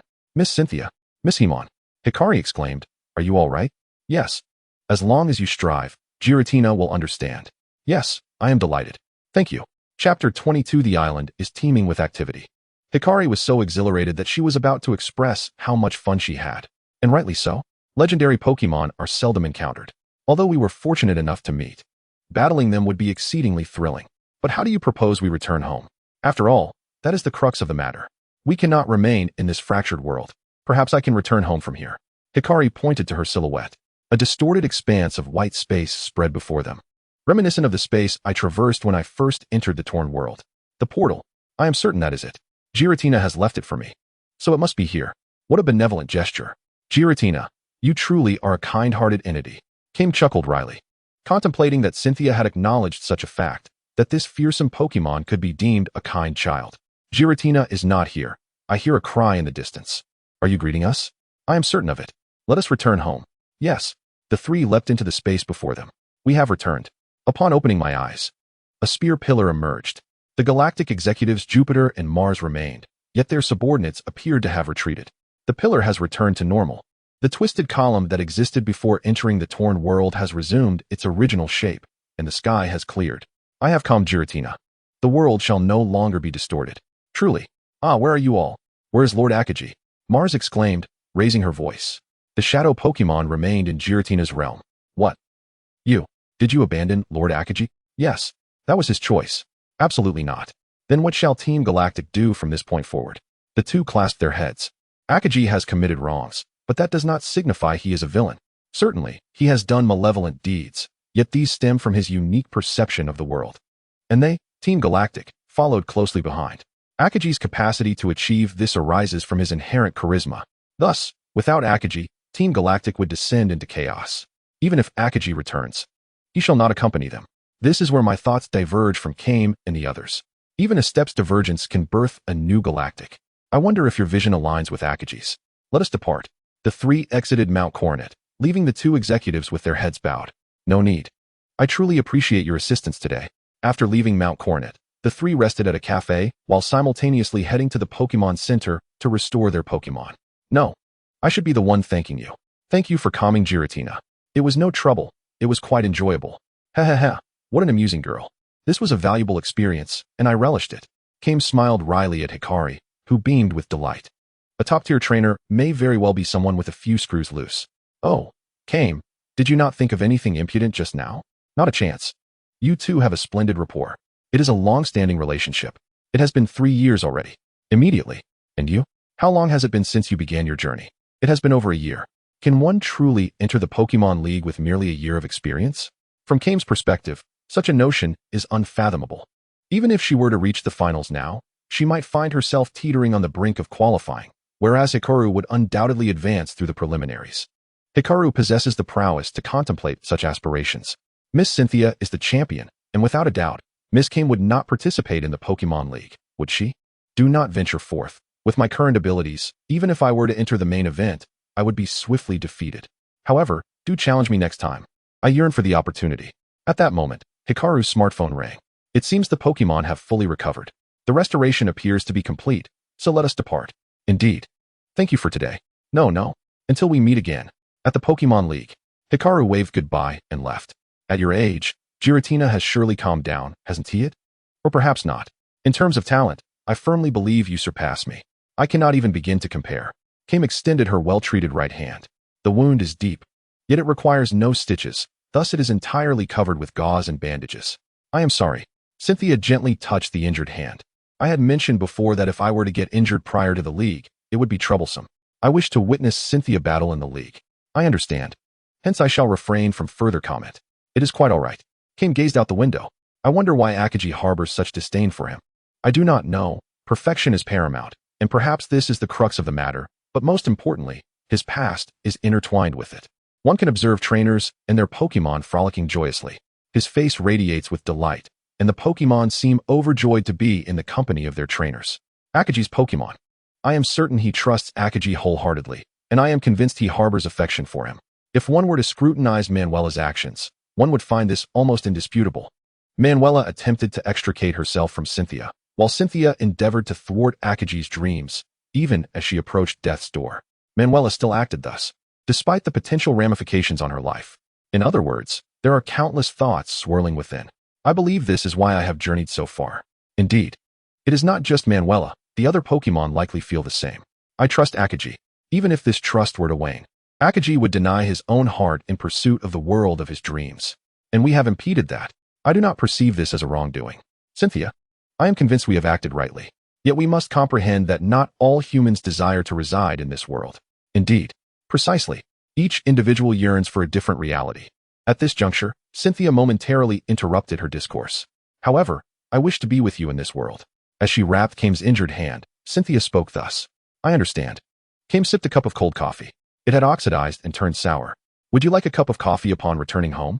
Cynthia is more adept at brewing coffee, so I entrusted the task to her. Haha, that is fine. A few days ago, I purchased some beans. They are from Alola. That is splendid. I eagerly anticipate it. Then let us return home. To our abode. Kame placed the money on the table and rose. After retrieving the Pokémon stored at the Pokémon Center, the two made their way home. It was indeed the season of scorching sunshine. The fiercest battles in the Sinnoh region were about to commence. The Pokémon League. This is a formidable tournament set as the goal for trainers. Eligibility is restricted to those who have collected all gym badges in the region and are capable of traversing the champion's path, the elite trainers. This season has returned once again. Cynthia and Kame arrived at Lily of the Valley Island, where the Pokémon League of the Sinnoh region was to be held. The island was teeming with individuals attending the annual Pokémon League. It appears to be quite enjoyable. Certainly, this Pokémon League presents the finest opportunity to meet various powerful trainers and Pokémon. In battle, Cynthia prioritizes enjoyment over victory or defeat. Thus, regardless of the adversities encountered, she contemplates how to rebound from them rather than succumbing to impatience. This is one of the reasons why Sharona possesses such formidable strength. Yet, regardless of perspective, it is an enormous edifice. The Pokémon League Stadium, erected at the pinnacle of Lily of the Valley Island. From the exterior, it resembles a castle, yet its interior is fully equipped to serve as a battleground. It is no exaggeration to say that this Lily of the Valley Island was constructed for the Pokémon League, and the League Management Committee has expended the most resources on that stadium. This is of utmost importance. Indeed, we need to reconfirm the format of this competition. Kame, who is working at the gym, correct? This time, the head of our gym will not appear at the league, evidently. Our gym will be responsible for the safety of the stadium. This time it is the Udo gym. I do not mind working there. But do you wish to be an assistant as well? Is that not your main occupation? I wonder if this is a foolish question. Cynthia chuckled lightly and began to walk. The Pokémon League of the Sinnoh region is being held on Lily of the Valley Island. Given that the Sinnoh region is situated in the north, it remains relatively cool even in midsummer. Thus, many visitors use this opportunity to enjoy a summer retreat while watching the Pokémon League. Naturally, as champion Cynthia becomes the focal point of attention, Kame feels an innate discomfort. Engage in some fan service. Yes, I wish to give a little back to the fans who have consistently supported me. With that, Sharona approached her fans. Kame, carrying Cynthia's luggage, made his way towards the hotel where he was staying. I stored my luggage at the hotel and then proceeded to the backyard of the stadium, where the guidance committee's headquarters is located. Of course, is it this way? Following the map to the assembly point. Along the way, I encountered a familiar face. Kame, long time no see. Denji, the leader of the Nagisa gym. He is someone I met through sumo, and given that he is close in age to Kame, they share a deeper bond. Is the venue well managed this time? No, I will be appearing this year. Oh, are you going out? It seems there are some interesting fellows this year. Moreover, it is said that he is the strongest gym leader in the Sinnoh region. My next target is a seat among the Elite Four. Denji, with his combative smile, possesses top-tier capabilities among gym leaders. Even the head of Kame's gym, Sumo, cannot defeat Denji. Sumo is undoubtedly talented, but when compared to Denji, he evidently lacks experience. With the accumulation of Sumo's experience, he may be able to compete better against Denji, yet presently, he still cannot best him. Compared to gym leaders from other regions, Denji's abilities are said to be among the finest. Denji may claim this, yet even from Kame's perspective, his abilities are quite formidable. With his talent and ambition, Kame believes that joining the Elite Four is not beyond the realm of possibility. Your goal is not the championship. I will certainly aim for that. However, I wish to progress step by step. Is that so? Moreover, I find it rather difficult to extricate myself from your princess. Do not speak of it. Do not call me princess. Denji is one of the few who knows that Kame and Sharona reside together. Thus, whenever we meet, I occasionally tease him in this manner. Naturally, from Kame's perspective, Sharona does not present herself as a princess, and he does not treat her as such. How about it? Are you still training me? Oh, I have grown stronger. I understand. Then let us battle next time. If the opportunity arises, I shall assist you in warming up. What is the matter? Cannot we engage in a proper fight? If I were your opponent, you would gain nothing. I may be as such, but you are different, are you not? He is the type who meticulously records his learnings after each battle. Is this for me? Indeed. Is that so? Then let us engage in another match next time. It is quite enjoyable to spar with you, for it brings forth a certain pain. Hee. Although Kame's abilities are not yet particularly high, he possesses a peculiar resilience. As Denji, he never concedes, no matter how many times he may falter. Transmission exhibits a somewhat combat-enthusiastic side, managing a wry smile as he continues onward until he reaches the conference room at the committee headquarters. Upon opening the door, I find the gym's leaders and several coaches busily engaged in their tasks. Ah, Transmission-kun. Oh, Suzuna. You look splendid today. Yes, I feel great today as well. Suzuna, the head of the Kisaki dojo. She is the leader of the Ice-type gym and is well acquainted with sumo, hence her familiarity with Kame. Ah, Kame-san. King. Long time no see. Let us battle next time, if the opportunity arises. Kame is not particularly fond of the loud, spirited Suzuna. While I do not dislike her, from Kame's typically calm demeanor, her spirited nature appears somewhat lacking in fortitude. Conversely, Suzuna regards Kame as an adult man and occasionally attempts to draw out the elite trainer-level Kame during battles, holding him in high esteem. Suzuna, Kame-san is in trouble. Suzuna intervened, and upon hearing her rapid-fire speech, realized she had no response. The two, being of similar age, share a good rapport. Oh, I'm sorry. That is not good. Haha. Suzuna seems to be performing admirably. I am pleased. So what is Suzuna's task this time? We are conducting on-site maintenance. I see. Although there are not many personnel at Kisaki Gym, they are all quite exceptional, so it is of no concern. Yes, I shall do my utmost. Are you the last one? The next person to enter is Natine. Are you late? No, it is not yet time. That is not Kane-kun. Long time no see. Domo. Natine does not seem perturbed by this unfriendly reply. Rather, he smiles. You remain unfriendly, as always. That must be your nature.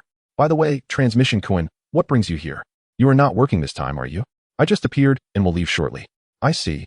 Are you certain you want to participate in this league? Oh, I aim for a position among the Elite Four. Fufu, do your best. I support you. My apologies for being late. Finally, the chairman of the league committee and Sharona make their entrance. No worries. Now is the perfect moment. I perform some fan service, but it is already late. Are you ready? Let us commence. Sensing that the meeting is about to begin, Transmission discreetly bids farewell and departs. Once everyone is seated, the committee members begin distributing materials to all. The contents include the schedule and guidelines for the league preliminaries, security arrangements, venue maintenance, store openings, visitor management, and more. Sharona herself has little direct involvement, but since she is the champion, she must be cognizant of this, which is why she participates. By the way, the Elite Four are also high-ranking executives within the league management, so they have already commenced their duties. This league boasts numerous participants from other regions, and the number of registrations for the preliminaries may be the highest ever recorded, but as usual, this league promises to be spectacular, so let us strive together. Subsequently, the chairman begins explaining the details of the work to each committee member, and after 2 hours, he is released from the committee. So, from where is Kame working as security? I chat with Sharona as we stroll past the empty seats of the stadium. Primarily, I am responsible for security in the waiting room and related areas, while the external security is managed by the original personnel and part-timers. So fundamentally, important areas will have fitness trainers assigned. Indeed, but does this not afford you a bit more freedom? I cannot even watch the matches. There are monitors, that suffices. And besides, I am responsible for security at the ranking matches, so I can observe the battles. You are quite busy. Conversely, the main changes only pertain to the first round. As there is no audience present, Kame's voice resonates louder than usual. Currently, some staff members are adjusting the venue, but they are too engrossed in their work to heed Kame's words. When was the last time you watched Sharona's league? Was it before your graduation? Yes. I have participated in other competitions as well, but it has been 2 years since I last competed here. I still vividly recall the last league I attended. At that time, I had already met Sharona, but she was still in university. A week after my university break commenced, I traveled a great distance to the Sinnoh region to witness Sharona's match, funded by the earnings I had saved from my part-time job. I was invited by Sharona. Yet I still wished to witness the champions contend against other top trainers. The way Sharona appeared in that match was a masterpiece. Kame was captivated by his successive defeats of high-ranking trainers. If he were to challenge them, they would not even deliver a decent fight. Kame is perhaps not the only one enamored by Sharona, who is of a similar age and possesses a beautiful yet fierce fighting spirit. I distinctly remember how Sharona fought. I remember it quite clearly. Really? I am delighted. Such a potent memory, I shall never forget. Very much. As serious as the grime in your room. Enough. Sharona struck my arm, but I gently deflected it. This time, I trust it will not be so simple. Has it not always been this way? Moreover, Sharona is more prone to being burned in such situations. Indeed, Sharona gazes over the arena. The canopy has yet to be opened, but when the main event commences, should the weather permit, the canopy will unfurl, and the entire stadium will be filled with cheers and a unique atmosphere. Sharona truly relishes that exhilarating air. I can once again battle here. The mere thought of it fills me with excitement. Engaging in a serious fight with an exceptionally powerful trainer connected to Pokémon. Just contemplating it sends shivers down my spine. Anticipation is permissible, but it is not yet your turn. Chapter 23, Preliminary Matches. The qualifiers will take place in 3 days. If you maintain this state of tension, you will surely exhaust your energy. You will manage to apply the brakes effectively, will you not? That is precisely why I am here. I am counting on you. Sharona cannot help but look forward to battling there under perfect conditions in just a few days. Certainly, should the tension persist, the battery may deplete before the match. Hence the role of Kame is to soothe Sharona, ensuring she remains in impeccable physical condition. This endeavor is not solely for Sharona's benefit, but for Kame himself as well. As I stand upon that hallowed ground, I feel an overwhelming solitude. Yet, you are here. The Pokémon are here as well. This is precisely why I am not the sole combatant. I shall be able to fight alongside those I cherish. Nothing brings me greater joy. I eagerly anticipate this, Sharona. I count on you, Kame. The two vowed to triumph in the battle upon that vast arena. The Pokémon League feels akin to a grand festival. Consequently, during the course of this tournament, the island of Lily of the Valley bustles with activity, its usual tranquility replaced by a vibrant throng. Kame, I have a request. As Kame stood alert in his designated position, he received a call via the intercom assigned to all management personnel. The distribution of essential supplies had been successful, with the ability to communicate across the entire channel as well as individual channels, a most remarkable achievement. Yes? What is it? Concerning external security. It appears an excessive number of personnel have been allocated for maintenance, due to the overwhelming crowd. While a larger presence is desirable, there are instances where excessive noise has arisen in such contexts. To preempt any potential chaos, may I request that you personally assess the situation on site to avoid any confusion within the command chain? Understood. Where shall I go? To the square in front of the stadium. Thank you. Received. After shutting off the intercom, Kame dashed toward the specified location. The square in front of the stadium was teeming with people, partly due to the pre-opening ceremony. Although today merely marked the ceremony, this Pokémon League promised to be a focal event for any region. Thus, the opening ceremony was quite grand, with throngs of individuals vying for seats. Participation in the league merely qualifies those who have traversed the path to championship, while ordinary individuals lacking gym badges can only spectate. This explains the substantial crowd. There are far too many this year. While no disturbances had occurred, the sheer volume of attendees was notable. When people congregate in such numbers, even the slightest incident could incite panic. However, the staff on site appeared organized, alleviating immediate concerns. Nevertheless, as Sho mentioned, the command system could become chaotic given the considerable number of personnel required to monitor certain individuals. It may indeed be prudent to keep a close watch on him. At present, it seemed that the individuals on site understood that the command structure had been entrusted to Kame. A few approached Kame for guidance, allowing him to gauge the situation while also participating in personnel management. Shortly thereafter, an announcement was made for the orderly entry of spectators, prompting the audience to begin flowing in. Having completed the first phase, Kame proceeded to the official passageway, returning to his original position. Along the way, he noticed a boy leaning against the wall, engrossed in a notebook.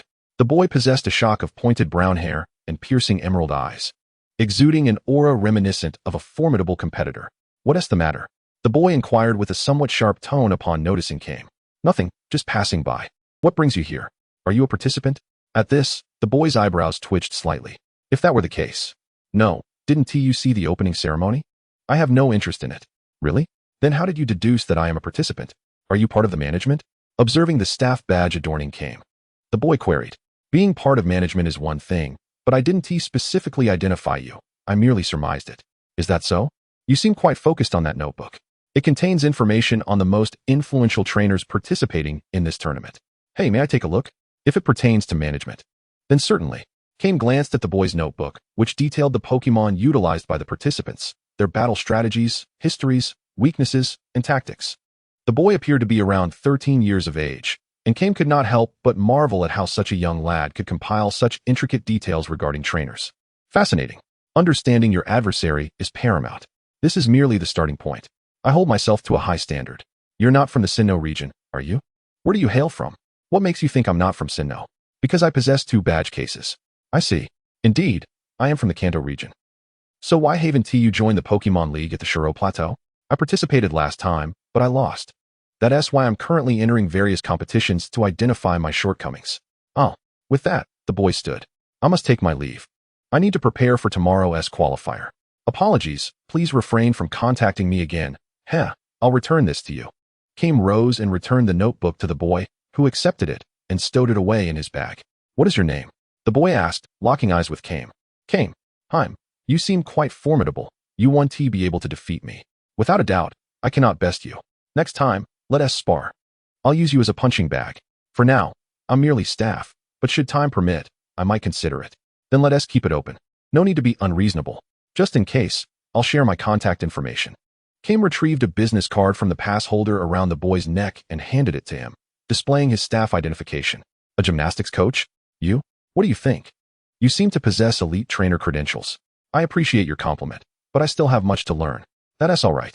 Until we meet again. Oh, good luck in the competition. Green. Suddenly, the boy turned on his heel. However, Kame had already entered the official passageway. Green never mentioned himself. I wouldn't categorize myself as someone who hasn't participated in the competition, yet I think I would introduce myself if Up were willing to accompany me. But Came knew Green's name, which he shouldn't have known. In other words, Came recognized Green and called out to him. Green himself possessed the capability to advance to the finals at the Shiro Plateau. It was not surprising that Came, from the Sinnoh region, knew his name, given his ability to defeat the renowned strongest of the Elite Four, Lance. That boy, he knows about me and still approaches for conversation. Green muttered to himself while examining the business card handed to him. The following day, after the opening ceremony concluded, the preliminary matches commenced. The preliminaries themselves did not yield any significant surprises, and the participants made the anticipated progress. Of course, while Hikari, still not widely recognized, achieved commendable results in the Kanto region, Green, who lacked prominence in Sinnoh, might very well be positioned as a dark horse due to the regional differences. The general populace, most importantly, consisted of youthful individuals, some yet to reach adulthood. Should such two competitors emerge victorious and advance, it would undoubtedly become a topic of conversation. This league promises to be thrilling. As I patrolled for security while watching the matches, Sharona arrived. She donned a sleeveless black shirt, in contrast to her usual black jacket. Indeed, this season, black coats are quite in vogue, which is why I seldom don that particular outerwear. This time, a plethora of renowned trainers are participating. Naturally, it was Dawn who emerged victorious. However, if it were merely a preliminary round, she would prevail, for her innate strength has yet to reach the level of the Elite Four. Yet, when faced with adversity, her flashes of inspiration and explosive power may indeed rival yours, let alone that of the Elite Four. Oh, your praise is quite generous. Should you witness the case of Giratina, your renown would undoubtedly ascend. Nevertheless, I harbor no doubts regarding your triumph. Of course, I harbor no intentions of defeat. Since yesterday, I have been engaging with Cynthia's Pokémon, monitoring their vital signs. And I can confidently assert that all of Cynthia's Pokémon are in excellent condition. Even if I were to suddenly engage in battle now, I am certain they would perform as usual. However, that usual is only normal. In terms of parameters, it barely reaches around 80.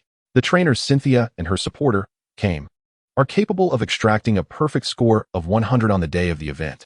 How has the adjustment been? It feels splendid. Everyone remains calm. Yet they are all engaged in battle. That is reassuring. Additionally, among the trainers participating this time, I have compiled the data on those with the highest scores and attention. I shall provide you with my tablet so you can peruse it at your leisure. You have performed admirably. I could not achieve this alone. Cynthia has also analyzed her opponents. However, as organized as Came is with the data, it requires a reasonable amount of time. Cynthia, unfortunately, is somewhat lackadaisical and struggles to organize her room. Thus, she is not adept at collecting and arranging data. Thanks to Came compensating for this, Cynthia can fully devote her time to acclimating her Pokémon. Each member of the Elite Four is, of course, of the highest caliber, and this is undeniably a formidable challenge. Even in the last league, apart from Cynthia, they all emerged as fierce contenders in the top four. Dawn, this is not a faction biased towards any particular type. Like Cynthia, he is a versatile trainer. Perhaps it is his character, but he does not employ sharp tactics.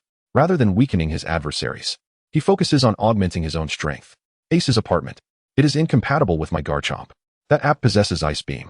You must exercise caution with Garchomp, as it is particularly vulnerable to Ice-type moves. I eagerly anticipate witnessing your performance in the main battle. Furthermore, do be wary of the gym leader, Suji. I have faced him before, and he is an exceptionally talented individual. I wonder how he has evolved since becoming a gym leader. Among the forwards, there are numerous Sanders. They lack endurance but excel in swift evasions, often employing charging beams to enhance their special attack, ending with moves like Thunderbolt or Hyper Beam, even against ground-type opponents. Bolt Switch and Sand Throw can be disrupted, allowing for a switch to Lantern's Ice Fong, leveraging its high attack power and biting techniques. Ace's Lantern boasts formidable defense, so under certain circumstances, it may withstand at least one of Garchomp's earthquakes. Came has scrutinized the names of those participating in the preliminary rounds, reviewing battle videos of capable trainers, thoroughly grasping their styles, strengths, and weaknesses, and summarizing them. This is also to minimize the time Cynthia spends analyzing her foes, allowing her to focus on adjusting her Pokémon and herself. Only Cynthia can truly comprehend her opponent's characteristics and how to combine them effectively. At the very least, Came plans to undertake actions that will be beneficial to him. That girl in green, if my memory serves me right, hails from the Kanto region. She was Red's opponent in the last match and is now the champion of the Stone Plateau. The Stone Plateau Pokémon League is the second best battleground. Like Red, she comes from Mossera Town and is the granddaughter of Professor Oak. This young lady is also quite versatile. Most of the Pokemon I possess are from Kanto. Though unlike during my time at the Stone Plateau, my Pidgeotto is now a Pidgeot. Moreover, Sidon has evolved into Dusknoir. If one wishes to counter an offensive and defensive Dusknoir, Milotic would be the optimal choice. Unless one can stack a significant amount of damage, it cannot be deemed lethal. Her ace is a water turtle, boasting a high level and versatility. Beware of the wind, as its strength is comparable to that of the water turtle. We just secured second place at the Stone Plateau. Not only did all Pokemon assemble at a commendably high level, but each of us has our own responsibilities. And most importantly, we can contribute beyond our mere duties. Merely defeating the Elite Four, Ryu. I believe he will also shine in this competition. Truth be told, Green's capability to defeat Ryu is on par with that of the Elite Four or even the champion. He is sufficiently strong to contend as a champion in other regions. In terms of talent, Dawn is on equal footing, yet Green possesses greater experience. Furthermore, Green is not only exceptionally talented, but also adept at deeply analyzing his opponents, suggesting that, at present, he may indeed surpass Dawn in strength. Green, is it? I met him yesterday, but he seems to possess a rather challenging side. Perhaps so. I hope this competition brings that to your awareness. Well, the rumored Green has just defeated the enemy Pokemon on a battlefield that Cynthia and the others overlooked, achieving victory. It was a triple threat, only windy. Quite fearsome indeed. How intriguing. Green may not have realized they were watching. Yet all eyes were upon him as he showcased his prowess. Simultaneously, Dawn has also entered the next battle, capturing attention there as well. Kame, do you have time tonight? Yes. The night security is the responsibility of the local staff. Could you assist me with adjustments? That evening, Cynthia's Pokemon battled against Kame's Pokemon, examining both sides' moves and styles, and reviewing the composition of each opponent's team. The preliminary rounds proceeded smoothly, and the trainers participating in the main event have been determined. Green from Mosera Town, Dawn from Twinleaf Town, June from Twinleaf Town, the gym leader of Nagisa City, Suji, the gym leader of Fukuyuki Town, Kaze, the gym leader of Kinshu City, Dazai, Erika, the gym leader of Tamamushi City, Fuzuki, the gym leader of Muro City, Ghost User Fuyo, Beastmaster Karen, Gambler Jima, the Elite Four Ryu, the Elite Four Kiku, Beyond the Elite Four, the Elite Four Goyu, and Champion Cynthia. A total of 15 distinguished trainers have gathered, and the Grand Battle Festival of the Sinnoh region is about to commence. On the evening following the rankings, Cynthia and Kame faced each other in the open space of their hotel. Garchomp, Dragon Claw, Lucario Meteor Mash. Garchomp's claws collided with Lucario's sturdy fists, sending Lucario reeling. Unfortunately, Kame's Lucario is still in development, despite its type advantages being halved. He is no match for Cynthia's Garchomp, which has already reached its peak level. Lucario attempted to rise, but the injuries were too severe, and he collapsed to the ground. Indeed, this is where it ends. Is that not sufficient? My body is fully prepared. What remains is to accumulate experience and cultivate the flexibility to handle any situation. I shall elevate it to a new level. This is the greatest challenge. Allow Lucario to return to its Pokeball, and Kame turned his head. Since you can serve as a worthy opponent for my Pokemon, the day you become a gym leader may not be far off. If you were to inform me that you are excluded from the adjustment phase, I would not be pleased. I believe this will be a splendid experience. Not merely a routine, but also a fortuitous moment. The adjustments for the Pokemon already recorded should suffice, right? Rest well tonight, and tomorrow make the final adjustments, so that come that day, you will be in your prime condition. Indeed, I am genuinely grateful. Chapter 24, the second round of matches. Although it is a place for lodging, the Pokemon of Cynthia have had their spirits lifted by the food prepared for them, and through their cooperation with Kame's Pokemon, they have adapted remarkably well. Even amidst fierce battles, they can unleash their full potential. Kame, you might be more suited to being a caretaker or a personal trainer. No, that is not the case. I am indeed a caretaker, but I have interacted with Cynthia's Pokemon for quite some time. What about the analyst? Why would you go to such lengths to gather information on someone you do not know? I believe this is for you. Whether as a personal trainer or an analyst, I have no intention of supporting anyone but Cynthia. Yes, that is a rather foolish question. For Cynthia, I believe no supporter is more beneficial than a professional one. But I am unsure if Kame shares this sentiment.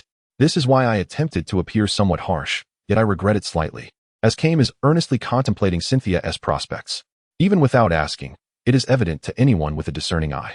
Cynthia has not disclosed her determination to Kame. Perhaps it is precisely due to this resolve that I wish to confirm it in the end. What, are you nervous? Perhaps. This is my first time participating in the Sinnoh League alongside you. Is there anything more significant than winning? Enjoying oneself. I am aware. Is this a silly question? Kame cradled the small black Pokemon emerging from its Pokeball and said to Cynthia, let us head back. It's time for a meal. Indeed. Cynthia looked forward to the main event commencing tomorrow, trailing behind Kame. Main event day. The stadium was packed with spectators, and the cheers were overwhelming. Astonishing. Is this commotion customary before the event begins? Cynthia and Kame gazed down at the arena from the VIP room. Ordinarily, only event officials and champions are permitted in this exclusive area, but as Cynthia's supporter, Kame was granted a special exception. Initially, Kame declined, but Cynthia insisted he enter, which was a different matter altogether. Just as easily as one could see from the front row, the entire arena was visible, allowing one to comprehend the trainer's intentions. Was it not? I believe this will serve as an excellent study, which is why I positioned you here, so you can clearly observe the battle. So be it. In truth, Cynthia arranged for Kame to be in the VIP room not solely to uplift his spirits before the battle, but also to share a moment of relaxation with him. Thus, the battle was merely an excuse. Of course, even as Kame, I could experience what would be utterly impossible without entering the VIP room with Cynthia. So I harbored no particular complaints. Just as they were jesting, the first match's trainers made their entrance. The first was Denji, Kame's friend and the gym leader. The other was Furo, who had recently become the gym leader of the Unova region. Furo specializes in bird Pokemon, particularly flying types, making him somewhat incompatible with Denji, who primarily utilizes electric types. However, the surviving trainers were not so weak as to falter solely on type compatibility. While this was a disadvantage, the outcome could not be determined by this factor alone. And so it began. Both trainers threw their Pokeballs, and the battle commenced. Presently, Tanji and Furo were clashing on the field. In terms of compatibility, electric types had the upper hand, yet the battle was so intense that the compatibility factor was hardly noticeable. By the way, as the champion, Cynthia possessed the privilege of seeding, and this match commenced from the second round. The victor of this match would subsequently face Cynthia. As expected of Tanji, he held the advantage due to a favorable type matchup. Moreover, the trainer from the Unova region appeared to have briefly served as a gym leader. If Tanji had a bit more experience, matters would become quite challenging. One could see Denji's Lentler piercing Furo's Arceus with its ice fong, rendering Arceus completely incapacitated. Furo closed his eyes in frustration, but soon smiled and shook hands with Tanji. Just as anticipated. My partner is Tanji. You are nearly there. Who would have thought you could defeat a finalist in the league with only 2 competitors remaining? The disparity in ability and experience is far greater than that of type compatibility. Do you wish to host a party against Denji? Yes. My team primarily consists of electric types. So Gaburia's is essential. I am also considering including Lucario, who remembers Earthquake. Since I have many children, if we are speaking solely in terms of type, then it would be Mika-J or Glacia. If I had to choose, I believe Mika-J would be the better option indeed. According to Kame's data, Lentler is known for its sluggishness. Utilizing this sluggishness against the highly mobile Glacia is quite feasible. By employing the move Protect, one can preemptively seal off Lentler's thunder. Moreover, the agility of Protect is remarkably high. Additionally, one could utilize Curse to reduce stamina. While the damage dealt is identical, it seems Mika-J could deliver a commendable combination. We have time. Let us watch the match while reviewing the data. Kame opened a folder on his tablet containing trainer data, retrieving Denji's information. Cynthia sat beside Kame, both gazing intently at the screen. Oh dear. What? I have already sent the data to Cynthia's tablet, have I not? Yes. See for yourself. Don't you like it? Kame whispered to Cynthia, who tilted her head and revealed a mischievous smile. A good idea? Do as you please. Kame knew he could never win against a smile such as Cynthia's, thus allowing her to do what she enjoyed. Huff. After completing the first round, Tanji let out a gentle sigh in the courtyard. The type compatibility in the first round favored Furo, allowing for a rather ideal game. However, one cannot say everything went as expected, given that he had decided to participate in the main event. He had never overlooked data collection. But sometimes he felt overwhelmed when his displayed abilities exceeded the gathered data. Ultimately, he emerged victorious, yet Tanji believed that under different circumstances, he could have faced defeat. Denji. What a surprise. Visiting Tanji was one of the Elite Four. Oba. I grew weary of the first round. Just as anticipated, however, the participants were formidable. Indeed, though not as elevated as the Cheyenne Plateau, the Sinnoh League boasts considerable height. Do you not agree? In that official match, there exists an undefeated champion. You are in the second round, and the champion is your adversary. Indeed, I shall exert my utmost. But to what extent can I truly achieve? What exactly are you apprehensive about? Display your fervor for the triad. Uba remarked with an unusual optimism. I am well aware of Cynthia's prowess. I have challenged her on multiple occasions, yet each time I have faced defeat. Thus, even with Shirachi, I recognize that this is a perilous endeavor. However, I believe there is no chance of victory. In Pokemon battles, it is commonplace for lower levels to diminish the effectiveness of higher levels. This is precisely why Cynthia may falter against Shirachi. Of course, I do not wish to lose. Is there any strategy yet to be unveiled in this tournament? There exists a clandestine plan. I am prepared for both. Furthermore, at present, that individual possesses some remarkably adept supporters. This could indeed be feasible. Supporters? Has he employed supporters? You are truly exceptional. Given Kima's character, Miss Cynthia is also quite reliable. At first glance, Shirachi's words may seem tinged with trepidation. Yet Oba quickly discerned the fiery determination in his friend's eyes, a desire to shatter his reputation. Fear not. It is no wonder. Then I, too, am your opponent, and I shall engage in a fervent battle. Danji quietly clenched his fists, observing the approaching figure. The second round of the Sinnoh League. The backyard. This day has finally arrived. Baina, clad in unconventional attire, expressed her delight. I have awaited your arrival. On the other hand, Kimu responded to Cynthia in his usual tone. Yes, I have long awaited this joyous moment. Then you know what must be done. Certainly. I have exerted every effort to secure victory. The rest is in your hands. Thank you. I am exceedingly grateful to you. This is the line. Cynthia donned a jacket, attaching a ball containing her chosen 3 Pokemon to her waist. From this moment forth, only I and my Pokemon shall engage in battle. However, I shall not stand alone. As I previously stated, I wish to triumph in this contest alongside you. Do you comprehend? Oh, then may I request something of you? Standing upon the field, Danji felt an unusual calm.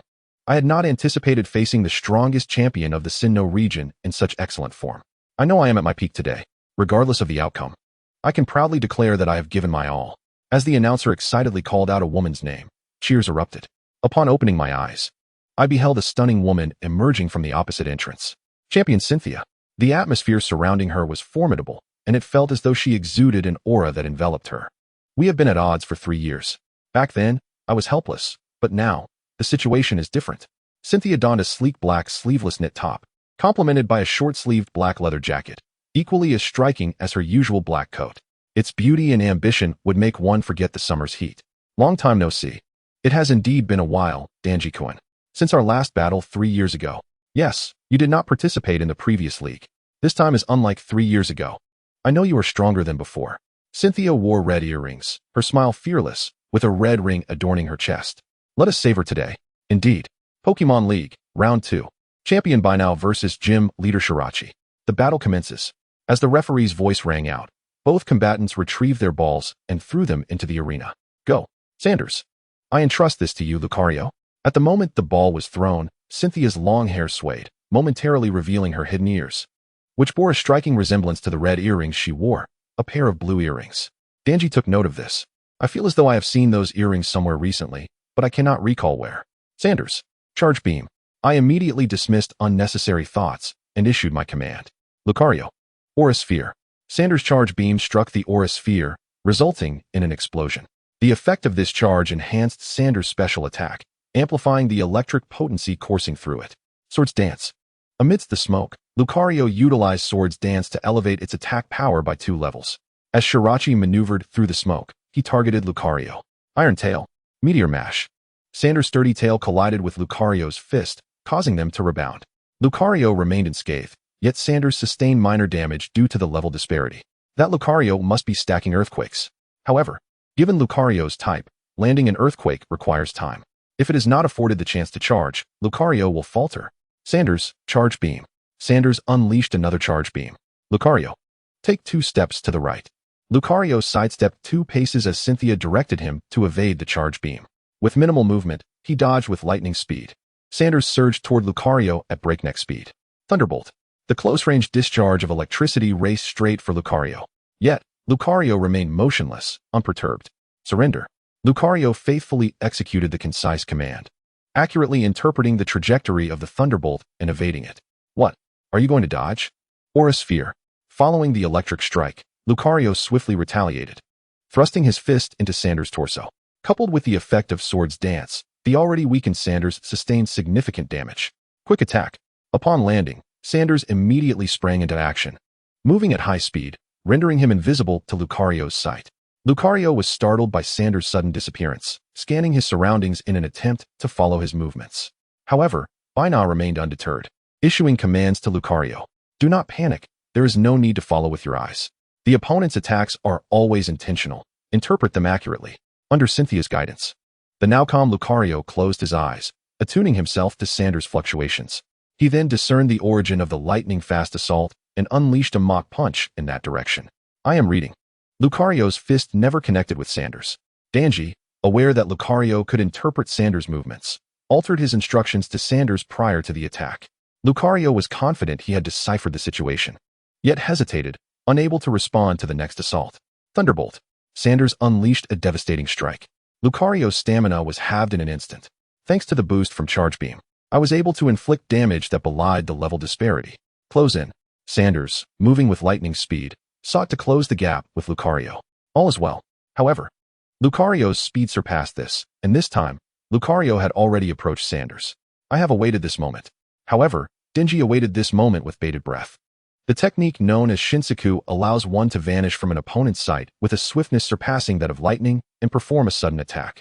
Yet, it bears a significant flaw. The Pokémon, due to its incredible speed, is incapable of altering its target mid-course. Denji resolved to aim for that very spot. Sanders evaded Lucario's assault with the agility of a flash. Lucario's strike cleaved through the air, creating a rift. Thunder, thunder. While harnessing his lightning speed, Sanders, fully charged and ready to unleash his next bolt, seized the moment when Lucario was momentarily immobilized to unleash a surge of electricity toward the opening. Yet, Lucario remained ever vigilant, eyes locked onto Sanders.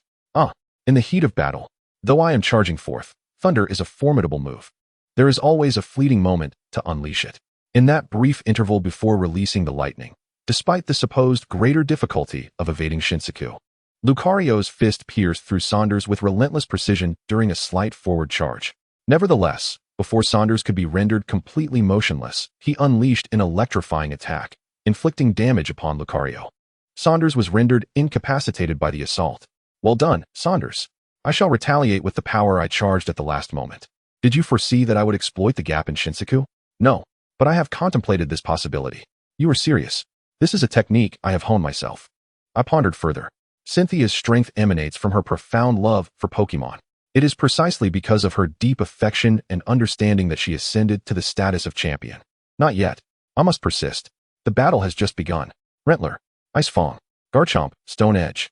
Rentler's Ice Fong was thwarted by Stone Edge and did not land a blow. Darn it, I cannot approach. Garchomp, Swords Dance. Rentler, crush it.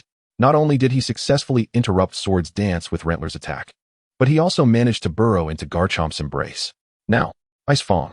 In that moment he issued the command, Denji realized. I have been lured in. Dragon Dive. Before Ice Fong could reach Rentler, Garchomp slammed Rentler to the ground. Rentler narrowly avoided a direct hit, thus sustaining minimal damage. Yet the end result was a loss of stance, unable to withstand the blow. This is the end. Earth Power. Garchomp's might erupted from the ground, striking Rentler. For the damaged Rentler, this ground-type move proved immensely effective. Chapter 25. Came vs. Cynthia. He could not accept it and fell to the ground. Rentler is unable to battle. Therefore, this match goes to champion Cynthia. Cheers erupted as Cynthia acknowledged the audience with a wave. Denji recalled Rentler and approached Cynthia. Utterly defeated. You have grown stronger. Defeating Lucario, not yet. To truly enjoy the game, one must possess genuine strength. You have acquired power, now you must learn to sustain it. Indeed. Let us try again. I relish the challenge. After shaking hands, the two departed the arena. Not far from the entrance, Kame greeted Cynthia. Well done. Thank you.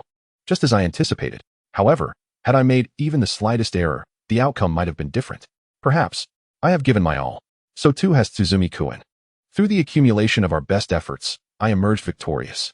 Had I taken a less than ideal action at any point, the result would have varied. Tsuzumi-kun.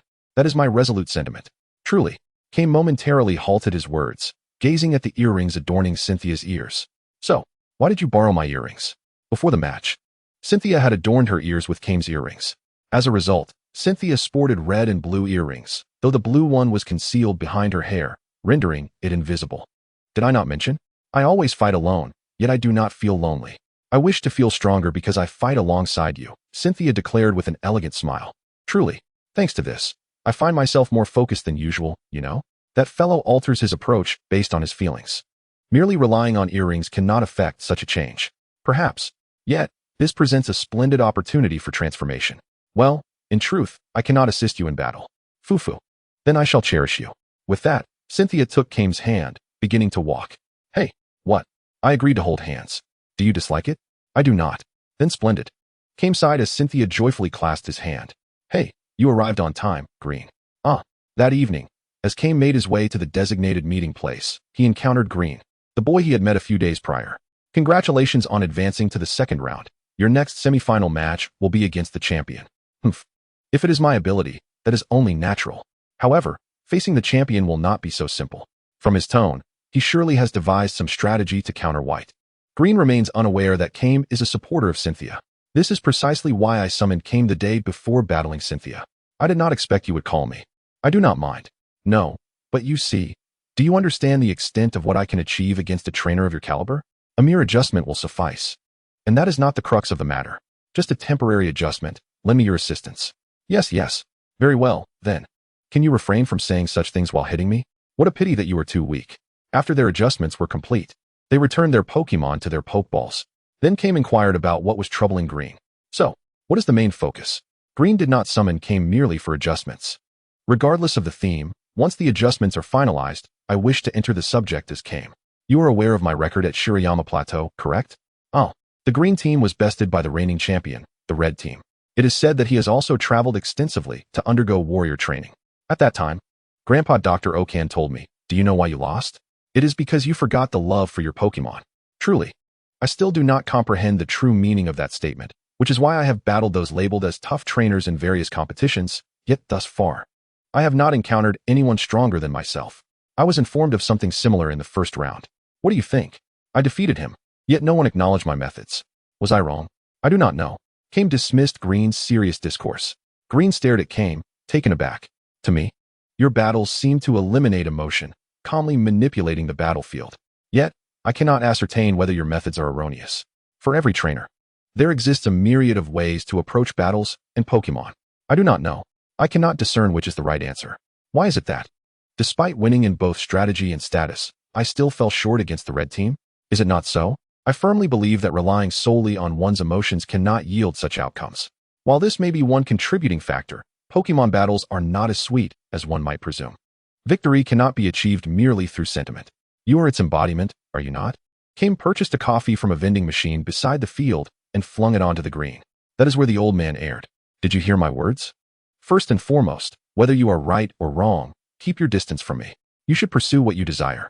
That face betrays your dissatisfaction. Kame pulled the coffee tap and took a sip. Wins and losses cannot be dictated solely by emotion. However, at times, the intensity of one's feelings can indeed determine the outcome. A picture? When our strengths are evenly matched or only slightly disparate, our thoughts can sway the result. Thus, the reason for my defeat to the red team is perhaps not the sole cause, but undeniably one of the factors. Consider this: a man who can only see himself as a mere fragment versus one who perceives himself accurately and treats himself with love. If it were you, where would you stand? Would you strive to give your utmost? Kame turned his back on Green, who offered no response, tossing the empty can into the trash. What does battling signify for you? Only by comprehending it can one become a champion. So let us depart. I wish you good fortune tomorrow. Wait. Yes? Finally. I wish to inquire how you have grown stronger.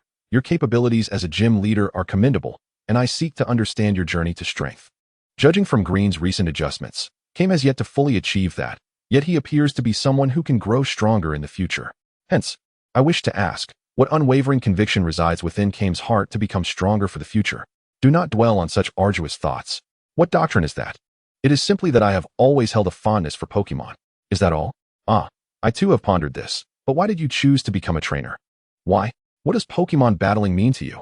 Green remained silent. Observing his demeanor, Kame realized he could not provide an immediate answer. Thus he excused himself from the conversation. Left behind, Green contemplated Kame's words for quite some time, but could not arrive at an answer. You are late. Were you eavesdropping? On the way from the training grounds to the hotel, Cynthia sat on the bench. Let me clarify. I am not stalking you, you know. Do not worry about that. You know me well. It has been quite some time. Cynthia rose from the bench and walked alongside Kame. I did not expect to encounter you, Green, for they are unaware that I am a supporter of Cynthia. So, What brings you here? Adjustments and a touch of life advice. Life counseling. At these unexpected words, Sharona's eyes widened with surprise. Our loss in the last match at Cheyenne Highlands seems closely related to this. For some reason, I find it difficult to grasp Dr. Odo's words. I have forgotten my love for Pokémon. Indeed, Green is said to be a genius, a balanced party with remarkable leadership skills. The lack of type deviation might give the impression of a configuration with lesser agility, yet conversely, it allows for adaptability in any situation. Moreover, Green, who can overpower his opponents, is undoubtedly a prodigy. However, this cold leadership party leaves me with a somewhat chilling impression. Cynthia realizes that Green's self-image may contribute to this. But more importantly, it is a gathering entirely at odds with Pokémon's true intent. I am simply slightly older than him. In a real battle, I would surely lose. Hence I refrained from uttering any arrogant words. Yes, he encounters such troubles. I hope you will take note of this in your battle against Sharona. Thus, I must work diligently tomorrow. Kame returned to the hotel with Cynthia, both sharing a light-hearted laugh. On the day of the semifinals, from the opposite entrance, Kame watched as Green approached the field. Cynthia was already on the field, her attire today consisting of a white shirt paired with a black jacket, appearing rather simple compared to yesterday's ensemble. As I observed Cynthia's silhouette and reflected on Green's seemingly unbalanced demeanor, I was suddenly called out. Mr. Kame, what brings you here? Renai. It was Susanna who called out to me. Today marks the final match. After it concludes, we shall proceed with the maintenance. Is that so? It has been quite a struggle for me. Why are you here, Mr. Kame? A disciple does not overlook their master's match. Speaking of which, Mr. Kame is indeed Mr. Sharona's disciple. Do you harbor doubts about me? Not at all. I have never heard of such a thing. I understand. What is it that you desire? Nothing. However, I saw both of you walking together last night, and if you do not mind, I would like to know about your relationship. Renai is also a young girl. After all, she seems quite interested in romance. No, master and disciple, researcher and assistant. Is that so? Be quiet. I wish to hear. Let us commence the game. Kame shifted his gaze from Renai, who was still inquiring about their relationship with sparkling eyes, to focus on Sharona standing on the field. That person, standing on the field, Green noticed a man with crossed arms at the entrance of Zyrus said, momentarily taken aback. Generally, only staff and supporters are allowed at the entrance. Since Kame is part of the staff, he should be near the entrance. He has maintained his champion title for over 10 consecutive years. It has been nearly a decade, has it not? I take pride in my championship title, aspiring to uphold it for as long as possible. Yet, it remains unclear when young, powerful geniuses like Green or Hikaru will emerge to seize the championship. Perhaps the future is not far off. Cynthia is drawing Kame into the world of archaeology to entice young talents into the field. A similar phenomenon occurs within the realm of battles as well. Of course, even if he is no longer the champion, the battles will persist. Pokémon battles continue because we wish to walk alongside our Pokémon. However, Cynthia has her reasons for wanting to win this match. Upon considering the rationale, my heart skipped a beat. One could feel a temperature distinctly different from the warm water surrounding their body. Cynthia understood that the flush on her face was not caused by the hot water. Alas, I am unusually anxious. Stretching her slender legs in the bathtub, she chuckled at herself slightly. I scooped up the hot water with my hands, moving them to meld with my skin. A hand, rough and stiff from training and research, caressed my skin. What consequences will this decision yield? Did you achieve the results you desired? Many factors troubled her, yet Sharona had made her resolution. Regardless of the outcome, I shall secure victory in this league to fulfill this determination. I look forward to tomorrow. No one responded to Cynthia's words. Regardless of who the opponent may be, I believe that winning will not come easily. That is precisely why you can enjoy it more. And to realize this determination, I cannot afford to lose. Cynthia closed her eyes, enveloped in the warmth of the hot water. Hikari stood alone on the beach, listening to the rhythmic sound of the waves. After triumphing over one of the Elite Four, Gayu, in the semifinals, the final showdown awaited. I am to battle the formidable and enchanting Cynthia. Throughout my journey, she had offered me her guidance on numerous occasions, providing invaluable advice as a seasoned trainer and taking on the role of a leader during the Giratina incident. Tomorrow, I shall face such a powerful and beautiful opponent. Yet, uncertainty gnawed at me, prompting a solitary stroll. It has been approximately a week since I traversed Victory Road to arrive on this small island. Engaging in battles with diverse trainers has proven to be both exhilarating and fulfilling. I never imagined I would reach this juncture, yet it remains immensely enjoyable. The final day is upon us.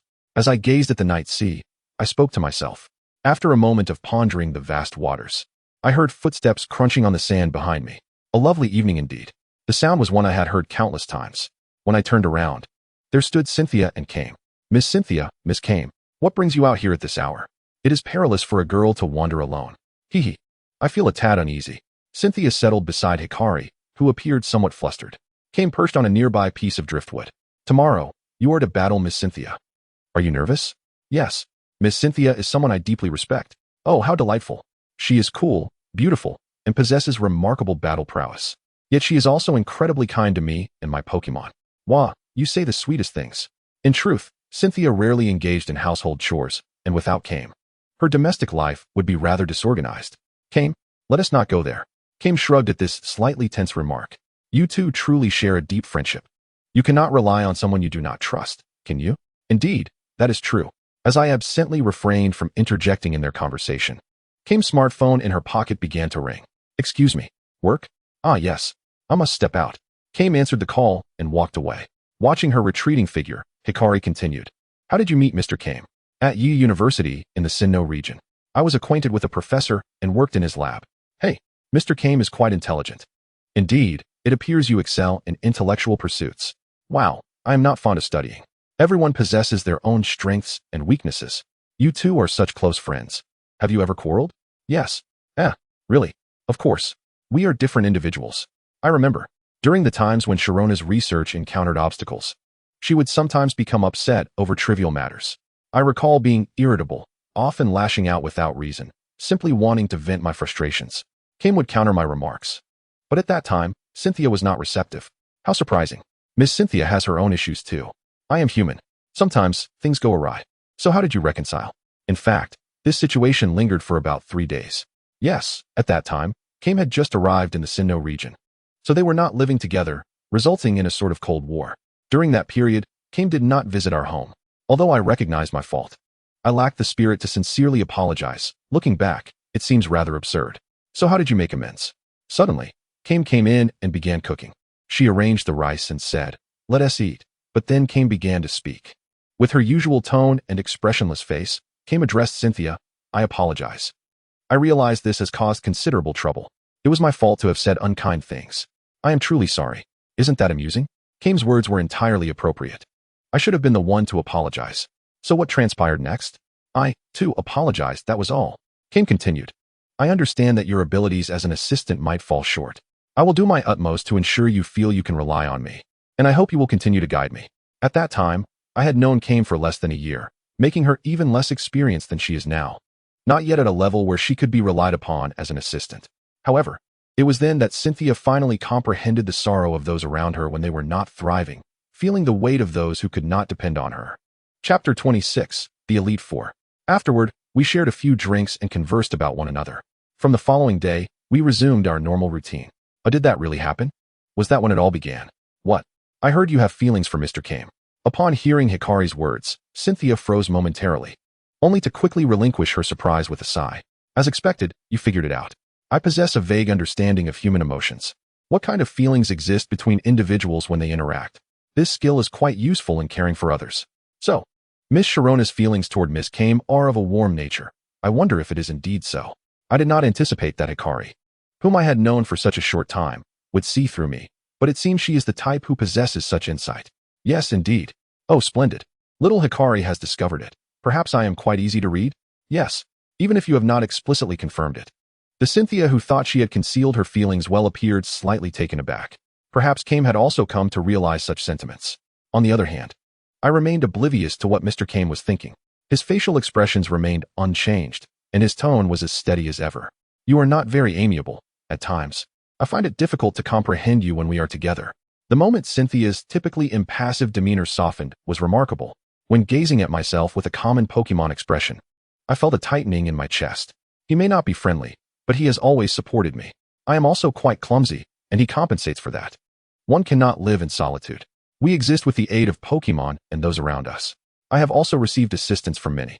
Before I arrived here, I had met numerous individuals and garnered their support. I wish to do my utmost for them. Let us relish the battle tomorrow. Yes, I shall not yield. Indeed. Neither will I. Just as Kame returned, they exchanged smiles from a distance. On the day of the finals, 2 hours before the match began, I felt a surge of anxiety. As Kame tended to Cynthia's hair, Cynthia's expression appeared more resolute than usual, her eyes gleaming with sharp seriousness. Hikari, does it look like this? Oh, yes. No matter how many times I experience it, I cannot seem to grow accustomed. Cynthia has consistently graced the finals as a champion over the years. However, no matter how many times she has experienced it, she remains unable to acclimate to the atmosphere preceding the championship match. Her opponent, Dawn, is a versatile competitor inclined towards direct combat, yet capable of employing entangling techniques. To be candid, Green may excel in straightforward abilities, but when it comes to critical moments, his inspiration and explosiveness are formidable. Having even triumphed over one of the Elite Four, the esteemed Paul, combat cannot be gauged merely by numbers. While emotions alone cannot alter the outcome of a battle, Dawn might be an exception. Perhaps due to her relative immaturity and uneven capabilities, it is solely her instincts that serve as the catalyst for unleashing her true potential. I surmise she may evoke something beyond her current abilities. What are your odds? That is a foolish question. Indeed, look, enough. Put down the comb and let Cynthia gaze into the mirror. Cynthia's hair remains as fine as silk, radiating a golden luster. Thank you. Yes. Hey, I have one last request if you don't mind. Are you still there? It's quite simple. Just say it for now. I wish for you to wear this. At this moment, the box in Cynthia's hands appears somewhat familiar. When she opens the box, it contains what she has anticipated. I want to wear this for the finals, don't you think? No, it's all right, thank you. Kame takes it out of the box, holding it in his hands. I didn't expect you to bring this. I've made my decision. I shall wear this outfit for the finals. Haha, such confidence. I am the champion. Kame can't help but smile at Cynthia's words. When I hold it in my hands, it glimmers softly in the sunlight. Thank you all for your patience. This day has finally arrived. The festival to determine the strongest Pokémon trainer in the Sinnoh region. The final battle is now upon us. The exhilarating live commentary echoes throughout the stadium. Within the gates, Cynthia and Kame exchange glances, taking in the resounding cheers that fill the arena, rivaling that of the commentary. It is time. Yes. Cynthia dons her black cloak, gazing towards the entrance. This competition features numerous formidable competitors from other regions, promising a match of exceptionally high caliber. However, it is the triumph over all these titans that grants the right to challenge the champion. A super rookie with only a year's experience as a trainer. A balanced team battling at such an elevated level, it is hard to believe you have only been a trainer for a year. A girl emerges from the grand gate opposite them. The summer heat creates a hazy mirage around her, but the tension in the air is palpable. The young challenger, Dawn. Cheers erupt, yet Dawn stares ahead, unresponsive. You see, it is time to go. Yes, I will be there. Have fun. Cynthia's fist collides with Kame's in camaraderie. And against that challenger, the reigning champion of the Sinnoh League for over a decade, still maintaining an undefeated record in official matches, the true goddess of battle. Even in this match, their strength will not wane. I have already defeated many formidable foes. Bainai steps through the gate, emerging into the sunlight, striding into the arena. Draped in a flowing black cloak and wearing a sleeveless fine black knit top, Bainai walks forward, accepting the cheers. Champion, Cynthia. The applause is louder than for Dawn. However, this declaration barely reaches Cynthia's ears. Bainai can only see Dawn across the field. When the arena is centered, the atmosphere transforms dramatically. The sharp gaze and piercing ambience are unfathomable to the ordinary Dawn. She has just entered the finals, yet her aura rivals that of the Elite Four. Finally, I have arrived, Dawn smiles. I knew you would make it here. Cynthia responds to Dawn with a warm smile. I wish to express my gratitude once more for this shattered world. Thank you. No, it has been quite enjoyable for me as well. I was the one who initially threw myself into the fray. Dawn beams, her face embodying the innocence of a typical girl. Today, Cynthia is unlike her usual self. It is my first time seeing her with her hair tied up. Today is a special day. Cynthia's long hair is styled into a bun at the back of her head, revealing her ears adorned with red and blue earrings. A black hairpin is nestled in her coiled hair. What a lovely hairpin. Is it? Do you like it? I can understand Miss Cynthia's earnest demeanor. Yes, I am serious. Dawn closes her eyes, retrieving a pokeball from her waist. This journey of mine, though it may have spanned merely a year, has been significant. No matter what happens, you and your Pokemon have overcome it together. I can sense the strength I have learned from you. Cynthia picks up the pokeball attached to the inside of her cloak. All right, enough with the pleasantries. As the champion of the Sinnoh Pokemon League, I shall battle you. Both throw their pokeballs simultaneously. Go, Mukahawk. I beseech you. Thank you. The greatest battle in the Sinnoh region has now commenced. Yanawar, Nighthead, Lucario, Dragon Pulse. Their techniques clash, countering one another. I cannot believe Yanawar's Nighthead was neutralized by a Dragon Pulse that does not align with its type. Dawn's Pokemon, Yanawar. is a ghost type. Thus, it finds itself at a disadvantage against a fighting type like Lucario. However, Yanowar has sustained enough damage and does not seem to feel this disadvantage. Both sides lose one Pokemon, currently standing at 2-2. The first to lose balance could face dire consequences. Lucario, Ice Punch. Yanowar, Shadow Strike. Lucario cannot evade the attack unleashed from the ground's shadows and is struck directly. Lucario suffers substantial damage and is left with minimal health. Yet, Yanowar is in a similar predicament. Understanding this, Lucario, while losing balance, unleashes a chilling punch towards Yanowar's torso. However, Yanowar's massive arms grasp Lucario's arm. Yanowar, Shadow Ball now. Lucario, Dragon Pulse. Both issue commands simultaneously, but Yanowar, being of the same type, strikes faster, landing a direct hit on Lucario. Yet, before Lucario succumbs entirely, it summons its last reserves of strength, launching a Dragon Pulse at Yanowar, inflicting damage. Lucario collapses, losing the ability to continue. Thank you, Lucario. Rest well. Meanwhile, Cynthia's Pokemon also unite, cornered into a desperate situation. However, Dawn's heart races with cold sweat. My type compatibility is quite favorable, yet Lucario has dealt such significant damage. Cynthia's Lucario wields Sword Dance as its primary weapon, and its special moves are largely gap-creating techniques. Yet, due to Yanowar being a ghost type, fighting type techniques are ineffective. I had intended to launch a fierce attack, while simultaneously executing low-power excessive special attacks, but Lucario skillfully utilized special techniques, reducing Yanowar's health by 80. Wow. In the face of adversity, such a spectacular battle unfolds. Light, perspiring yet invigorated by the formidable prowess of Cynthia's combat skills, breaks into a smile. The opponent is formidable. Come forth, Garchomp. Cynthia's ace, Garchomp, materializes on the battlefield. Girona, Suspicious Glow, Dragon Wave. The waves of the dragon obliterate Girona's dubious radiance before it even reaches Garchomp's line of sight. Shadow Strike. Only 3 steps remain.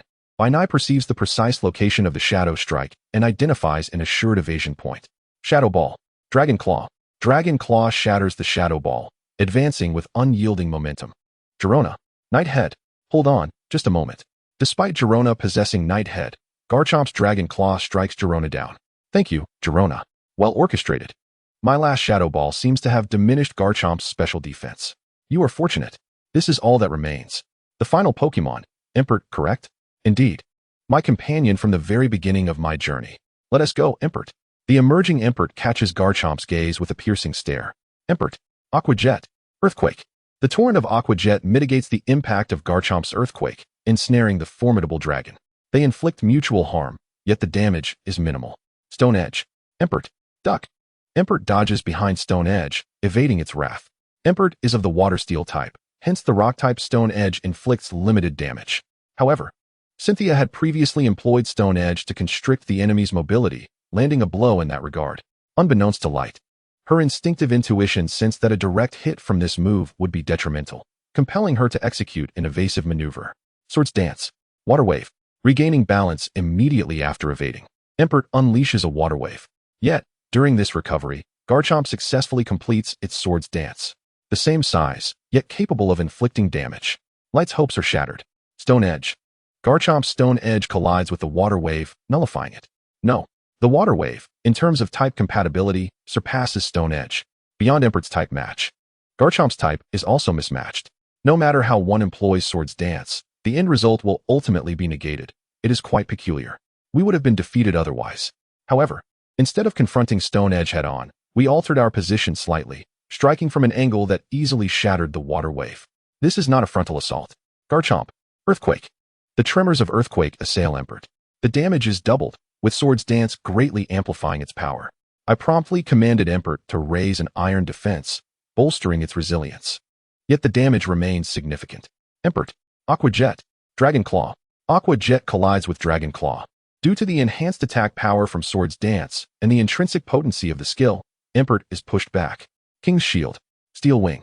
Their claws and wings clash, producing a sharp sound akin to a sword fight, as their bodies scrape against one another. Impert's stamina diminishes due to Garchomp's ability, Rough Skin. Garchomp seizes Impert's flailing wing, flipping it and attacking with Dragon Claw, though it narrowly avoids the strike. Light seizes the fleeting moment of Impert losing balance due to evasion. Icy Wind. The instantly unleashed Icy Gust strikes Garchomp. The frigid wind, for times more potent than usual, not only drains Garchomp's stamina, but also reduces its speed. This leaves Garchomp's health halved. Not yet. Shattered Tiles. Evade. Impert. The shattered tiles released under diminished stamina, though not striking Impert directly, elicit a clear response and inflict notable damage. I will prevail. Miss Cynthia as well. Garchomp's health is merely a fraction above 30%. In contrast, Impert's health stands at 50. The audience begins to anticipate Cynthia's defeat, as the type mismatch undermines Garchomp's speed advantage. The remaining health can be claimed with distant techniques such as Surf and Ice Beam. The crowd starts to believe that perhaps a trainer capable of overcoming Cynthia has finally emerged. However, only two individuals within the arena harbor no doubts about Cynthia's victory, Cynthia herself and Kame. We have not yet been defeated. Let us continue to strive. For victory lies within our grasp. Huff, it has been so long since I have been pushed to such extremes. I can hear my heartbeat. The sounds of the surroundings fade away. All that remains visible are the Pokémon on the field and light Impert. Do not let your guard down. Sand attack. Garchomp kicks the ground and throws sand into Impert's eyes. Instantly shielding its eyes, Impert is momentarily blinded. Chapter 27. Under the moonlight, two figures. A rock protrudes from the ground struck by Garchomp, launching an attack on Impert. Water Wave. The Water Wave intercepts the protruding rock. I anticipated a follow-up attack to come swiftly, yet Garchomp remains in its prior position. Light, filled with doubt, swiftly reconsiders and issues commands to Impert. Hydro Pump. Dragon Wave. The Dragon Wave strikes at a calculated angle, deflecting the trajectory of the Hydro Pump. The redirected Hydro Pump lands beside Garchomp. Cynthia then notices that the area surrounding Garchomp is inundated. Ice Beam. Garchomp evades Impert's Ice Beam. However, Light has conceived a plan to avoid such a scenario. The intent of the Ice Beam is to freeze the battlefield rather than inflict damage. Do not do this. The icy wind will reduce speed, rendering the terrain slippery and slowing Garchomp, which is not adept in icy conditions. This implies that Garchomp has been entirely sealed off. Garchomp's strengths lie in its high attack power and speed. Swords Dance can enhance its attack power, yet Garchomp lacks techniques to boost its speed. With this scaffold and my current velocity, evading the Ice Beam is utterly impossible. Considering the remaining stamina and the level disparity, Garchomp cannot endure Impert. Aqua Jet. The watery torrent glides across the icy platform, its force greater than before, drawing near to Garchomp. Closing the distance with Aqua Jet, it strikes Garchomp with the Ice Beam. Due to the scaffold, Garchomp cannot maneuver smoothly and is struck by the Aqua Jet, reducing its remaining health to around 20. This is the end. Ice Beam. Impert channels the power of ice within its mouth. At such close range, even under optimal conditions, evasion from the Ice Beam is futile. Light's heart swells with the belief in victory. Yet, just then, Cynthia's figure comes into view. In the depths of her black coat, Sharona's eyes fluttered, yet she remained alive. Wait, Impert, hold on. Retract. Accumulating the power of ice, Impert was sent soaring by the upper forces, while Gabriel's wrath surged to new heights. Immediately, Impert shielded himself with his steel wings, but his stamina significantly waned. Oh no, I couldn't evade the jet of water just now. I dared not dodge, but instead amassed my fury. The reason I refrained from pursuing was to reload my sword dance. I stand guard over it. The damage I have sustained is testament to my resolve. I shall unveil the terror of a dragon that has been driven away. A resounding crash reverberated through the ground, shattering the snow-laden arena.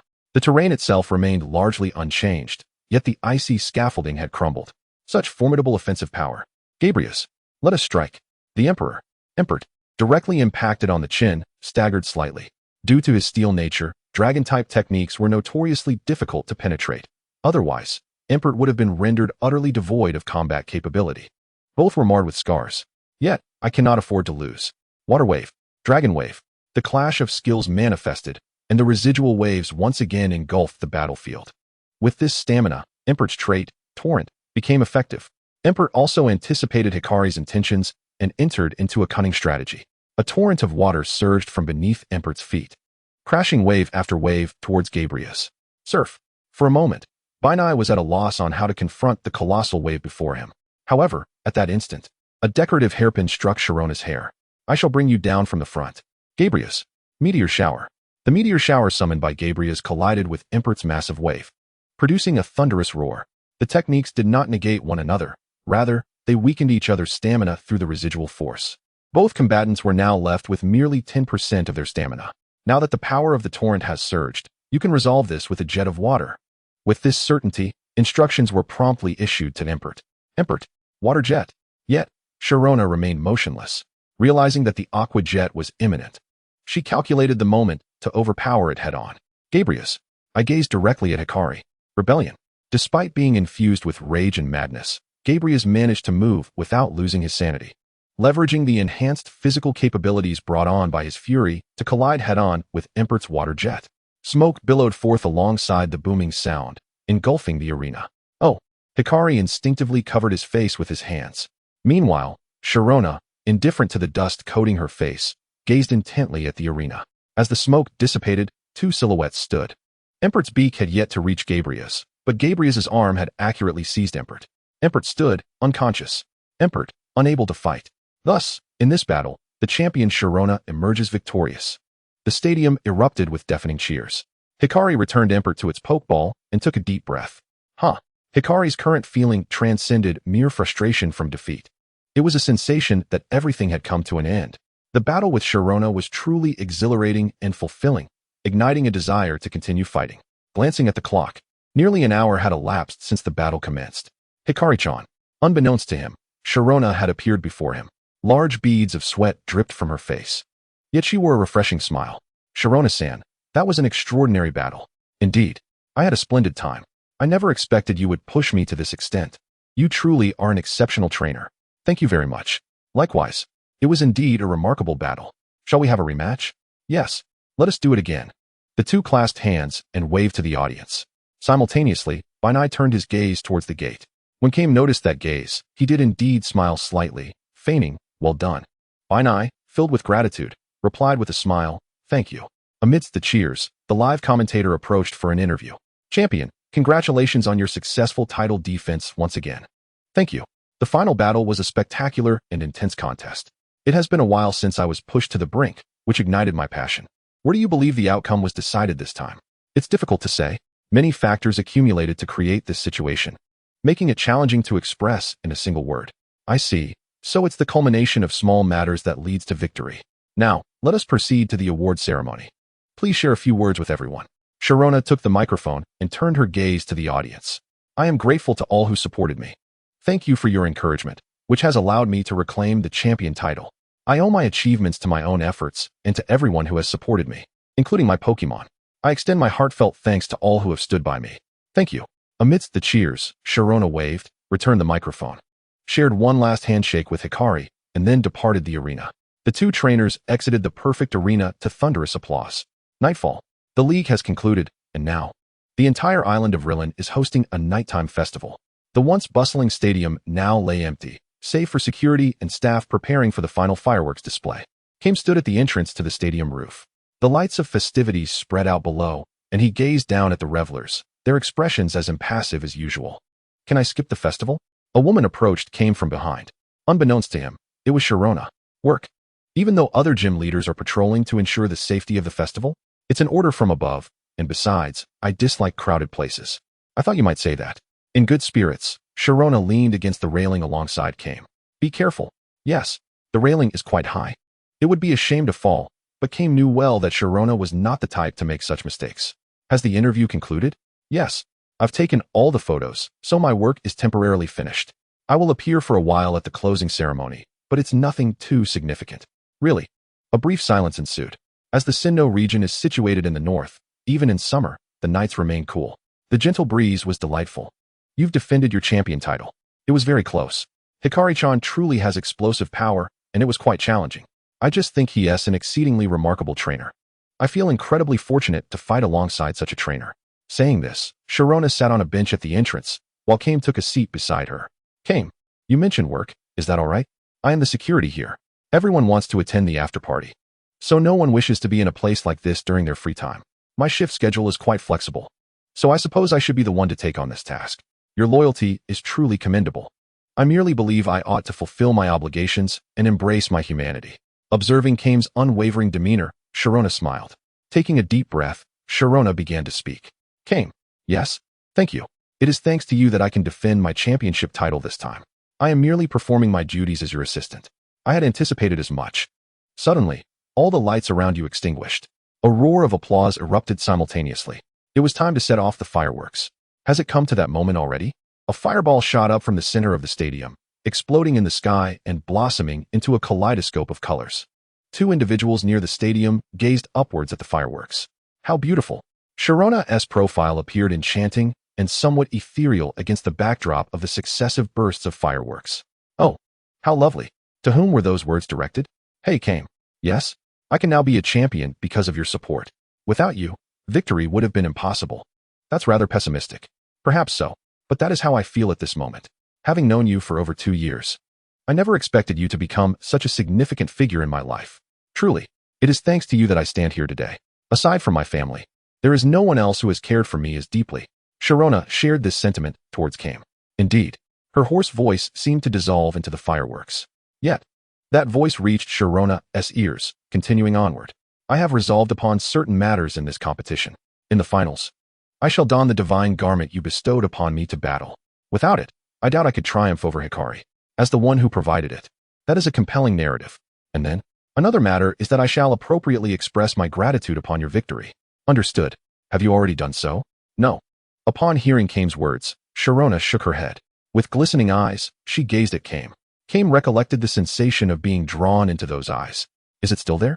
I have decided that if I win, I will express my feelings. Sharona peered into Kame's eyes. The moment Kame slightly opened his eyes, the grandest firework ascended. Kame, I love you as a man. The words spoken alongside the fireworks were indeed not drowned out, but reached Kame's ears. Ah, I've said it now. Sharona laughed, reminiscent of a child whose prank has been unveiled. I have made my decision. Even if Kame were to reject her, Sharona could no longer suppress her feelings. Kame lowered his gaze before lifting it again to the sky. These past 2 years have been the most fulfilling of my life. Kame extended his arms and began to speak. I do not mean to imply that the nearly 20 years prior were devoid of meaning. Indeed, everything I have achieved is due to Sharona. The 2 years spent with you have fostered my growth. Sharona has profoundly transformed my life. I have traveled to many places without a grand objective until I reached university. Kame was convinced that he had not only grown as a trainer and scholar, but also as a person. Most importantly, I have discovered a place where my soul whispers from the depths of my heart. I wish to be here. Where is that? Oh, darn it. Yes. Exposing one's innermost thoughts is truly embarrassing. I do not know this. Kame, blushing and scratching his head, turned to Sharona. I wish to be by Sharona's side. My heart and soul yearn to be with you.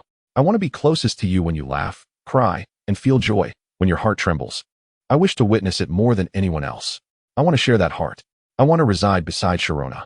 Kame spoke without averting his gaze. Sharona smiled and placed her hand upon Kame's. Will you remain by my side forever? Is that permissible? Do you like it? I will forever remain. Will you hold my hand eternally? I shall not let go, ever. Her fingers clasped his hand, and Sharona encircled Kame's arm with hers. Do not let go. Ah. Sharona rested her head upon Kame's shoulder. They were so close that they could hear each other's heartbeats, just as they had on that particular night. Thank you. This is the line. Gazing at the fireworks blooming, they felt each other's warmth.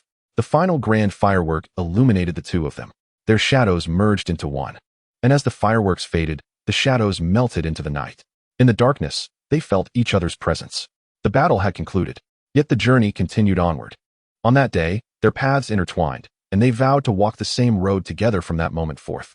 The night quietly approached. The full moon in the sky twinkled, as if blessing the two of them. After a long flight, they finally arrived at their destination, Shijiki City. Upon disembarking the plane, collecting their luggage, and exiting the hall, Sharona stretched with great vigor. We have finally arrived.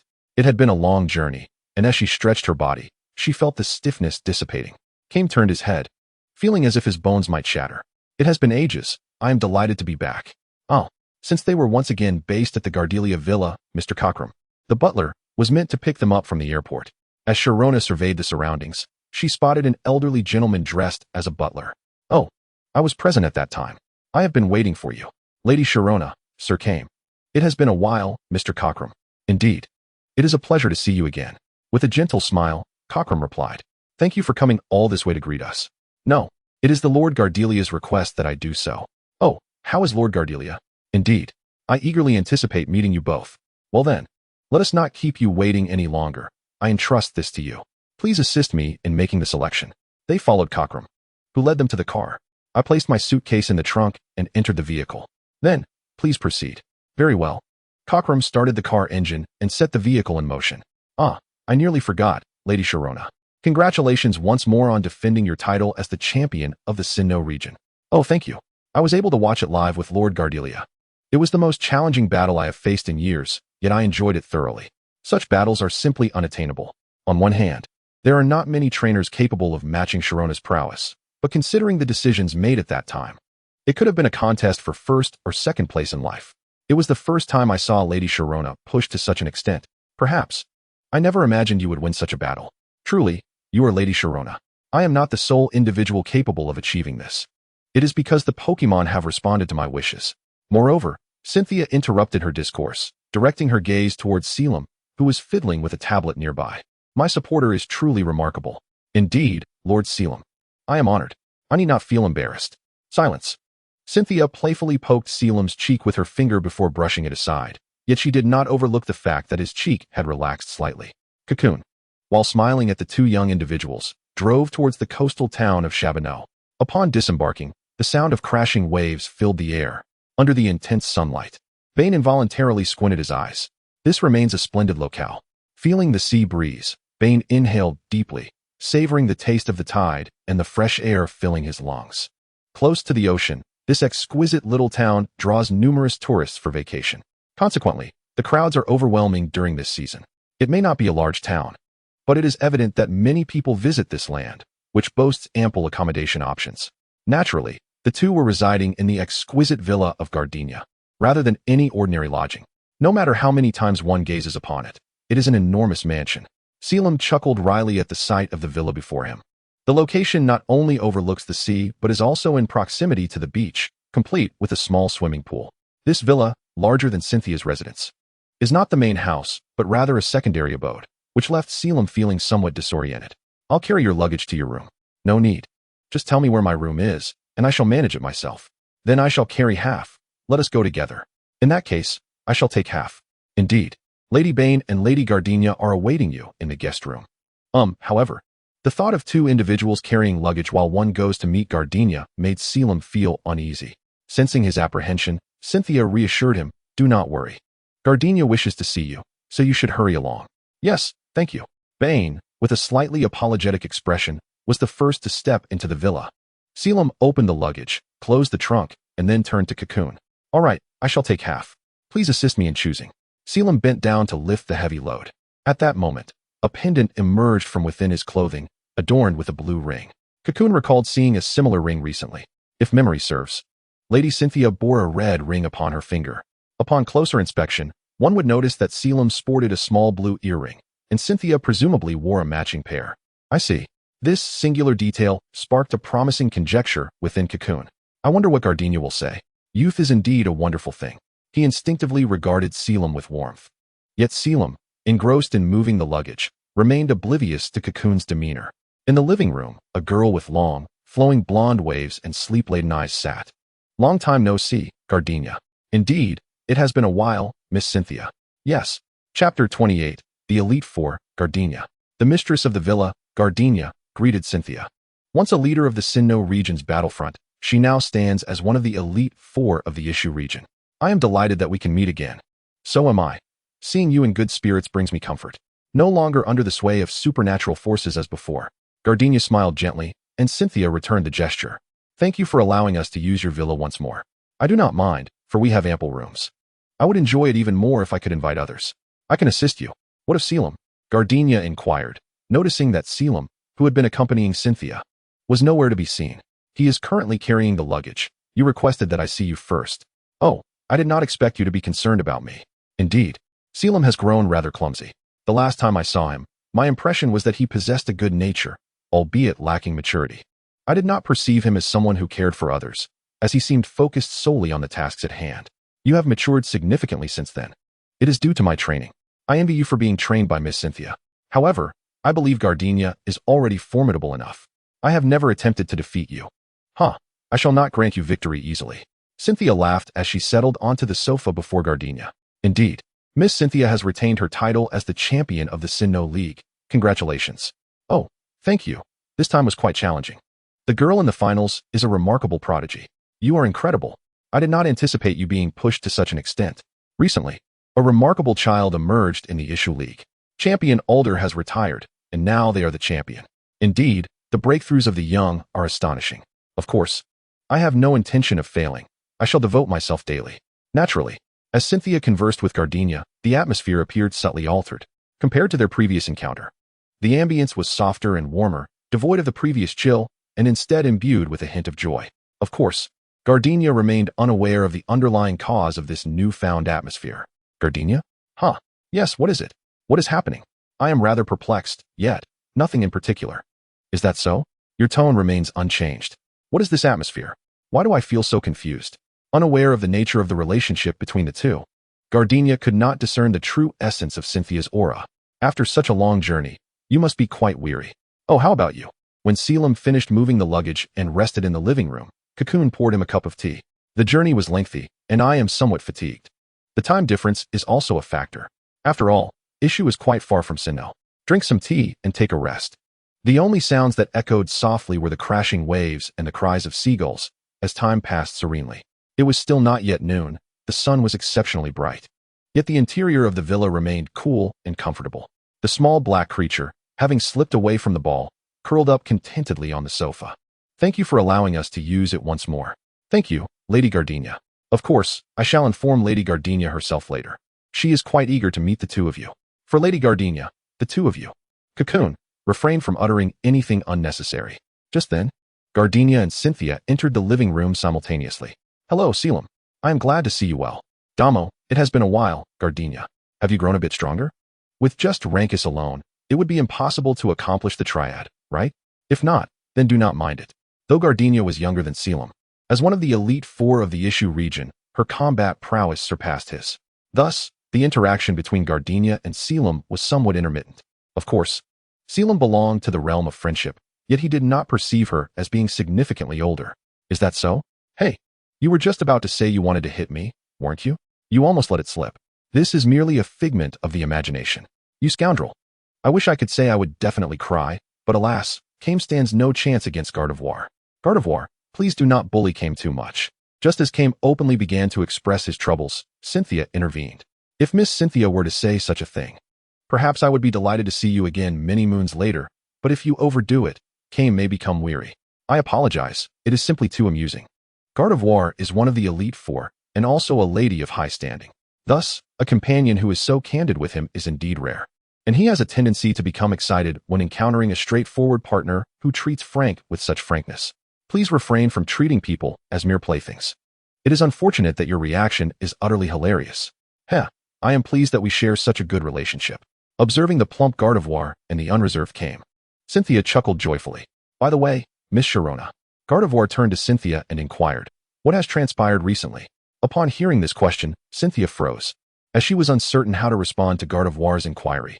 Has something occurred? After all, if you were to ask me whether something had happened, I would say, because it is inevitable. Indeed, I do not wish to speak of it. My relationship with Kame has evolved from that of assistant and disciple to something far more intimate. This is of great significance to Cynthia, and even to deceive about something substantial, she would rather avoid such discourse. What do you mean? The atmosphere has shifted since our last encounter. I see. I thought I had concealed it well, yet it appears Gardevoir has discerned it. Does Salvation truly lack knowledge of any specific events? Yes. In fact, something has indeed transpired. And I am being quite candid here. Cynthia does not concern herself with what she says, for both Gardevoir and Cochrane are trustworthy individuals who would not recklessly spread rumors. However, I am uncertain how Kame would feel about discussing the details, as this pertains to him, and he may be too bashful to speak. With this thought, Cynthia turned her gaze towards Kame. Instantly aware of her scrutiny, Kame replied in his usual tone, do as you wish. I am not so petty as to make you uncomfortable. Kame did not publicly disclose his relationship with Cynthia. Nevertheless, even for Kame, his connection with Cynthia holds great importance. So he intends to refrain from making any statements unless it is to those he can trust. However, Gardevoir and Cochrane are indeed dependable individuals. Thus, I surmised that it would be acceptable to confide in her and conveyed this sentiment to Cynthia. Furthermore, there is another reason. Gardevoir genuinely admires Cynthia and cannot conceal it in any way. I simply decided that if she must know, it would be better to tell her sooner rather than later. Yes, I understand. The question remains, what exactly has happened? Yes. In simple terms, I am dating Kame. This time, Gardevoir stiffened. You are dating? Yes. Lovers? Yes. I see. So that is the meaning.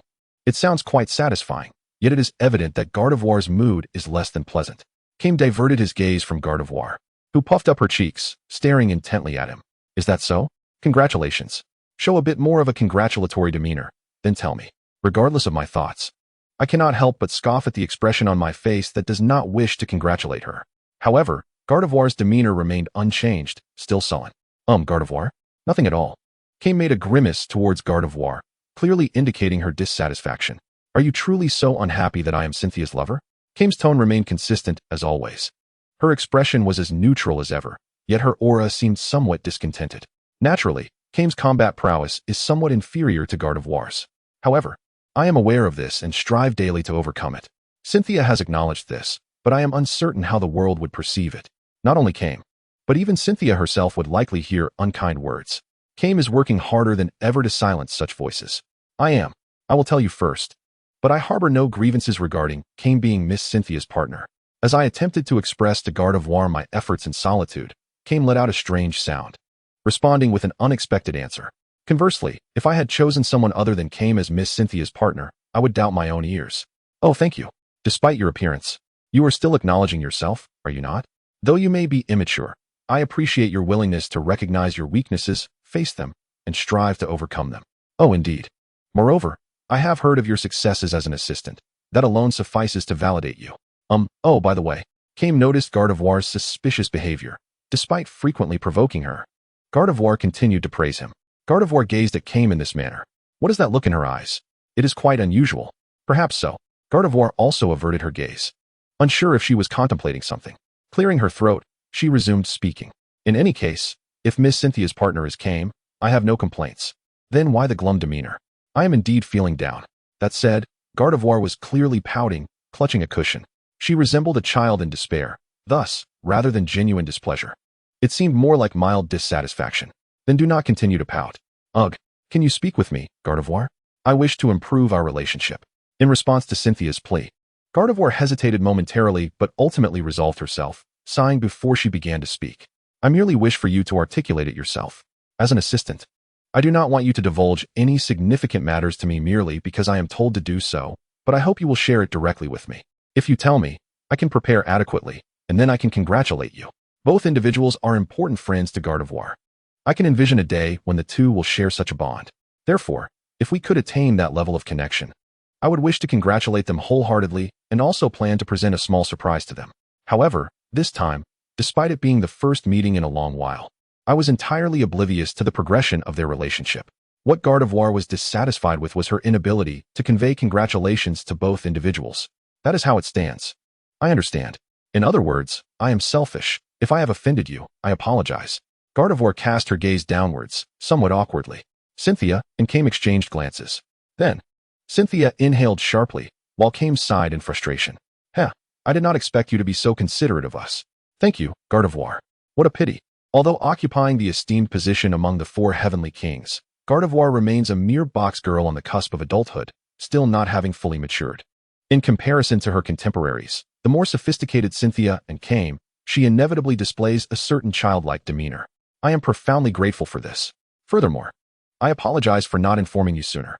It is of no consequence. I shall bestow upon you the appropriate blessings later. However, I humbly ask for your continued guidance.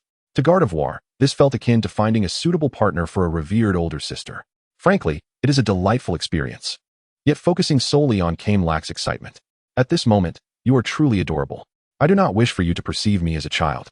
Such a charming Gardevoir is irresistibly endearing, prompting Cynthia to unconsciously embrace her and gently stroke her head. I do not wish for you to view me as a child. Yet my face radiates happiness. Kame. Yes. Gardevoir, cradled in Cynthia's arms, gazed into Kame's eyes. Do you comprehend what I mean if you were to cause Cynthia distress? Gardevoir's dark eyes appeared cold, yet carried an unspoken intensity. Nevertheless, before such a formidable presence as Gardevoir, Kame stood resolute. Oh, I would never bring you sorrow. Gardevoir seemed satisfied with Kame's steady words, allowing her aura to dissipate. Cynthia-san. Gardevoir left Cynthia's embrace and smiled at her. Congratulations. Thank you. And Kame. Just in case. Everyone laughed at Kame's quip. So, do you have any plans for today? Gardevoir interjected once she had composed herself. I haven't given it much thought. I am contemplating tomorrow and the days beyond, but I possess no plans for today. After the league concluded, he promptly returned to the region. So he remains in a state of lingering fatigue from the league. Therefore, I wish to keep the first day free of any extraordinary activities, allowing myself to unwind and express gratitude to those Pokémon who fought alongside me in the league. Is that so? Then I have a suggestion. How about a stroll by the seaside? Oh, splendid. The clouds have gathered, softening the sunlight, and the temperature is quite moderate. It may be a touch too chilly for swimming, yet it is perfect for a leisurely walk. Today's climate is exceedingly pleasant, so I believe it would be wonderful. Yes. May we? Indeed. Came, take out your clothes. Understood. I shall change as well. What about Came? Just the top. Very well. Once you are prepared, we shall set forth. Came then glanced at the clock with his eyes. The hour hand pointed to 12, while the minute hand lingered between 12 and 1. I had breakfast on the plane, and now it is time to empty my stomach. Mr. Coquelin, could you show me the kitchen? I see. Is that so? Your ability to guess is impressive. Mr. Coquelin immediately grasped everything from Came's words, and as Came rose, his heart followed suit. Feel free to use the ingredients and utensils. Thank you. Do not worry. You go change, and I shall do the same. Gardevoir, not comprehending Came's true intent, was nonetheless somewhat aware of Came's thoughts. Very well, let us proceed, Gardevoir. Oh, indeed. After confirming that the two had left the living room, Came quickly changed in his room, donning the apron handed to him by Coquelin. Cynthia and Gardevoir returned to the living room after changing their clothes. They took some time to apply a bit of makeup, but considering Came's work, a little delay was of no concern. As Cynthia anticipated, Came was still occupied, despite the time taken. Came, what are you doing? Preparing lunch. A bento? It is only noon. I have yet to eat lunch, and if we leave now, I shall surely be famished. Ah, I understand. I am also preparing Pokémon, so it requires some time. Please wait a moment. Thank you. 10 minutes later, Came emerged from the kitchen, holding a rather exquisite bento box. Each Pokémon received their share, resulting in quite a substantial amount. To accomplish so much in such a short span is indeed remarkable. Mr. Coquelin assisted me as well. I assure you of the taste, for it is Came's culinary creation. Why is Cynthia so proud? Came chuckled wryly while removing his apron. Came changed into a comfortable black shirt and fitted trousers, while Cynthia donned a black off-shoulder top and tight jeans. Gardevoir wore a pale pink long skirt paired with a white short-sleeve top, distinct from her usual white dress and shawl. That is correct.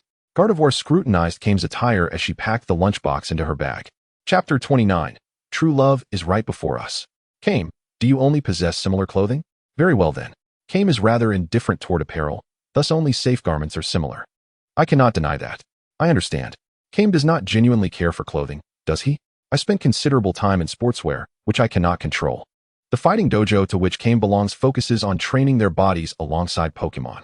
Thus, the time he dedicates to clothing has increased, and Came's character has evolved accordingly, leading him to wear more clothing when he goes out. Is that so? Wouldn't adding a little more be better? Ah, of course. Came. Next time I wish to accompany Miss Cynthia on a shopping trip to Raymond City. Came felt a foreboding sensation. I know. Let us go? You should accompany me as well. Came held his head in despair. For Came, he was acutely aware of the influence of his sister. Shopping with women requires a significant investment of time, and accompanying them not only means carrying their bags, but also entails a prolonged commitment. If one wishes to stand beside someone as elegant and renowned as Cynthia, one must present oneself appropriately, not merely in battle attire. Oh, Came's clothing is never gaudy. It possesses a certain cleanliness. However, I realize this is not entirely satisfactory. Merely standing next to a stunning and famous person like Cynthia compels Came to acknowledge the necessity of maintaining her stature. Come with me, for your own sake. Do I possess the right to refuse? If I defeat Arceus, I shall concede to that. Is that not the same thing?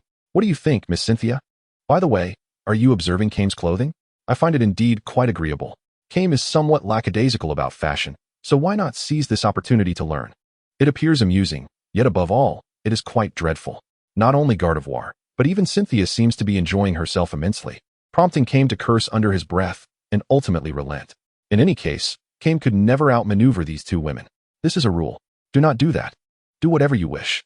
Resigned, Came cast a resentful glance at the two women who appeared to be thoroughly enjoying themselves. However, I find some solace in the fact that Cynthia seems to be genuinely enjoying herself. Of course, I would never vocalize that sentiment. I merely passed through here. Gardevoir guided me along a desolate path, flanked by a narrow lane wide enough for a single person to traverse. I can hardly believe you discovered such a hidden gem. I stumbled upon it during a stroll earlier. It appears to be an ideal spot to be dubbed a concealed retreat. Indeed, we shall pass through a slight crevice, navigating a modest space between trees and rocks. Though the route is unkempt, it remains remarkably sturdy, allowing for effortless passage even in sandals. Before long, I arrived at a secluded clearing, a diminutive yet exquisitely tranquil beach. How breathtaking! This is a place seldom graced by visitors, granting one the luxury of time without the worry of others encroaching. It has swiftly become my favorite locale. Simply astonishing. The only sound that graces the air is the soothing murmur of the waves. The surging waters are crystalline, transparent enough to reveal the ocean floor beneath. The sand is a pristine white, accentuating the deep blue of the sea. I have encountered many different oceans, yet I believe this is the first time I have witnessed such beauty. It surpasses even that of Mizumi City. Oh, it is far lovelier than my hometown, Nen City. Perhaps only the waters of the Seven Islands in the Kanto region or parts of Ololo rival this beauty. While the seas of Minami City or Mibi City are not polluted, any inhabited area inevitably faces human interference. Furthermore, due to the nature of seawater varying by location, few places in the world boast the same transparency and calmness as this beach. What a splendid locale. One can truly enjoy moments of serenity here, and it is an excellent place to tend to your Pokémon as well.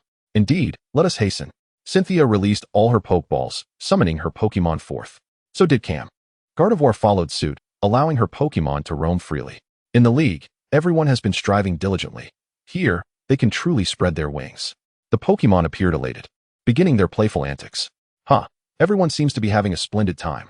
Yes, the three of us watched beneath the beach umbrella as the Pokémon frolicked. Haim's Blackia played alongside Cynthia's Glacian and Gardevoir's Lantern, while Lucario and Basimo kept their opponents occupied, facing Cynthia's Lucario and Gardevoir's Gardevoir. Mukahawk was napping with Catalan's Musharna. You are significantly stronger than when we last met. Gardevoir noted the improved battle techniques of Basimo and the others, recognizing their growth since our previous encounter. If you continue to train diligently for a year, you will become even more formidable. That is because I am training. You are not mistaken, are you? Few trainers in any region receive consistent training from champions. With the guidance of the region's strongest trainers, even a seemingly talentless Cam can elevate his strength. I eagerly anticipate the battles to come.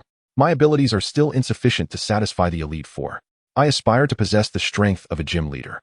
Let us strive for excellence. Just then, a grumbling emanated from Gardevoir's stomach. Oh dear, it seems I have erred. Is it already 1 o'clock? Lunchtime has arrived a bit late, but it cannot be helped. Yes, this is Cam's lunch. Cam retrieved a bento box from his bag and opened it. Inside were rice balls, sandwiches, and side dishes like sausages and omelets, a quintessential lunchbox. We also prepared some treats for the Pokémon. I was granted permission to use an abundance of berries, so feel free to feed them. Oh, I am overjoyed. You managed to prepare so much in such a short time? Splendid. That is thanks to Mr. Corcoran's assistance. I could not have done it alone. Corcoran is also a butler, and his culinary skills rival Cam's. The villa boasts a spacious kitchen, allowing us to cook concurrently, enabling us to prepare the lunchboxes in no time. Everyone, here is the rice. When you call your Pokémon, they will gather round. The Pokémon each selected their favorite sea sparrow, stuffing it into their cheeks. My Pokémon are quite discerning about flavors, yet I am thrilled. I am delighted you enjoy it. Come now, let us partake in our meal. Eat whatever pleases you. Thank you. Cynthia and Gardevoir began to enjoy their rice balls. Cynthia's rice ball contained salted grilled fish, the perfect amount of salt whetting the appetite. Catalan's rice ball featured seaweed, leaving a lasting impression with its distinctly Japanese flavor. Rare in the Aizu region, it is delectable. How fortunate I am to have this opportunity to savor Japanese cuisine. This is wonderful. Cam took a sandwich, easily devouring the one filled with spam and lettuce, a satisfying meal indeed. As we dined, Blackie hopped onto Cam's lap, its mouth clutching a sea sparrow. What is the matter? Do you wish to join us for lunch? It seems you have quite the fondness for Cam. I have work to attend to during the league, so I do not mind. Little Black nibbled on a poffin while clutching it tightly with its forepaws. Cam continued to eat while gently stroking Little Black's head. At that moment, Gardevoir posed a question to Cam. Cam, do you only have Blackie, Basimo, Lucario, and Mukahawk? Ah, yes. There are no others? None at all.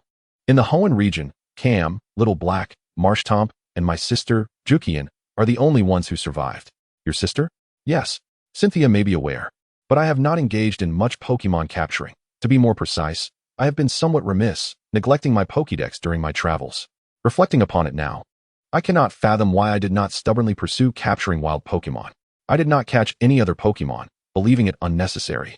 as I predominantly battled in gyms with only Little Black and Basimo able to endure, yet those were arduous battles.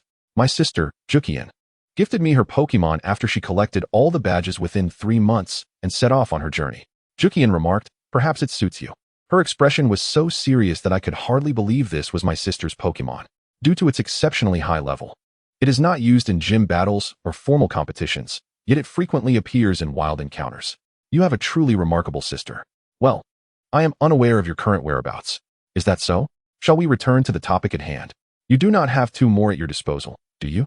Currently, Cam is bound by 4 bodies, and Cynthia decided that without a training plan, increasing the number of Pokemon would lead to inadequate training for all, thus she halted.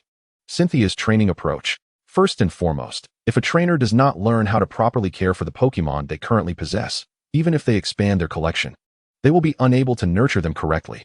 That is indeed true. I can care for my Pokemon, yet I have never taught others, so I had not considered this. If you can afford it, a trainer treats you equally. This is why I strive to refrain from increasing my inventory until the trainer matures enough to care for everyone. I have yet to reach a stage where I can expand my collection. In response to Kame's statement, Sharona placed her hand thoughtfully on her chin and acknowledged, "Indeed. Kame has grown significantly, so perhaps an increase in strength would be a prudent idea. I believe you are aware of this yourself. You have indeed become much stronger compared to when you first assumed the role of gym leader." Though he had seldom triumphed over the gym leader, Ayamomo, recently his battle record had improved to a respectable 50%. While Kame may not possess inherent combat talent, he undeniably harbors the potential for growth. Moreover, having traveled extensively, I have accumulated a wealth of experience. In Sharona's view, the 2 essential qualities Kame lacks in his quest for strength are intellect and self-confidence. I still find myself lacking in confidence in certain aspects, but since I learned to harness my mental acuity, I believe that if I can cultivate my mental prowess, I could attain the level of a gym leader. I have mastered the art of nurturing and contemplating my abilities. Hence I deem it wise to consider augmenting your resources here. Increase your numbers? Upon hearing the somewhat reluctant response, Gatteria tilted her head inquisitively. Shouldn't it be determined by the training conditions whether to deploy as a primary force? Oh no, I am not particularly fond of increasing my roster. Or perhaps I have matters to consider. Though I mentioned I would augment it, I have not truly contemplated which Pokemon to nurture. Kame's deck predominantly consisted of fighting-type Pokemon, while Ace's was a disarray of varied types. Lucario was the Pokemon I acquired upon joining the Burjong Gym. As a gym trainer, I primarily utilize fighting types. Thus I believe they are the most advantageous. I think the specific type may not be of utmost importance. If a combat type suits you, then pursue it. Alternatively, if you desire a balanced team, consider adding a Pokemon to compensate for your weaknesses or one that can fully leverage your current strengths. I believe it would be acceptable if you choose to do so. Do you wish to master fighting types, or would you prefer a balanced team akin to Sharona's? Kame had yet to deliberate on the prospect of augmentation. He needed to ascertain his path first. I do not need to make a decision right now. I wish to contemplate it carefully. No, I have made my decision. It was a remarkably swift resolution. So, what do you intend to do? I will maintain a good balance. While mastering fighting types would be beneficial, I prefer this approach. There are several factors at play, are there not? Indeed. Firstly, I lack any inherent combat talent, which renders it less suitable. Yes, perhaps it is because Ace is a dark type. And besides, I believe that if we had a balanced team like Sharona's, teaching her would be significantly easier. At this, Sharona momentarily fell silent before breaking into a smile. Oh, have you considered that? Is that not commendable? No, I am genuinely pleased. If you were to express your true sentiments, I would be even more delighted. With a playful tone, Gatteria interjected, if you wish to flirt, could you possibly do so when I am not present? Gatteria expressed her astonishment. Both her and Kame exchanging glances, causing Sharona to blush, while Kame merely shrugged. I am well aware that the 2 of you shared a close bond before entering into a relationship, which is splendid. But please do not forget that I am also present. Well, that would be inappropriate. Oh, how surprising. Upon hearing Gatteria's remark, Kame cocked his head in confusion. What? Of course, you say such things, and yet you 2 would blush. Do not jest. With a grimace, Kame sighed, rising to approach the Pokemon. You share a close relationship. Are you jesting? Certainly not. Sharona glanced at Gatteria, who elegantly covered her mouth with a laugh, her eyes sparkling with mischief. Yet, it is quite surprising. Indeed. Sharona began to grasp why Kame had become somewhat compliant. Just days prior, after winning the Pokemon League, when Bane expressed his feelings at the rooftop entrance of the stadium, Kame had also revealed his innermost thoughts. At that moment, Kame confided to Sharona what he truly desired deep within. For so long, He had concealed his genuine emotions, deceiving himself until he realized how challenging and awkward it was to share one's heart with another. That experience transformed Kame. Having endured the most embarrassing moment of revealing his feelings to someone he cherished, the awkwardness of other sincere admissions paled in comparison. Thus, Kame evolved into a person whose resolve would remain unshaken by even the smallest of matters. Do you have any ideas? Please listen carefully tonight. Relax, would you? Most importantly, she is permitted to utilize the villa. Very well, I shall relax. It depends on the circumstances. Observing Gataria's heartfelt smile, Sharona felt a pang of anxiety about her forthcoming words, her heart racing. That evening, upon returning from the beach, Corcoran greeted me. Welcome home. Yes, I have returned. As I removed my shoes at the entrance, Kame suddenly sensed something amiss. There were shoes that did not belong to him. Some shoes were present that had not been there when he and his companions visited the beach. The villa should only have housed Gataria, Corcoran, Sharona, and Kame. Yet there were additional pairs of shoes, too. In fact, one pair was pink women's shoes, while the other was a smaller pair, perhaps a child's. Kame somehow deduced whose shoes they were, but he was uncertain about the other pair. As I leaned inward, Corcoran continued, Lady Gataria, a guest has arrived. Oh, so you have come. A guest? It has been a while, Miss Sharona. Miss Kame. Behind Corcoran stood a woman with purple-toned hair, adorned with glasses. Good day, Shurjian. Have you finished your writing? Indeed. I completed it at lightning speed. The guest was none other than Shurjian, one of the Elite Four. And they had previously met when arriving at Gataria's villa. Long time no see, Shurjian. Indeed, it has been a while. I am delighted to see you again. Oh yes. I brought this to celebrate the championship title defense in the Sinnoh region, so if you wouldn't mind, please accept it. With that said, Shurjian presented a box containing a splendid assortment of meats and vegetables. Is this really for us? Yes, of course. As for Kame, I am thrilled that such gestures have become easier to accomplish. Thank you. Indeed. Who do you wish for me to meet? Alice John, you too have returned. Really? A young girl with long hair and brown skin peeked through the back door. I have been waiting. Nice to meet you. I am Alice. I am the champion of the last issue league. Sharona and Kame's eyes widened in astonishment. The girl before them was said to be the champion of the issue region, the youngest champion to date. Indeed, you are. Yes, we won the last issue league. Miss Sharona is also a champion, is she not? With a sparkle in her eyes, Sharona confidently replied to Alice, Indeed, I am the champion of the Sinnoh region. Impressive. Let us battle later. Certainly. It is a pleasure to meet you. Who is your brother over there? I am Kame. I am Sharona's assistant. It is a pleasure to make your acquaintance, Mr. Kame. Alice grasped Kame's hand and waved energetically. Kame, brimming with vitality, offered a wry smile inwardly. Oh, it is delightful to meet you. Alice will also be residing here, so please do get along well. Kame, why do you only mention my name? Is it not because you are not particularly adept at caring for children? Chapter 30. Until tomorrow. This was not an error, yet to candidly acknowledge it was somewhat irksome, prompting Kame to remain silent.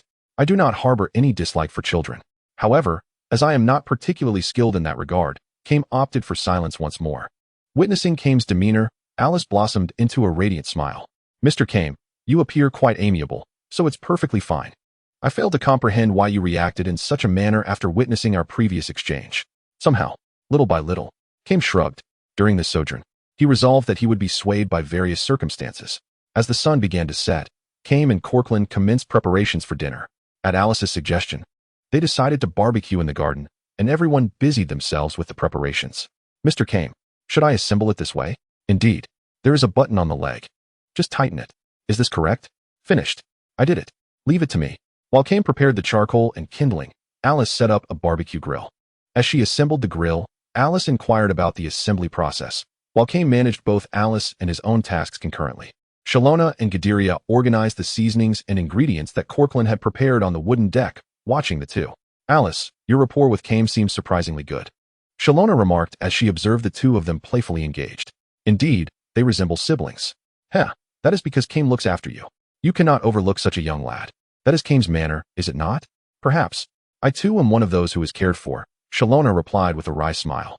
Due to Shalona's rather haphazard personal life, her home had been cluttered with discarded materials and clothing until Kame's arrival. I hardly even cook for myself. Most of my meals are either eaten out or purchased. Shalona, naturally robust, had encountered little illness prior to meeting Kame, but undoubtedly, if an ordinary person were to lead a similar lifestyle, they would find themselves overwhelmed in some respect. Kame transformed all personal habits into a healthy lifestyle. Rather than a transformation, it would be more accurate to describe it as a correction. You possess a remarkable talent for housekeeping. No, Kame is mine. Heh, just kidding. Shalona cast a glance at Ghideria, who wore a mischievous smile, harboring a hint of resentment. I understand that both of you share feelings for one another. And even as an individual, I hope that you both can remain well together forever. I truly appreciate that sentiment, but I do not enjoy teasing those older than myself. Here, I shall keep it at this level. Haha, it seems I cannot escape after all. Indeed. Shalona gently sighed at Ghideria's tender smile, before turning her gaze back to Kame and Alice. Kame placed the charcoal and kindling into the barbecue grill assembled by Alice and began to ignite the fire. Bama was attempting to catch fire from the sparks that flew. How is the fire coming along? Corklin and Shizumi, having prepared the ingredients, arrived in the garden. How marvelous. It burns splendidly. Mr. Kame, your fire-starting skills are truly commendable. As long as one knows how to do it, anyone can manage. Kame fanned the flames in another direction, his usual tension igniting Alice's eyes with excitement. Do you know how to do it? For instance, stacking charcoal to facilitate airflow? Yes. Then I would like to try it again next time. You should give it a go. Having become quite good friends, Kame and Alice were akin to siblings, and Shizumi inadvertently broke into a smile at the sight of them. This is another story. I believe it would be delightful to discuss a clumsy brother and a naive sister next time. Corklin brought over the prepared ingredients. The ingredients are ready. Shall we commence grilling? I am famished. Are you eating? While Shalona fed the Pokémon on the wooden deck, Kame stood with a plate laden with meat and vegetables. Yes, it is quite delectable. That is for the best. Kame also sat on the deck, beginning to eat from his plate. Alice fed various kinds of food to Anano Kusu, her face alight with delight and enjoyment. Even if the ingredients are excellent, merely grilling them appears unremarkable. Indeed, I must extend my gratitude to Shizumi. Did you call for me? Shirkimi suddenly appeared from behind, startling Kame. Ahaha. Mr. Kame is quite taken aback. Do not speak to me from behind. My apologies. Shirkimi chuckled as she sat beside Shalona. Did you call for me then? Oh well, this is splendid ingredients. Simply grilling them is delightful. I am so pleased to hear that. I thought I might have brought too much. Shirkimi continued to eat with a smile. Beside Shizumi, a chandelier floated above. Oh, do you wish to eat chandelier? It is quite delicious. As Kame absently watched. Having received food from Shizumi, he turned around joyfully only to be called out by Bainai. You are contemplating adding a new Pokemon to your team, are you not? You understand. Of course. Haha, I see. Shalona leaned in closer to Kame's ear, to which Kame responded nonchalantly, speaking in hushed tones. And she is as well, correct? Shalona gazed at Kame with delight, while Kame appeared somewhat troubled. Shizumi entered. Mr. Kame, are you planning to add more power? Shalona should hasten to increase hers. I suppose. Indeed, has the type been decided? Not yet. Upon hearing this, Shizumi's eyes lit up. How about the ghost type? You merely wish to recommend your specialty, do you not? Kame, still undecided about his course of action, declined, but Ghideria and Alice began to discuss what they had heard. What about the psychic type? You too? Dragon type? I have not decided yet. Be quiet and eat. Corklin and Ghideria, along with Rancrus, smiled from a distance as they observed the group of people beginning to make a fuss around Kame. I am so tired. Fufu, thank you for your hard work. After finishing the barbecue and washing the dishes, the two strolled along the beach near the Pokemon Center. Subsequently, Ghideria, Shizumi, and Alice engaged in enthusiastic discussions about their respective specialized types, while Kame, who initiated the topic, remained a listener until the end. Naturally, they were superior trainers compared to Kame, providing him with numerous invaluable insights. However, the fervor of everyone's discourse left Kame utterly exhausted by the conclusion. But did you not hear any good advice? Truly, one cannot underestimate the prowess of a trainer standing at the pinnacle of their craft. Their expertise across various types equips them with a profound understanding of each type's strengths and weaknesses. Moreover, they possess a distinctive style that not only highlights their advantages, but also compensates for their shortcomings. He delivered a lecture that proved to be immensely beneficial. Cynthia smiled at Kame, who, with a somber expression, lamented his exhaustion. Indeed, unlike someone like myself, who is versatile, they integrate everything into their specialized type, possessing a comprehension of each type that likely surpasses my own. There are trainers who focus on a singular type and those who embody versatility. Each type bears its own merits and demerits, and both categories boast formidable trainers. Generally speaking, neither is inherently superior. Forming a team that suits one's combat style is paramount. After considerable exploration, Gardevoir, Shikijika, and Alice have also finalized their current teams. This is precisely why they have been able to achieve results that are well suited to them. To be candid, my understanding of types is rather limited, albeit broad in a superficial sense. Personally, I believe that a complementary team proves more advantageous than merely mastering a single type. It is a specialization of type, rather than being confined within one. Hence, after listening to today's lecture, I can only propose one candidate. Oh, that's splendid. And what about that Pokémon? Metagross. It is a Pokémon from the Hoenn region. With Gardevoir in the team, perhaps some advice could be gleaned. It is considered a relatively rare Pokémon, but why Metagross? The current team leans heavily towards physical capabilities. Aside from shiny, it is somewhat lacking in special attack. Thus, I thought it prudent to include a Pokémon with high defense and special defense as a wall, ensuring that the physical concept remains intact. Indeed, that's a commendable idea. It can effortlessly augment your team without jeopardizing your core, thereby addressing your weaknesses, a distinct advantage of versatility. Furthermore, Metagross possesses an extensive repertoire of skills. You can teach it various techniques, allowing you to devise strategies against Ace's weaker fighting-type Blackie or Bashimo's more vulnerable flying-type opponents to some extent. Metagross is an incredibly powerful Pokémon. Indeed, the Hoenn region is splendid. I have yet to visit, but I long to go there. Cynthia sat on the beach, her laughter brimming with joy, while Kame sat beside her. If I were to visit the Hoenn region, I would like to greet Kame's parents first. Suddenly greeting your parents, are we? Is that not the case? She remarked, genuinely amused. Cynthia rested her head on his lap and smiled at Kame. Will you always stay by my side? Illuminated by the moonlight, Cynthia's visage was breathtakingly beautiful. Kame felt a twinge of embarrassment for his affection towards her, shifting his gaze to the sea. I do not believe in eternity, but while I am alive, I desire to remain by your side. Ah, how delightful. But as Kame noted, nothing is eternal. Both humans and Pokémon will inevitably lose their forms one day. Kame had encountered scenes of significant individuals and Pokémon passing away. That's all right, he remarked, as he often spoke in such a manner. At that time, Cynthia did not inquire further into the details, but she vividly remembered it. For it was one of the few personal stories Kame had shared. My grandmother and my father's Pokémon. My grandmother passed away from illness when I was 5. My father's Pokémon died a year before I set out. Did that sadden you? Yes. The memories of that person and that Pokémon will never fade. Yet, the loss of their forms is indeed sorrowful. I often visited my grandmother, and my father's Pokémon, Kaikin, frequently played with Kame. The presence that had laughed and talked just yesterday turned cold and rigid by the next day. That memory remains vividly etched in my mind. As long as we live, parting is inevitable. Kame was acutely aware that mundane days would not last forever. I often misconstrue that the closer I become to someone, the more they will remain by my side. However, every existence will ultimately fade away. I wish for our time together to feel natural and to cherish that naturalness. It brings me greater happiness than anything else. Ah, indeed. Is that not a natural occurrence? Kame is right beside you. So greeting your parents should not be an issue. Ah, do yourself a favor. In truth, Kame had no plans to visit the Hoenn region. Uncertain of when it would happen, he believed that if he temporarily disregarded it, it would eventually fade away, thus he let it go. Of course, at that time, Kame was unaware that he would soon find himself in the Hoenn region. On a different note, what do you plan to do tomorrow? Tomorrow, we shall explore the underwater ruins. I have already reserved diving gear. I see. However, I do not possess a Pokémon suitable for diving. It's a splendid location. If it were my Milotic, I could dive alongside approximately 2 people. Thank you. Kame himself could swim and had experience with light diving. However, compared to diving with aquatic Pokémon, his speed and safety were somewhat lacking. Would you like to investigate with me? You need not even ask. Yes, thank you. Cynthia leaned against Kame. She then brought her face closer to his, while Kame's gaze remained steadfastly on the sea. Yes. Oh, there is a soft sensation on my cheek. Kame instinctively touched the area where he felt that sensation. By paying in advance. You are giving too much. Hee. Thinking of the future, it seems reasonable. Does it not? Let's go take a look now. Reddish-eared Kame stood up, brushing off the sand. Cynthia followed suit, shaking off the sand as well. I shall return shortly. Yes. Kame lined up beside Cynthia, initiating their walk. He clasped her hand, their fingers intertwined. What? No, it's nothing.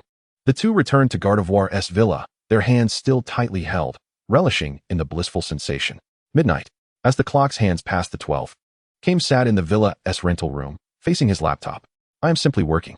The league has concluded, and the gym is nearly closed. Yet we must still prepare for the move upon reopening.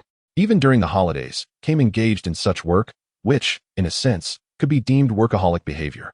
A knock resounded at Kame's door. What should I do? Apologies for my tardiness. Cynthia entered, clad in a light hoodie over a tank top and shorts. giving her a relaxed appearance. Oh, I apologize. Are you working? Not anymore. Today as tasks have been completed.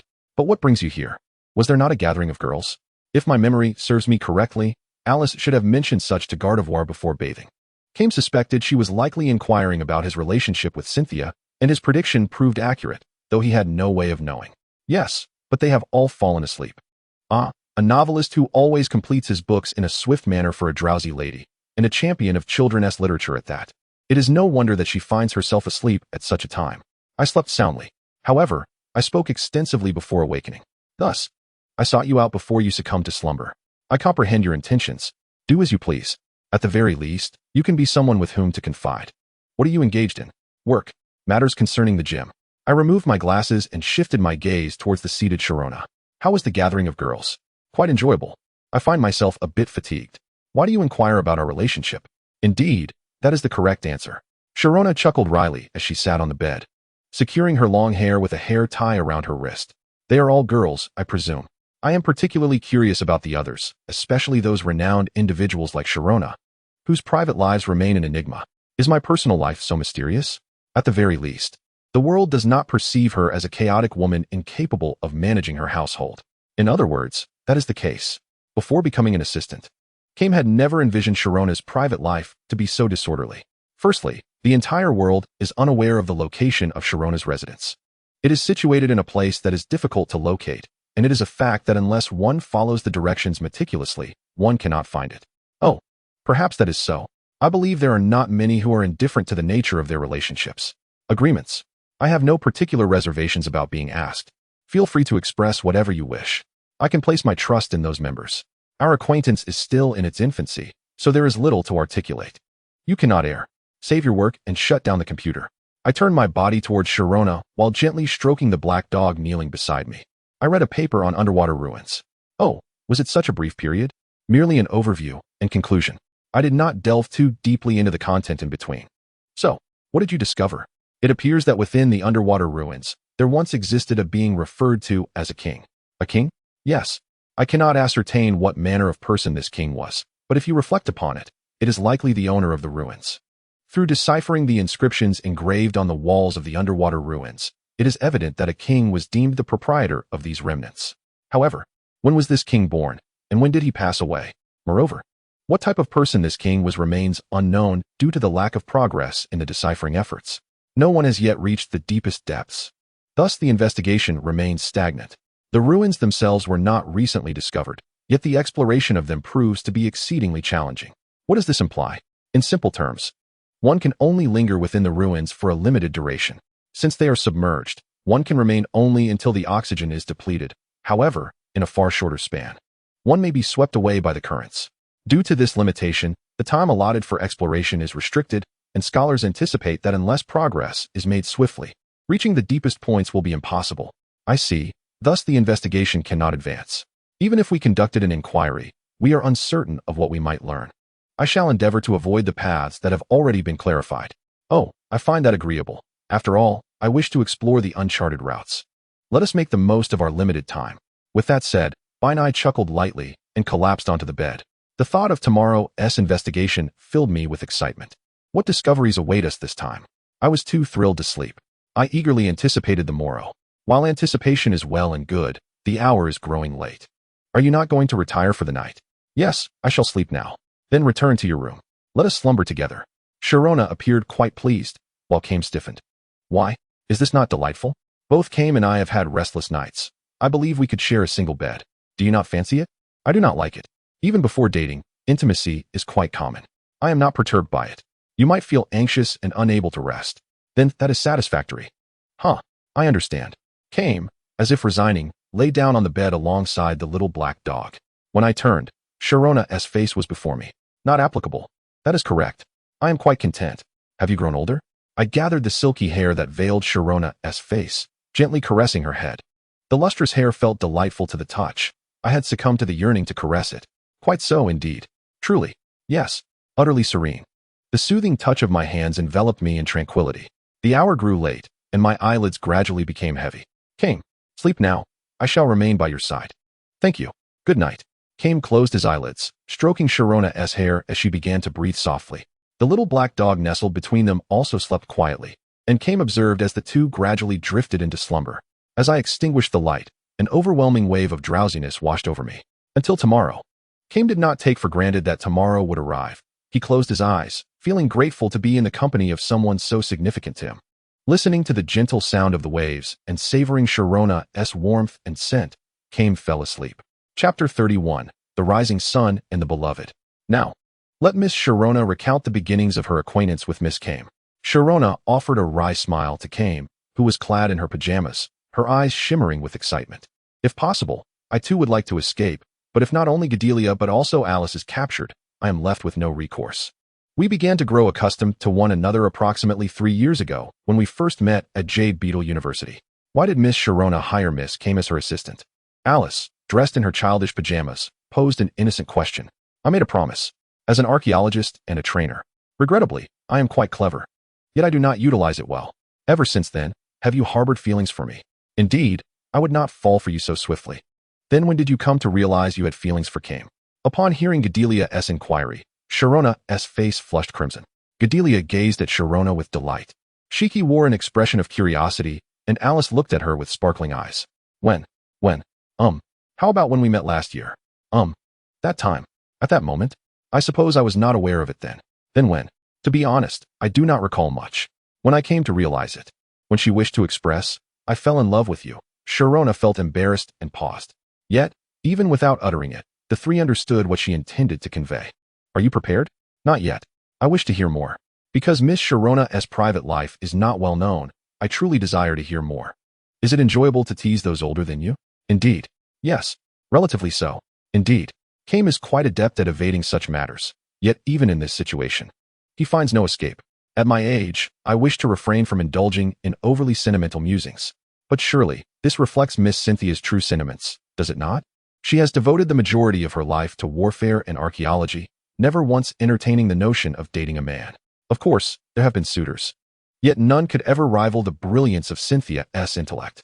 Thus, it is only at this age that I have ventured into the realm of romance. Admittedly, finding my first boyfriend at the age of 25 is somewhat awkward, yet uttering words unbecoming of a maiden to him is even more so. However, since this encapsulates Cynthia's genuine intentions, there is little to be done. Before the formidable presence of Gardevoir, even the clumsiest of deceptions would prove futile. Pray tell, Miss Cynthia, what is it that draws you to Miss Kame? Alice's inquiry stems purely from her innocence. Yet, more significantly, this question could be deemed one of utmost importance within this gathering of women. What is it about her that captivates you? With no avenue for retreat, Cynthia recalled Kame and resolved that she had no choice but to address this matter. I find such things rather illogical. Yet, in this context, it is prudent to provide a valid rationale. I can comprehend the illogical nature of this. After a moment's contemplation, Cynthia candidly articulated the truth that resided in her heart. As I suspected, I am earnest and devoted. Warfare and archaeology are not my sole merits. Nonetheless, I cherish the fact that I have accurately identified my shortcomings and strive to surmount them. This endeavor requires time. Yet his steadfast approach is more sincere than any other trainer I have encountered thus far. Such sincerity extends beyond the realms of warfare and archaeology, permeating interpersonal relationships as well. Kame's appeal lies in his genuine treatment of everyone, never engaging in actions that would undermine trust. It is no wonder that someone can face all matters with authenticity and relentless effort. I believe few possess the resilience to continue on this path. Forgive my impertinence. But Kame indeed lacks a talent for combat. Yet, Mr. Kame, you certainly appear quite formidable, do you not? I possess the innate ability to grow stronger, as I can accurately identify the missing components. However, I am at a loss as to the efforts required to overcome my weaknesses. This is the singular aspect in which Kame is deficient. I am uncertain what I might do to surmount this challenge. Thus, they exhausted every conceivable method, ultimately squandering their time. However, grasping this reality and persisting in effort is exceedingly arduous. Everyone harbors a fear of confronting their own frailties. I am uncertain if I can conquer this and maintain my resolve. Cynthia, endowed with both combat prowess and archaeological aptitude, finds great joy and intrigue in these pursuits, allowing her to continue her studies. Yet, I ponder, had Cynthia not possessed these talents, would she have reached this juncture? I would endeavor to do something. However, when questioned whether I could invest my fervor, I find it difficult to nod affirmatively. Your words indeed shake my confidence. Without a doubt, I have always held a deep affection for Pokémon, But if you were to inquire whether I could channel such enthusiasm as I do now, I cannot say with certainty. I am not particularly versed in combat. Regardless of victory or defeat, it remains enjoyable. I believe the beauty of battling lies in the way it fosters understanding between oneself and one's Pokémon through conflict. Naturally, I desire to win, and should I lose, I would feel profound disappointment. Wouldn't you agree? Regardless of the form it takes, unlike Kame, we each possess our own talents and qualities. Forever. Once, when he entered university, he seemed to have surrendered, yet since he became Cynthia's apprentice, he has persevered with unwavering determination, without a hint of compromise. His sumo endeavors have accumulated daunting losses. Nevertheless, he vows to use every loss, no matter how minuscule, to sustain his existence. He may be awkward and somewhat unassuming. Yet I believe this very honesty is what draws me to him. The three of them unwittingly gazed upon Cynthia's beauty, their faces tinged with a faint blush. Hee. I love you more than I imagined. Is it not so? Oh my, how wonderful. Is that sufficient? Cynthia felt a twinge of embarrassment at the trio's reactions, pleading for it to cease. Of course, whether he heeds this or not remains another matter. I wish to inquire further, until I am weary. Not yet. Shall we converse some more? I too wish to hear more about Miss Cynthia. Did I not suggest you ease up? Approximately 2 hours later, Cynthia found herself bombarded with an array of questions until the three finally succumbed to slumber. Ultimately, Cynthia was utterly exhausted as she made her way to Kame's room, where the light still burned brightly, seeking to replenish her depleted energy. Awakening to the gentle caress of the rising sun, Cynthia opened her eyes. In that fleeting moment, the first sight that graced her hazy vision was the slumbering visage of the one she adored. Typically, his brow is furrowed, yet in sleep, she gazed upon his face, peaceful and serene. Checking the clock, she noted that the hour was still early. It was no surprise that Butler Corcoran had risen, yet Gardevoir had yet to stir. One could indulge in a second slumber, but Kame generally awakens earlier than Cynthia, thus opportunities to behold his sleeping face are rare. Seizing the moment, she admired his tranquil expression. As she had done before sleep, Cynthia gently stroked Kame's hair. The slightly rigid strands met her palm, reshaping and conforming to her touch. She caressed his slightly longer hair, tracing the outline of his cheek. A shadow, caught between Cynthia and Kame, opened its eyes. Upon sensing Cynthia's movements, it seemed to awaken. Fearing she had overstepped, she found that the shadow bore no ill will, licking Cynthia's face. Hee. Good morning. Cradling the little black creature in her arms, she rose quietly, mindful not to disturb Kame. The villa was enveloped in tranquility, as if Butler Corcoran had not yet roused. Perhaps it was still too early. Though she sensed her sleep had been somewhat abbreviated, she felt neither fatigued nor languid. Instead, she felt remarkably relaxed, having slept more soundly than usual. Truly, the quality of the beds at the Caterlawn Villa is exceptional. Cynthia surmised that Gardevoir, seemingly lost in slumber, perhaps benefited from the bed's commendable quality, leading to a deeper and more restorative rest. No, that is not entirely accurate. While that is certainly a contributing factor, it is not the most significant one. She stroked Kame's head, feeling reassured by the presence of someone so dear beside her, which allowed her to unwind even further. Cynthia contemplated the prospect of acquiring 2 single beds in the future. Sharing a bed might indeed be a splendid idea. However, she did not believe Kame would easily acquiesce to such an arrangement. Thank you. After quietly expressing her gratitude to Kame, Cynthia stealthily exited the room with her little companion. The 4 of them enjoyed breakfast prepared by Corcoran and Kame while Gardevoir overslept. Alice and Hakimi planned to venture out shopping once Gardevoir awakened. Meanwhile, Binai and Kame completed their preparations for the investigation and set off for the Pokémon Center. Is the Pokémon Center accepting? Indeed. We entered under the pretext of investigation, yet the ruins themselves are only accessible to the general public.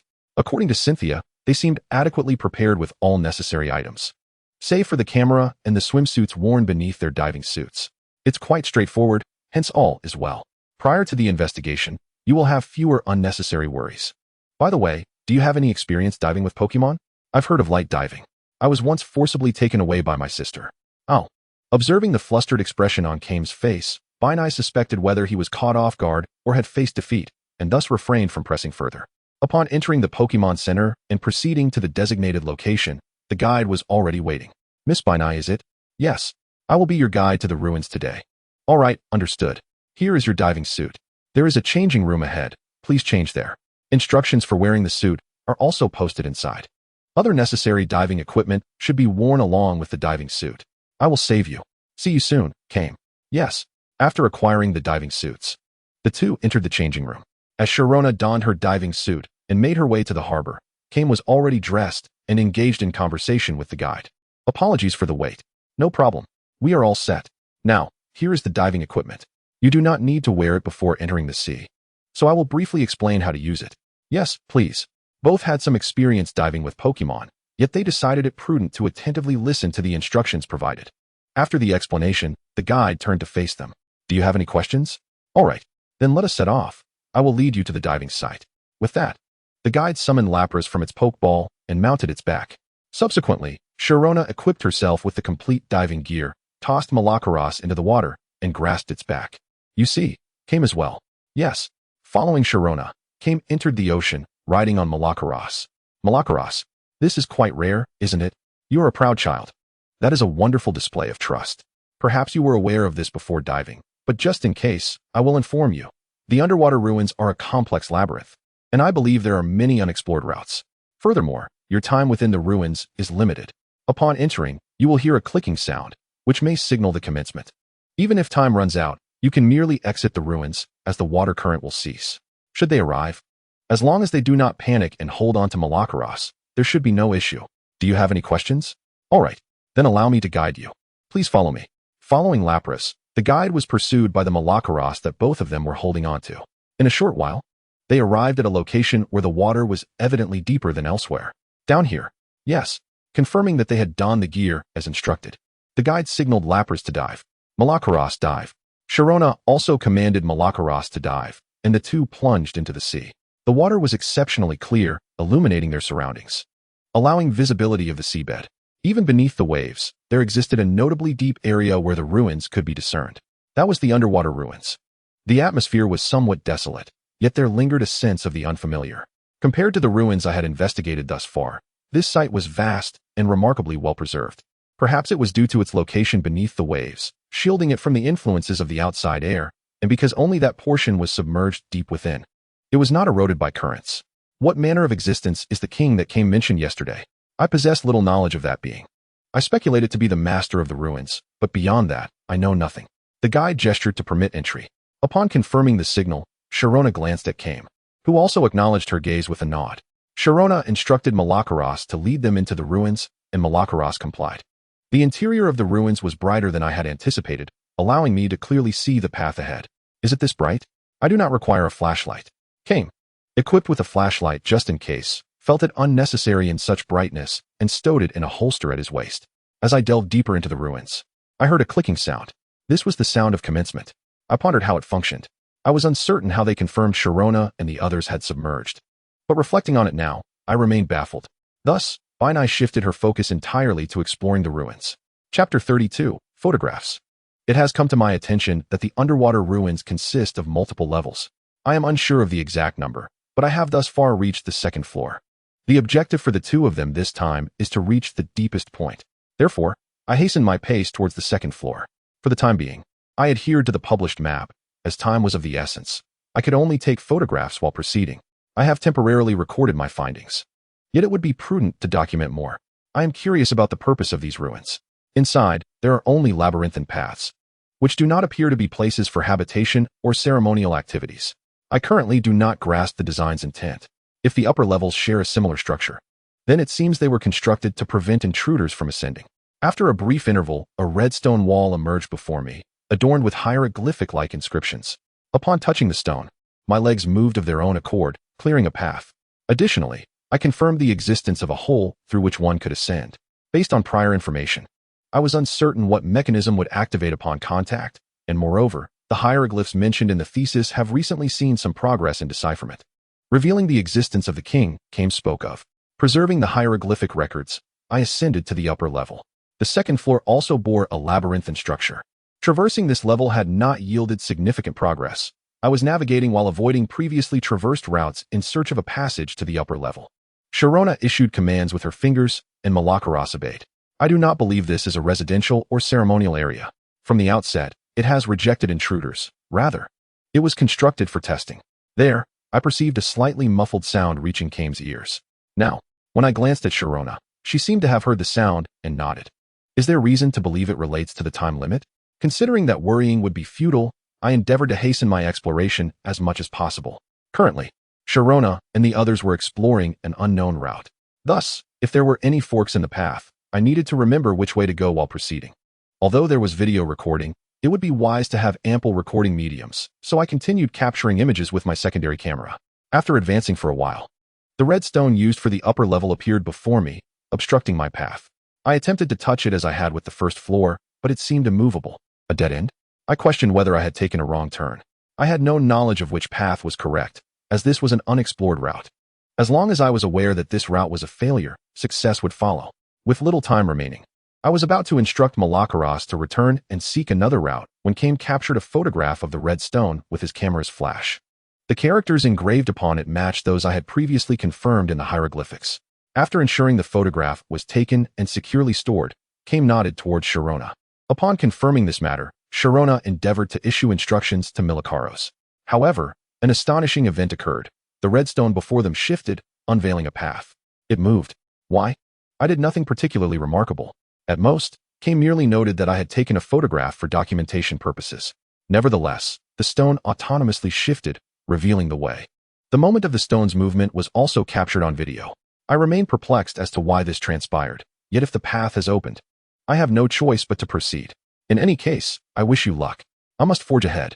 This unexpected stroke of fortune, nonetheless, represents yet another discovery. As I continued onward, I stumbled upon a location that allowed ascent to the upper level. I did it. I can ascend to the upper floor. The two reached the previously uncharted third level, which was constructed like a labyrinth, with red stones scattered throughout. It is uncertain how many layers exist. Given the scale of this ruin, I speculate that only 1 or 2 layers remain. As the entirety of the situation remains unclear, there is little room for conjecture. I do not know how much time remains, but it is certainly not much. Regardless, Sharona remains determined to press forward. A little further along, I discovered something resembling a coin on the ground. Upon picking it up, it appeared to be a coin inscribed with hieroglyphics. This was likely the currency of the civilization that once thrived here. I am delighted to have discovered something authentic. Placing the coin into my pocket, I continued my search. Shortly thereafter, a dull sound reverberated throughout the ruins, signaling that our time was dwindling. I issued directions to Malakaros and pressed on. Yet again, a red stone obstructed the path. Is the future a dead end? Beside him, Kame recorded the event, attempting to illuminate the stone with his camera's flash. But the stone remained unmoved. This did not bode well. Time was of the essence, and I resolved to attempt to shift it. I touched the stone, but there was no change. As a test, Kame pushed the stone with all his might. Such a massive stone, submerged in water, was nearly impossible to move. Naturally, it remained unyielding. Even on solid ground, Kame could not budge it. Could it be? Indeed, it appears impossible to move it underwater. With no alternatives, I had no choice but to seek another path. Then, astonishingly, the red stone shifted once more, revealing an opening. What on earth? It is fortunate that the reasoning remains unclear. Even if there were certain conditions, there are too many inexplicable phenomena. What is the trigger? How did the stone move? What exactly is this red stone? There are too many unanswered questions, yet I lack the time to ponder them here. Following the narrow pathway, I discovered another means to ascend to the upper level. How marvelous! I cannot believe I have uncovered 2 unexplored layers in a single day. As I expressed gratitude for such invaluable documentation, we climbed higher.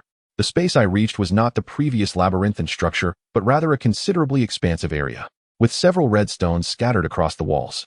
I wondered about the deepest section. It seemed I could ascend no further, so this must indeed be the deepest part. All the stones were inscribed with hieroglyphics. Should I capture images of all of them? Both Sharona and Kame documented the red stones, preserving them for records. I still do not comprehend what they convey, but this constitutes essential data for analysis. I had not anticipated gathering such a wealth of information. Truthfully, merely establishing a route to the deepest point represents a significant discovery. There are numerous indecipherable characters. I suspect we will not be able to decode them in the short term, but once we do, the investigation of this ruin will make remarkable progress. This is no easy feat yet, such has always been the case. When Sharona finally articulated what this ruin might be, her heart surged with excitement. The sound was drawing near. Time was running out. A dull noise echoed nearby, louder than before, and I could discern that it was much closer. I pondered whether I could accomplish anything more. If possible, I wished to conduct further investigation.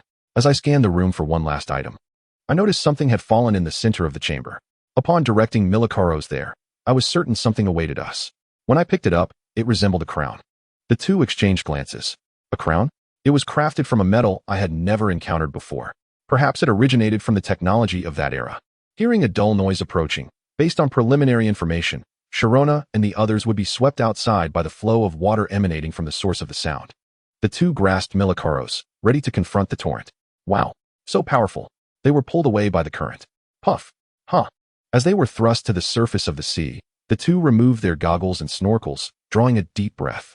The current was more formidable than I had anticipated. This could be traumatic for some. How could it flow from such a confined space to here? I do not know. I was recording with the camera, yet even I, who was swept away, had no understanding, so hope seems dim.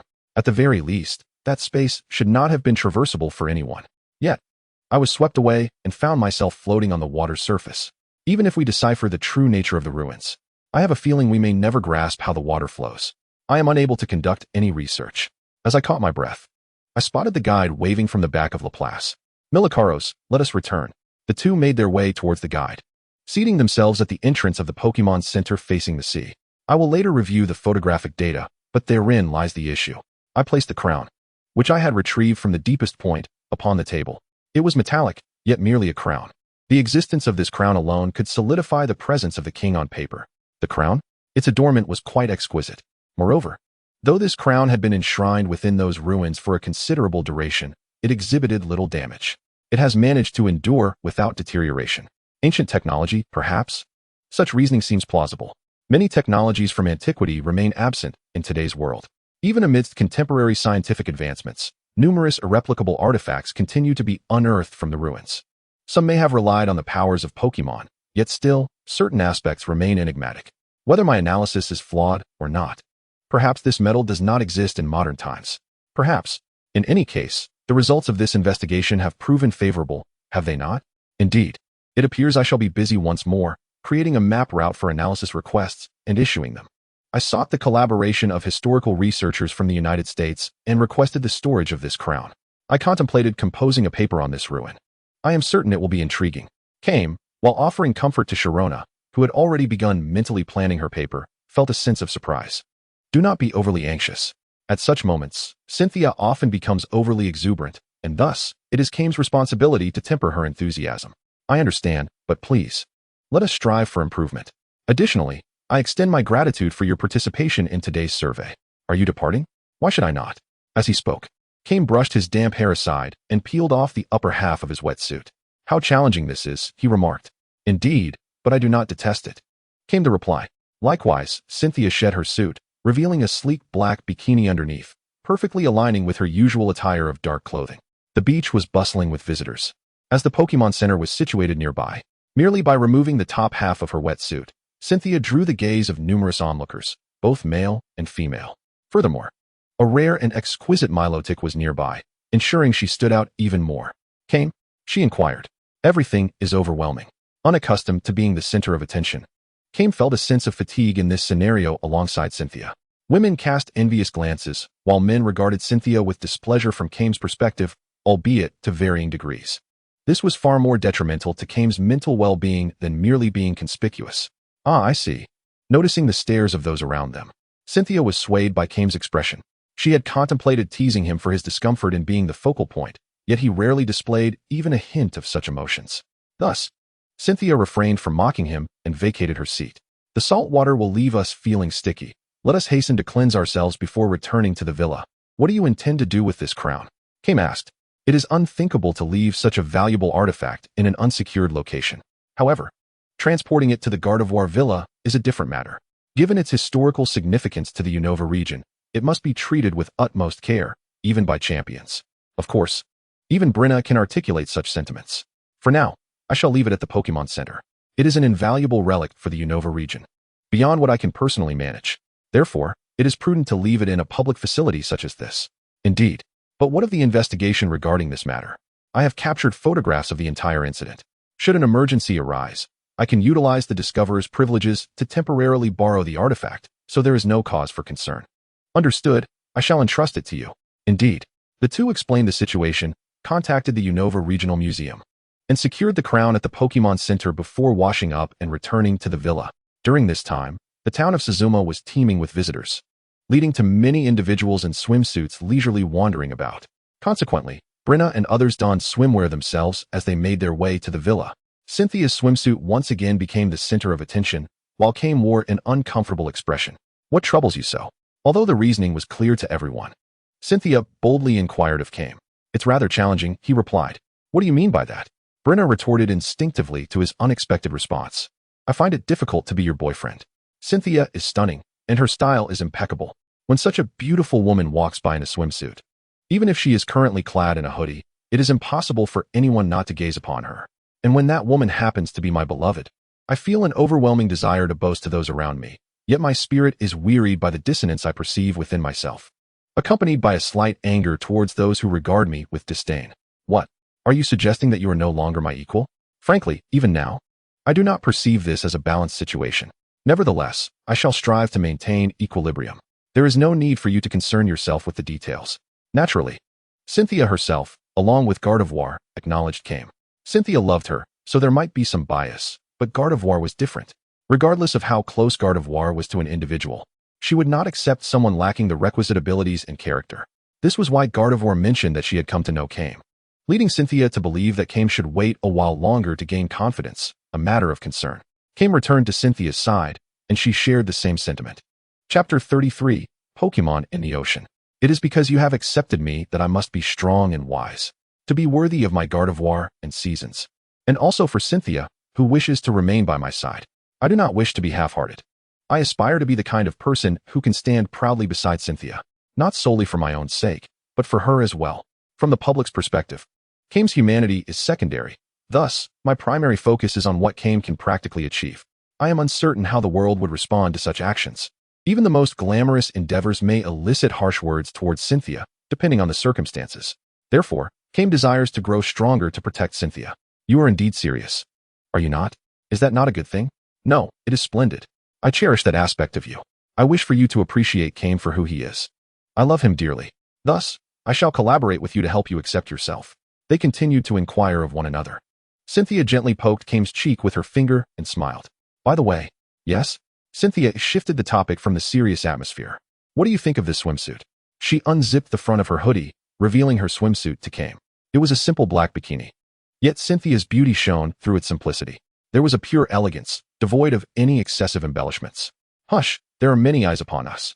Oh, is being seen truly that dreadful? It is not bad, but I prefer not to display it overtly, as long as Cynthia's aesthetic remains appealing. It matters not to whom she displays it. Conversely, it would not be surprising if she were mistaken for a model due to her appearance. Brenna was not well known, as it was a region far removed from the Sinnoh area. Therefore, few recognized Cynthia as Cynthia, but her beauty certainly caught the attention of many. However, from Kame's perspective, it felt rather unpleasant. He was somewhat taken aback by his unexpectedly strong desire for possession, yet the reality was that it was not amusing. Did you say that? On the other hand, what if a woman approaches me nearby? That is unlikely, Kame murmured, his gaze vacant. Regrettably, his looks were merely average. Recently, he had begun to pay attention to various aspects, such as his hairstyle and skincare, thus elevating himself to a more respectable level. But he was not as outstanding as the likes of Tanjiro or Daigo. Consequently, Kame had never been struck down. Therefore, there was no need for concern. However, if one merely listened, one would be free. I do not appreciate that. I do not mind it being a battle, but if it is for such purposes, I find it distasteful. That is the crux of the matter. I understand. Very well, considering the circumstances here, it cannot be helped. Pseudonym. Indeed, I shall. Cynthia silently zipped up her hoodie. If possible, she wished to hear Kame's thoughts on the swimsuit, yet she acknowledged that it had been properly tended to, thus allowing it to remain here.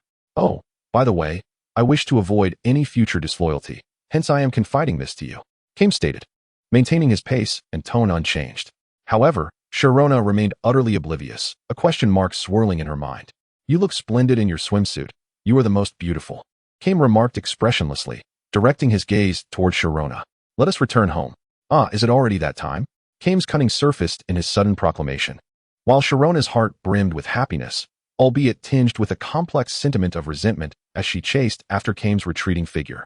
Upon catching up, Sharona exerted all her strength to slap Kame's back. I am home. After returning to the villa and unwinding with a shower, Alice and the others arrived. Welcome back. How was shopping? It was delightful. I bought a new swimsuit. While affectionately ruffling Alice's hair, Sharona beamed. I acquired numerous items. It was quite enjoyable. Hee. It appears you had a splendid time. Miss Sharona, how is your investigation progressing? Any new discoveries? Yes. What kind of discoveries? We have reached the depths of the underwater ruins. The underwater ruins. Impressive. Congratulations. Truly worthy of you, Miss Sharona. There is a significant element of luck involved. By the way, how did everyone fare with lunch? The current time had passed noon, perfectly aligning with lunchtime, yet the three remained uncertain about what to eat, prompting Bane to inquire. Not yet. Gardevoir remarked, since Kame will prepare it anyway, let us just head home if we're not eating. Is that so? I presumed it was something Kame was making for us. Indeed. Kame is currently preparing lunch. If possible, let us dine together. Yes. Kame-san, I am famished. Alice dashed toward the kitchen. Bane chuckled upon seeing Alice behave like a child. If you continue this way, you won't come across as a champion of the Issue League. Indeed, you still embody a youthful spirit. Nonetheless, Alice's pure enthusiasm for Pokémon is something I aspire to emulate. As I spoke of Alice's rather childlike demeanor compared to her performance in battles, I heard sounds emanating from the kitchen. Hey, wash your hands before entering the kitchen. You haven't done so yet. What is for lunch, Kame-san? Oh, fried chicken. Speaking of which you, do not speak with your mouth full. The warm exchange between Kame and Alice elicited laughter from the three, resembling siblings in their camaraderie. Let us proceed, before Alice receives a call. After properly washing her hands. You are quite an amusing person, Kame-san. The three jovially made their way to the kitchen. How has your afternoon been? Gardevoir asked while savoring the lunch prepared by Kame, simultaneously scrolling through images. I wish to go swimming. In response, Alice raised her hand vigorously. I bought a new swimsuit, and the ocean is stunning. I simply must swim. Indeed, it is not about the investigation. I just want to swim in the sea. Yes. What about the beach we visited for a stroll yesterday? It was not crowded. The water was beautiful, and there was a nearby place to battle. I wish to challenge you, given that we have so many members. I certainly wish to battle Miss Sharona. Hoo-hoo, if the Elite Four were my opponents, I would not hold back. I desire it. Kame silently continued eating, disregarding the top trainers who were engaging the women in conversation. Iris posed a question to Kame. Kame-san, you are Sharona's disciple, correct? The topic shifted unexpectedly, but Kame promptly responded. Oh, just in case. So, Kame-san, why do you not engage in battles? That would be quite entertaining. However, do not hold me to excessively high expectations, alright? After all, I am merely a gymnastics coach. The capabilities of Gym Number 2 are generally of moderate strength.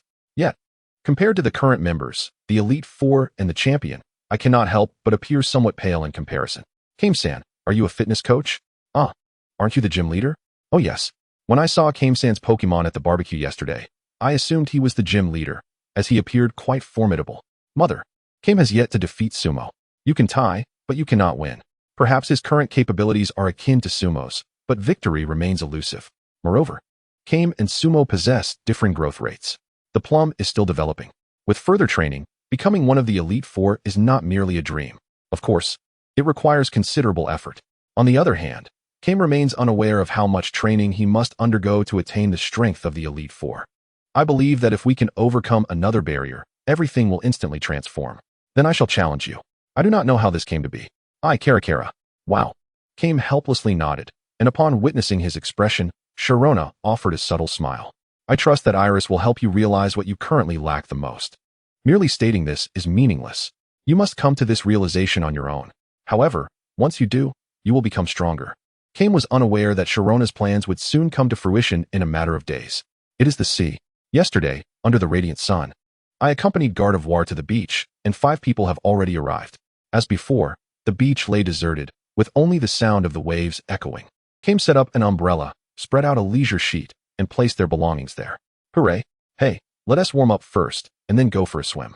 She stripped off her clothes atop the sheet and, at the fastest speed, Alice dashed into the sea, releasing her Pokemon from their balls. They truly resembled siblings. For an older sister, too much freedom suffices. Sharona mused beside her, but Kame returned with a grimace. Next to me, Sharona donned a hoodie over her swimsuit, resembling her appearance upon returning from the investigation. Today we are fortunate. The weather is splendid. Gazing up at the sky, Gardevoir remarked while holding the umbrella. Gardevoir had also put on a jacket over her swimsuit. It has been ages since I last swam in the sea. Let us have fun, like Alice. Shurkimi placed her jacket on the seat, and, while performing light warm-up exercises, sprinted toward Alice. Shikimi's swimsuit consisted of a purple bandeau and denim shorts. Akari should join as well. Gardevoir folded up the umbrella and removed her outerwear. Gardevoir's swimsuit was a white one-piece. complemented by a beach towel featuring a pink base and white wave patterns around her waist. Came. What? Do you have something to say? Gardevoir smiled slightly, pinching the hem of her skirt-like garment. Came likely guessed what Gardevoir wished to convey and replied impassively. It suits you well, no need for any pretense. Without a hint of deceit, he thought. Thus Came shared his genuine sentiments. I felt a tinge of disappointment in my ability to respond calmly. Yet when told it suited me, I did not feel disheartened. Gardevoir decided to graciously accept that remark. Most importantly, I feel I can no longer linger here and disrupt Sharona's swimsuit unveiling. Thank you. I shall return later for a rematch. Is vengeance not a folly? Very well. Gardevoir, without hesitation, made her way toward Alice and the others, leaving Sharona and Came to exchange glances. Let us proceed. I am eager to inspect your luggage. Thank you. I shall do so. Simply tossing 4 Pokeballs is sufficient to rescue the Pokemon. The Pokemon are free to challenge others to battles. Take a leisurely respite beneath the parasol or nuzzle Came's feet. Once confirmed, Came settled into his seat, placing the black piece on his lap. I shall join as well. Oh. Sharona handed her removed jacket to Came, who responded curtly. Sharona was clad in a white bikini, distinct from the attire she wore during the morning investigation. The scarf around her waist mirrored that of Gardevoir, complementing Sharona's elegance and beauty, radiating an extraordinary charm. Unlike her usual black swimwear, this white ensemble exuded an aura that was refreshingly different. What do you think? This scarf was purchased by Gardevoir. Sharona gently grasped the hem of her perio, turning to fully display herself to Came. Oh, it suits you splendidly. Is that a swimsuit? Or a beach towel? It is self-evident, yet it embodies the essence of both. Could you be a tad more honest with me? Although it may seem twisted, when praised by loved ones and expressing a desire to possess it, even Sharona's cheeks relaxed. But thank you. I adore swimming, yet I cannot resist frolicking in the sea like a girl. Indeed, I understand. I shall go if invited. With that, Bina headed toward Gardevoir and the others.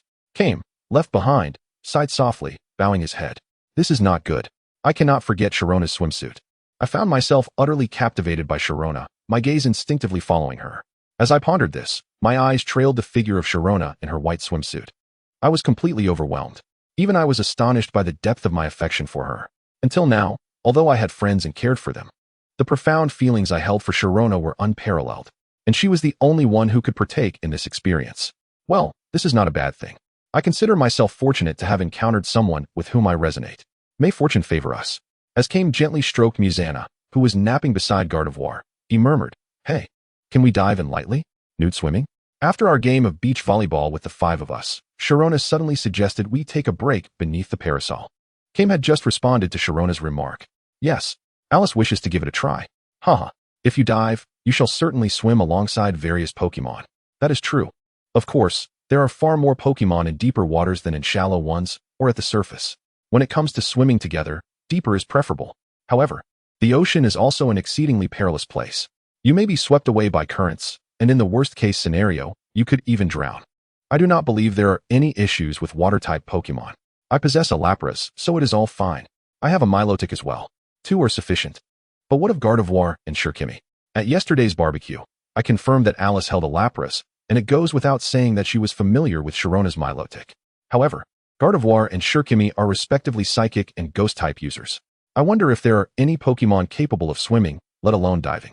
Atticus, with its psychic powers and Rankurusu's abilities, can accomplish anything. Moreover, there is Bringar.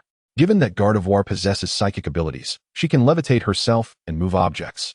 Gardevoir is a holder of particularly potent mental strength within her lineage, so formidable that, in her youth, she was unable to control her psychic powers, bearing a past of sealing Pokemon battles. With Rankurusu's assistance, nothing could be more complex than diving. I can swim, but I am not particularly adept. There are no Pokemon that cannot swim. Then let us follow me. Really? Thank you, Gardevoir. If this power proves useful, I shall be delighted. Deciding to have Shurikimi utilize Gardevoir and Rankurusu's powers for something. Came was the only one without any water-type Pokemon, yet he had dived numerous times, possessing the highest stamina and lung capacity among them. To be on the safe side, I made an effort to remain close to Sharona, seeking to calm myself. In that case, you two would be happier, would you not? This remark caused Bina to blush. Came gazed at Gardevoir with a bittersweet expression, but Gardevoir herself maintained an air of cool composure, likely deeming it impractical. A tranquil topic. Then let us proceed. Bashamo, I apologize, please watch over my belongings.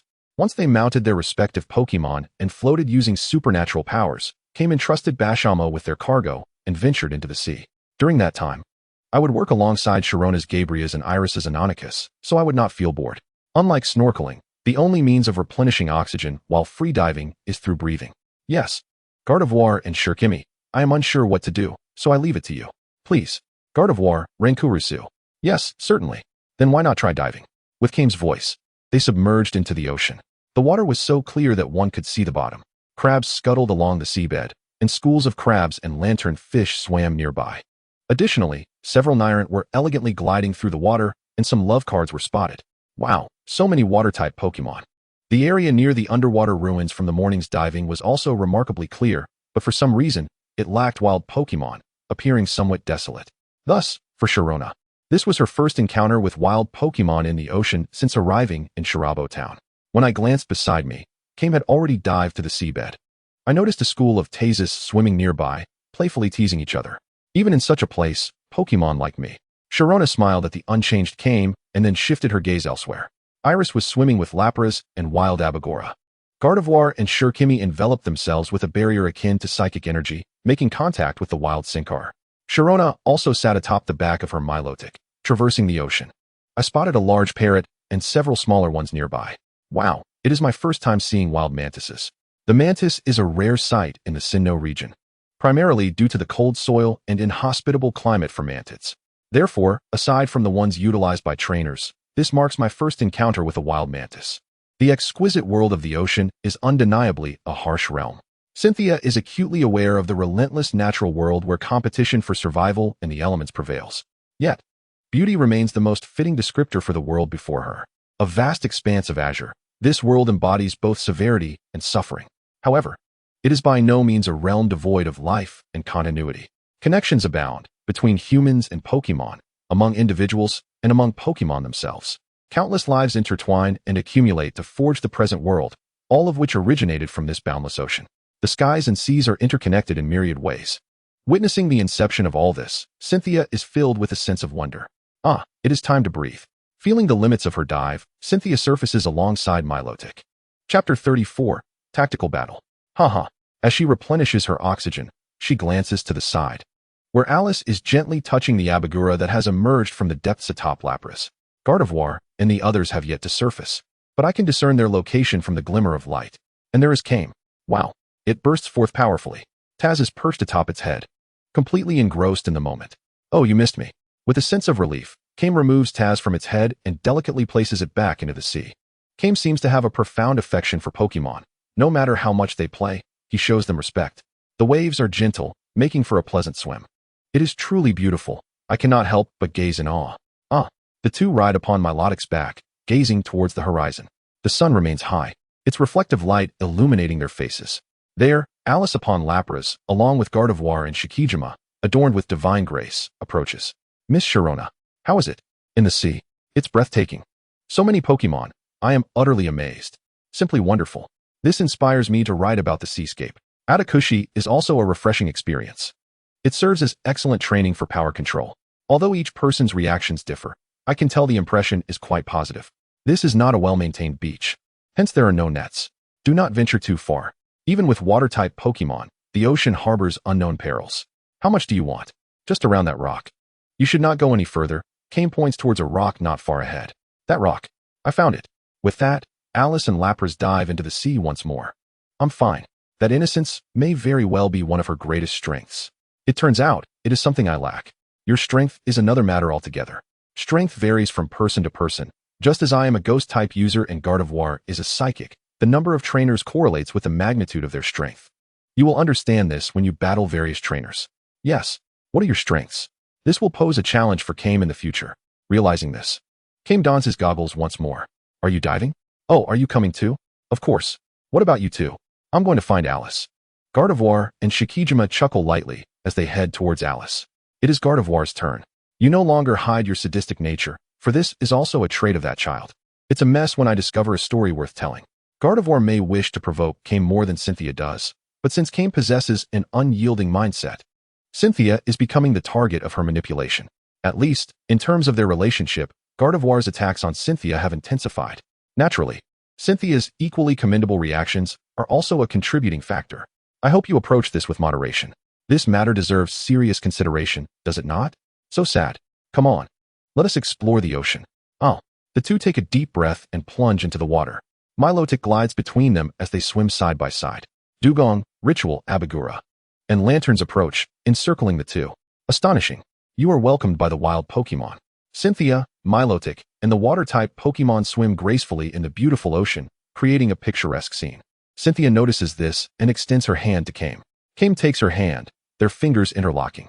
Together, they swim amidst the stunning ocean. Thus, wherever I go, you may remain by my side, holding such a wish. What fun! After enjoying the ocean bath, the sun begins to set, and the five prepare to depart. Lapras and Milotic wash away the salt water from her skin, and Alice remarks with satisfaction, "What a wonderful experience. I never expected to encounter so many water-type Pokémon. I believe I can incorporate this into my writing." Adakushi also enjoyed it immensely. "I witnessed some truly remarkable sights. I wish to come again." Oh, dry off well. Even in summer, one can still feel cold. Kame tosses the towel he brought to the drenched woman. Cynthia effortlessly catches it and then passes it to the other three. "Thank you, Kame. No problem. Just wipe off. I'll wear the same clothes home. I'm not saying you need to completely dry off, but at least get rid of the moisture." "Oh, so you care about me." Amidst light-hearted banter, they all prepare to set off.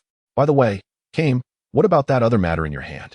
Cynthia inquires as they walk home. "Yes, I think water types are good, but it depends on which Pokémon joins. So, have you decided to switch?" "Oh, did you not tell Alice and the others?" "What the heck? Is it a dragon type? Are you a ghost type?" "I'm curious about the psychic type." "Ah, it's a psychic type. The Pokémon is Metagross." Gardevoir halts her steps. In response, Cynthia and the others stop, looking curiously at Gardevoir. "I want Metagross to join." "Oh, is there something wrong?" "No, I think the synergy of your team is quite commendable." Gardevoir gazes seriously at Kame. "As you know, Metagross is an exceptionally powerful Pokémon. Although it has type compatibility, it possesses the highest base stats among all general Pokémon." "Yes, I know. It is a sufficiently strong Pokémon that can enhance our team's strengths and compensate for our weaknesses. But that is precisely why training is so challenging. Unless you are an exceptional trainer, you cannot harness Metagross to its fullest potential. Do you possess the ability to maximize Metagross's capabilities?" Gardevoir acknowledges that Kame is evolving as an individual, yet believes he remains a work in progress as a trainer. "The last confrontation occurred over a year ago, and at that time, I felt I had grasped the fundamentals. A competent trainer, with sincere dedication, could fully harness Metagross within a year. However, I am uncertain if Kame has reached that milestone. If he has not, then Metagross shall not join, nor will Kame himself." Cynthia is sometimes stringent with herself, yet possesses a kind heart, revealing a sweeter side. If she feels confident, there should be no issue, but Gardevoir wishes to witness it firsthand. "Let me confess, indeed, there lies a beach suitable for battle. I am not implying you will triumph. I concede that." "Very well. Are you both prepared?" Cynthia, adorned in a swimsuit and hoodie, addressed the two. "Ah, yes." Kame and Gardevoir faced each other in their swimsuits, aware that they would provoke one another. Gardevoir, in a one-piece swimsuit and beach towel, exuded a beauty distinct from Cynthia's. Alice cheered, capturing the moment on the battle recorder. 3 Pokémon may be used, no items allowed, and there are no time constraints. Let the battle commence. Come forth, Musharna. I implore you, Bashamo. The trainers released their Pokémon from their balls. Gardevoir's vanguard was Musharna, while Kame's was Bashamo. In terms of compatibility, Bashamo, including its fighting type, is at a significant disadvantage. Musharna, bask in the sunny Japanese skies. Bashamo's strength momentarily surged in the sunlight. Fire-type attacks are enhanced by the weather. I have not utilized this before. Swords Dance. Halt. Charge Beam. As Bashamo attempted to bolster itself with Charge Beam, Gardevoir thwarted its actions. The attack was evaded, causing no damage, but Swords Dance was interrupted. Hypnosis. Flame Burst. Bashamo unleashed a flamethrower to dispel Musharna's hypnosis. Musharna's psychic energy could not be intercepted by Bashamo, a fact Gardevoir was well aware of. Therefore, the key lay in its application. Shadow Ball. Fire Punch. Bashamo countered the released Shadow Ball with a fiery fist. However, due to the level disparity, Bashamo sustained some damage. I am certain you wish to use Swords Dance, but I shall not grant you that opportunity. Indeed, Fire Vortex. The Fire Vortex unleashed by Bashamo ensnared Musharna. It could not return to its ball, but that was inconsequential, as it could still execute other moves. Do you really think you can halt such a minor commotion? Musharna, Charge Beam. It launched a Charge Beam toward the approaching Bashamo.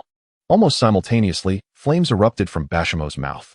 The unavoidable, yet sudden flames did not harm Musharna. They could not evade one another and incurred damage. Bashamo's health points diminished. Yet Musharna remained unscathed. Flame burst. Just as the fire vortex was on the verge of bursting, it released a flame burst. Bashamo's special attack value is not high. Hence the damage inflicted by the highly defensive Musharna was minimal. Such a level of firepower would not inflict significant harm. I am aware. I know when the flames dissipate. That flamethrower was utterly dazzling. The aim was to use Sword's Dance during that moment of dazzle. At that moment, he noticed something peculiar about Musharna. A part of its body had turned a reddish-black hue. Burn? Impossible. As it passed through Charge Beam, it was not a desperate inferno, but rather wisps. I shall manage. For Musharna, which does not employ physical attacks, the halved attack power due to the burn is not detrimental, but its stamina would struggle to remain intact. It was evident that the pain would impact its performance. I see. I shall proceed with this. Domo. It appeared that this would be a splendid time for the Pokémon to exhibit their utmost potential. Musharna, Shadow Ball. Flame Kick. With a foot engulfed in flames. It countered the Shadow Ball. Thus, Bashamo advanced toward Musharna, attempting to strike with greater force. However, Musharna was already poised for an offensive. The Pokémon collided with one another, neither missing their opportunity. Psychic. Relay Touch. No. Just as Musharna released its psychic energy toward the advancing Bashamo, the dark figure reappeared from the ball. The psychic type move proved ineffective against the dark type of the shadowy figure. The figure, utilizing the relay touch, unleashed an attack imbued with the power of Sword's Dance. Retreat. The figure's arm pierced through Musharna. Although the effect was remarkable, the level disparity rendered Musharna barely able to endure. With the burn's influence, Musharna's time was dwindling. Charge Beam. Just before Musharna collapsed, it unleashed a charge beam, striking the dark figure. I could not evade it and receive the charge beam, yet it did not inflict considerable damage. Shortly thereafter, Musharna succumbed to exhaustion. Thank you, Musharna. Truly formidable. Though you led the charge, your level is higher, is it not? Undoubtedly. Now, it is time for the next Pokémon. Go, Metagross. Emerging from the ball was Metagross, whom came intended to include as the next member.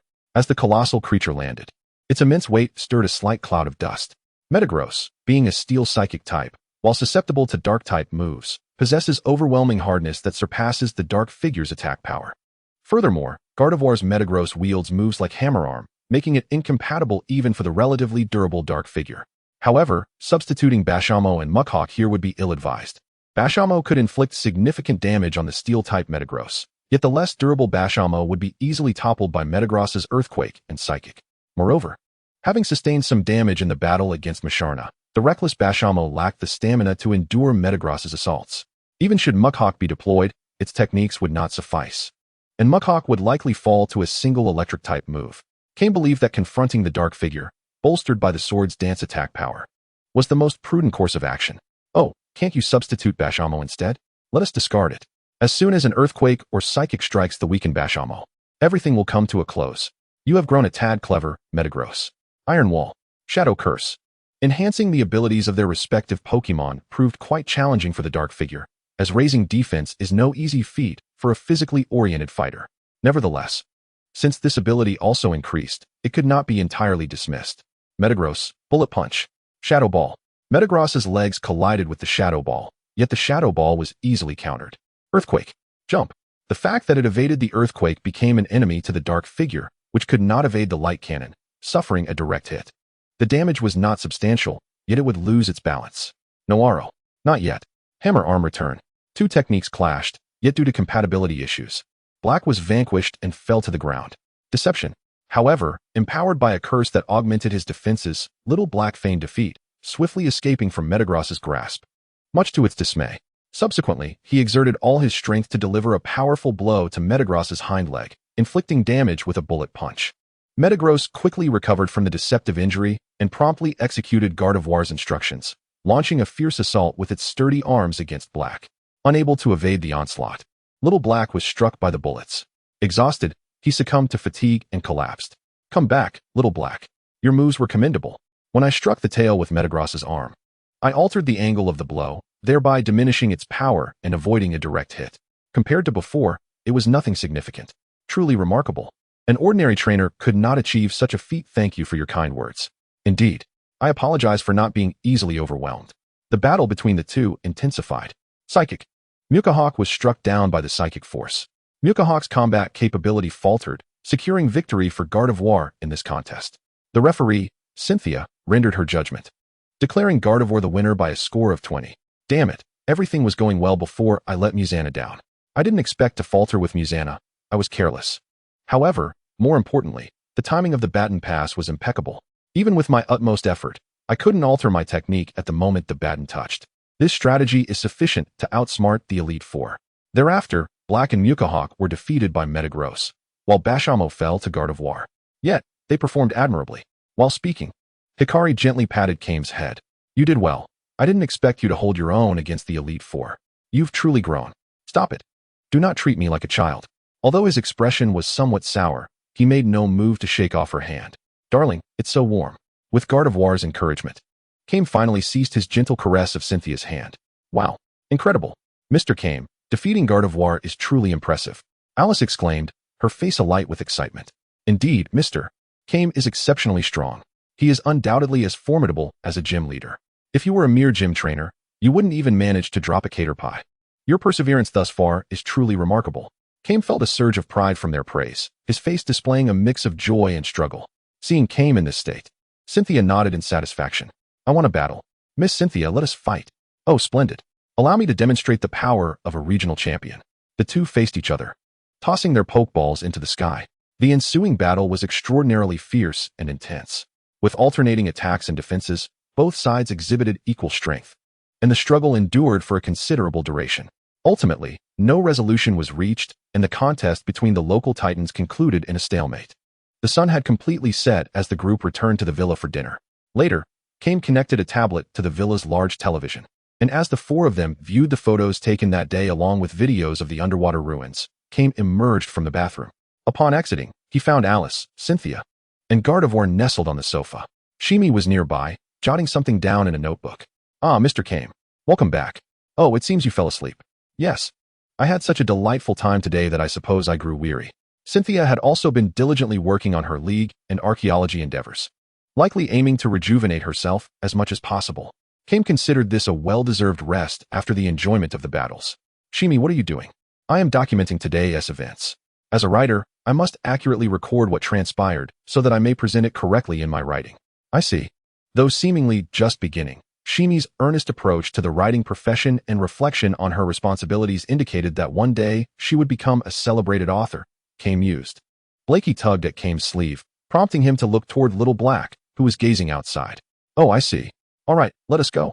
Are you heading out? Yes. Little Black wishes to see the moon.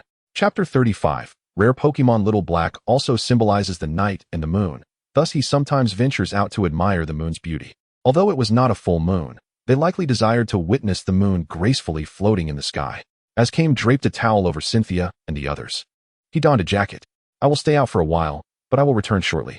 If anything arises, please let me know. Of course. Kame departed the villa with Blakey in tow. The atmosphere was tranquil. The beach, devoid of any sound save for the crashing waves and their footsteps, was serene. The once vibrant beach during the day transformed into a calm haven by night. After walking a short distance, Kame seated himself on the sand, with Little Black beside him. Gazing up at the sky, he heard faint laughter. Guests from nearby residences were undoubtedly celebrating. The moonlight reflecting off the sea illuminated Kame and Blakey's faces. After a while, he heard footsteps approaching. Turning his face in that direction, he saw a young man wearing a black hat and sporting long green hair, whose age seemed comparable to Kame's. A planetary pendant hung around his neck, and at his waist dangled an object resembling a Rubik's Cube. Hello, what a beautiful night. The young man addressed Kame. Oh. Kame replied cautiously. Are you a Pokemon trainer? No. Yes. What's it to you? I would like to converse with you for a moment. Kame was unsure of the young man's intentions. From his tone and demeanor, there seemed to be no malice, yet it could also be cleverly concealed. All right. But who are you? I am merely a Pokemon trainer. Kame decided to maintain his guard, becoming more cautious. However, Little Black beside him displayed no signs of alarm. He was not shy, but remained sensitive to the intentions of others. Little Black's lack of vigilance did not imply that the young man's approach was hostile. Observing Little Black's demeanor, the youth smiled gently. Little Black trusts you immensely. The young man sat beside Little Black, saying, it is akin to a blessing. We trust each other. It is a wonderful bond. Huh. Thank you. Kame remained uncertain of the young man's purpose. If they were merely engaging in casual conversation, it was merely idle chatter at this point. Nevertheless, as Kame sensed no malice, his guard was not rigid. The young man gazed at Kame, gently petting Little Black's head. A rare Pokémon from the Unova region, and your accent seems slightly different from the locals. Perhaps you hail from another region? Ah, I come from the Sinnoh region.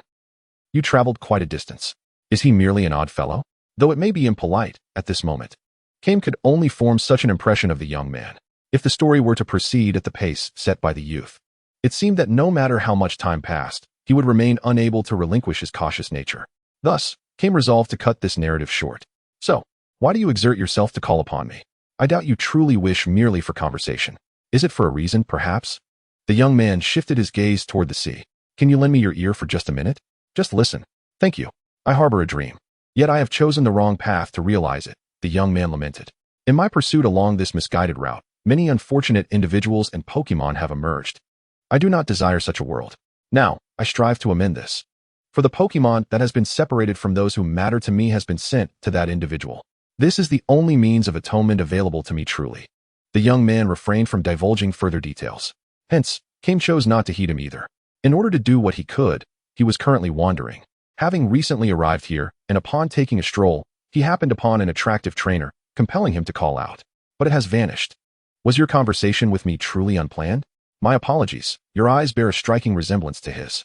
An odd fellow indeed. Perhaps that is the case. Thus, I suspect I have erred. I cannot say for certain. Just then, Kame's smartphone vibrated in his pocket. Upon glancing at the screen, he discovered a message from Cynthia. Noticing how much time had unexpectedly elapsed, he received a rather concerning message from her. Inform them of your current whereabouts. You shall return shortly. He then returned his smartphone to his pocket. Are you departing now? Oh, I suppose I have overstayed my welcome. Understood. Thank you for keeping me company. Even if only for a brief moment. It was a delightful stroll, and quite special, as Little Black seems to have developed a fondness for you. I see, thank you. Little Black, your husband is a very kind man. Upon hearing the young man's words, Little Black let out a soft cry, as if to say it was only natural. Seeing Blackie, the young man smiled and turned to Kame. I feel as though I shall see you again.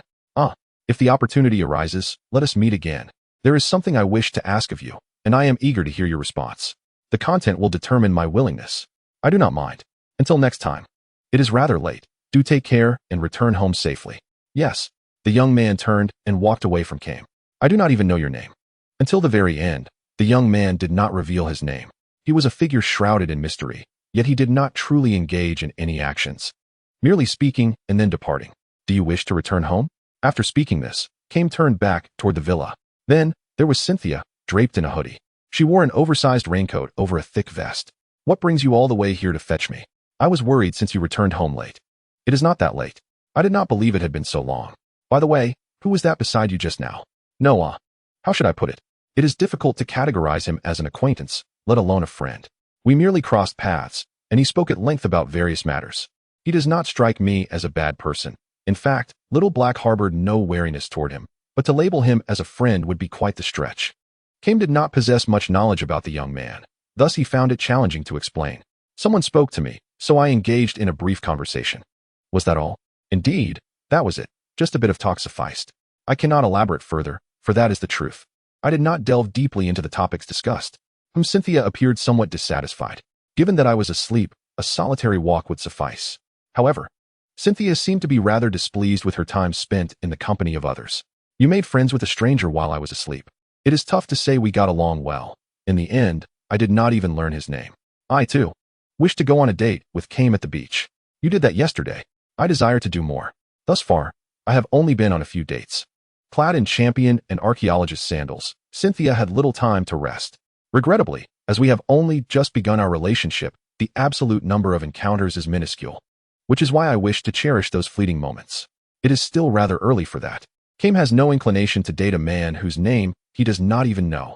From Kame's perspective, the content of their conversation did not seem indicative of a harmonious relationship, yet Cynthia remained oblivious to this fact. Perhaps that is why it appears so. Do not be so stubborn. Perhaps next time. Kame gently patted his head, offering a wry smile. Let us venture somewhere in Raymond City. Very well. Clearly, you do not agree. Even for Kame, it is not a good idea to hurt Cynthia's feelings here. He pondered what to do, but could not conceive of a suitable plan. If only they could stroll and chat as they had done yesterday. But the hour was growing late, and it would be best to return home promptly. To Kame's thoughts, White and I felt somewhat surprised. I understand. Is there anything I can assist you with? Anything at all. I shall do my utmost. Even if I am not present, I shall perform the tasks assigned to me. To be honest, this was the only action Kame could muster, as he was unaccustomed to dealing with women. It was simple, yet it was the only course of action his mind could conjure. Anything will suffice. Upon hearing this, White Knight pondered for a moment. Various thoughts surfaced in her mind. But to be frank, Kame was quite decent in this regard. It was akin to Cynthia's selfishness. Cynthia believed she could at least accomplish what Kame could easily achieve. Then, yes, Cynthia spread her arms wide. Upon seeing Cynthia, Kame tilted his head in confusion. Tighten up. Oh, I see. Is it bad? No, not at all. Kame embraced Cynthia. They drew close enough to hear each other's heartbeats and feel each other's warmth, intensifying their awareness of one another's presence. Warm. Oh yes. Cynthia's touch and scent were even more pronounced. My heart races. You two are quite similar. The height difference between them was minimal. Therefore, with their faces so near, their voices resonated with an intimacy greater than usual. Hey, hold me tight. Kame exerted himself for this, infusing strength into his arms with fervent emotion. He brought their two bodies together as one. Thank you. That is enough. Upon hearing Cynthia's words, Kame released his embrace, letting her go. White Knight's face flushed slightly as she gazed into Kame's eyes and spoke. Kame. Yes? I like you. Oh, I feel the same. Cynthia felt a sense of satisfaction at Kame's words and clasped his hand. I apologize for causing a ruckus earlier, she said. That's quite all right. In fact, I perceive it as a benefit, although I did not voice it. Shall we head home? Everyone is waiting for us. Oh, indeed. With that, she placed Little Black back into its pokeball, and the two of them strolled hand in hand towards the villa, their silhouettes, illuminated by the moonlight, receded from the beach, soon leaving only the sound of the waves behind. Meanwhile, Gardevoir witnessed their return from the beach hand in hand and organized a second gathering of young ladies, which brought some scrutiny upon Cynthia. But that is a tale for another time. Raymond City, Gear Station. Upon alighting from the train and exiting Gear Station, I was met with a throng of people. I had embarked on a visit to Raymond City, a place solely designed for amusement, with a plethora of facilities for the enjoyment of its visitors. My companions and I were there as tourists. This is astounding. I've never encountered such a vibrant city, exclaimed Brunette. No town in the Sinnoh region could compare to this establishment dedicated to pleasure, given that the region itself is renowned as a tourist destination. The idea of transforming the city into such a hub of entertainment seems quite plausible. Its specialization diverges significantly from that of the capital city, Orb City. More than half of this city resembles an amusement park, evolving in a direction distinct from the historical development of other urban areas.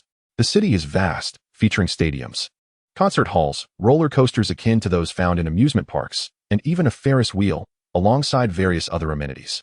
Well then, time is of the essence. Let us proceed with haste.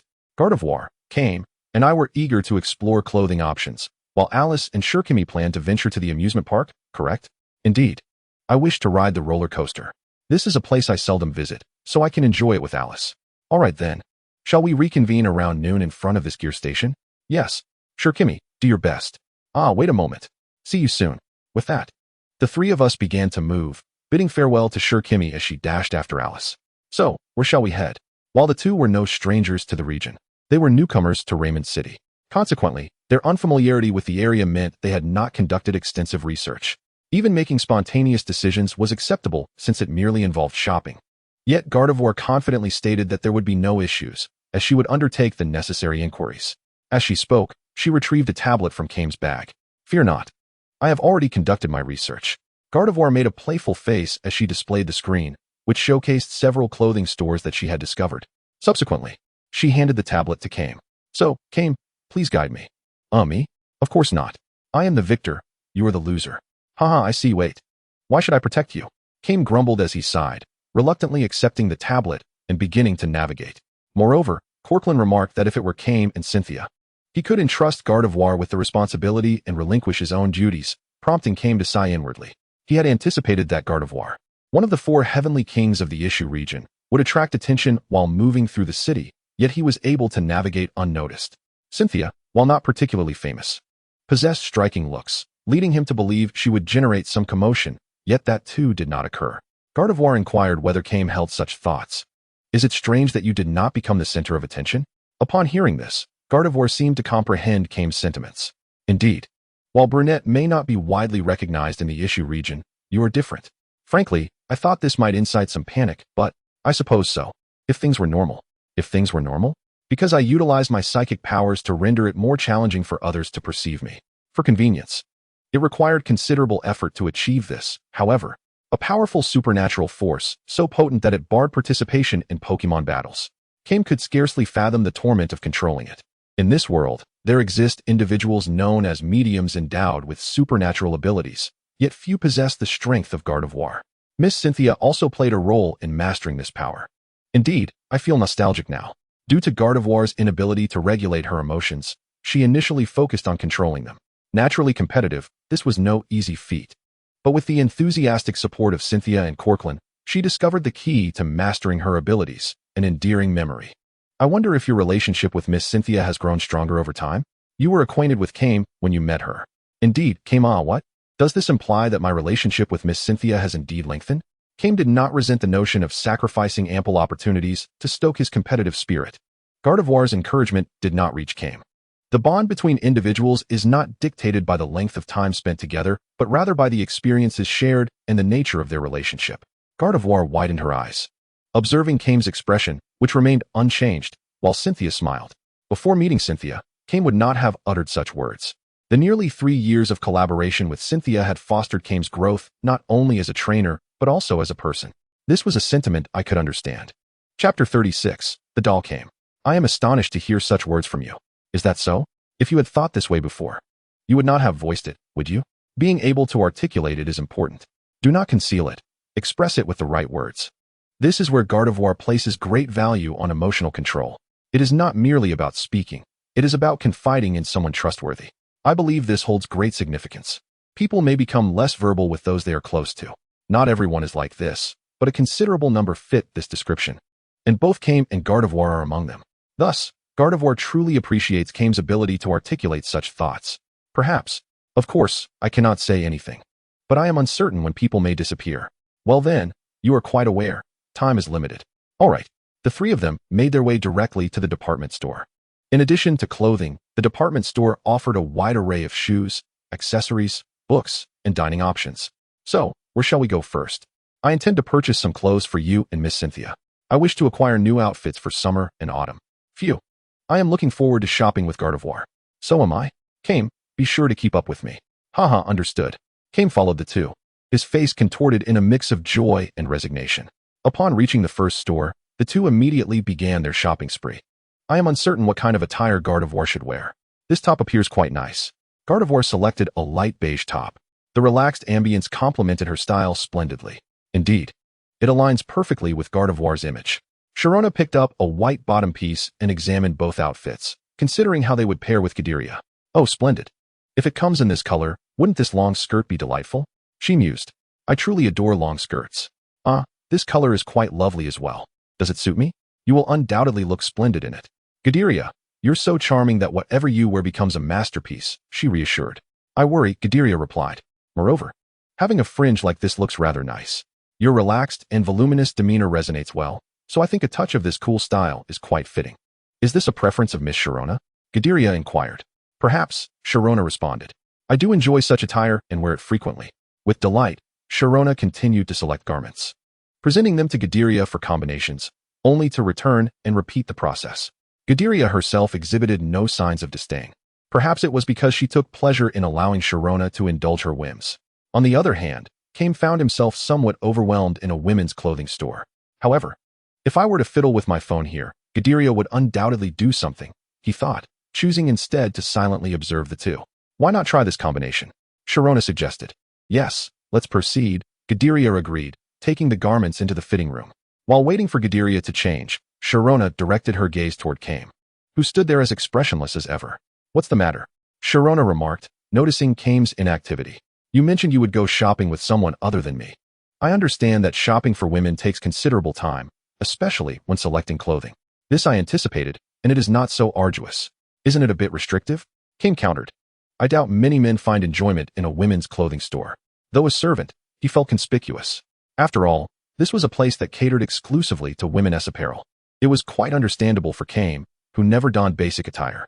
I cannot say I dislike it, but it is uncomfortable, he admitted. Indeed, however, women's shopping is of great significance. Much like physical exercise, women adorn themselves to appear beautiful. They always wish to be perceived as lovely. Is that so? Kame responded, beginning to comprehend and agree with Sharona's sentiments. Even if he did not personally feel that way, he could understand. Do you concur, Sharona? He inquired. Absolutely, she affirmed. Truly, he thought, almost blurting out that she was always beautiful, but he swallowed the words, realizing that in Gadiria's presence, such a statement was unnecessary. I wish for you to always appear lovely, he thought. Is that what you believe? Gadiria asked. Are you referring to this? Kame said, smiling slightly at the flustered Sharona. Only she could exhibit such a serene expression. Upon witnessing it, Sharona lost her desire for a drink. Just then, the fitting room curtain drew back. What do you think? Gadiria emerged, clad in a white top and black bottom, paired with a beige long skirt. It deviated from Gadiria's usual white-themed image while exuding a casual air different from her typical demure style. Oh, splendid. You look more like a girl than a lady. Sharona exclaimed. Really? I seldom wear such attire, so it feels quite novel, Gadiria replied. It suits you perfectly. Then I shall purchase this ensemble. Kame inwardly chuckled at her calm declaration, despite the absence of a designer label, realizing her sense of money was distinctly different from others. Now, for the next outfit. Gadiria said, trying on various pieces that Sharona had selected, ranging from fluffy garments that matched Gadiria's image to the sleek black attire Sharona favored. I've never worn such clothing before, Gadiria admitted. Dressed in black leggings and a black crop top, paired with a tattered leather jacket, she appeared somewhat disheveled. It suits you well. I rarely see you in such a style, so it's refreshing. Given your height, I believe this type of clothing complements you beautifully. However, I've never worn anything like this. Just because you've never worn it doesn't mean you won't again, Sharona encouraged. It seems you're enjoying yourself, Sharona.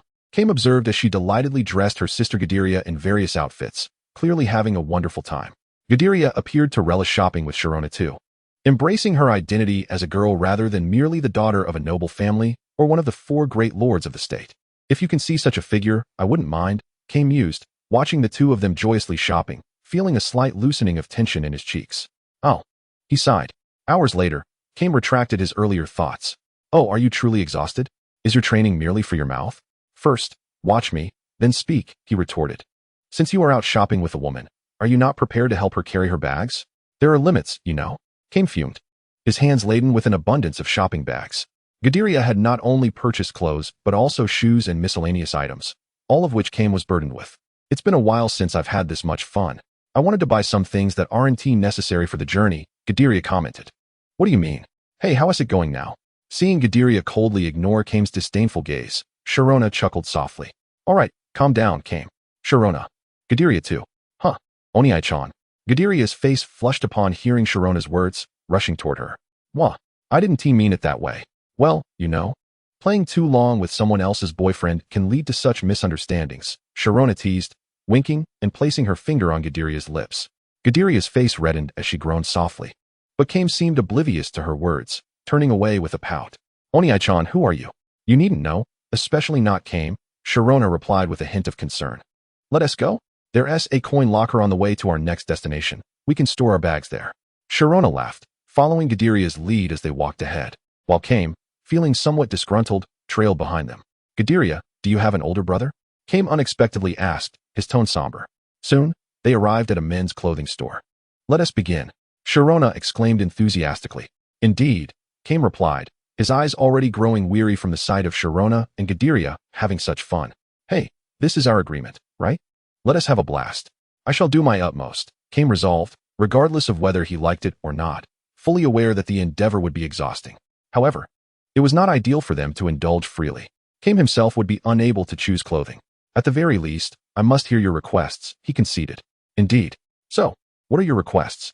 To speak candidly, Kame's selection of attire is predominantly predicated on functionality rather than aesthetics. The paramount considerations are materials that facilitate ease of movement and quick drying, rendering appearance a secondary concern. There exists an element of significance in this, does it not? These are the garments you adorn yourself with. For the time being, he remains unpretentious and devoid of ostentation.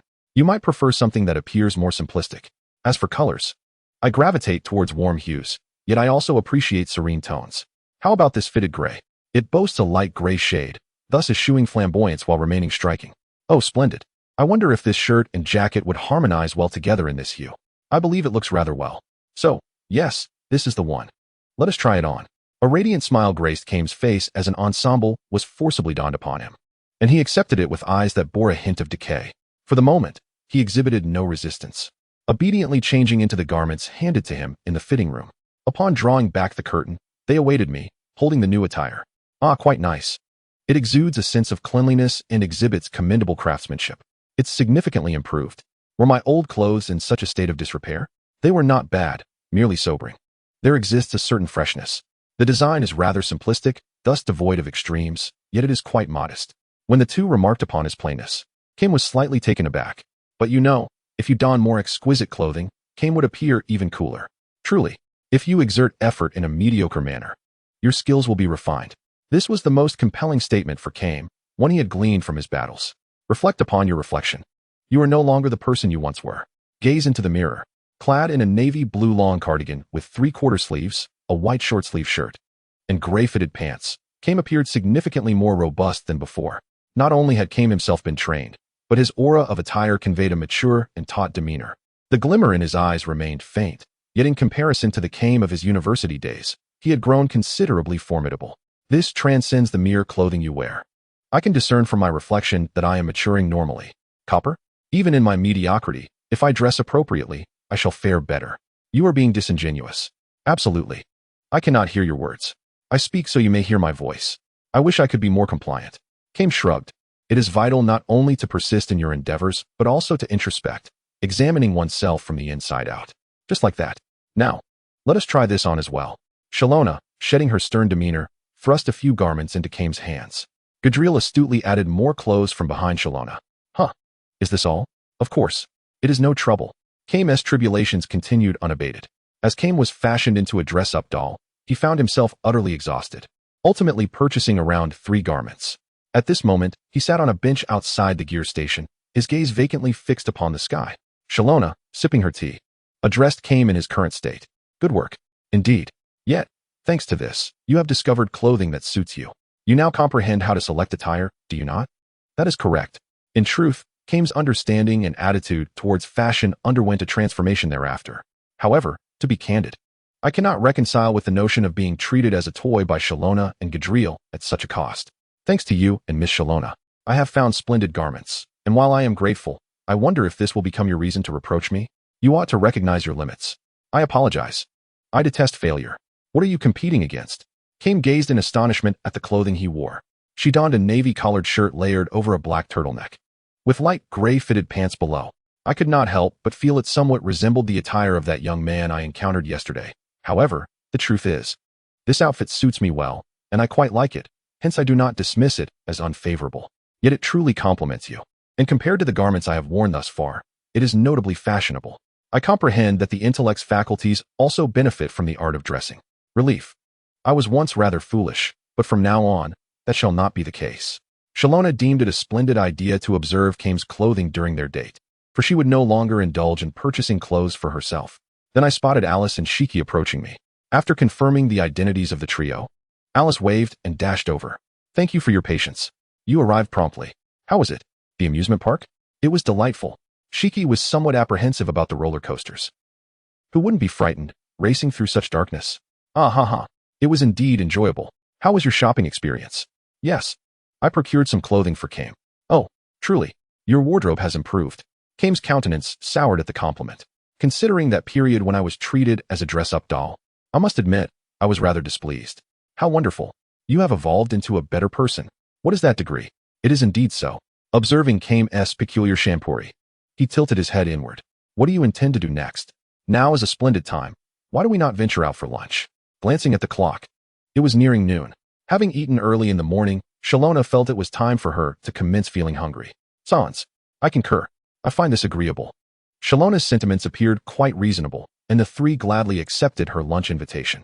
Only Kame remained silent, simply seated quietly. Well then, let us depart. The stores will soon become crowded. Listen, Kame, do not remain perpetually loyal. The trio laughed as they chased after the cheerful Shalona, dragging Kame along with them. What shall we do this afternoon? Alice inquired, her mouth full of onigiri. Since Alice had thoroughly enjoyed the new attractions at the amusement park, her intended purpose, she found the park momentarily redundant. I had been training leading up to the league, so I planned to relish this time to the fullest. However, Alice did not wish to indulge alone. Thus, she was willing to align with someone else's purpose for the afternoon. My purpose has been achieved for now. I shall accompany you wherever you wish to go. May I visit a place of my choosing? There exists a cafe and a bookstore. I wish to go there. Oh, such a place exists? Shall we proceed? And what of Alice? Then I shall accompany you as well. How about the two of you? Shalona and Kame engaged in conversation while enjoying their lunch sets. Shalona's objective today was to align with Kame. Thus, she had already fulfilled her purpose. Kame initially possessed no objective, being merely an attendant. To be frank, concerning Kame, I sensed he wished to visit the store of his choice. Yet Shalona also desired to procure something for herself. Naturally, it matters not with whom one ventures. Being alone is perfectly acceptable. However, if one wishes to go, they would prefer to go with Kame. Chapter 37. Yearning to be with Kame. It was once contemplated. Nonetheless, the decision to refrain from expressing such personal sentiments this time was indeed Sharona's true intention. Observing Sharona, who was deep in thought about how to respond, Kame inquired, "Is there anything you desire? You went shopping with Gardevoir this morning, so you haven't had the chance to browse on your own." Sharona rolled her eyes. She did not utter a single word about wanting to shop independently. Instead, Kame discerned her thoughts solely from her indirect cues and expressions. "Oh, would you be willing to accompany me outside?" "Yes." "Are the three of you heading to the bookstore?" "Indeed. It won't be there forever, but for now, yes. If we separate, it would be a date for just the two of us." Alice's words rendered Sharona speechless, while Kame averted his gaze. "This is a date. A date. How wonderful. You two enjoy yourselves. It seems a third women's gathering is indeed necessary." "Excuse me." Kame was left to bide his time, as the women began to create a considerable ruckus while sipping their drinks. Even if Kame intervened, it would merely complicate matters for Sharona. To be honest, I didn't expect Gardevoir to be so despondent. He lamented his sense of helplessness in this situation, hoping fervently for Sharona's swift liberation. "So, what exactly do you wish to see?" After lunch, Sharona and Kame strolled through the town. While parting ways with the trio temporarily was beneficial, the current circumstance found him meandering aimlessly through the mall. "Truth be told, I haven't truly contemplated this matter. Isn't there something?" "Yes. I simply wish to be with Kame." "Is that so?" "In truth, I have little to say. I traveled a great distance to this bustling city, intending to purchase something. Yet I remain undecided on what to acquire. It's morning, Kame, and I find myself somewhat weary of clothing. So I wish to explore some small items and miscellaneous goods for now. I am quite grateful. In fact, I feel a tad bored. This is a realm that does not pique my interest, alas. Wouldn't it be better to decide which store to visit temporarily? Indeed, there is a map over there. Let us consult it before making a decision." Sharona grasped Kame's hand, leading him toward the map. I quickly scanned the map and selected a shop that seemed to offer items I might find intriguing. "Let us check out this store first." "Oh." Just as I was about to move, Sharona halted. Kame also stopped, curious about what was amiss, while Sharona timidly asked, "What's wrong?" "I wish to hold your hand." She raised her thumb. Kame extended his hand, but Sharona merely stared at it. "Ah, what?" Kame was perplexed, not fully comprehending Sharona's reaction. She had expressed a desire to hold his hand, so he had reached out, yet she had not made any effort to grasp it. "Is this okay?" "It's fine. You're helping me. Is there an issue?" "I think I might refuse. Since we are on a date, it is quite normal. Look, let us proceed." Kame took Sharona's hand, initiating their walk. For a fleeting moment, he felt a tug, but soon he matched her pace, walking alongside her. As Sharona observed the more intense profile of Kame, a light chuckle escaped her lips. Their fingers intertwined, they ambled toward their destination. "Oh, how about this?" The first place they passed was not the intended shop, but rather a hat store along the way. The reason for their presence there was entirely Sharona's idea, and it happened to catch my attention. That alone sufficed as justification for a woman to venture over. Sharona picked up a green hat she found and placed it atop Kame's head. "Not bad. How about this?" Sharona repeatedly donned various hats on Kame's head, swapping them out. "Am I to become a dressing doll? Now it's hats, which is much easier, right? So what's next?" "I don't recall consenting to this." Sharona disregarded Kame's comment, placing a hat on him and laughing. As I stared blankly at my reflection in the mirror, Sharona's face appeared beside mine. Given their similar heights, their faces aligned perfectly. There, Kame noticed that the hat he wore matched Sharona's. "These hats are sold as a pair. What do you think?" Sharona sported a black hat adorned with a white moon pattern. Kame favored it, as the moon was also a symbol of his partner, Blackie. Conversely, Sharona wore a hat with a sun motif. Hee, not bad, is it? If I put on sunglasses, even the Sinnoh region 1T recognize me impossible. Sharona has long hair, and more importantly, her presence is quite striking. I suppose so. Look, this can cover most of your face. Sharona donned the accompanying sunglasses, which looked peculiar, as they made her appear akin to a celebrity. She seemed to stand out in a way that was distinctly different from her usual self. No? Firstly, beautiful women stand out regardless. Give it up. I understand, my apologies. Sharona returned the sunglasses to the rack. While I was pleased to be casually labeled as beautiful, I often said the same before our date began, so I refrained from interjecting. However, the design is lovely. Even for someone like Kame, you would appreciate it. As it isn't overly flashy, right? Yes. It reminds me of Little Black. I think it's nice. Heh. The sun and moon are starkly contrasting yet exist in mutual support. Quite wonderful. Do you like it? Indeed. Upon hearing Sharona's words, Kame removed the hats they were wearing and approached the checkout counter. Are you buying it? Oh, I like it. I'll get one with the sun for Sharona, all right? I shall purchase it, for it is splendid. Then half the cost. No. Though my income isn't as substantial as Sharona's, it's sufficient to afford this much. Kame gently pushed Sharona aside, taking the hats to the counter to pay. Here. Kame placed the sun pattern hat he had bought atop Sharona's head.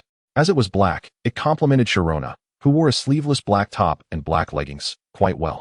It suits you perfectly, Sharona. The black impression is quite strong. Thank you. I am delighted. If you are happy, that is more important than anything. Kame remarked in his usual tone. Sharona stood beside him, gently caressing the hat he wore. Perhaps you desire something matching? All right. Kame did not respond. While it appeared there was nothing amiss, the true intention behind this circumstance remained elusive. Well, aside from this, I would also like a matching ring, Sharona muttered to herself, stroking the red ring on her right hand's ring finger. The ring was presented to her during her visit to Altamari because, without consulting Kame, it appeared quite splendid on her finger. As a result, while Kame admired it, it was not a purchase they had made together. Now, it adorns the fourth finger of his right hand, symbolizing his beloved, yet in many ways, it serves more as a memento of his travels. Upon reflection, despite being a rather impulsive decision, one could argue it marked the first time they had made a purchase together. Everything is prepared for their inaugural experience. Upon it rests a ring of my choosing, but the hat was a mutual decision, was it not? I see what you mean. I wish to gradually enrich our shared experiences. Despite having been in a relationship for a considerable time and being quite close, they do not know everything about one another. They were, after all, strangers at the outset. Even one's family and oneself cannot comprehend every aspect, and it is impossible to know all. Yet, we can augment our understanding and sharing. We can correct misunderstandings and foster mutual comprehension. Sharona believes that the repetition of this process is the key to establishing a harmonious relationship. Naturally, without such reasoning, Sharona yearns to learn more about Kame. Indeed. Yes. That is why I wish to spend as much time with you as possible. One day, we may wish to select a different, more suitable ring from this one. I do not speak of what the ring signifies, nor do I intend to. After all, the intimacy between them is still in its nascent stages. It is imperative to cherish this affection. Yet, even so, Sharona hopes that one day she might possess such a relationship. I wish for Kame to feel the same. But that is not something I ought to express at this moment. Understanding this, Binai refrained from voicing her thoughts and instead wrapped her arm around Kame's. They arrived at their destination, the grocery store, and began to peruse the aisles. As a grocery store, it boasted a diverse array of products, ranging from everyday essentials to trinkets and food items. This mug is simply adorable. Sharona picked up a cup adorned with a Malakalos design. The vibrant red and blue scales of Malakalos were vividly etched against a white background. Is this a Malakalos theme? Isn't it lovely? Quite beautiful. Oh, I believe so. Shall we purchase it? With a buoyant spirit, Sharona grasped a box containing the same item. Malakalos is quite popular in the Unova region, often regarded as the most beautiful Pokémon. It thrives in Unova, so its popularity is hardly surprising. You reside in the Unova region. The Hoenn region is renowned as the primary habitat of Malakalos. Furthermore, its primary habitat is Simbus, the pre-evolution of Malakalos. Malakalos is a creature of considerable value in the wild, and due to specific conditions required for its evolution apart from leveling up, few trainers can successfully obtain one. To add Malakalos to your roster, one must patiently train Simbus, but Simbus, much like Magikarp, hardly learns combat techniques. Thus, nurturing a Simbus is a formidable challenge. And it is evident that Sharona possesses an extraordinary ability to care for Malakalos, as well as a profound affection for it. Of course, just because the region is the primary habitat does not preclude its presence in other locales. Malakalos can indeed be discovered in the wild, albeit in limited numbers. However, they are not only scarce but also highly intelligent, making them quite elusive. The Unova region is steeped in a belief in dragon-type Pokémon. Though Malakalos is not a dragon type itself, Its appearance resembles that of one, leading to its potential classification as such. Perhaps, rather than a sea serpent, it resembles a dragon. By the way, does the belief in dragon types refer to the legendary Pokémon passed down in Unova? Precisely. In the Issue region, it is believed that there exist two Pokémon, Zekrom and Reshiram. It is said that they serve as heroes in pursuit of ideals and truth. Ideals and truth, indeed? I cannot ascertain what you seek. Yet, it is certain that the one recognized by the heroes harbors aspirations deep within. Even Kaim is aware of this. Is this why the Issue region is replete with monochromatic motifs? The Issue region possesses an abundance of black and white elements. Of course, it is not limited to that. Such motifs are prevalent, and my impression is that they outnumber those in other regions. Perhaps so. According to legend, Zekrom is the black Pokémon, while Reshiram is the white Pokémon. Understood. Oh look, that's why such items exist. Sharona picked up a product that had just caught her attention. She grasped a black choker, with a white bracelet displayed beside it. This also forms a pair. It appears to be accessories contrasting in black and white. I surmise they represent Zekrom and Reshiram. With belief, there must be a place dedicated to these two pillars. Indeed, if memory serves, that would be a location known as the Dragon Spirit Tower. Dragon Spirit Tower. Are you interested? I would like to visit. I anticipated you would say that. Let us venture to Issue then. I eagerly await to discover what kind of place it shall be. Kaim was somewhat taken aback, uncharacteristically intrigued by what the Dragon Spirit Tower might entail. I tucked this thought away and picked up an anklet before me. It was white and adorned with what appeared to be white stones. A light stone anklet. This symbolizes Reshiram. This choker is a black stone choker, representing Zekrom. Nearly everyone is familiar with the legends. The extent of knowledge regarding folklore and myth varies among the inhabitants of each region. In our Sinnoh region, the myths surrounding Dialga and Palkia are well known, while the legends of the legendary birds in the Kanto region are not as prominent. After all, I, too, am curious about how many things in this city symbolize that Pokemon's belief. Keeping it close would afford one more opportunities to learn about history. Certainly. In fact, in the Unova region, there exists not only the Dragon Spirit Tower but also a town named Soldu City, which is the hometown of Alice, where dragons are venerated. This small town itself symbolizes belief. Thus it is likely that this legend has permeated the hearts of its residents. This bracelet is lovely. Oh, Kaim himself has a fondness for accessories. I adore its appearance. While the color is not pure, it is a simple white, devoid of ostentation. I truly like it. Will you purchase it? Then I suppose I shall also acquire this choker. It is black, so I believe I can wear it often. Oh, you just bought me a hat, so I shall treat you to this. No, I shall pay for it. After all, both this ring and the earrings were purchased with Sharona's money. Do you care about that? I wish to stand on equal footing with Sharona. Kaim's current existence is entirely due to Sharona. Had she not invited me to be her assistant that day, I would not have become the Kaim of today. I am immensely grateful to Sharona for encouraging my growth, not only for my Pokemon, but also for myself. Kaim felt an overwhelming sense of indebtedness. I am grateful to you as well. Even so, certainly, it can be confidently stated that I possess a degree of selfishness. Are you truly serious? Sharona deemed it unlikely that this would break, so she endeavored to follow Kimu's advice and relinquish the necklace. Then, an idea struck Sharona. Oh, how about this? Yes? I shall purchase this bracelet as a gift for Kimu. Kimu will buy this necklace for me. What do you think? Oh, splendid indeed. Decision made. Sharona and Kimu exchanged their accessories and completed the transaction. As Sharona passed by, she also acquired a cup. Upon leaving the store, they exchanged their purchased adornments. Allow me to place this bracelet upon your wrist. Yes. Kimu sat on a bench in the mall, extending his unadorned left hand. I adorned Kimu's sculpted arm with the bracelet. Quite nice. It suits you well. Now, it is my turn. After handing the necklace to Kimu, he momentarily swept Sharona's long hair before her neck. Then, I placed the necklace around Sharona's neck, adjusting its length. Does it not hurt? Just right. It feels fine. Good. I gathered my hair at the back and checked it with a compact mirror. This necklace is a replica featuring a dark stone design, perfectly complementing her current attire. Thus, even when donning her usual black coat, there is no discomfort. Does it suit you? It suits you perfectly. Thank you. I am delighted to have purchased it. Indeed. Hee. Shall we take a photo to commemorate this moment? A photograph? Yes. Very well, let us step outside. With Kimu's approval, Sharona activated her smartphone's front camera, pulling Kimu closer and tapping the screen. The captured image showcased Sharona's graceful smile alongside Kimu's typically stoic expression. Why do you not smile in photographs? My facial muscles have always been rather weak. Haha. Indeed, that has been the case since we met. Never mind. That sounds like Kimu. I appreciate that aspect. In response to Sharona's words, Kima shrugged. Upon seeing their joint photograph displayed on the smartphone, Sharona beamed with joy once more. Chapter 38, a high-level tournament. The two wandered through the mall, where Sharona purchased an outfit of Kimu's choosing. Now, Hikari sat alone on a bench. Somewhat fatigued from walking for a while, Kimu was acquiring beverages from a nearby coffee chain. Today has been quite enjoyable. I have been able to relish in the simple pleasures, distinct from my experiences in the league or during research. Sharona can genuinely enjoy battles and studies at her core. This is why I have been able to endure thus far, mastering it up to this point. Yet, Sharona is but human. Sometimes, circumstances do not unfold favorably. Regardless of the joy one experiences, there comes a day when one reaches their physical and mental limits. Frankly, after the Sinnoh League concluded, I, as the champion, still have numerous research-related matters to attend to, leaving me weary.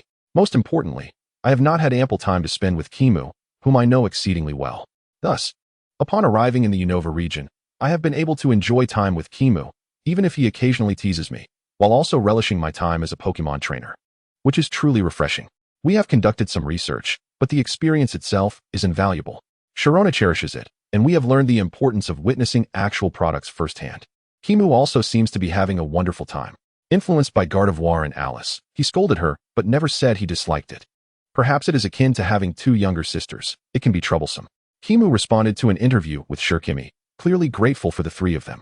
I have yet to decide what to do tomorrow, but I am confident it will be yet another delightful experience, a belief Sharona holds steadfastly. Sister. However, Sharona's elation was doused by the words that followed. I looked toward the person calling me, a bald man accompanied by a well-built companion. Their appearance was utterly disheveled, emanating an unsettling aura. In other words, they were from Southpaw. Sharona, being lovely, had no choice. Sister, are you alone? Care to join us for some fun? No. Sharona firmly rejected the man's proposition. Yet, if one yields to such an extent, the men would not have gone out of their way to approach her. Do not say that. You are on your own, right? Let us have some fun. I have a companion. I am not alone. How could it be just you? Very well, whatever. Let us enjoy ourselves with that child. I shall take you to a splendid place. As for Hikari, she had expended considerable effort to enjoy herself. But the cold water poured upon her made her feel quite uncomfortable. To fully savor her time with Kimu, she wished to avoid wasting time here. She resolved to expedite matters swiftly. If you possess a Pokeball, you are a Pokemon trainer, correct? Very well, you are strong, are you not? I have a few badges. Can I take a liking to you? If you can win this battle alongside me, I shall follow you. If it were a trainer's opponent, one could suppress them in battle.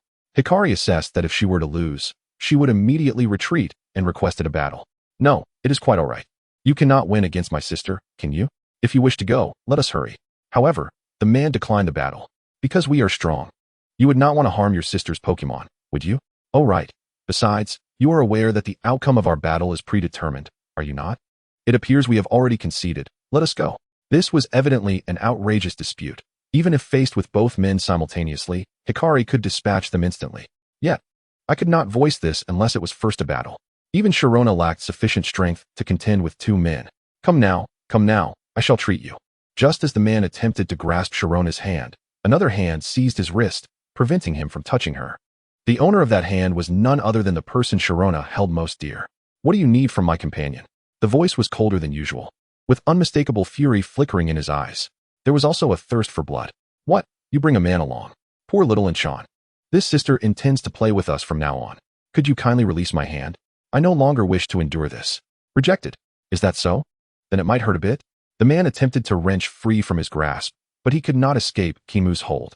Instead, Kimu tightened his grip on the man's wrist, eliciting a final gasp from him. Why do your eyes ache? Are you all right? Your hand is trembling. Kimu grasped his arm, the man's hand tightening as he began to feel numb. Release me. You may let go, but should you do so, you do not know what you will do. Little brat, do not be foolish. The other man raised his fist and swung it toward Kimu. But Kimu blocked it with his hand. No, hurry. So, what is the cause of your eye discomfort? Team. The man picked up the peculiar monster ball hanging from his waist and attempted to throw it, but Kame intervened. Hold on a moment. The skirmish here is bound to be chaotic. I harbor no aversion to combat, yet that would merely squander precious time. I wish to evade entanglements. If a battle is to ensue, let us take it outside. Splendid. We have two individuals here, and if you apologize now, I shall grant you my forgiveness. Without the two of you, victory is unattainable. Your skills are truly disappointing. Do not pity the Pokémon. Ah, do not lick me. Came regarded the irate Min with icy indifference. You are the one who is licking me. I appreciate the valuable time you have afforded me. With that, Came took Sharona's hand and ventured outside. The men's voices began to attract the attention of those nearby, prompting me to step outside before the commotion escalated. The men obediently followed Came, making their way outward. Upon reaching the square, Came faced these individuals. Well then, I do not wish to waste any more time. Cease existing. You little creature. Regardless, this is a futile endeavor. Come, join us. Oh, lick it. Even if you call out later, you shall remain oblivious. The crowd dispatched Pendler and Jagaius. Came too retrieved 2 balls, then directed his gaze towards the figure behind him. Hurry up and finish. Came hurled the balls, liberating Bashamo and Lucario. Quickly, clean up. Upon hearing Came's command, Bashamo and Lucario let out cries. Moments later, the sight of the Pokémon being subdued by Bashamo and Lucario unfolded before the crowd. This is correct. We possess 6 badges, just like this. Came stood before the men. His head bowed as he uttered a few words. Defeated. The men were rendered paralyzed with fear, struck by his frigid gaze, and they fled in terror. Came was left behind, releasing a heavy sigh. Let me squander my time, he muttered, turning to face Sharona. Are you all right? Yes, thank you. Did something happen? Indeed. All right then. In truth, Sharona had not been touched by the men at all. Had Came not intervened, she would have been affected, but that was averted. That is unfortunate. I left you all alone. It is fine. You helped me, did you not? Even so, I apologize. There is no need to apologize. It is not your fault. Sharona grasped Came's hand and spoke thus. I truly wish I could have driven them away more quickly. Those fellows are utterly ignorant. Sometimes, a direct approach accomplishes nothing. It seems you possess considerable experience. Well, Came shrugged. He appeared disinclined to respond, yet regardless, Sharona had indeed been rescued.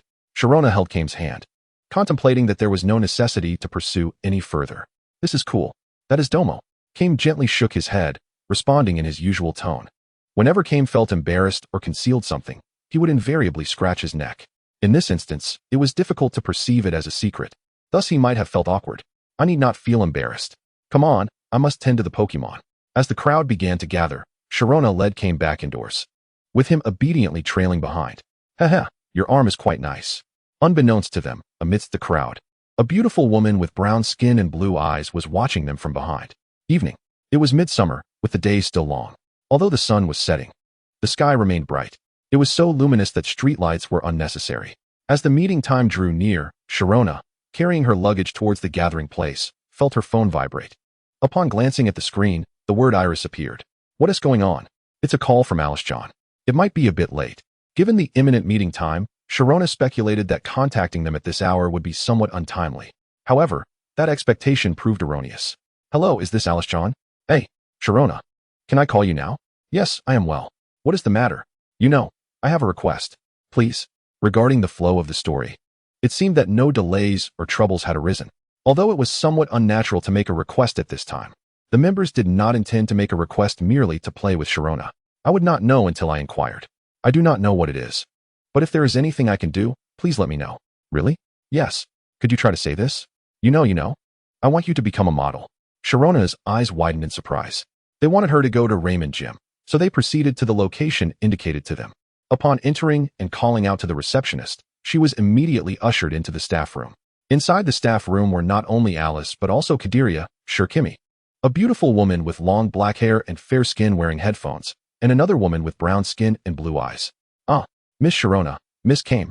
Alice noticed the two and rushed over. Thank you for coming. I apologize for the sudden request. I have heard some things about this story, but I would like a more detailed explanation. I will explain. Raymond's gym leader, the black-haired beauty, Shireen, stands alongside Alice. First, let me introduce myself. I am Shireen, the gym leader of Raymond. It is an honor to meet the champion of the Sinnoh region. Thank you for your kind words. I believe you are aware. But I am Sharona, the champion of Sinnoh. Beside me is my assistant, Came. I sincerely apologize for the abrupt request. We are planning to conduct a performance match and a fashion show. I have already inquired with Alice John about this. Is that so? This is the main topic. But I would like you to appear in this fashion show. Why me? To be frank, no one doubted that Sharona's presence would elevate the fashion show. Yet, it was unclear why this request came so suddenly. Originally, this performance match was to take place between myself and Lorena, the gym leader of the Galar region. Tell me why you wish for me to participate. Hey, Actually, I heard that this gym is making a champion outfit for me, and upon seeing it, I thought it was simply adorable. I wish to wear it immediately. That is acceptable. But I do not know if it is feasible to make her wait just for me. In essence, he merely wished to don new attire. Yes. Kame sighed and glanced at Sharona. Sharona herself seemed to be unconcerned, merely smiling at Alice. So, time itself is not the issue, but it depends on Miss Sharona's willingness. All right. Is that an immediate response? Yes. I understand this is not an easy decision. That is why I am passionate about it. Is it truly not a problem? Indeed, such a precious experience cannot be disregarded.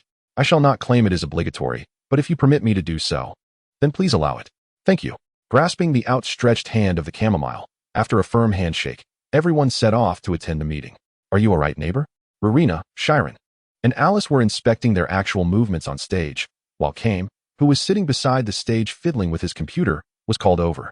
I glanced in that direction and saw a beautiful woman with brown skin, who had previously introduced herself as Rowena. How may I assist you? I am somewhat concerned about you. That fellow truly has an affinity for things. A typical man would surely be exuberant, yet Kame, being a man of irony and devoted to Chiron, remained utterly unresponsive. Of course, Rowena held no such expectations, thus did not feel particularly troubled. You were just brawling in the mall, weren't you? Rowena had just witnessed Kame's confrontation with some ruffians while taking a stroll during her break at the mall. Oh, did you see that? That's how it unfolded. No, I'm merely a fitness instructor. A gymnastics coach? Are you capable of such movements? To Rowena's eyes, Kame's Pokémon exhibited remarkable prowess. An ordinary fitness instructor could not possibly perform such feats. Of course, if one were the head of a gym, they could ascend to such heights, but it is rare for gym instructors to reach that level. To be frank, I believe continuing as a fitness instructor is somewhat of a waste. I know this because Rowena is the head of the gym. Even if Kame were to engage in combat with Rowena now, regardless of the outcome, it would be quite a commendable match. Well then, how does it feel to become the next gym leader? I am uncertain. My primary vocation lies in archaeology, so I am not sure how long I will remain at the gym. Oh, so your true occupation isn't as a trainer? I am not particularly adept at battling. Indeed, Rowena seemed to have more to say, but refrained from continuing the discourse on battle. By the way, Miss Rowena mentioned that you are the gym leader of the Galar region, but did you know Miss Chiron previously? After the conversation was interrupted, Kame, his gaze unwavering from the monitor, inquired of Rowena. No problem, you don't look that old, and there's no need to use honorifics. I will call you Kame as well. Understood. Then, let us not hesitate. So, this is the nature of your relationship with Chamomile. Ah, we met during the PWT. I see. So you became acquainted in another region. The PWT, a tournament featuring world-renowned trainers, has a level requirement that mandates participants to be gym leaders or of a higher rank, after which it becomes a tournament categorized by each participant's rank. It is globally recognized, a competition of considerable caliber, attracting gym leaders and Elite Four members from various regions. Chapter 39. The Fragile Woman Under the Champion's Halo. So, you are a guest? I concur, because Chamomile has visited Galar before. Now I am here, for legal and interpersonal reasons, as I wish to cherish this. By the way, what was Kame doing just now? Not long ago, Kame was conversing with Rowena while working. Rowena was curious about Kame's activities since he hadn't appeared directly in the program. Chiron and Iris are set to debut soon, so we edited this part of the video and effects. We must utilize existing materials, and the other staff seem quite busy, thus the quality is inferior to before. 2 gym leaders. Well, that suffices for an unexpected guest. There were no shots of Chiron and Alice, as they had to participate without prior notice. A safe background was originally planned to be projected with light passing through it, but for some reason, after Chiron provided Kame with unnecessary information about his video editing skills, they were compelled to make it work. Impressive, even an assistant can manage that. It's somewhat of a hobby. Don't assume all assistants are like this. Does Rowena possess even greater talents? What? The meeting. Are you going to perform? Yes. Ah, truly a model. I am not the sole individual capable of this. Thanks to the cooperation of many, I am able to showcase as such. Indeed, no one can thrive in solitude, regardless of circumstances. One can live with the aid of people and Pokémon. Rowena must be well aware of this. Then, a ball from Kame's bag popped open on its own. As Kame worked, Bryke leaped out of the ball and landed on Kame's lap. My mistake. Ah, I wasn't paying much attention today. You missed me. No.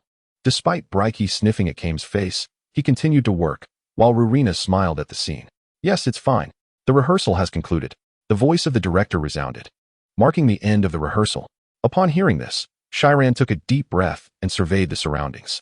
Alice was animatedly conversing with Gardevoir, Shikian, and Rowena, seemingly unable to contain her excitement. Kame was engaged in a discussion with the staff, and as he calmly blended in with them, one could clearly see his exceptional communication skills and capabilities. Miss Chiron. When I was called out, I turned around to find Chamomile. Oh, Kame. The rehearsal went splendidly. Thank you for your hard work, Miss Chiron. Perhaps it is due to my accustomedness to standing before an audience. As long as it is reliable.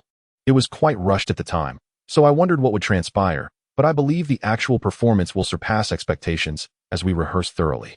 The professional words instilled confidence within me. Indeed, Chiron lacked experience in fashion shows.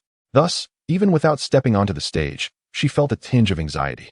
However, when Camature, standing at the forefront of the field, assured that it would be a splendid product, she felt a sense of security and self-assurance. I considered the two members of the Elite Four, but it seems implausible. Both Alice and I have erratic schedules. Thus, I feel our time is insufficient. Indeed, but I am delighted. The two champions are attending the inauguration ceremony of this new gymnasium. As Chamomile, it is truly wonderful for Rowena to come. Rowena is well known beyond the Galar region. Even in neighboring areas, many recognize her. Merely by name, it may not seem significant, yet in Kame's eyes, Rowena's combat prowess stands out, earning her his respect. I am thrilled that Rowena, my friend, esteemed companion, and worthy rival, has traveled from afar to attend the gym's inauguration ceremony. You could also become a model. You can achieve anything. Not quite. There are some things I cannot do. I cannot fathom what it is that Miss Chiron cannot accomplish. Chiron appeared somewhat embarrassed, as if viewed as a mysterious superhero. In truth, I am utterly inept at household chores. Is that so? Indeed. That is why I delegate all household tasks to Kame, Chiron said with a wry smile. In reality, Chiron rarely engages in household duties. After all, if Chiron attempted to handle chores poorly, the situation would worsen, and Kame would face greater challenges in post-production. Kame advised me against doing any housework. Of course, I did not wish to divulge too much to Chamomile, whom I had just met, but I thought I could shed the image of being capable of anything. Indeed, I cannot imagine that at all. I too am human, possessing abilities as well as limitations. Indeed, this is a self-evident truth. The persona of Chamomile often conveys a demeanor of aloofness, yet beneath this exterior lies an unexpectedly benevolent nature, replete with a fondness for puns. Chamomile responds to the expectations of those around her, maintaining a facade of coolness, yet this is not the entirety of her character. Her striking exterior constitutes but one facet of her identity. She is acutely aware that every individual harbors aspects of themselves they choose not to reveal. I find this immensely captivating. I ponder why Kame consistently chastises me. I have discovered that those who possess flaws and vulnerabilities are often more alluring than those who seem flawless. Fufu, I am filled with joy. If circumstances allow, I would relish the opportunity to engage in battle with Ms. Sharona. I am confident we could partake in a contest that you would enjoy. One day, I hope to make this a reality. I would be more than willing to accept this challenge. Sharona grasped the outstretched hand of Chamomile, locking eyes with her in a firm handshake. His gaze was fixed upon Sharona, exuding an air of determination that suggested even a champion would not concede defeat. Sharona smiled in response to that gaze. Rowena approached the two with a fearless smile, exclaiming loudly, Miss Sharona, Mr. Rowena. No, on the contrary. It is an honor to share the same stage with champions from other regions. This elevates my spirits considerably. By the way, may I pose a question? Yes, if I am able to provide an answer. Uncertain of its content, Sharona, intrigued, urged Rowena to proceed. To be frank, I anticipated this inquiry would pertain to Kame. Yet the words that escaped Rowena's lips took me by surprise. Kame-kun, why is your battle prowess so lacking? Sharona's astonishment was palpable. Given Rowena's prior conversation with Kame, she may have gleaned some insights, yet I believed she would not bother to inquire further. Kame, are you suggesting that you are not adept? Indeed, I have witnessed their battles in the marketplace. The guidance was commendable, and the Pokémon's movements were exquisite. However, I do not excel. It leaves me feeling uncomfortable. Despite possessing skills comparable to a gym leader, Rowena struggled to comprehend her own shortcomings in this regard. After all, most trainers in the world, irrespective of their efforts, cannot aspire to reach that level. I do not imply that I dislike it. I surmise he enjoys the act of battling itself, yet if he truly lacks proficiency, considerable effort and mental fortitude are required to attain the status of a gym leader. Ah, so that is your meaning. Of course, it pertains to Kane-kun. If Mr. Binai states it cannot be discussed, I shall not press the issue. Nevertheless, as the gym leader, I harbor some concerns. Indeed, do you not? Mr. Kame, you are undeniably strong. Yes, While your movements are commendable, you profess to be unskilled in battle. Both Chamomile and Rurina possess a passion for combat. It is this very passion that enables me to persist until I became the gym leader and even a model. Kame shares this sentiment. He adores it. Thus, he should be able to persevere. Yet he claims he is not proficient. The things we love and those at which we excel are not always synonymous. Similarly, disliking something does not equate to being inept. It is no wonder that there are aspects she admires yet struggles with.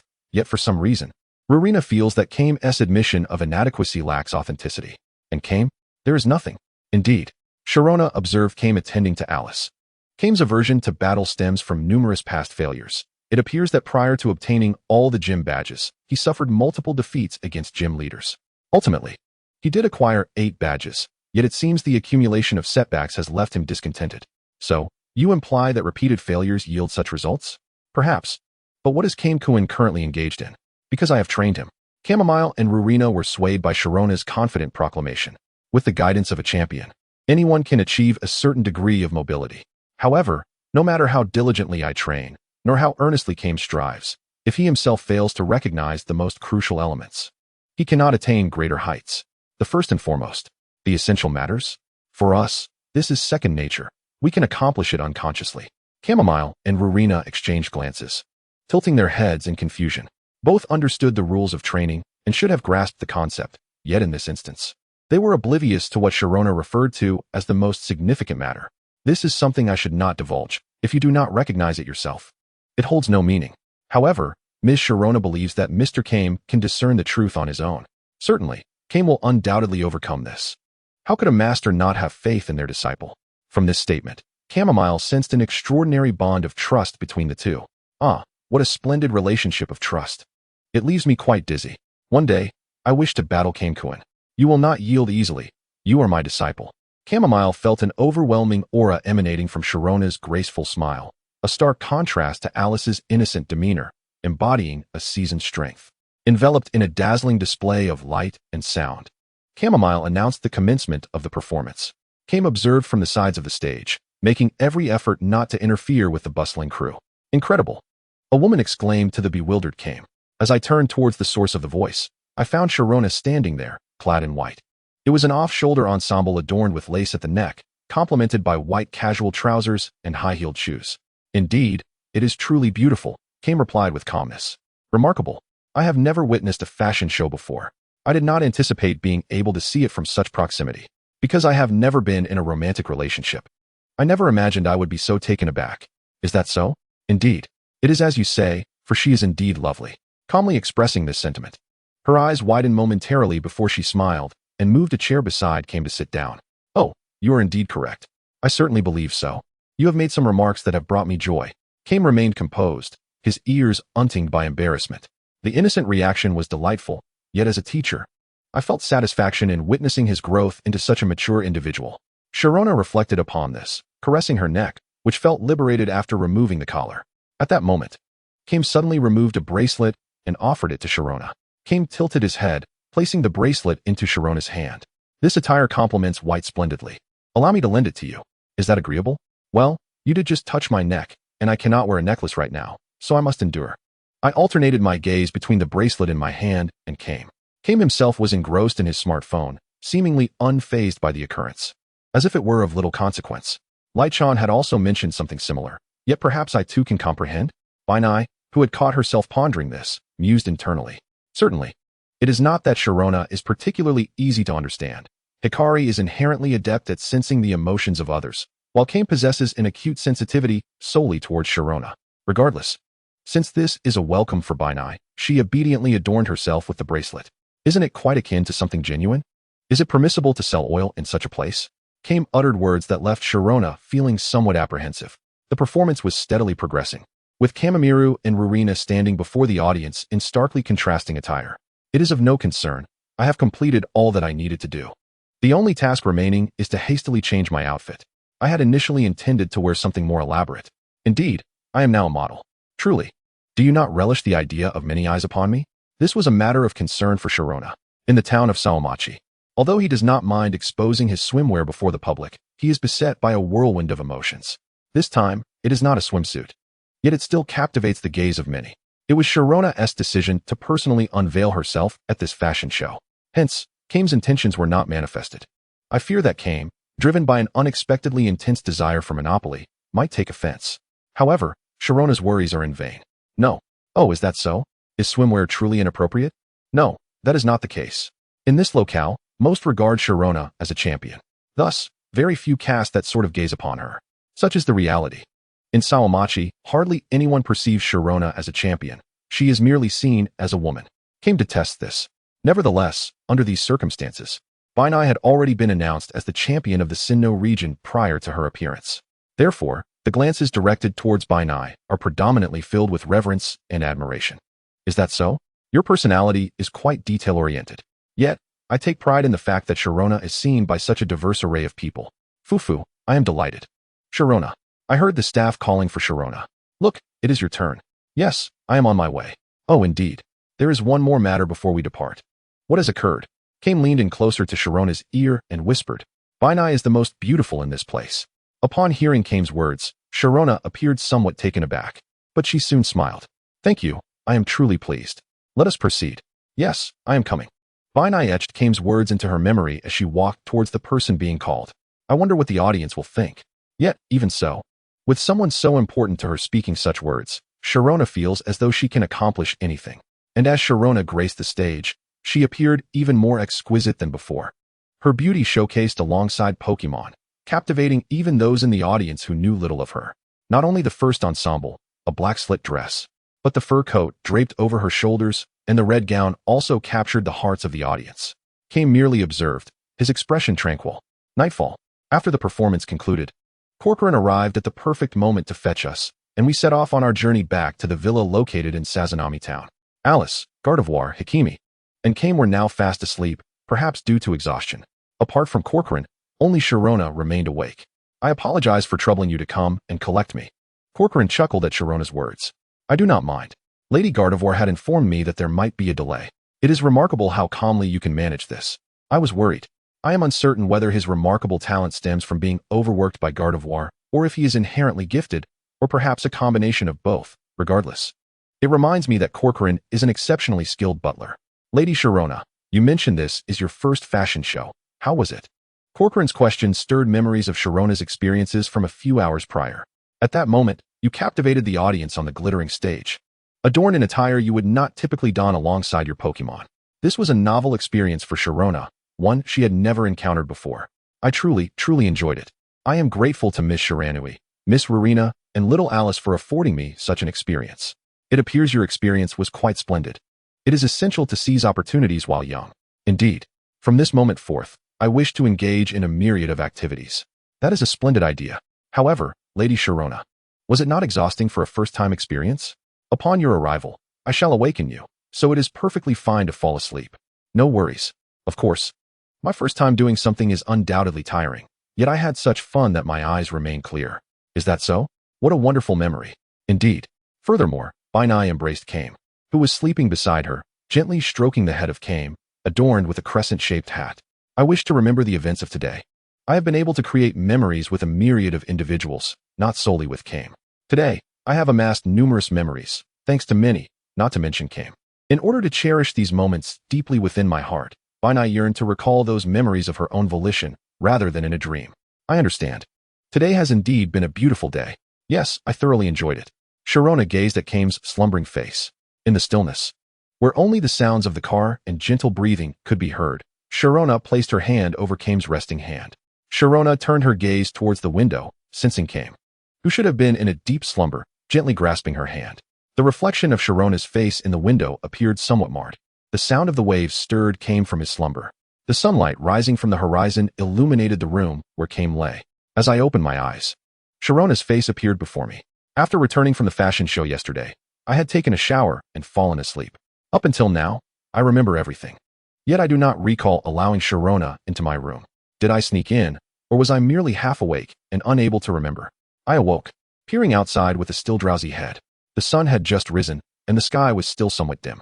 Sharona and Little Black lay quietly asleep on the bed, showing no signs of waking. I carefully descended from the bed without making a sound, removed my sweatshirt, changed into my sportswear, and quietly exited the room. Good morning. You are up quite early. I discovered Corcoran had begun preparing breakfast upon descending the stairs. Good morning, Mr. Corcoran. You are also up early. This is my daily routine. I have been accustomed to waking up early since childhood. Is that so? Is Sharona still asleep? Yes, I am still sleeping.